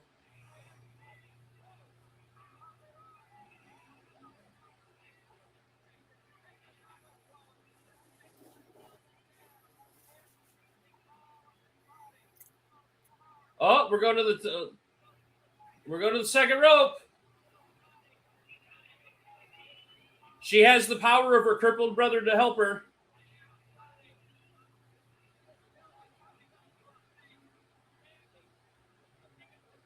Oh, crossbody. Oh. Most devastating crossbody ever. Oh my God, she won! That was a really fast count. Wow, this is bullshit. I'm already sick of this show.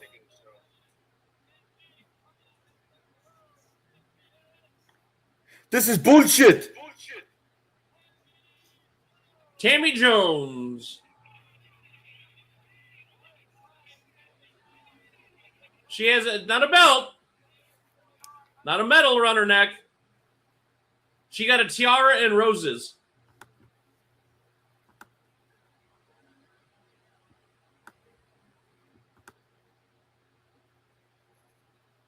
Oh, and we're just going to have a cat fight. A massive cat fight. This is extremely sexist and misogynistic.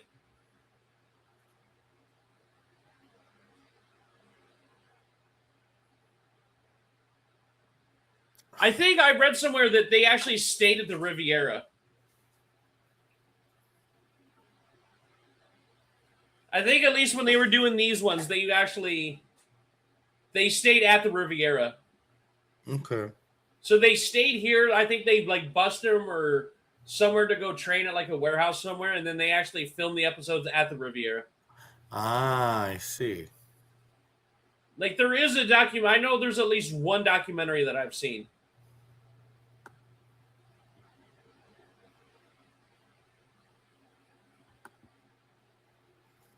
Oh man, and that was episode 1, huh? That was episode 1. Oh, we're still fighting as we got these incredibly horrible promos. And credits.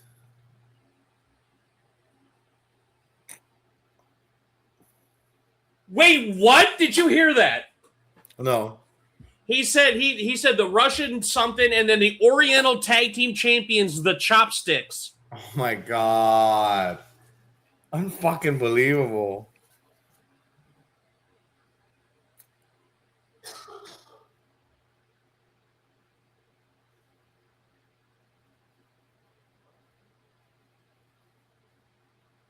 Oh my God, Tammy's like, I'm from such and such Kansas. Uh-huh. It's in Kansas. Is she, like I said, are they trying to portray her as like either dumb or she's 10 years old? And it's weird. So, ladies and gentlemen, that was the first episode. Oh man. Let me this.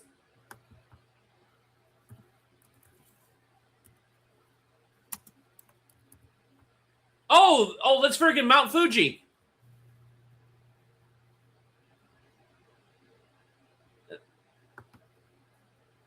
It's pink. No, that was her, like the other one. Her name was Mount Fiji. That was like No. I meant the blonde right here. It's pink. oh, The freaking singer. Bridget Nielsen from Rocky IV. Yeah, I was trying to be funny.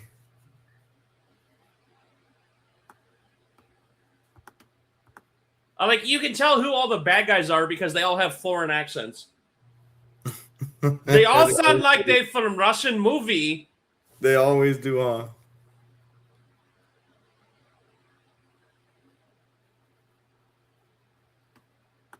Ooh, sparklers.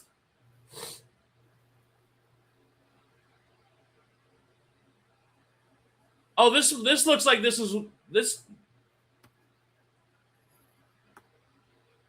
Oh, this is a new. Oh, this is a newer episode. There it is. Sylvester Stallone's mom, ladies and gentlemen.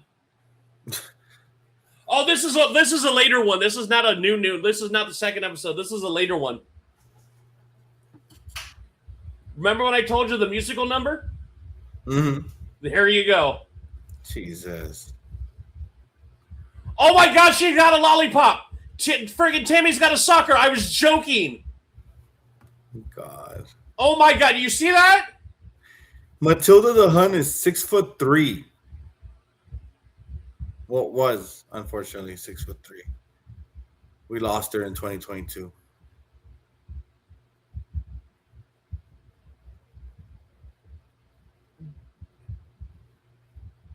Oh my God, did you hear that? The terrorist Palestina. Jesus. Did you also see Tammy had you know when I was joking about Tammy should have the has that sucker? Yeah. She had one, dude. Matilda the Hun was also at Married with Children and In Living Color. Oh yeah, I remember the later episodes they started doing skits and stuff. When they started getting the buzz. Yeah, like they had a little bit of money. Yeah, because they were recorded in the same studios as these people were, so they were able to get on TV shows.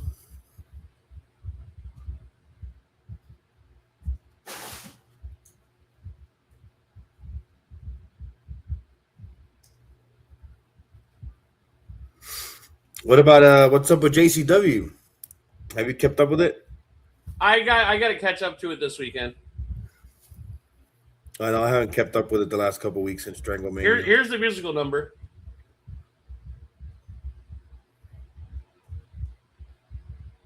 Where all the heels and faces dance together. Yeah.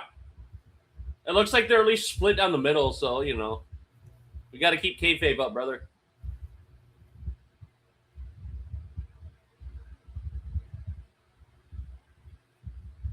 There's Tina Ferrari again.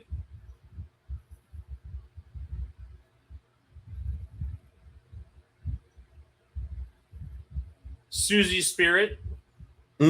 Hollywood. Is that Hollywood Haley J's mom? No. Spike.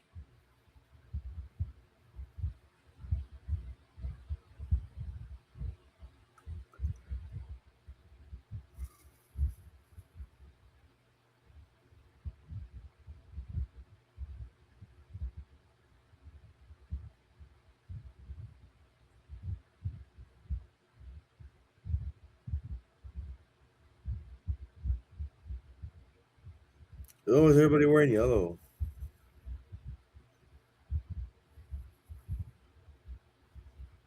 You see that suit? Tammy's got a freaking. Oh my God, Tammy's supposed to be like 8 years old.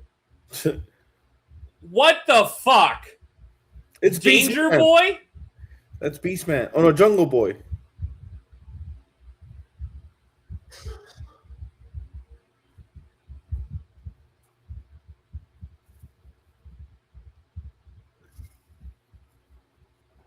Oh, okay. Oh, we're going. Oh. Man. Oh, right in the ass. Kicked her right in the ass cheek. Oh, it's Nature Boy. Woo!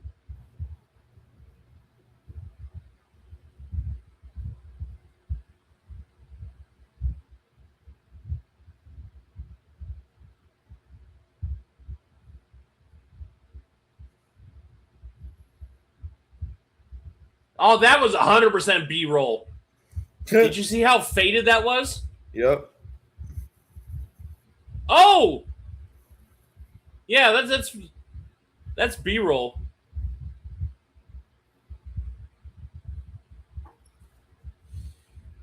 Oh, leg drops.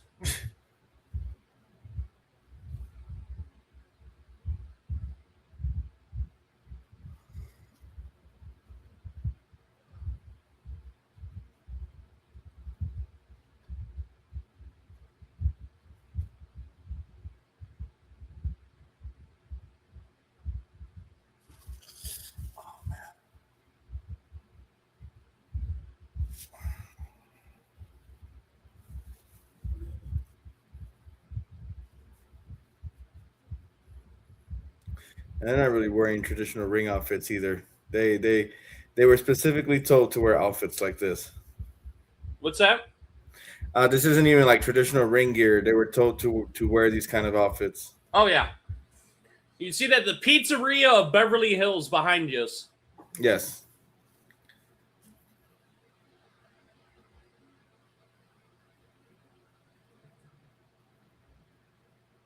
Okay, Tarzan. I don't know if they can legally say that.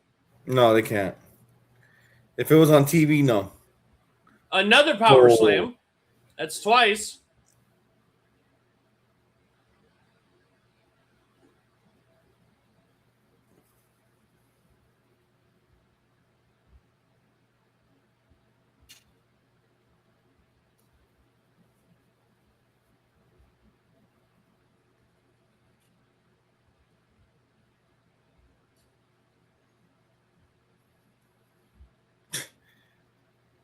Will that be enough to hold her down? Not the jungle splash. Punches to the gut. Marky D would be proud. Did you see what Marky D's doing right now? I watched the newest Ring of the Hawk. What he's doing for that, he wants indie guys to audition. Oh yeah, like he's doing his version of Gut Check. Yeah, and I sent it to Butters. Yeah. To see if he wants to send his stuff in, or I sent it to Kyle Knyx as well. See if they want to. I feel like Kyle Knyx would be perfect for it. Yeah. He's got like a bunch of funny stuff in his matches, and I think Marky D would find the fun in that. Oh man.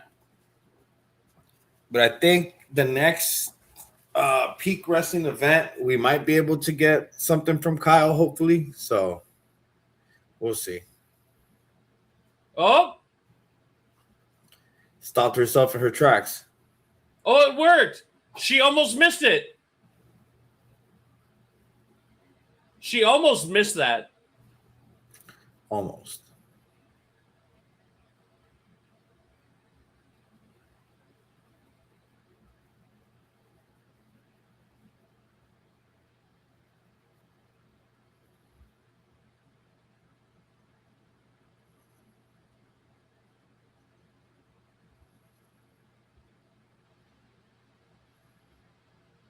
Ooh, the Spanish Kitchen. This is where the Spanish flies come from.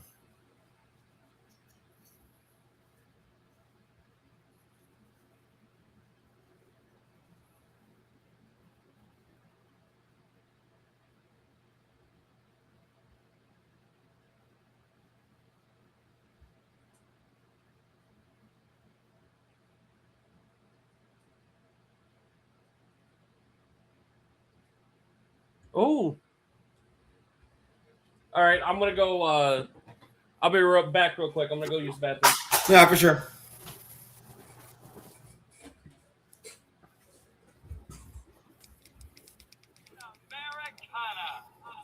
Americana.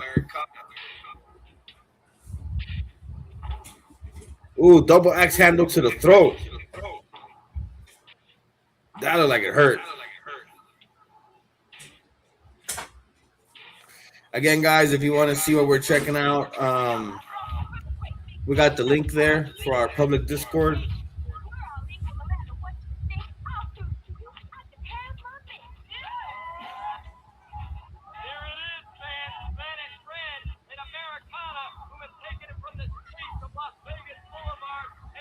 The streets of Las Vegas Boulevard. That's funny.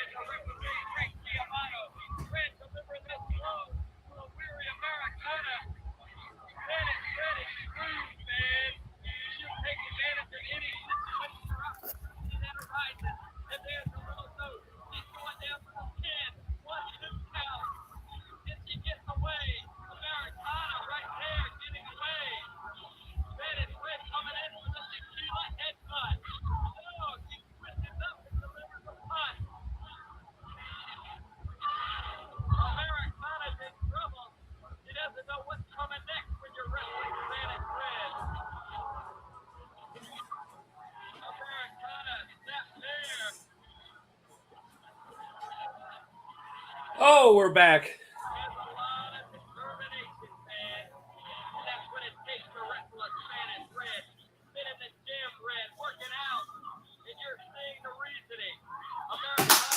Oh, that was an awful roll up.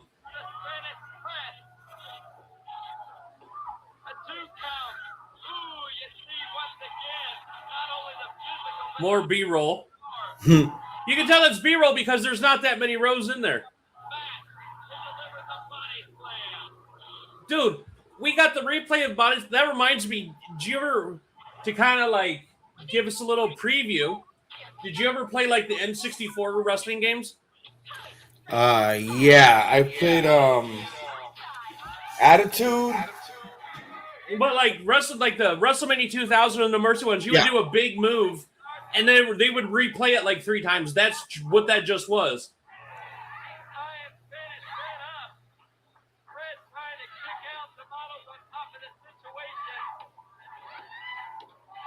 That was horrendous.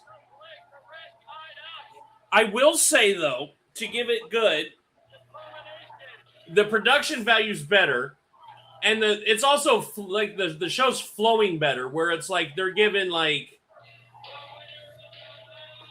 you know the matches aren't super too. Oh, we got a pie. We're doing a pie now.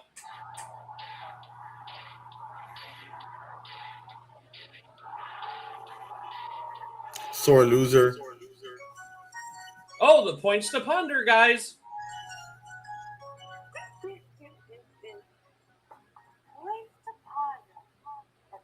Is this Anna Faris? May flowers bring pilgrims. There you go. When a lumberjack is fired, does he get the axe? Oh no. If runners get athlete's foot, do astronauts get mistletoe? Oh, sweetie. Oh, they didn't pick you for your smarts. This next match is a one-fall, 20-minute time limit, at a combined weight of 278 pounds. From Corpus Christi, Texas, Corporal Kelly and FC.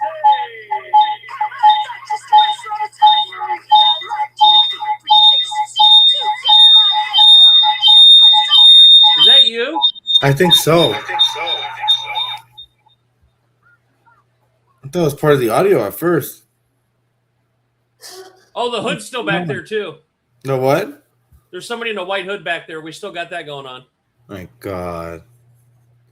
They just had everybody show up in costume. It's G.I. Jane. Oh my God. Hey, it's Mary Poppins. If they don't wrestle in those dresses, we are ending this stream early.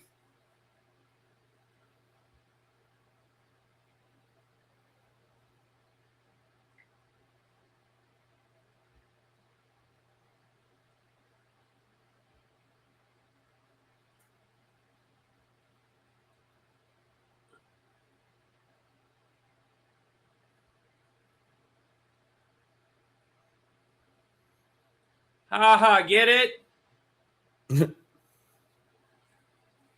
That's actually my mom's all-time favorite movie. So I've seen it a bunch of times.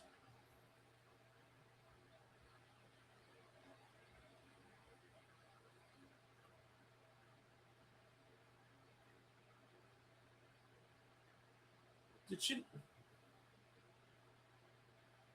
See, now this is the freaking glow I remember watching as a kid. Oh, like how it is now compared to the first episode. Mm-hmm. This is what I remember.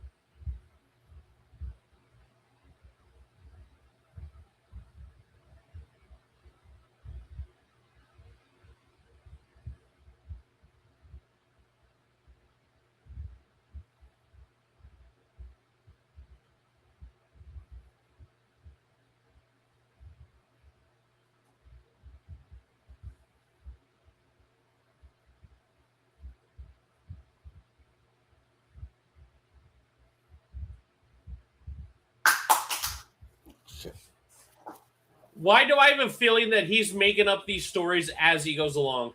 Don't they usually? Yeah, but like, oh, no. He's like, yeah, they were Marines and in the service, and Yeah. she wrestled men.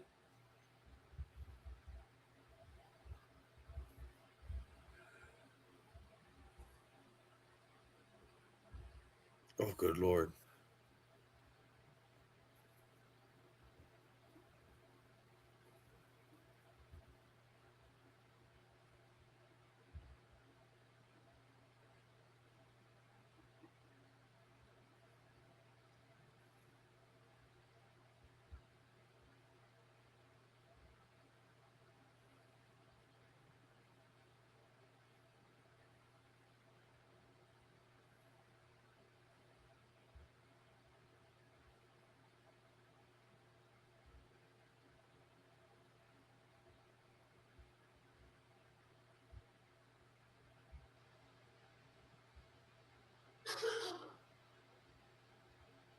Oh.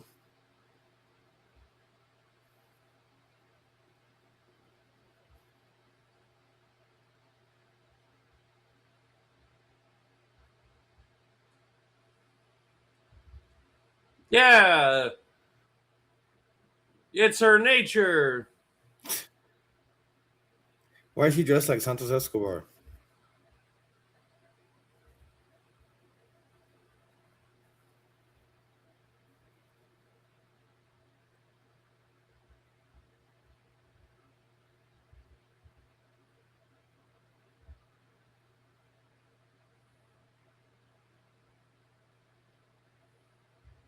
Hip toss. No, it's a Bailey to Bailey.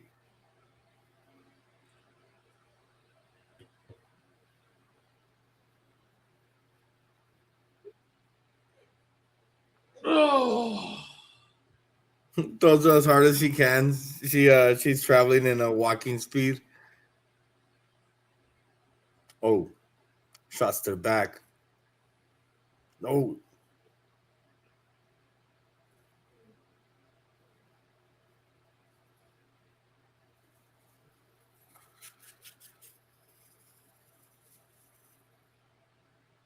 B-roll. They're like, yeah, fuck yeah, I fucking love women's wrestling. Thought that was Hillary Swank for a second. Oh, we got a breakup. Oh, now the ref wants to do their job.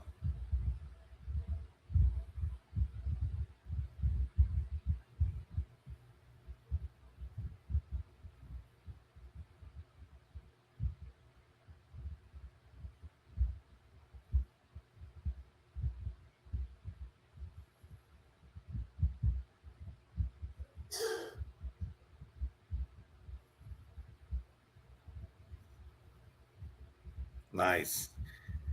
See that Tamina splash? You saw that? She was like, ah. Oh, she won with the splash. Tamina splash. That was a Tamina splash. Tamina, what's that? There's no one Mina? Oh, we're asking Ashley now. Oh, that's her?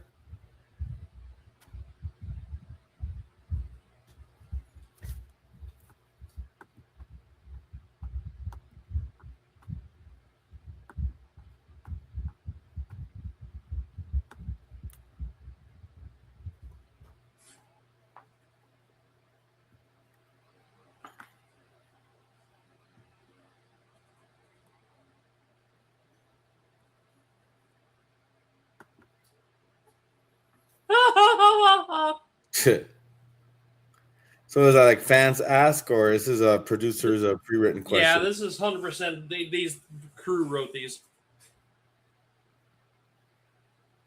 Yeah, there's another thing I was picking Jay Gold on about, where I say nobody said that. Yeah.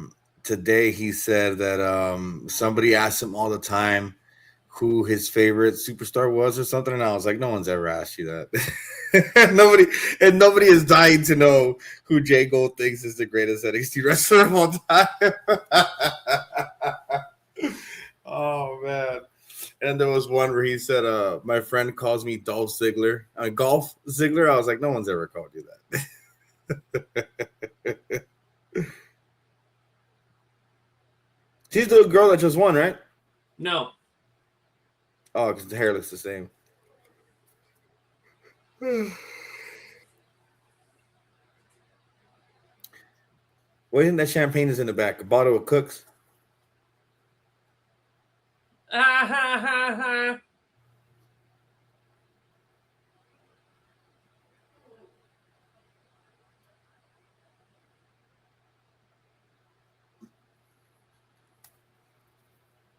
What the fuck? What the fuck?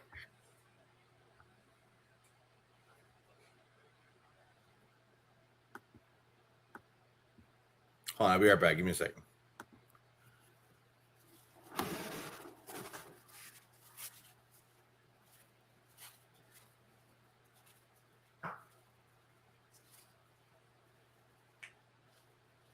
Woo!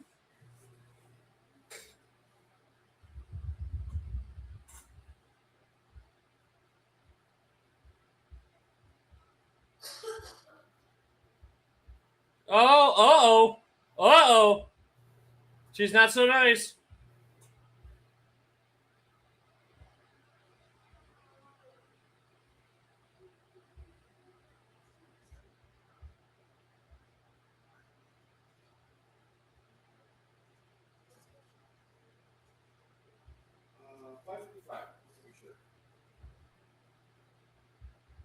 We're gonna sleep after you go back to work. I mean, after you go to work, I'm gonna sleep. So.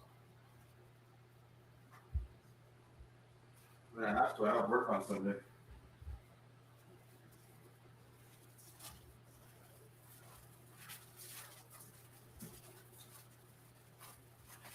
All right, we're back.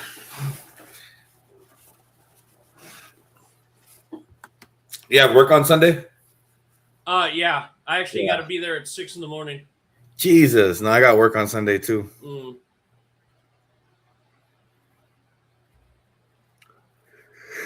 my gosh, it's Zarya. She has an actual torch. What the hell is she gonna do with that? How many women are on this roster? A lot. Because you have to have all the fetishes. You got the farmer's daughter and the little girl and the rich girls and the, you know what I'm saying? Yeah.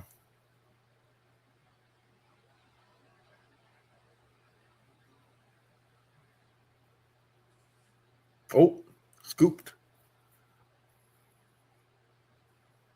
Let's see.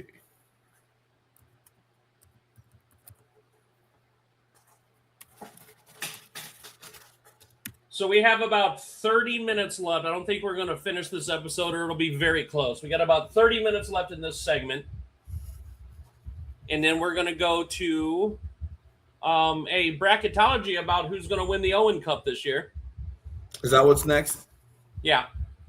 It's a pre-recorded one, so I don't know how we're going to set that out. We have to figure out It's already preset. Okay, yeah, that's what's next. Ugh. So we got about 30 minutes to watch more gorgeous ladies of wrestling. So we are on the road to 400 subscribers. We are very close. And I have pledged that if we hit 500 subscribers by the end of the Dusty Finish this evening, I will shave my head bald. And I haven't been that bald since basic training. Nice. That would have been literally 25 years ago this year.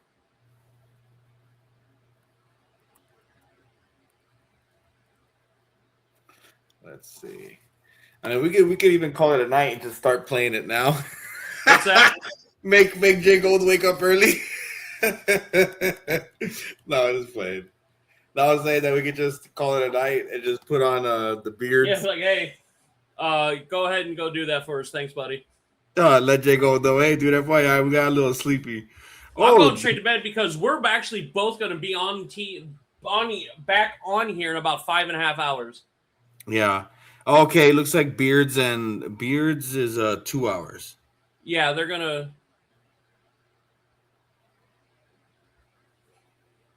So yeah, for those that don't know, we are running a main event trivia challenge. The gorgeous Great Brown Hope is going to host it. I will be feeding him the questions. I have questions written down, and a lot of them are not easy. This was actually harder than I thought coming up with the questions because I didn't want to make them too obvious, but at the same time, I didn't want to make them super hard. Why don't you give us a sample question? Except one category. We are doing 80s, 90s, 2000s, and 2010s. And then instead of 2020s, I actually did a deep cuts category. So those are going to be the hard questions. What's one of the deep cut questions you have?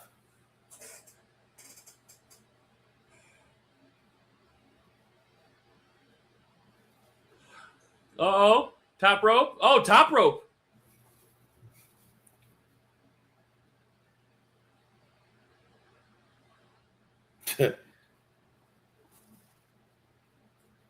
This is something Hulk Hogan would have been like, "Oh yeah, brother, it was my idea to start." Yeah, I had him wear the red and yellow, brother, so you knew it was all about me, brother. Brother. Oh man, yeah, Americana, brother. That's the one. She's the one.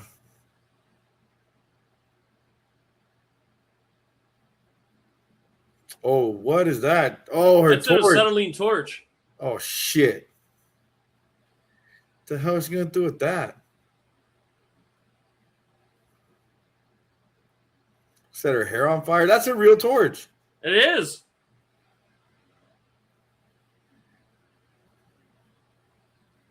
Oh God, be careful with that, please. Spoiler alert, Mike. Do they survive? Why did he wait so long? Whoa! That ref was not minding his own business. Where are the rest of her underwear? Why wouldn't you go for the pin? They didn't go for the pin. Amateur hour. She has a backup torch. I wouldn't know. You're not showing us.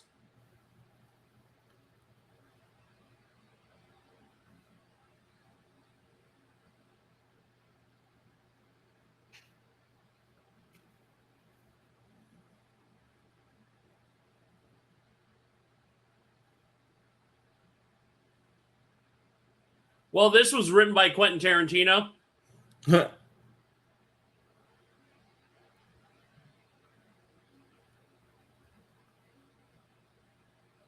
Yep, Quentin Tarantino was a booker. And there's blood. No way. Come on, blood.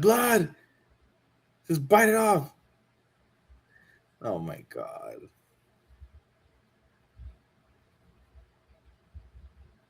Oh God. That might be the wildest thing I've seen in wrestling in a long time.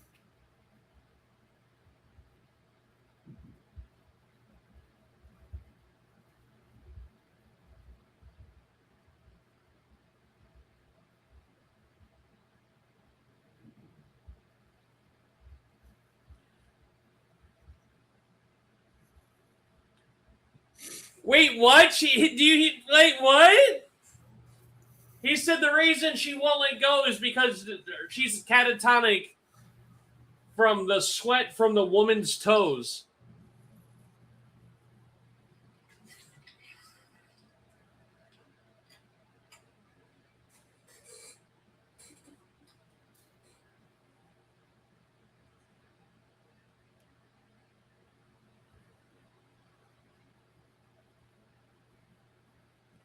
Oh, this is offensive.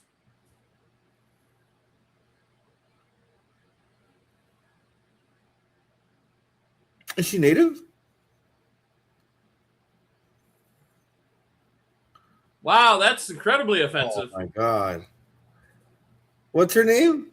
Little Feather. Oh no.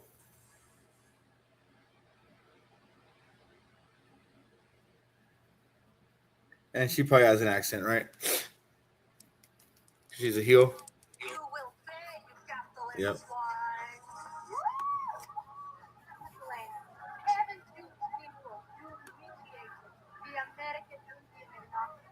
Ninochka will not add to her elimination.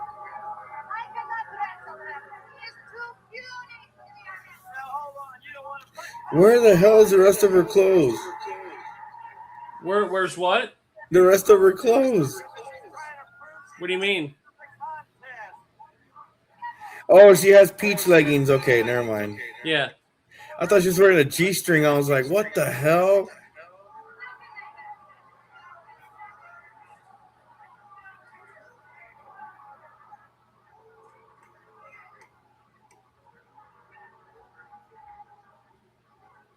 Wow, that happened.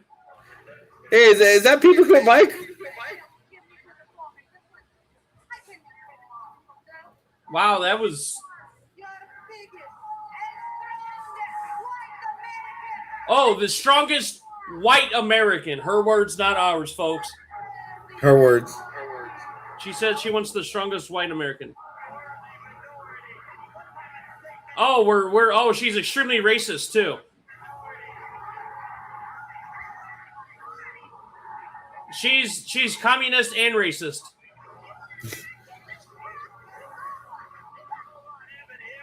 Oh my God, her name's Ebony. Jesus.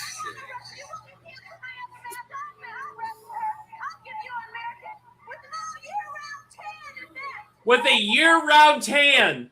God. Oh my God, this is extremely racist. And people pop for it. Well, yeah, this is the 80s. We don't remember, you boo everything Russian. What's her name? Not something. Nanichka? Yeah, Colonel Nanichka. She was played by Lori Palmer.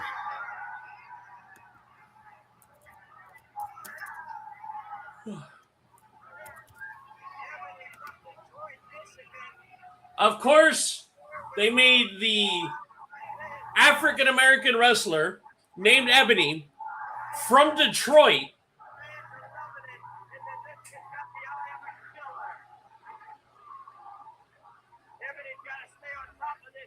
This Russian's a powerful, skilled wrestler. Colonel Nanichka has been all over the world wrestling and in fact is undefeated.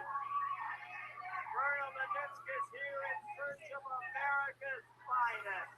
And that's what she'll find here in the International Women's Wrestling Federation. The toughest competitors in the world. The toughest? The toughest? Ebony showing what she's made of. You'll be a bit of 1, 2. Coming up in time with those legs, man. Colonel Nanichka's a scientific wrestler. You'd expect from Russia a brute, maybe. Boston Crab. She's not even from Boston, though. I know. Oh, we got out of it. To be a fine professional wrestler. Ebony's just finding that out, too.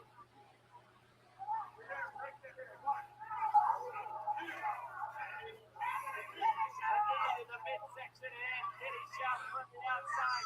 Oh. Colonel Nanichka, protege, and Kitty. Squeezing the air right out of Ebony is Nanichka. Looked like she was going to set her up for that back breaker. But no, she's holding that chin right out. Ooh, Neck breaker. right down, almost snapping the neck of Ebony. What a dangerous maneuver there. That takes the mark out Ebony. And Colonel Nanichka. Wow.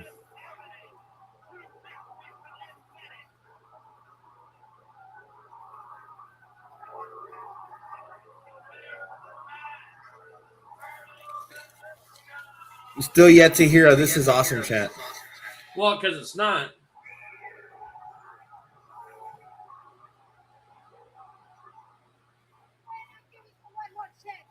Oh, one more chance. What? Triple duty, huh? How racist are we going to get now, folks?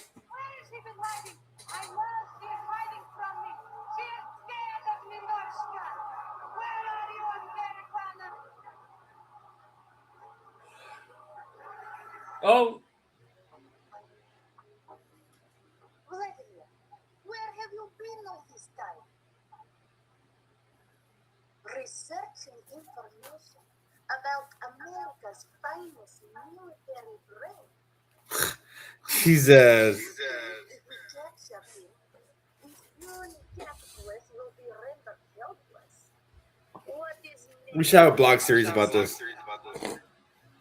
General? And make Shady do it. Keep it up, Vladimir. We expect to graveyard shift in Salt Lake. Oh, she's drinking Smirnoff. Get it? Oh my God. Doctors Feel and Grope, gynecology. Jesus Christ. Tell me, my dear, what is the difference between love and a hamburger? I don't know. Good. Then meet me for lunch tomorrow. Jesus Christ. I'm using that one on my wife. Now, was that Dr. Feel or was that Dr. Grope? Yes. One ball, 10-minute time limit. At 126 pounds from Damascus, Syria, the terrorist, Palestina. Oh my God. Palestina the terrorist.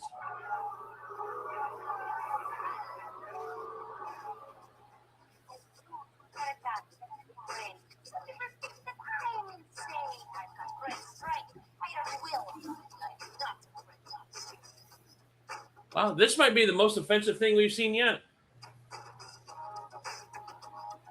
They're like Dave Chappelle. The first episode of Dave Chappelle, they got their raunchiest episode out right off the bat. A Syrian terrorist named Palestina.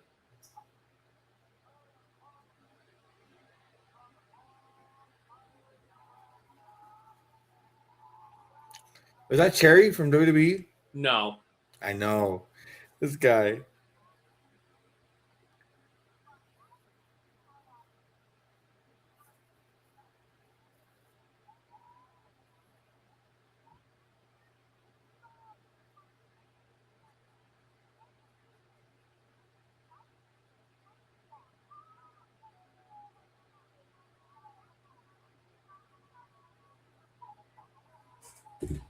Oh my God.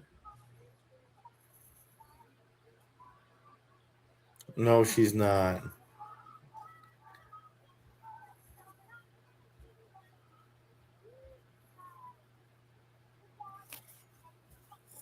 Jeez. This is not good. This might be the worst gimmick we've had tonight.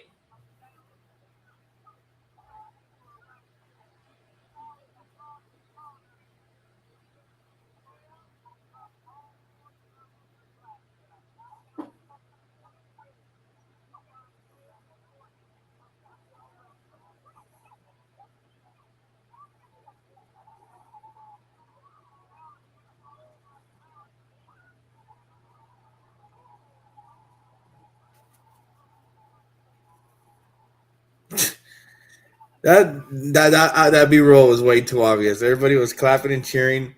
Then they switched to the ring and they went completely silent.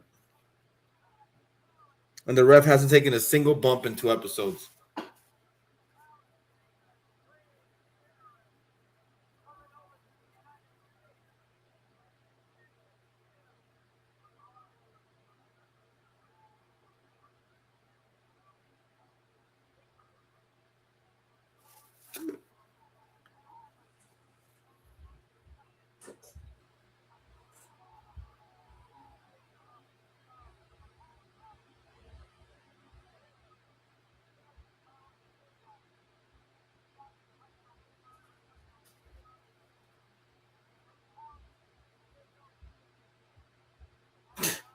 The Cesaro spin.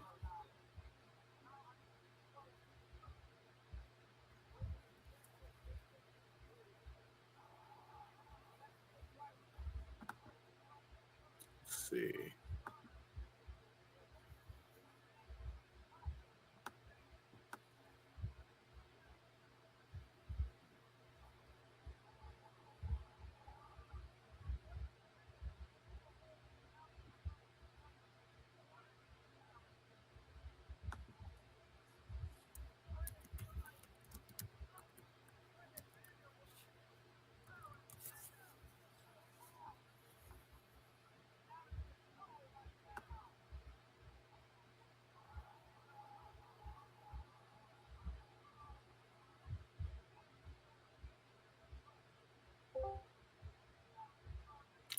So it looks like she Palestina has been in Glow, POWW, and AWA Superclass.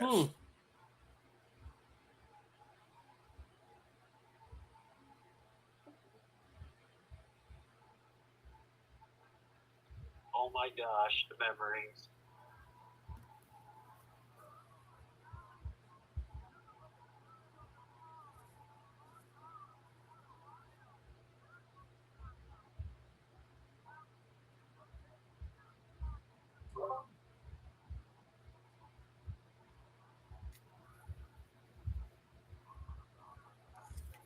Let's see.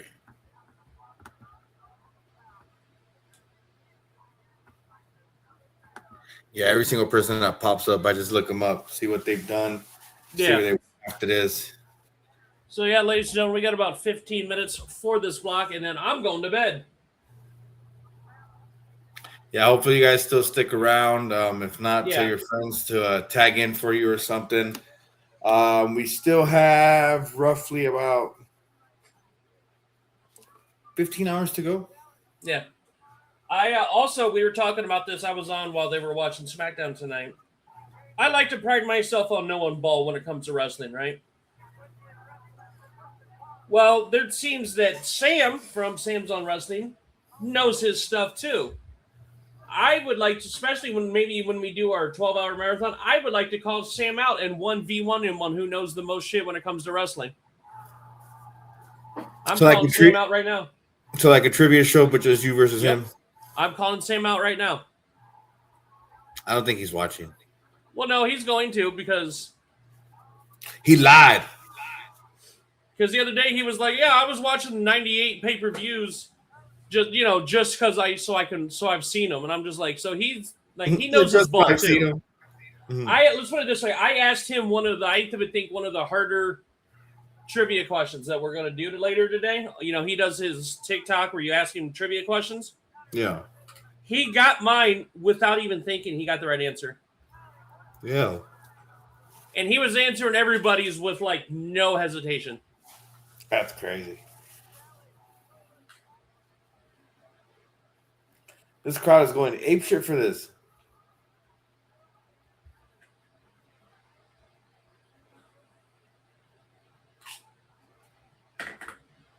I mean, it looks like they're making it work a little better. Like they've got girls that have actually been trained before or actually have a love for the game.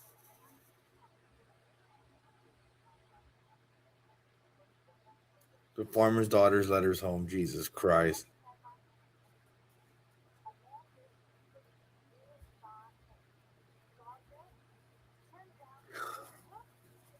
Oh, man. Fuck. I didn't think I was going to make it through the day. Whew. Yeah, I was.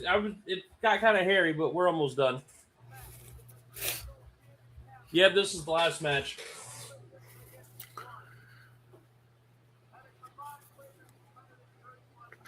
It's a tag match.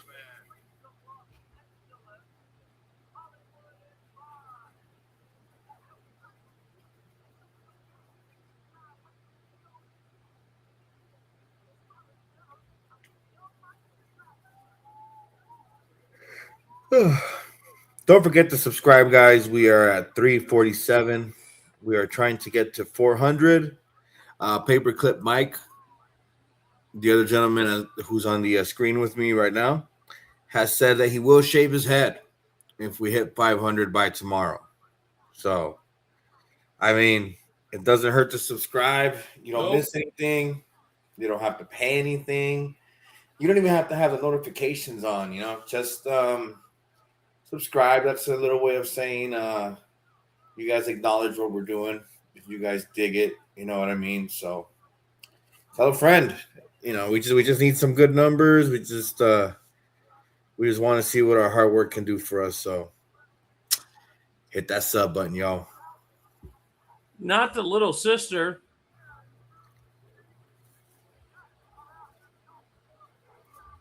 These are some very... Oh, shit. Uh-oh. Oh, yeah, Mount Fiji was not a small woman.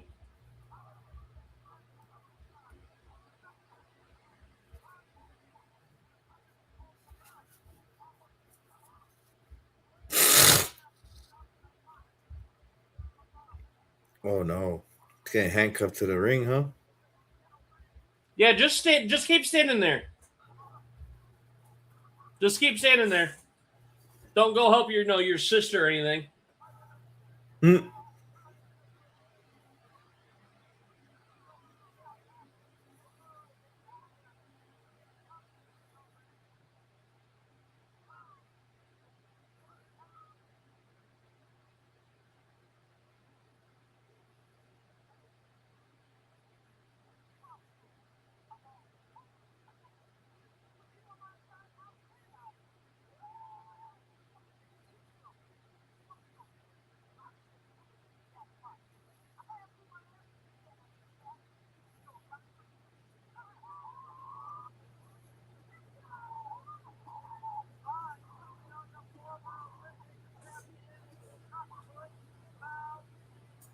Oh, she's a shot put champion apparently.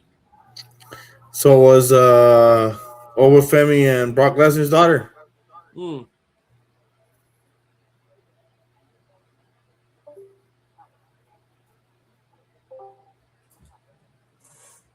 Oh. Oh my God, Mr. Q.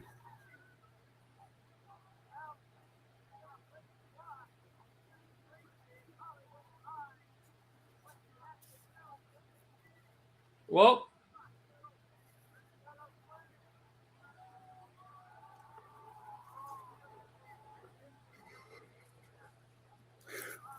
Don't look at my ass. That's what Marky D would say. Don't look at my ass, Yaki. Yeah, Sonny, don't look at my ass, Yaki, and Solo, don't look at my ass, Sikoa. Oh, we're spanking. We got a spanking going on now. Because that's the only thing we haven't seen yet tonight is a woman spanking another woman.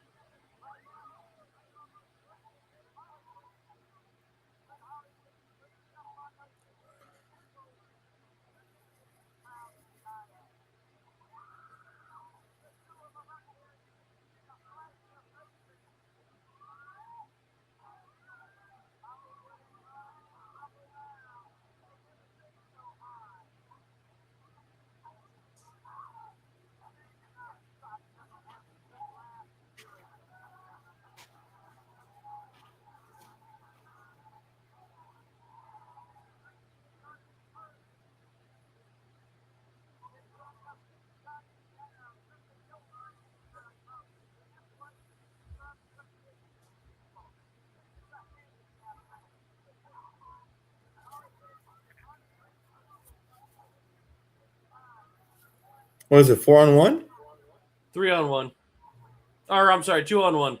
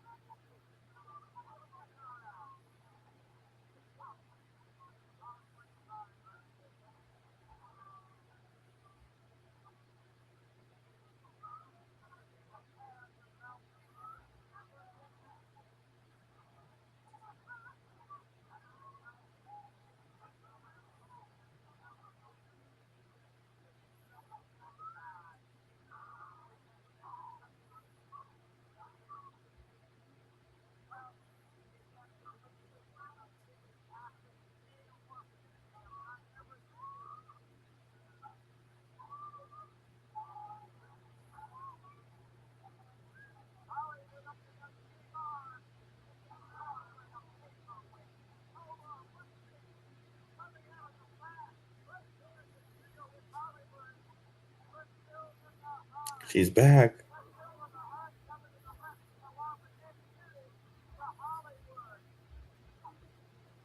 Oh, 3 or 4 leg lock time.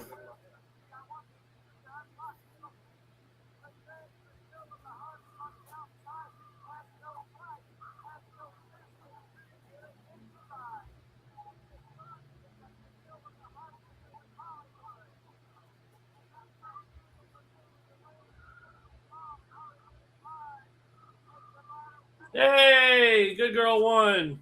Did we think anybody else would win? No. Let's see. We've got 5 minutes left. And it's all credits, so we can go back to that later. Let's do some plugs before we go. yeah, let's go ahead and Let's see. We've got new comments. Who was in here? This takes me back to my childhood. Hell yeah, man. yeah. Oh, look at that. Kine is in Spain. Preparation for Friday Night Smackdown. Nice. Yeah. Hey, Kine, do me a favor. Send me your email. Looks like the trivia is 5 hours from now. So if you can make it, we'll get you on, dude. Let me know. But other than that, what do you want to tell the people, Mike?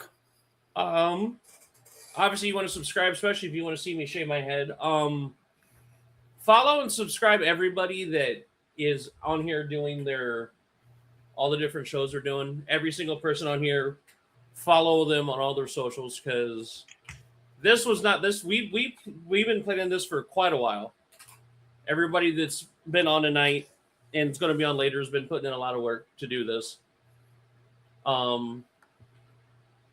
Yeah, especially if you like a lot of content that doesn't punch down, doesn't punch up. It's legitimately like not going for the clicks or anything. It's like legitimately good quality content.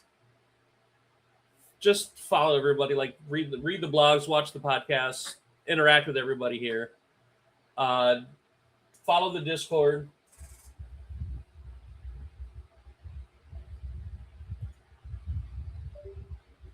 Get on the Discord. Follow the Discord. Basically, that's it. Like, I give a shout out. We came a long way from where we were at last year. I know Kyle touched on it before, when you had him on here. Who knows what we're going to be at next year? So if you guys want to keep seeing us do good things, just, follow us. I don't know if you want to throw in your 2 cents. Shout out to Wifey for coming through. She's going to be ready for me to go to sleep, too. It's been a long day. We got a comment from Joshua Newsom. Thanks for the good time. Of course, make sure you subscribe. We've got 15 more hours to go of this stream. Like Mike mentioned, you follow everybody. You won't miss anything. We've got content 7 days of the week, always a little something different. We've got a nice little bundle of stuff coming up. We've got Between Two Beards doing some bracketology. We've got Jay Gold with somebody from AIW. And then Too Sweet Kyle is going to be doing Kayfabe Coffee. And then me and Mike will be back for some trivia. So make sure you guys stick around. Subscribe. We're at 347. Tell a friend.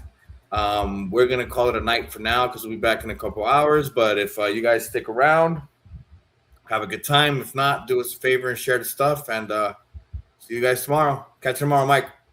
Later.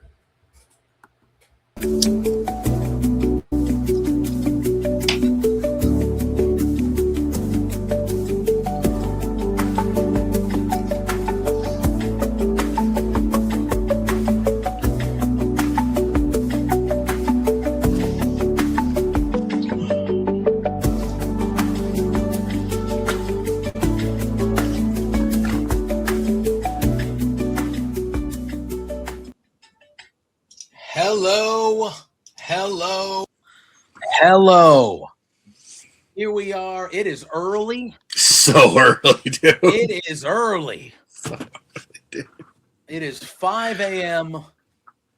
Right Eastern Standard Time. 5 a.m. should be outlawed. That's when I have to go to work every day with the shoe job is 5 a.m. Yeah.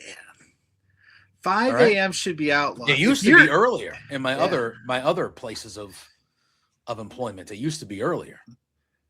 Yeah, I used to do that too. I can't no more. I mean, I have to be up at 5 for the shoot job. I don't have to be there at 5. 5 a.m. is the worst time in the world, but it is the best time slot of this 24-hour stream here at the Main Event Wrestling Network. Hope if you're still up, you've got plenty of coffee, caffeine, you're ready to rock and roll. Because we're here for the next hour or so, hanging out. So we're gonna rock this thing beard style. but over Absolutely. on the Main Event Wrestling. Maybe we should do the proper can- like introduction thing. You should definitely follow the stream. Apparently, if we get enough subs, Paperclip Mike is going to shave his head, and Lord knows I'd love to That's see what I that. saw. I'd He love might not to be see the that. only person going bald this weekend, but we'll get to that. We'll get to that. We'll get to that. But but- I am Pluggo. That is JPJ. You know this gentleman. He's on here every Thursday. I just do some social media work for this lovely network, and I come on every once in a while too. But yeah, Yes. hey, how's But it going? we are the Beards. We are. If you know, you know, as the kids say. And But if you we don't know, are- follow us. Correct. But we are here. We are smack dab not starting off the Saturday morning, but we are smack dab in the Saturday morning of our 24-hour main event marathon stream. You can follow us right here, main event _net on Twitter. I'm not going to call it the other name ever in my life. On Does Twitter anybody and Instagram. We out- were right there. But I mean, outside of like when we watch Raw or whatever, he definitely Michael Cole says X, like professional. But anybody that's not in a professional capacity that has any kind of affiliation, nobody calls it X. We call it Twitter. We still that's call it what it Twitter. I is. still call it That's a what it tweet. is. It's not even called tweeting anymore. It's posting. Yeah. But that's not what we're about. But yeah, give this a follow. Give this a subscribe. Donate. There's a link up at the chat right there. Do all this fun stuff. But we're here for like I said, like the next hour. We got some we'll be Owen here. Hart Cup bracketology going down. Double or Nothing weekend. Saturday night's main event. It's a crazy weekend. It's a crazy weekend, and that's what we're really going to break down today. You can consider this the Beards bracketology breakdown special. That's what you have here. We're going to go through. Yes, this is the official. This is exactly what will happen in these tournaments, by the way. So go Even gamble. though we have bet.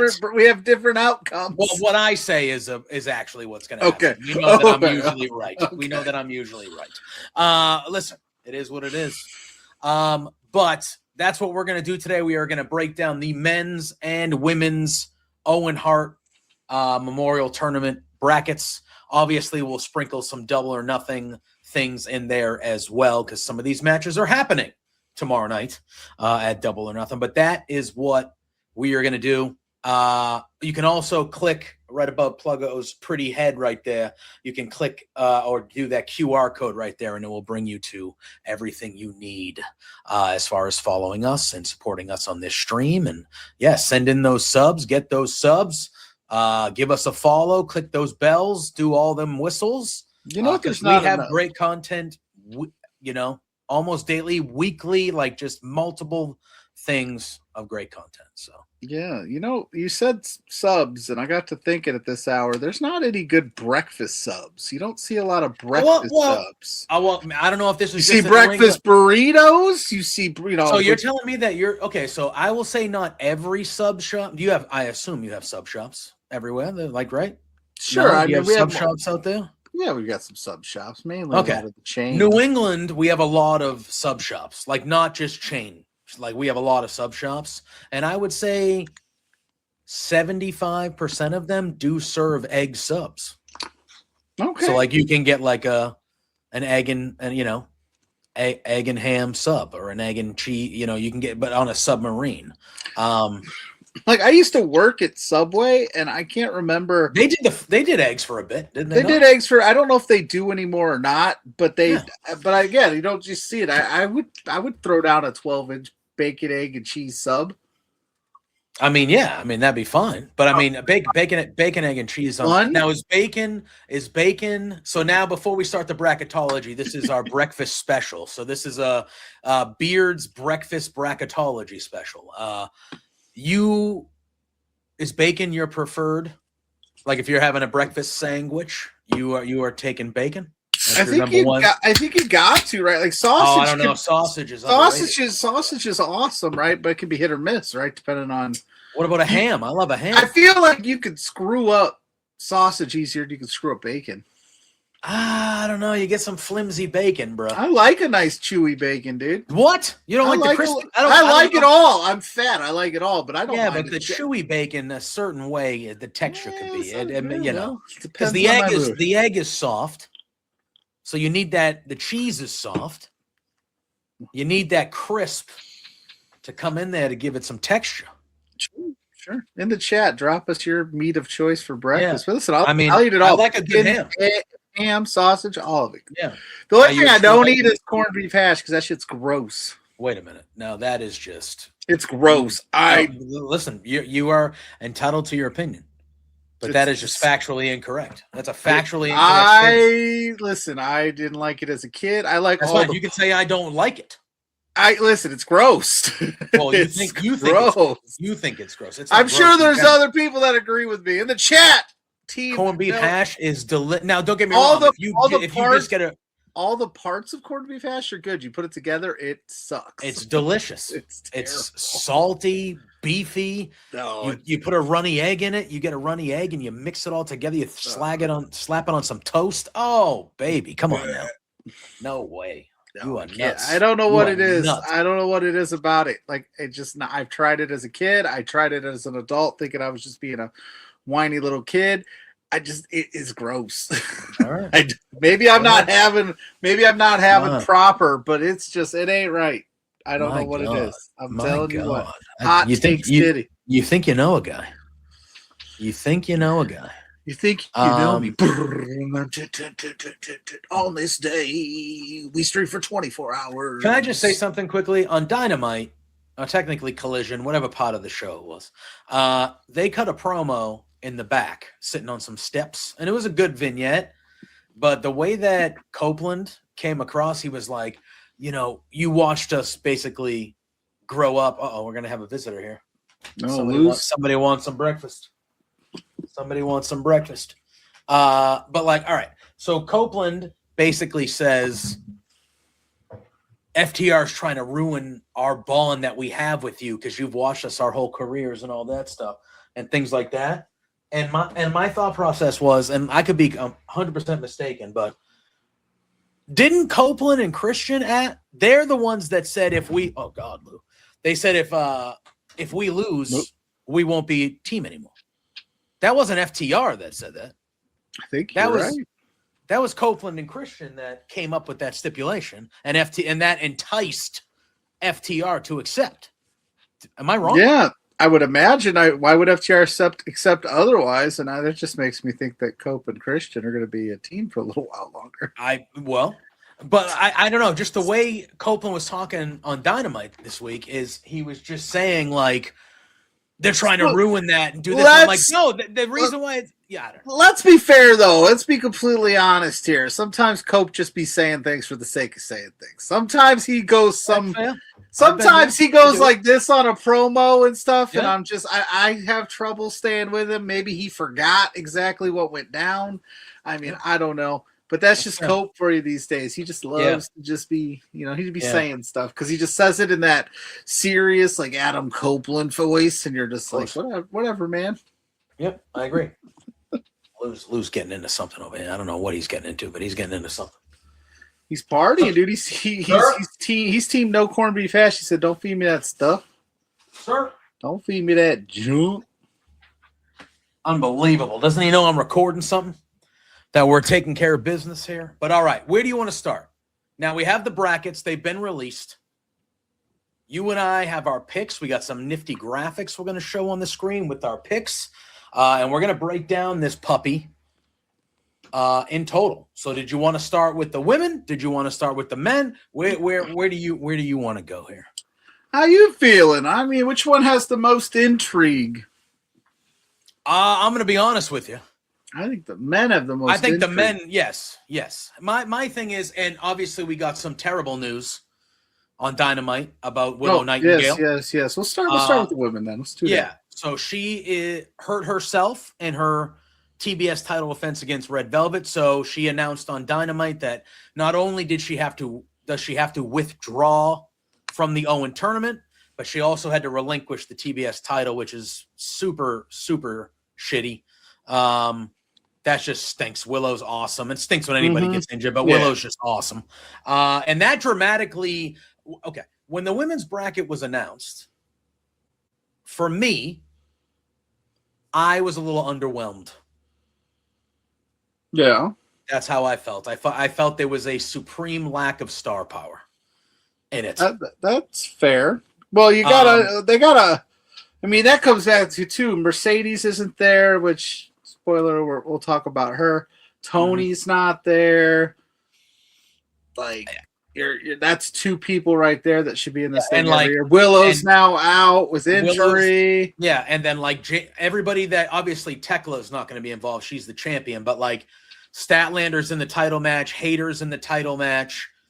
You know, so like there are other big names that could have been in this. And like for me, right, like I mainly watch WWE and AEW. Like if I can catch something, you know, in a new, you know, I will. But like three of the people in this tournament, I know who they are. Like I don't know much, you know. I know Persephone, but what I've seen of Persephone has been what I've seen in AEW or Ring of Honor with Persephone. I don't know anything about Hazuki. I think it's a Stardom person. I don't want to misspeak, but I don't know anything about her. And I know Sarie, but I only know Sarie from her terrible NXT run, where she didn't even really nothing. You know, so I don't. So I look at this bracket and I'm like, oh, there are three people in this bracket that like I'm not. And again, I'm not saying I can't become familiar, and I will. But like, I don't know. That to me was just kind of like, okay, yeah. I if we're being honest right now, the women's division has got a lot of great things going for it, but it's also in this weird, like, nothing's really cooking like it was, you know, a few months back, 6 months back. Like, it feels like they're kind of in this waiting period, and the Willow injury absolutely crushes a lot. Because listen, before that, I was thinking Willow's going to repeat it. She because won it last year, right? Yeah, she won it. Yeah, repeat this thing, win it again, be a two-time Owen. Like, it just felt like that's what we were setting up. And now we're scrambling a little bit. Scramble, eggs, breakfast, 5 a.m., 6, whatever, till 6. That's where we're going to be. I can't believe you guys are still awake. For those that have been here the long haul. Yeah. I would say Kyle's probably pulling his hair out right now, but he doesn't have any. So, hi, Kyle. You know? Yeah, that is true. That is true. I should probably be nice to the guy that. You probably should. You probably let's us do these things. Yeah. So when it came to this bracket, before the Willow announcement on Wednesday, I had a completely different winner, completely different. I was hitching my wagons to Athena, and I had Athena winning the whole damn thing, Pluggo. You still could. You still could. I still could, but with the news of, you know, because I had Willow in the I had Athena and Willow in the finals. It's fair. That was my final, and I had Athena winning. But I'm honestly shocked Harley Cameron didn't make this field and have her on the same side as Athena or not Athena, Willow. Yeah. And have that as a potential just for funsies thing. But yeah. And then so obviously, do we need to expand this field to 24? College football. Soon enough. There'll be 117. Yeah, do we need to expand this field like other brackets that love to do that? Because I feel like 8 is. You could have probably gone 12 to maybe 16. You probably could, but then again, that's what the Continental Classics are for, more of that kind of wrestling. Yeah. So this is just a fun little thing we do here in the summer. Yeah. And so I assume, obviously, on your end, when Willow was in this tournament, you might have been going a different way. Because obviously that's, you know, you and I agree. I think if Willow was in this tournament, and the news about Persephone that's kind of been rumbling around that there's a certain company kind of interested in her once her dual deal runs out here.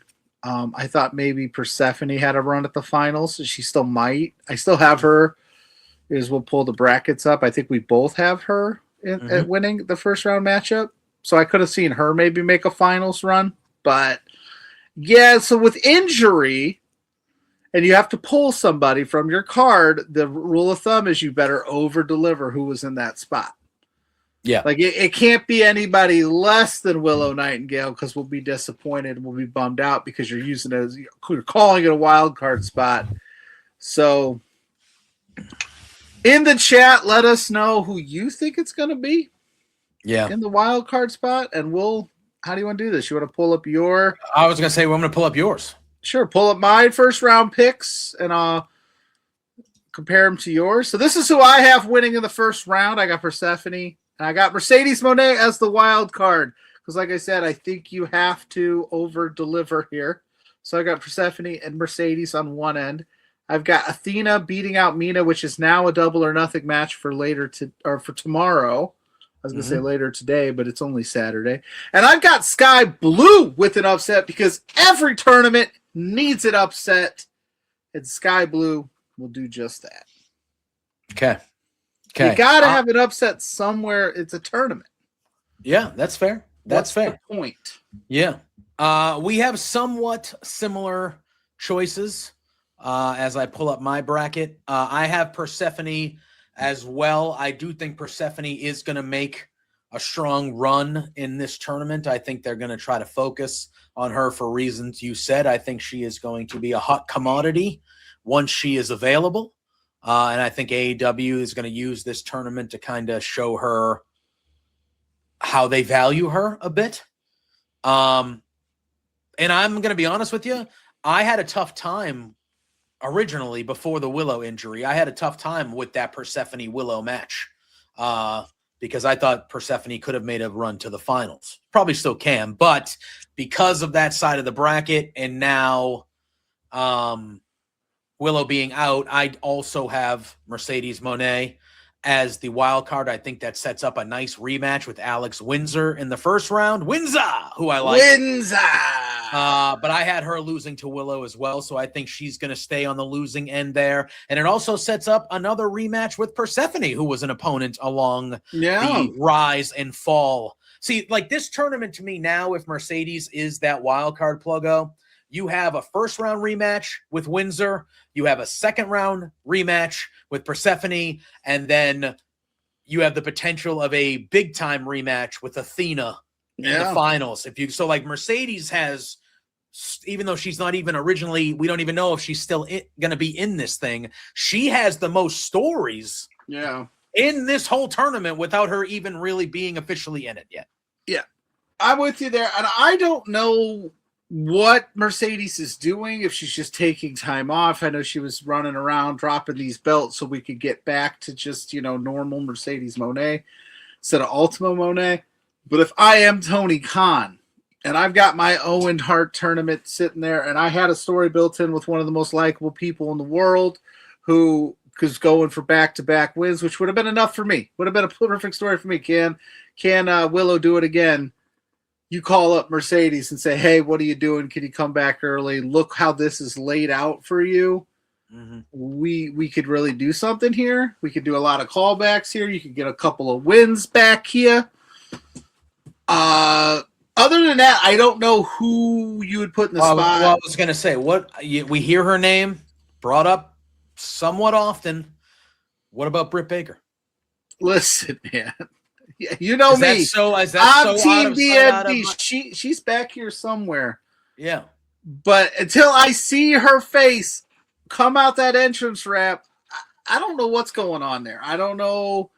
There's obviously probably a big story there. There's probably a lot more to it than we know, but why not? I would be happy with Britt Baker making a return here and even getting a win over Alex Windsor. Now, listen, Windsor's in the tag. I know Jamie Hayter's in the main event scene right now, trying to get a title, but they are tailor made for this tag team match with Divine Dominion. Yeah, for sure. So you could pull again. Alex Windsor, you tell the story. She was preparing for X, Y, and Z. She ends up having the wild card match. She gets picked off, and I don't think anybody thinks the wiser of it. But yeah, Britt would be great. Thunder Rosa, we saw on Wednesday. I think she might be great. Outside of that, I mean, I still don't know the story with Toni Storm and why she's out, but I don't know if she's ready to come back. Based on the reports we saw, it wasn't going to be in 2026, so I don't think she's a viable option. I don't know any free agents that are viable options right now. So that's the three right there: Thunder, Britt, Mercedes. And why wouldn't you call Mercedes, right? Yeah. Well, speaking of the CEO, you and I, and the women's side of things, you and I agree We only had one difference. You have Sky Blue upsetting I Serena. got have it. Serena. I just have it for the, and again, I know AEW doesn't really always fall. I just have it for the babyface heel factor on that side. Oh, sure. Of things with Athena and her. I like the idea. I like the idea of Athena and Sky Blue though having to wrestle That'd be each fun. other because they were That'd be just fun. teaming up on Wednesday, so they think that they're going to be like buddy buddies, and Athena just. Because listen, Athena, whether we like it or not, man, she teeters on face. She's a tweener, dude. People love her. Can I ask real quick? Are we ever gonna just pull the trigger on her losing that ROH championship and coming up? Well, I thought coming up to Dynamite where she properly belongs because she just keeps winning that thing. I mean, I thought, you know, they just had an event last week and it was a multi-person match. I thought that was a perfect way for it to go down. But well, listen, we have the same final. So we only need we one have break. Mercedes Moné and Athena. You know, would be an anticipated rematch when they had the first match, which was Look at in the Mercedes. She last can't year. she can't even look at her. She can't even look at her because she knows what's about to happen. Yeah. That So is our who final. Who do you got winning?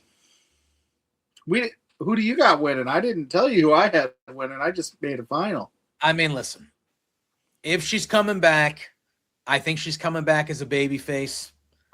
I think she's going to win this as a babyface. I think she's going to go to All In as a babyface and face Tekla.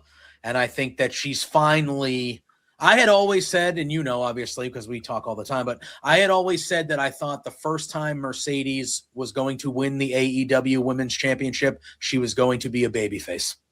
And I think she's been gone a decent amount of time enough, and bringing her back under these circumstances that she can come back as at least a tweener at best or babyface. Oh, she's getting a pop. She's dude. gonna get a pop. I don't think it. I think it's if she wants to be a face, it's up to her. Yeah. And I think naturally, if she wins this tournament, which I am picking, again, I had Athena winning originally with no injuries. I had Athena. Yeah. But I think that the injury and having to have a wild card, and I'm expecting it to be her. I don't really see who else it could be. Like you could have made an argument in this tournament that Willow was the biggest star in the tournament, and they just lost her. Like you said, you got to come with fire. And to me, the only two names that would create that are Britt or Mercedes. Those are the only two. Yeah, you gotta catch a buzz here. You got to like no disrespect to anyone else on that women's roster, but when you have a wild card spot and you lose a big name, you gotta come. It would just be devastating. Yeah. The tournament. So you got Mercedes, huh? I have Mercedes winning and then eventually winning the title against Tekla at All In. Okay, I got no other. You want to make Mercedes Moné a babyface? She makes a run to the finals, and everybody goes, "Oh shoot, here we go again." And then Tekla and company, they come, they come help out, and they secure the win for Athena, thinking that they're friends and all. So I'm taking Athena to win the Women's Owen Cup. I don't hate yours, but I think that's how we cement Mercedes Moné as a babyface, is getting screwed over in the finals. That's okay. And then we'll end up with some triple threat. Because listen, Tony Khan all of a sudden, he's been throwing these multi-women matches out in the main event or the world title scene lately. So what's wrong with the triple threat at All In? Yeah, that's fair. That's fair. Mercedes, Athena, Tekla. Easy way to get it off of Tekla where she kind of. Or you could just have Athena beat Tekla and then you get Mercedes and Athena again, but for the title. But I'd like to see Athena just not have her time in ROH. It's been great, but we gotta figure that out. We got to figure that out. Mm-hmm. Yeah, we'll get all right. there. So that's what we're thinking on the women's side of things. Now the men's side, you and I differed here a bit. A little bit. I got difference. I got some thoughts on that. But you're currently watching the 24-hour main event Wrestling Network stream. Make sure you sub. Make sure you like. Make sure you comment. A lot of people put in a lot of hard work or are about to put in a lot of hard work for the rest of the day. We're doing the early morning slot because we're, I don't know, because we like torture. We just like torture. So go. But if you've been here since the 8 o'clock, you're still here now. You're a trooper. If you're gonna do the whole 24 hours, more man, hats off to you. You guys are tougher than I am. But show some love to all the people that are on this stream, man. It's gonna be awesome. Yeah, absolutely. It's We're gonna on be the road to 400. We sure are. It's the second annual. What's the second one? Can you say annual? I got to be completely upfront and honest. I was not a part of the network for the first one. I wasn't either. So But I it's the don't know second if one, I don't right? know if it's an annual event or if this is just the second one they've decided to do. But either way, Got it. part Either 2, way. Electric Boogaloo with the beards makes it better. I agree. We weren't on the I first agree. one, so technically this is the first one. It is. It is. Is that how we're gonna operate? That's how I'm gonna say it. That's what I'm gonna say. All right, let's hop over to the men's. I'll show my bracket first for the men's. Overall, I think that the men's. I think once you saw the men's bracket, it was very story driven from the get go. Like, you know what I mean? Like, we had seen the Swerve and Bandito thing kind of unfolding before we knew they were facing each other in the first round. The Samoa Joe, Will Ospreay thing with the Death Riders and the Ops, that was happening before we found out they were in the first round. And as you kind of go through these brackets, there's some pretty cool opportunity for some cool matches here. So, nope, wrong one. Here we go. Bless. This is my men's bracket. On the top left, obviously, we've seen this building for a little bit here with Samoa Joe and Will Ospreay. I think this match at Double or Nothing is a show stealer match with Joe and Will. But as you saw on Wednesday on that Dynamite Collision, that promo that Ospreay cut, that was very needed. I feel like that should have happened a few weeks ago. That was the type of the promo that everybody's like, all right, like this is all in his country. He's fighting for his country. He's fighting for his dream. Like that was a great promo by Ospreay. I have him beating Samoa Joe. This one on the bottom left, I had trouble with because Mark Davis just defeated Jack Perry to win that national championship. And now we have a rematch. And I almost was leaning Jack Perry getting revenge here, but I just think I think the United Empire, Mark Davis, Don Callis family, Will Ospreay, United Empire, there's a lot of history there. Good guy versus bad guy. I know I'm old school and I'm a sucker when it comes to that good guy versus bad guy. I didn't even stuff. think about that with mine. So great pull. I wouldn't even think of that. So I got Ospreay and Davis in that semifinal on the left. That's a good semifinal. And then on the right, I really badly wanted Brodito to fight each other in the second round, like a friendship. Like, hey, may the best man win. We love each other, but let's go out there and fucking hump. I really wanted to do that, but I can't pick against Swerve, bro. I can't pick against Swerve. He's just, you know. So I have Swerve and Bandito.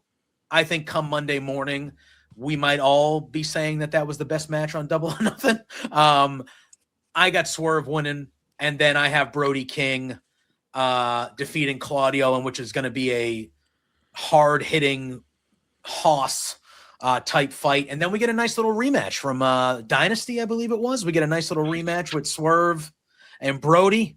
Which I spelled wrong on this. It auto-corrected to Brody with an IE. Oh, yeah, that's all right. Whoops. What can you do?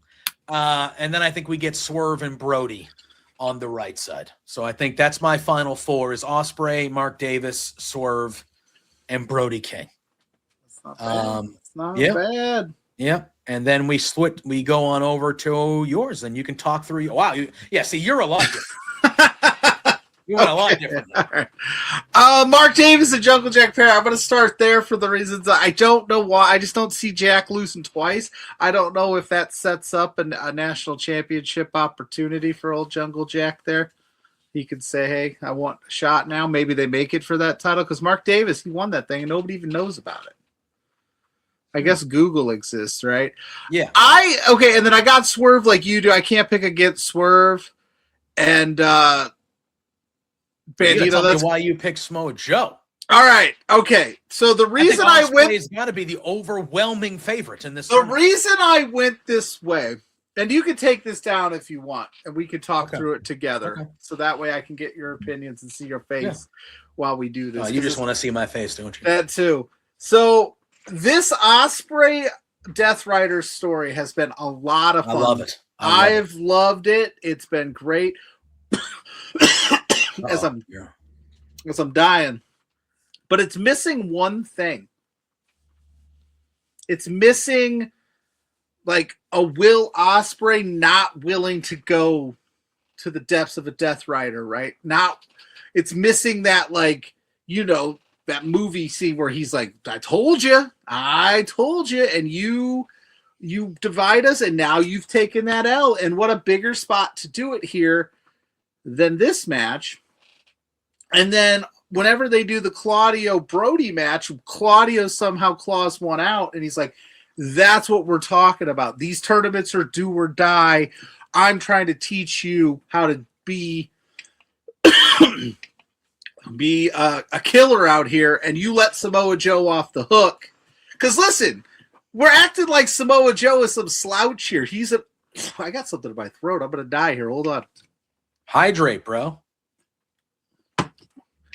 You know, and then it works twofold too, because Samoa Joe was trying to recruit Will Ospreay. I just feel like we're missing that piece of, like, Will's been going along with everything Mox is saying, but when the going gets tough in that match, and you know Samoa Joe is going to get him in the weeds, and it's going to get physical, it's going to get dirty, it's going to get violent, is Will willing to do that?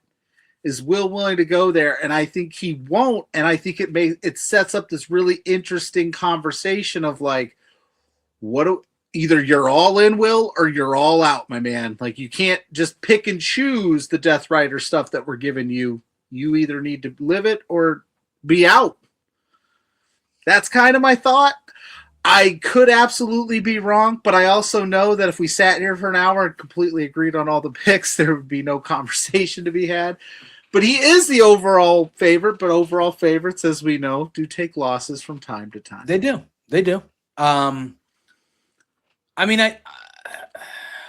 I guess it all depends on what happens, and we're going to get to this because we haven't talked to we're going to go through our final matchups first. I guess it all really depends on what the direction coming out of Double or Nothing is with the championship for me. Because to me, I look at it, and the reason I brought up the promo on Wednesday is that was the first time that Will mentioned how important it is for him to win the title in London, in his hometown at All In. Yeah. Like why that's so important for him. And I feel like he purposefully has not won the world title up, and obviously the injury delayed it a bit in the surgery and things like that. But I think there was a lot of purpose as to why he didn't, because when he first got to AEW, you could have strapped him with that title very early on. He was so hot and the matches were good. Like, you could have easily done it and everybody would have been on board and it would have been, yep, okay, this makes sense. But they didn't. And they had to go a different way with him. And I think it was because they were waiting for this moment to give him the title in his home country, like literally like a hero's victory of sorts. Yeah. So don't get me wrong, I love me some chaos. But I just feel like that would be such a missed opportunity, like almost to the point of a regretful one. Right.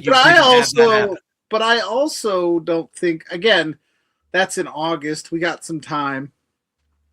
But you don't want to. Could you imagine you know, Wednesday night? I know, 100%. I'm with you. But could you imagine Wednesday night they do that callback to or Double or Nothing? It's Ospreay, it's Moxley. They're in the back, and he goes, simple. All he has to say is, "All right, what now, Will? That was your shot. That was your ticket. Guess what? Life's not easy. What you going to do about it?" And you got to go you want an opportunity in London at that title? Go take it. You know what I mean? Like, again, and I could be absolutely wrong. I was just trying to look at this from a different angle and a different perspective of, like, the Will Ospreay road to London it's a story that tells itself, but it's a story that, like, we all know he wins the Owen. He goes on to London. He wins the title, right? Yeah. Where's the adversity? Where the neck injury is the adversity, and I understand that, but I meant in story of like what we're doing right now. Where's the speed bump? Where's the hiccup? Because that's compelling to me.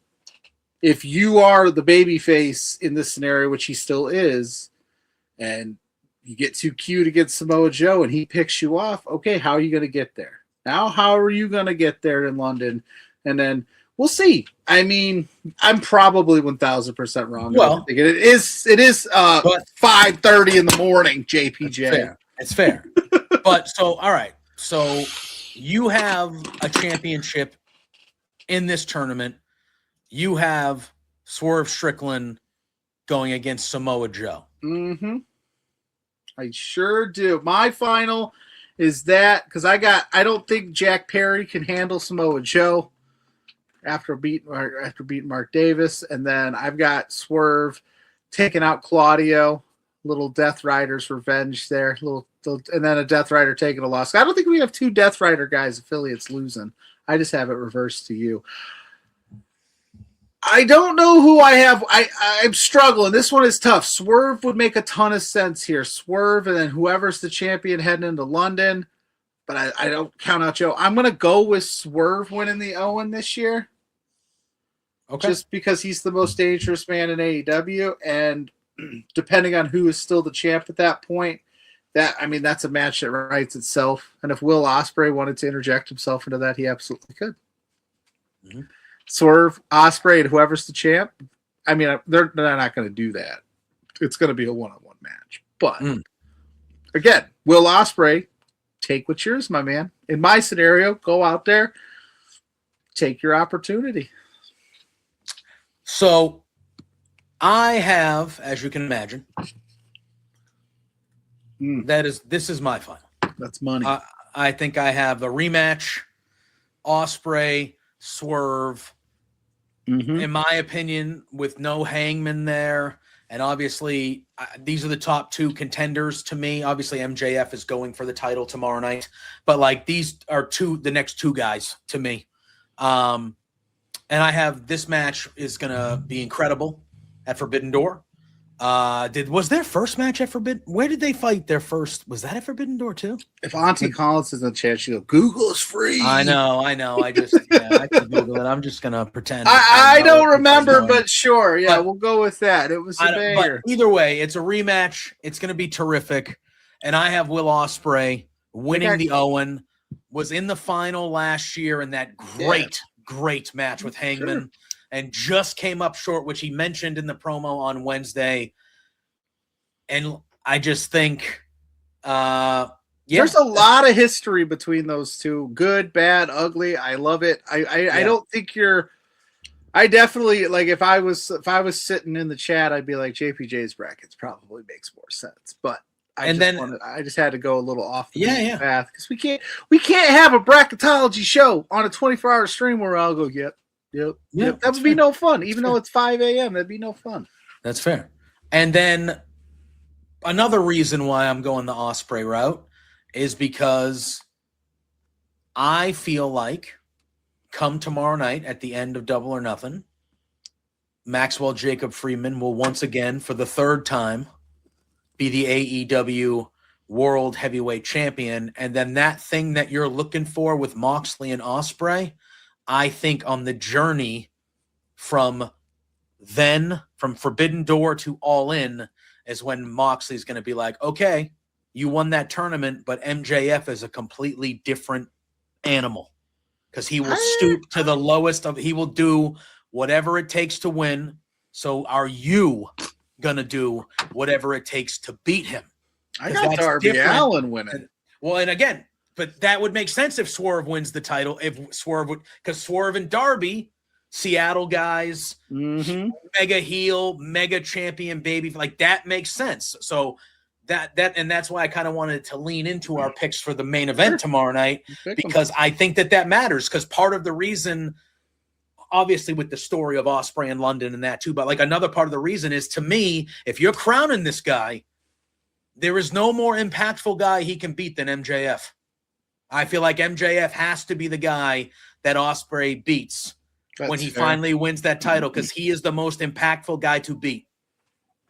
Yeah. And Just for those that are wondering, if you want super duper in-depth analysis of the Double or Nothing card, there are plenty of other awesome kicking out podcasts later on. They're doing a full preview. The On the Mark pod, they're doing a full preview. We're going to have a mixer. Yeah, and we're going to dive into it a little bit. We'll here, dabble like, a little bit, but if you want full-blown analysis on it, trust me, there's plenty to be had today. I actually have Darby Allin retaining at Double or Nothing, because I'm telling you what, and MJF, can we curse on? Yes, he fucking knows that him being bald would feed families. That's money. And there's a fun thing. There's a person that has not been seen in quite some time that MJF took away something from him that could possibly show up. Oh, you think we're getting a Hangman? It could secure, because that's them. Yeah, helps Darby win this thing, so MJF can't have it, and helps shave him bald. I think Hangman Page returns at Double or Nothing and screws over MJF to get a little revenge for taking away his opportunity to ever challenge for the world title ever again. I don't hate that. That's my ending to Double or Nothing. I don't hate it. And I'm slowly becoming more and more of a Darby guy. With every week, that speedball match, fucked. Let me okay. Well, I was in the building. I know you were. I was in the building. He is putting on some bangers. I am going to tell you this. We're not going to dive deep into it. I'm going to tell you this, and I mean this with my whole heart. This is the best AEW title reign in like probably since MJF's first one. That's how I feel. I thought Swerve's or even like Moxley's first one was pretty solid too. But yeah, but it's like, up there. You know what I mean? Like I think it was better. It was better than MJF's last reign. I think it was better than the Hangman reign before that. It's definitely better than Joe's race. Yeah, this title reign that Darby is doing, and he's doing it. You're talking 7 or 8 title defenses in like 24 days or some crazy ass number. They literally talk. He literally goes, "Oh, there's guys like Pluggo on the internet being like, I'm a one-trick pony. Watch this shit." Yeah, and he's having all different types. He's having all different types of matches. Like he had a more brutal match with Brody King. Mm-hmm. He had the classic with Ciampa. He had a great one with Takeshita. The speedball one was great. The Kevin Knight one, like they're all different type of matches.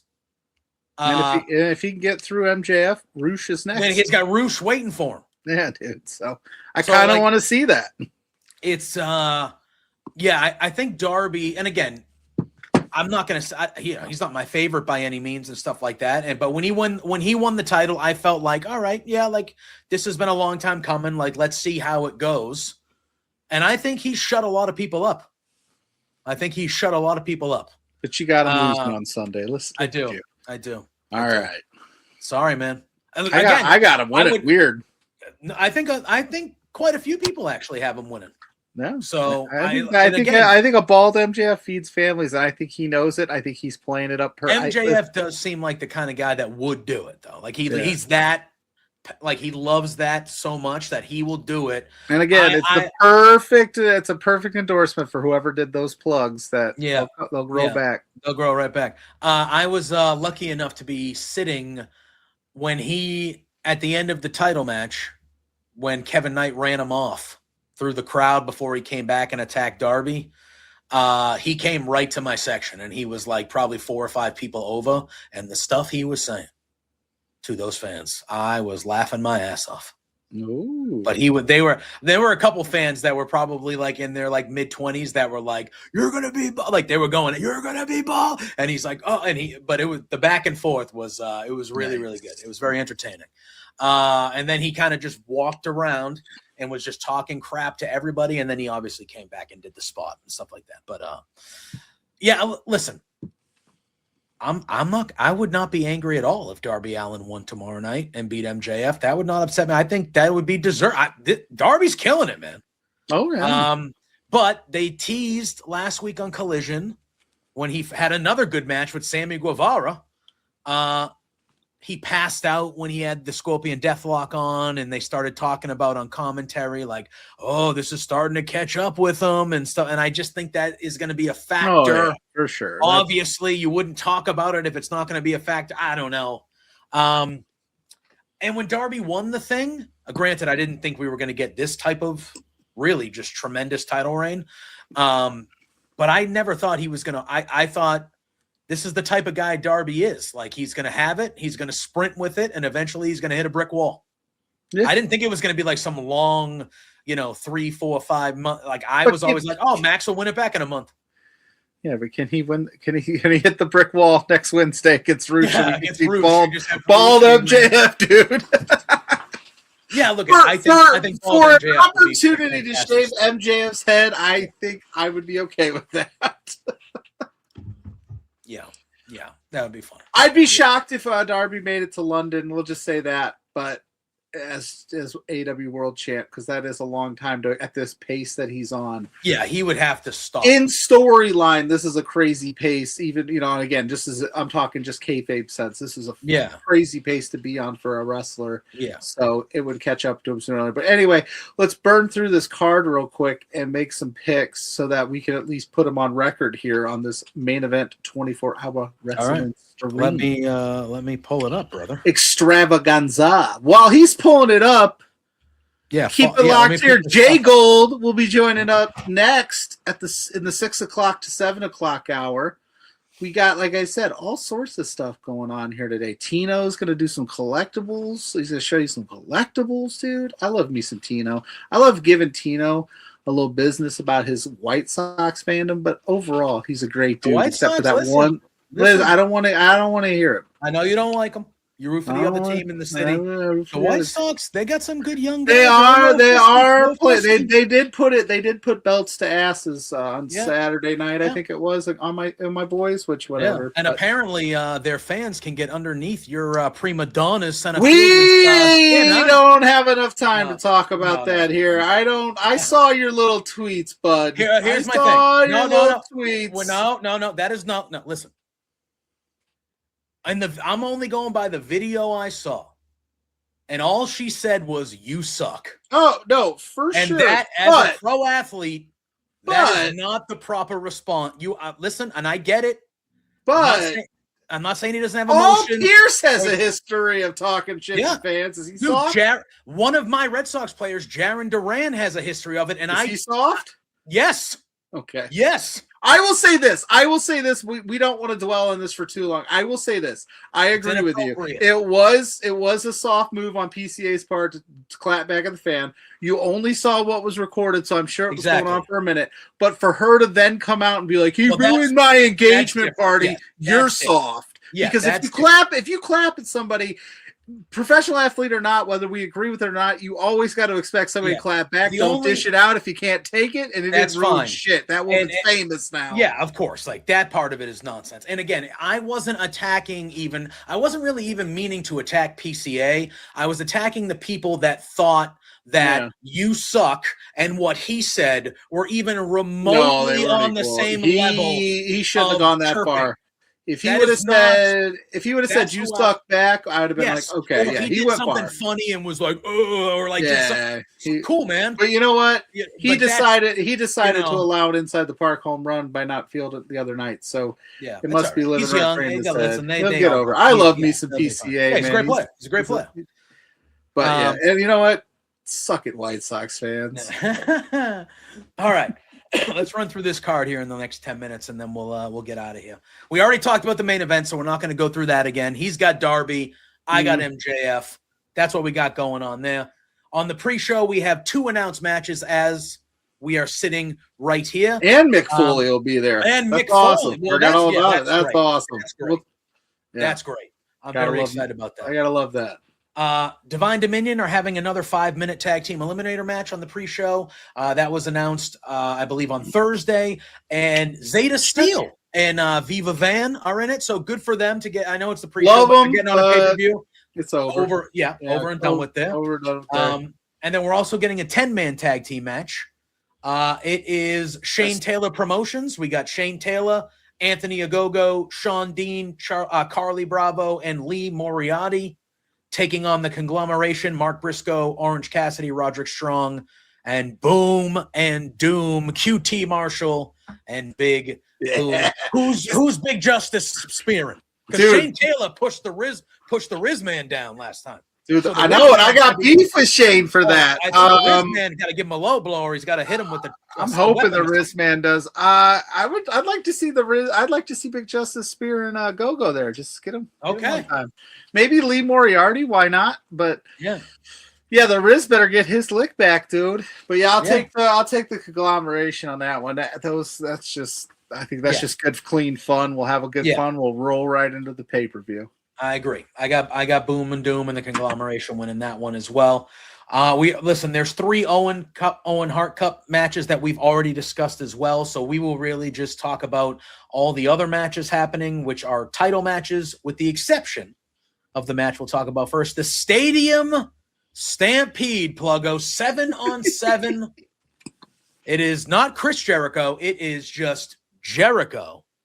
The Hurt Syndicate, Bobby Lashley and Shelton Benjamin, and the Elite, Kenny Omega, who was not on Dynamite this week. No. Kenny Omega, Jungle seen Jack him in Perry, a while. Matt Jackson, and Nick Jackson, I know. Against The Demand, Ricochet, Bishop Khan, and Toa Leona, the Don Callis family, which is Mark Davis and Andrade El Idolo, and the Dogs, Clark Connors and David Finlay. They had a big tag match on Dynamite, and then everybody got involved, and it turned into this big brawl across. It was a fun time. Sure, the Don Callis family. Just have the rest of the crew stage throughout the stadium, and then there's no rules, but it's got to be the faces, right? I think so. I think Jericho hurt. Yeah. I'm not there's not a whole lot of like real story behind this. I think they're putting it, so I'm not jazzed about it, but I think it's going to be an awesome match, right? Yeah, but I think that they always do. Yeah. They always do a really good thing with really good time with those. So I think it's going to be obviously chaos. They're going to be fighting all over the place. I wonder if it'll be like somewhat recorded and live, or they'll just do the whole live bit, because they've kind of done both ways, where sometimes it's half recorded and then they'll kind of make their way to the ring, or kind of how they go about it. But yeah, it should be a hell of a time, that match. And I agree with you. I got the baby faces winning that one. We have a singles match for the AEW International Championship. I would have this open the show. It's the champion, Kazuchika Okada, taking on the challenger and fellow Don Callis family member, Konosuke Takeshita. Pluggo, this has to be the time that they actually do Crown it. him. Gotta be. Why not? What if not? What are we waiting for? That's all I'm going to say. If you're not going to do I've it, said that 5 times already. But I mean, like, we're finally going to have the match. We're going to do it proper. Like, why not? And then let Okada move on to other things. There's other things he could do. Easy enough. Done. Over. Perfect. I agree. We have a singles match for the AEW Continental Championship. No time limit once again for Jon Moxley, as he is defending against a guy he just cannot beat, Pluggo. They had a draw on Dynamite. He almost lost again. He was in that ankle lock for like the last 40 seconds or so, just hanging on, and he got to the draw. Kyle O'Reilly. We've seen it. He's had Moxley's number. I think he's beat him at least twice, maybe 3 times. They had the draw.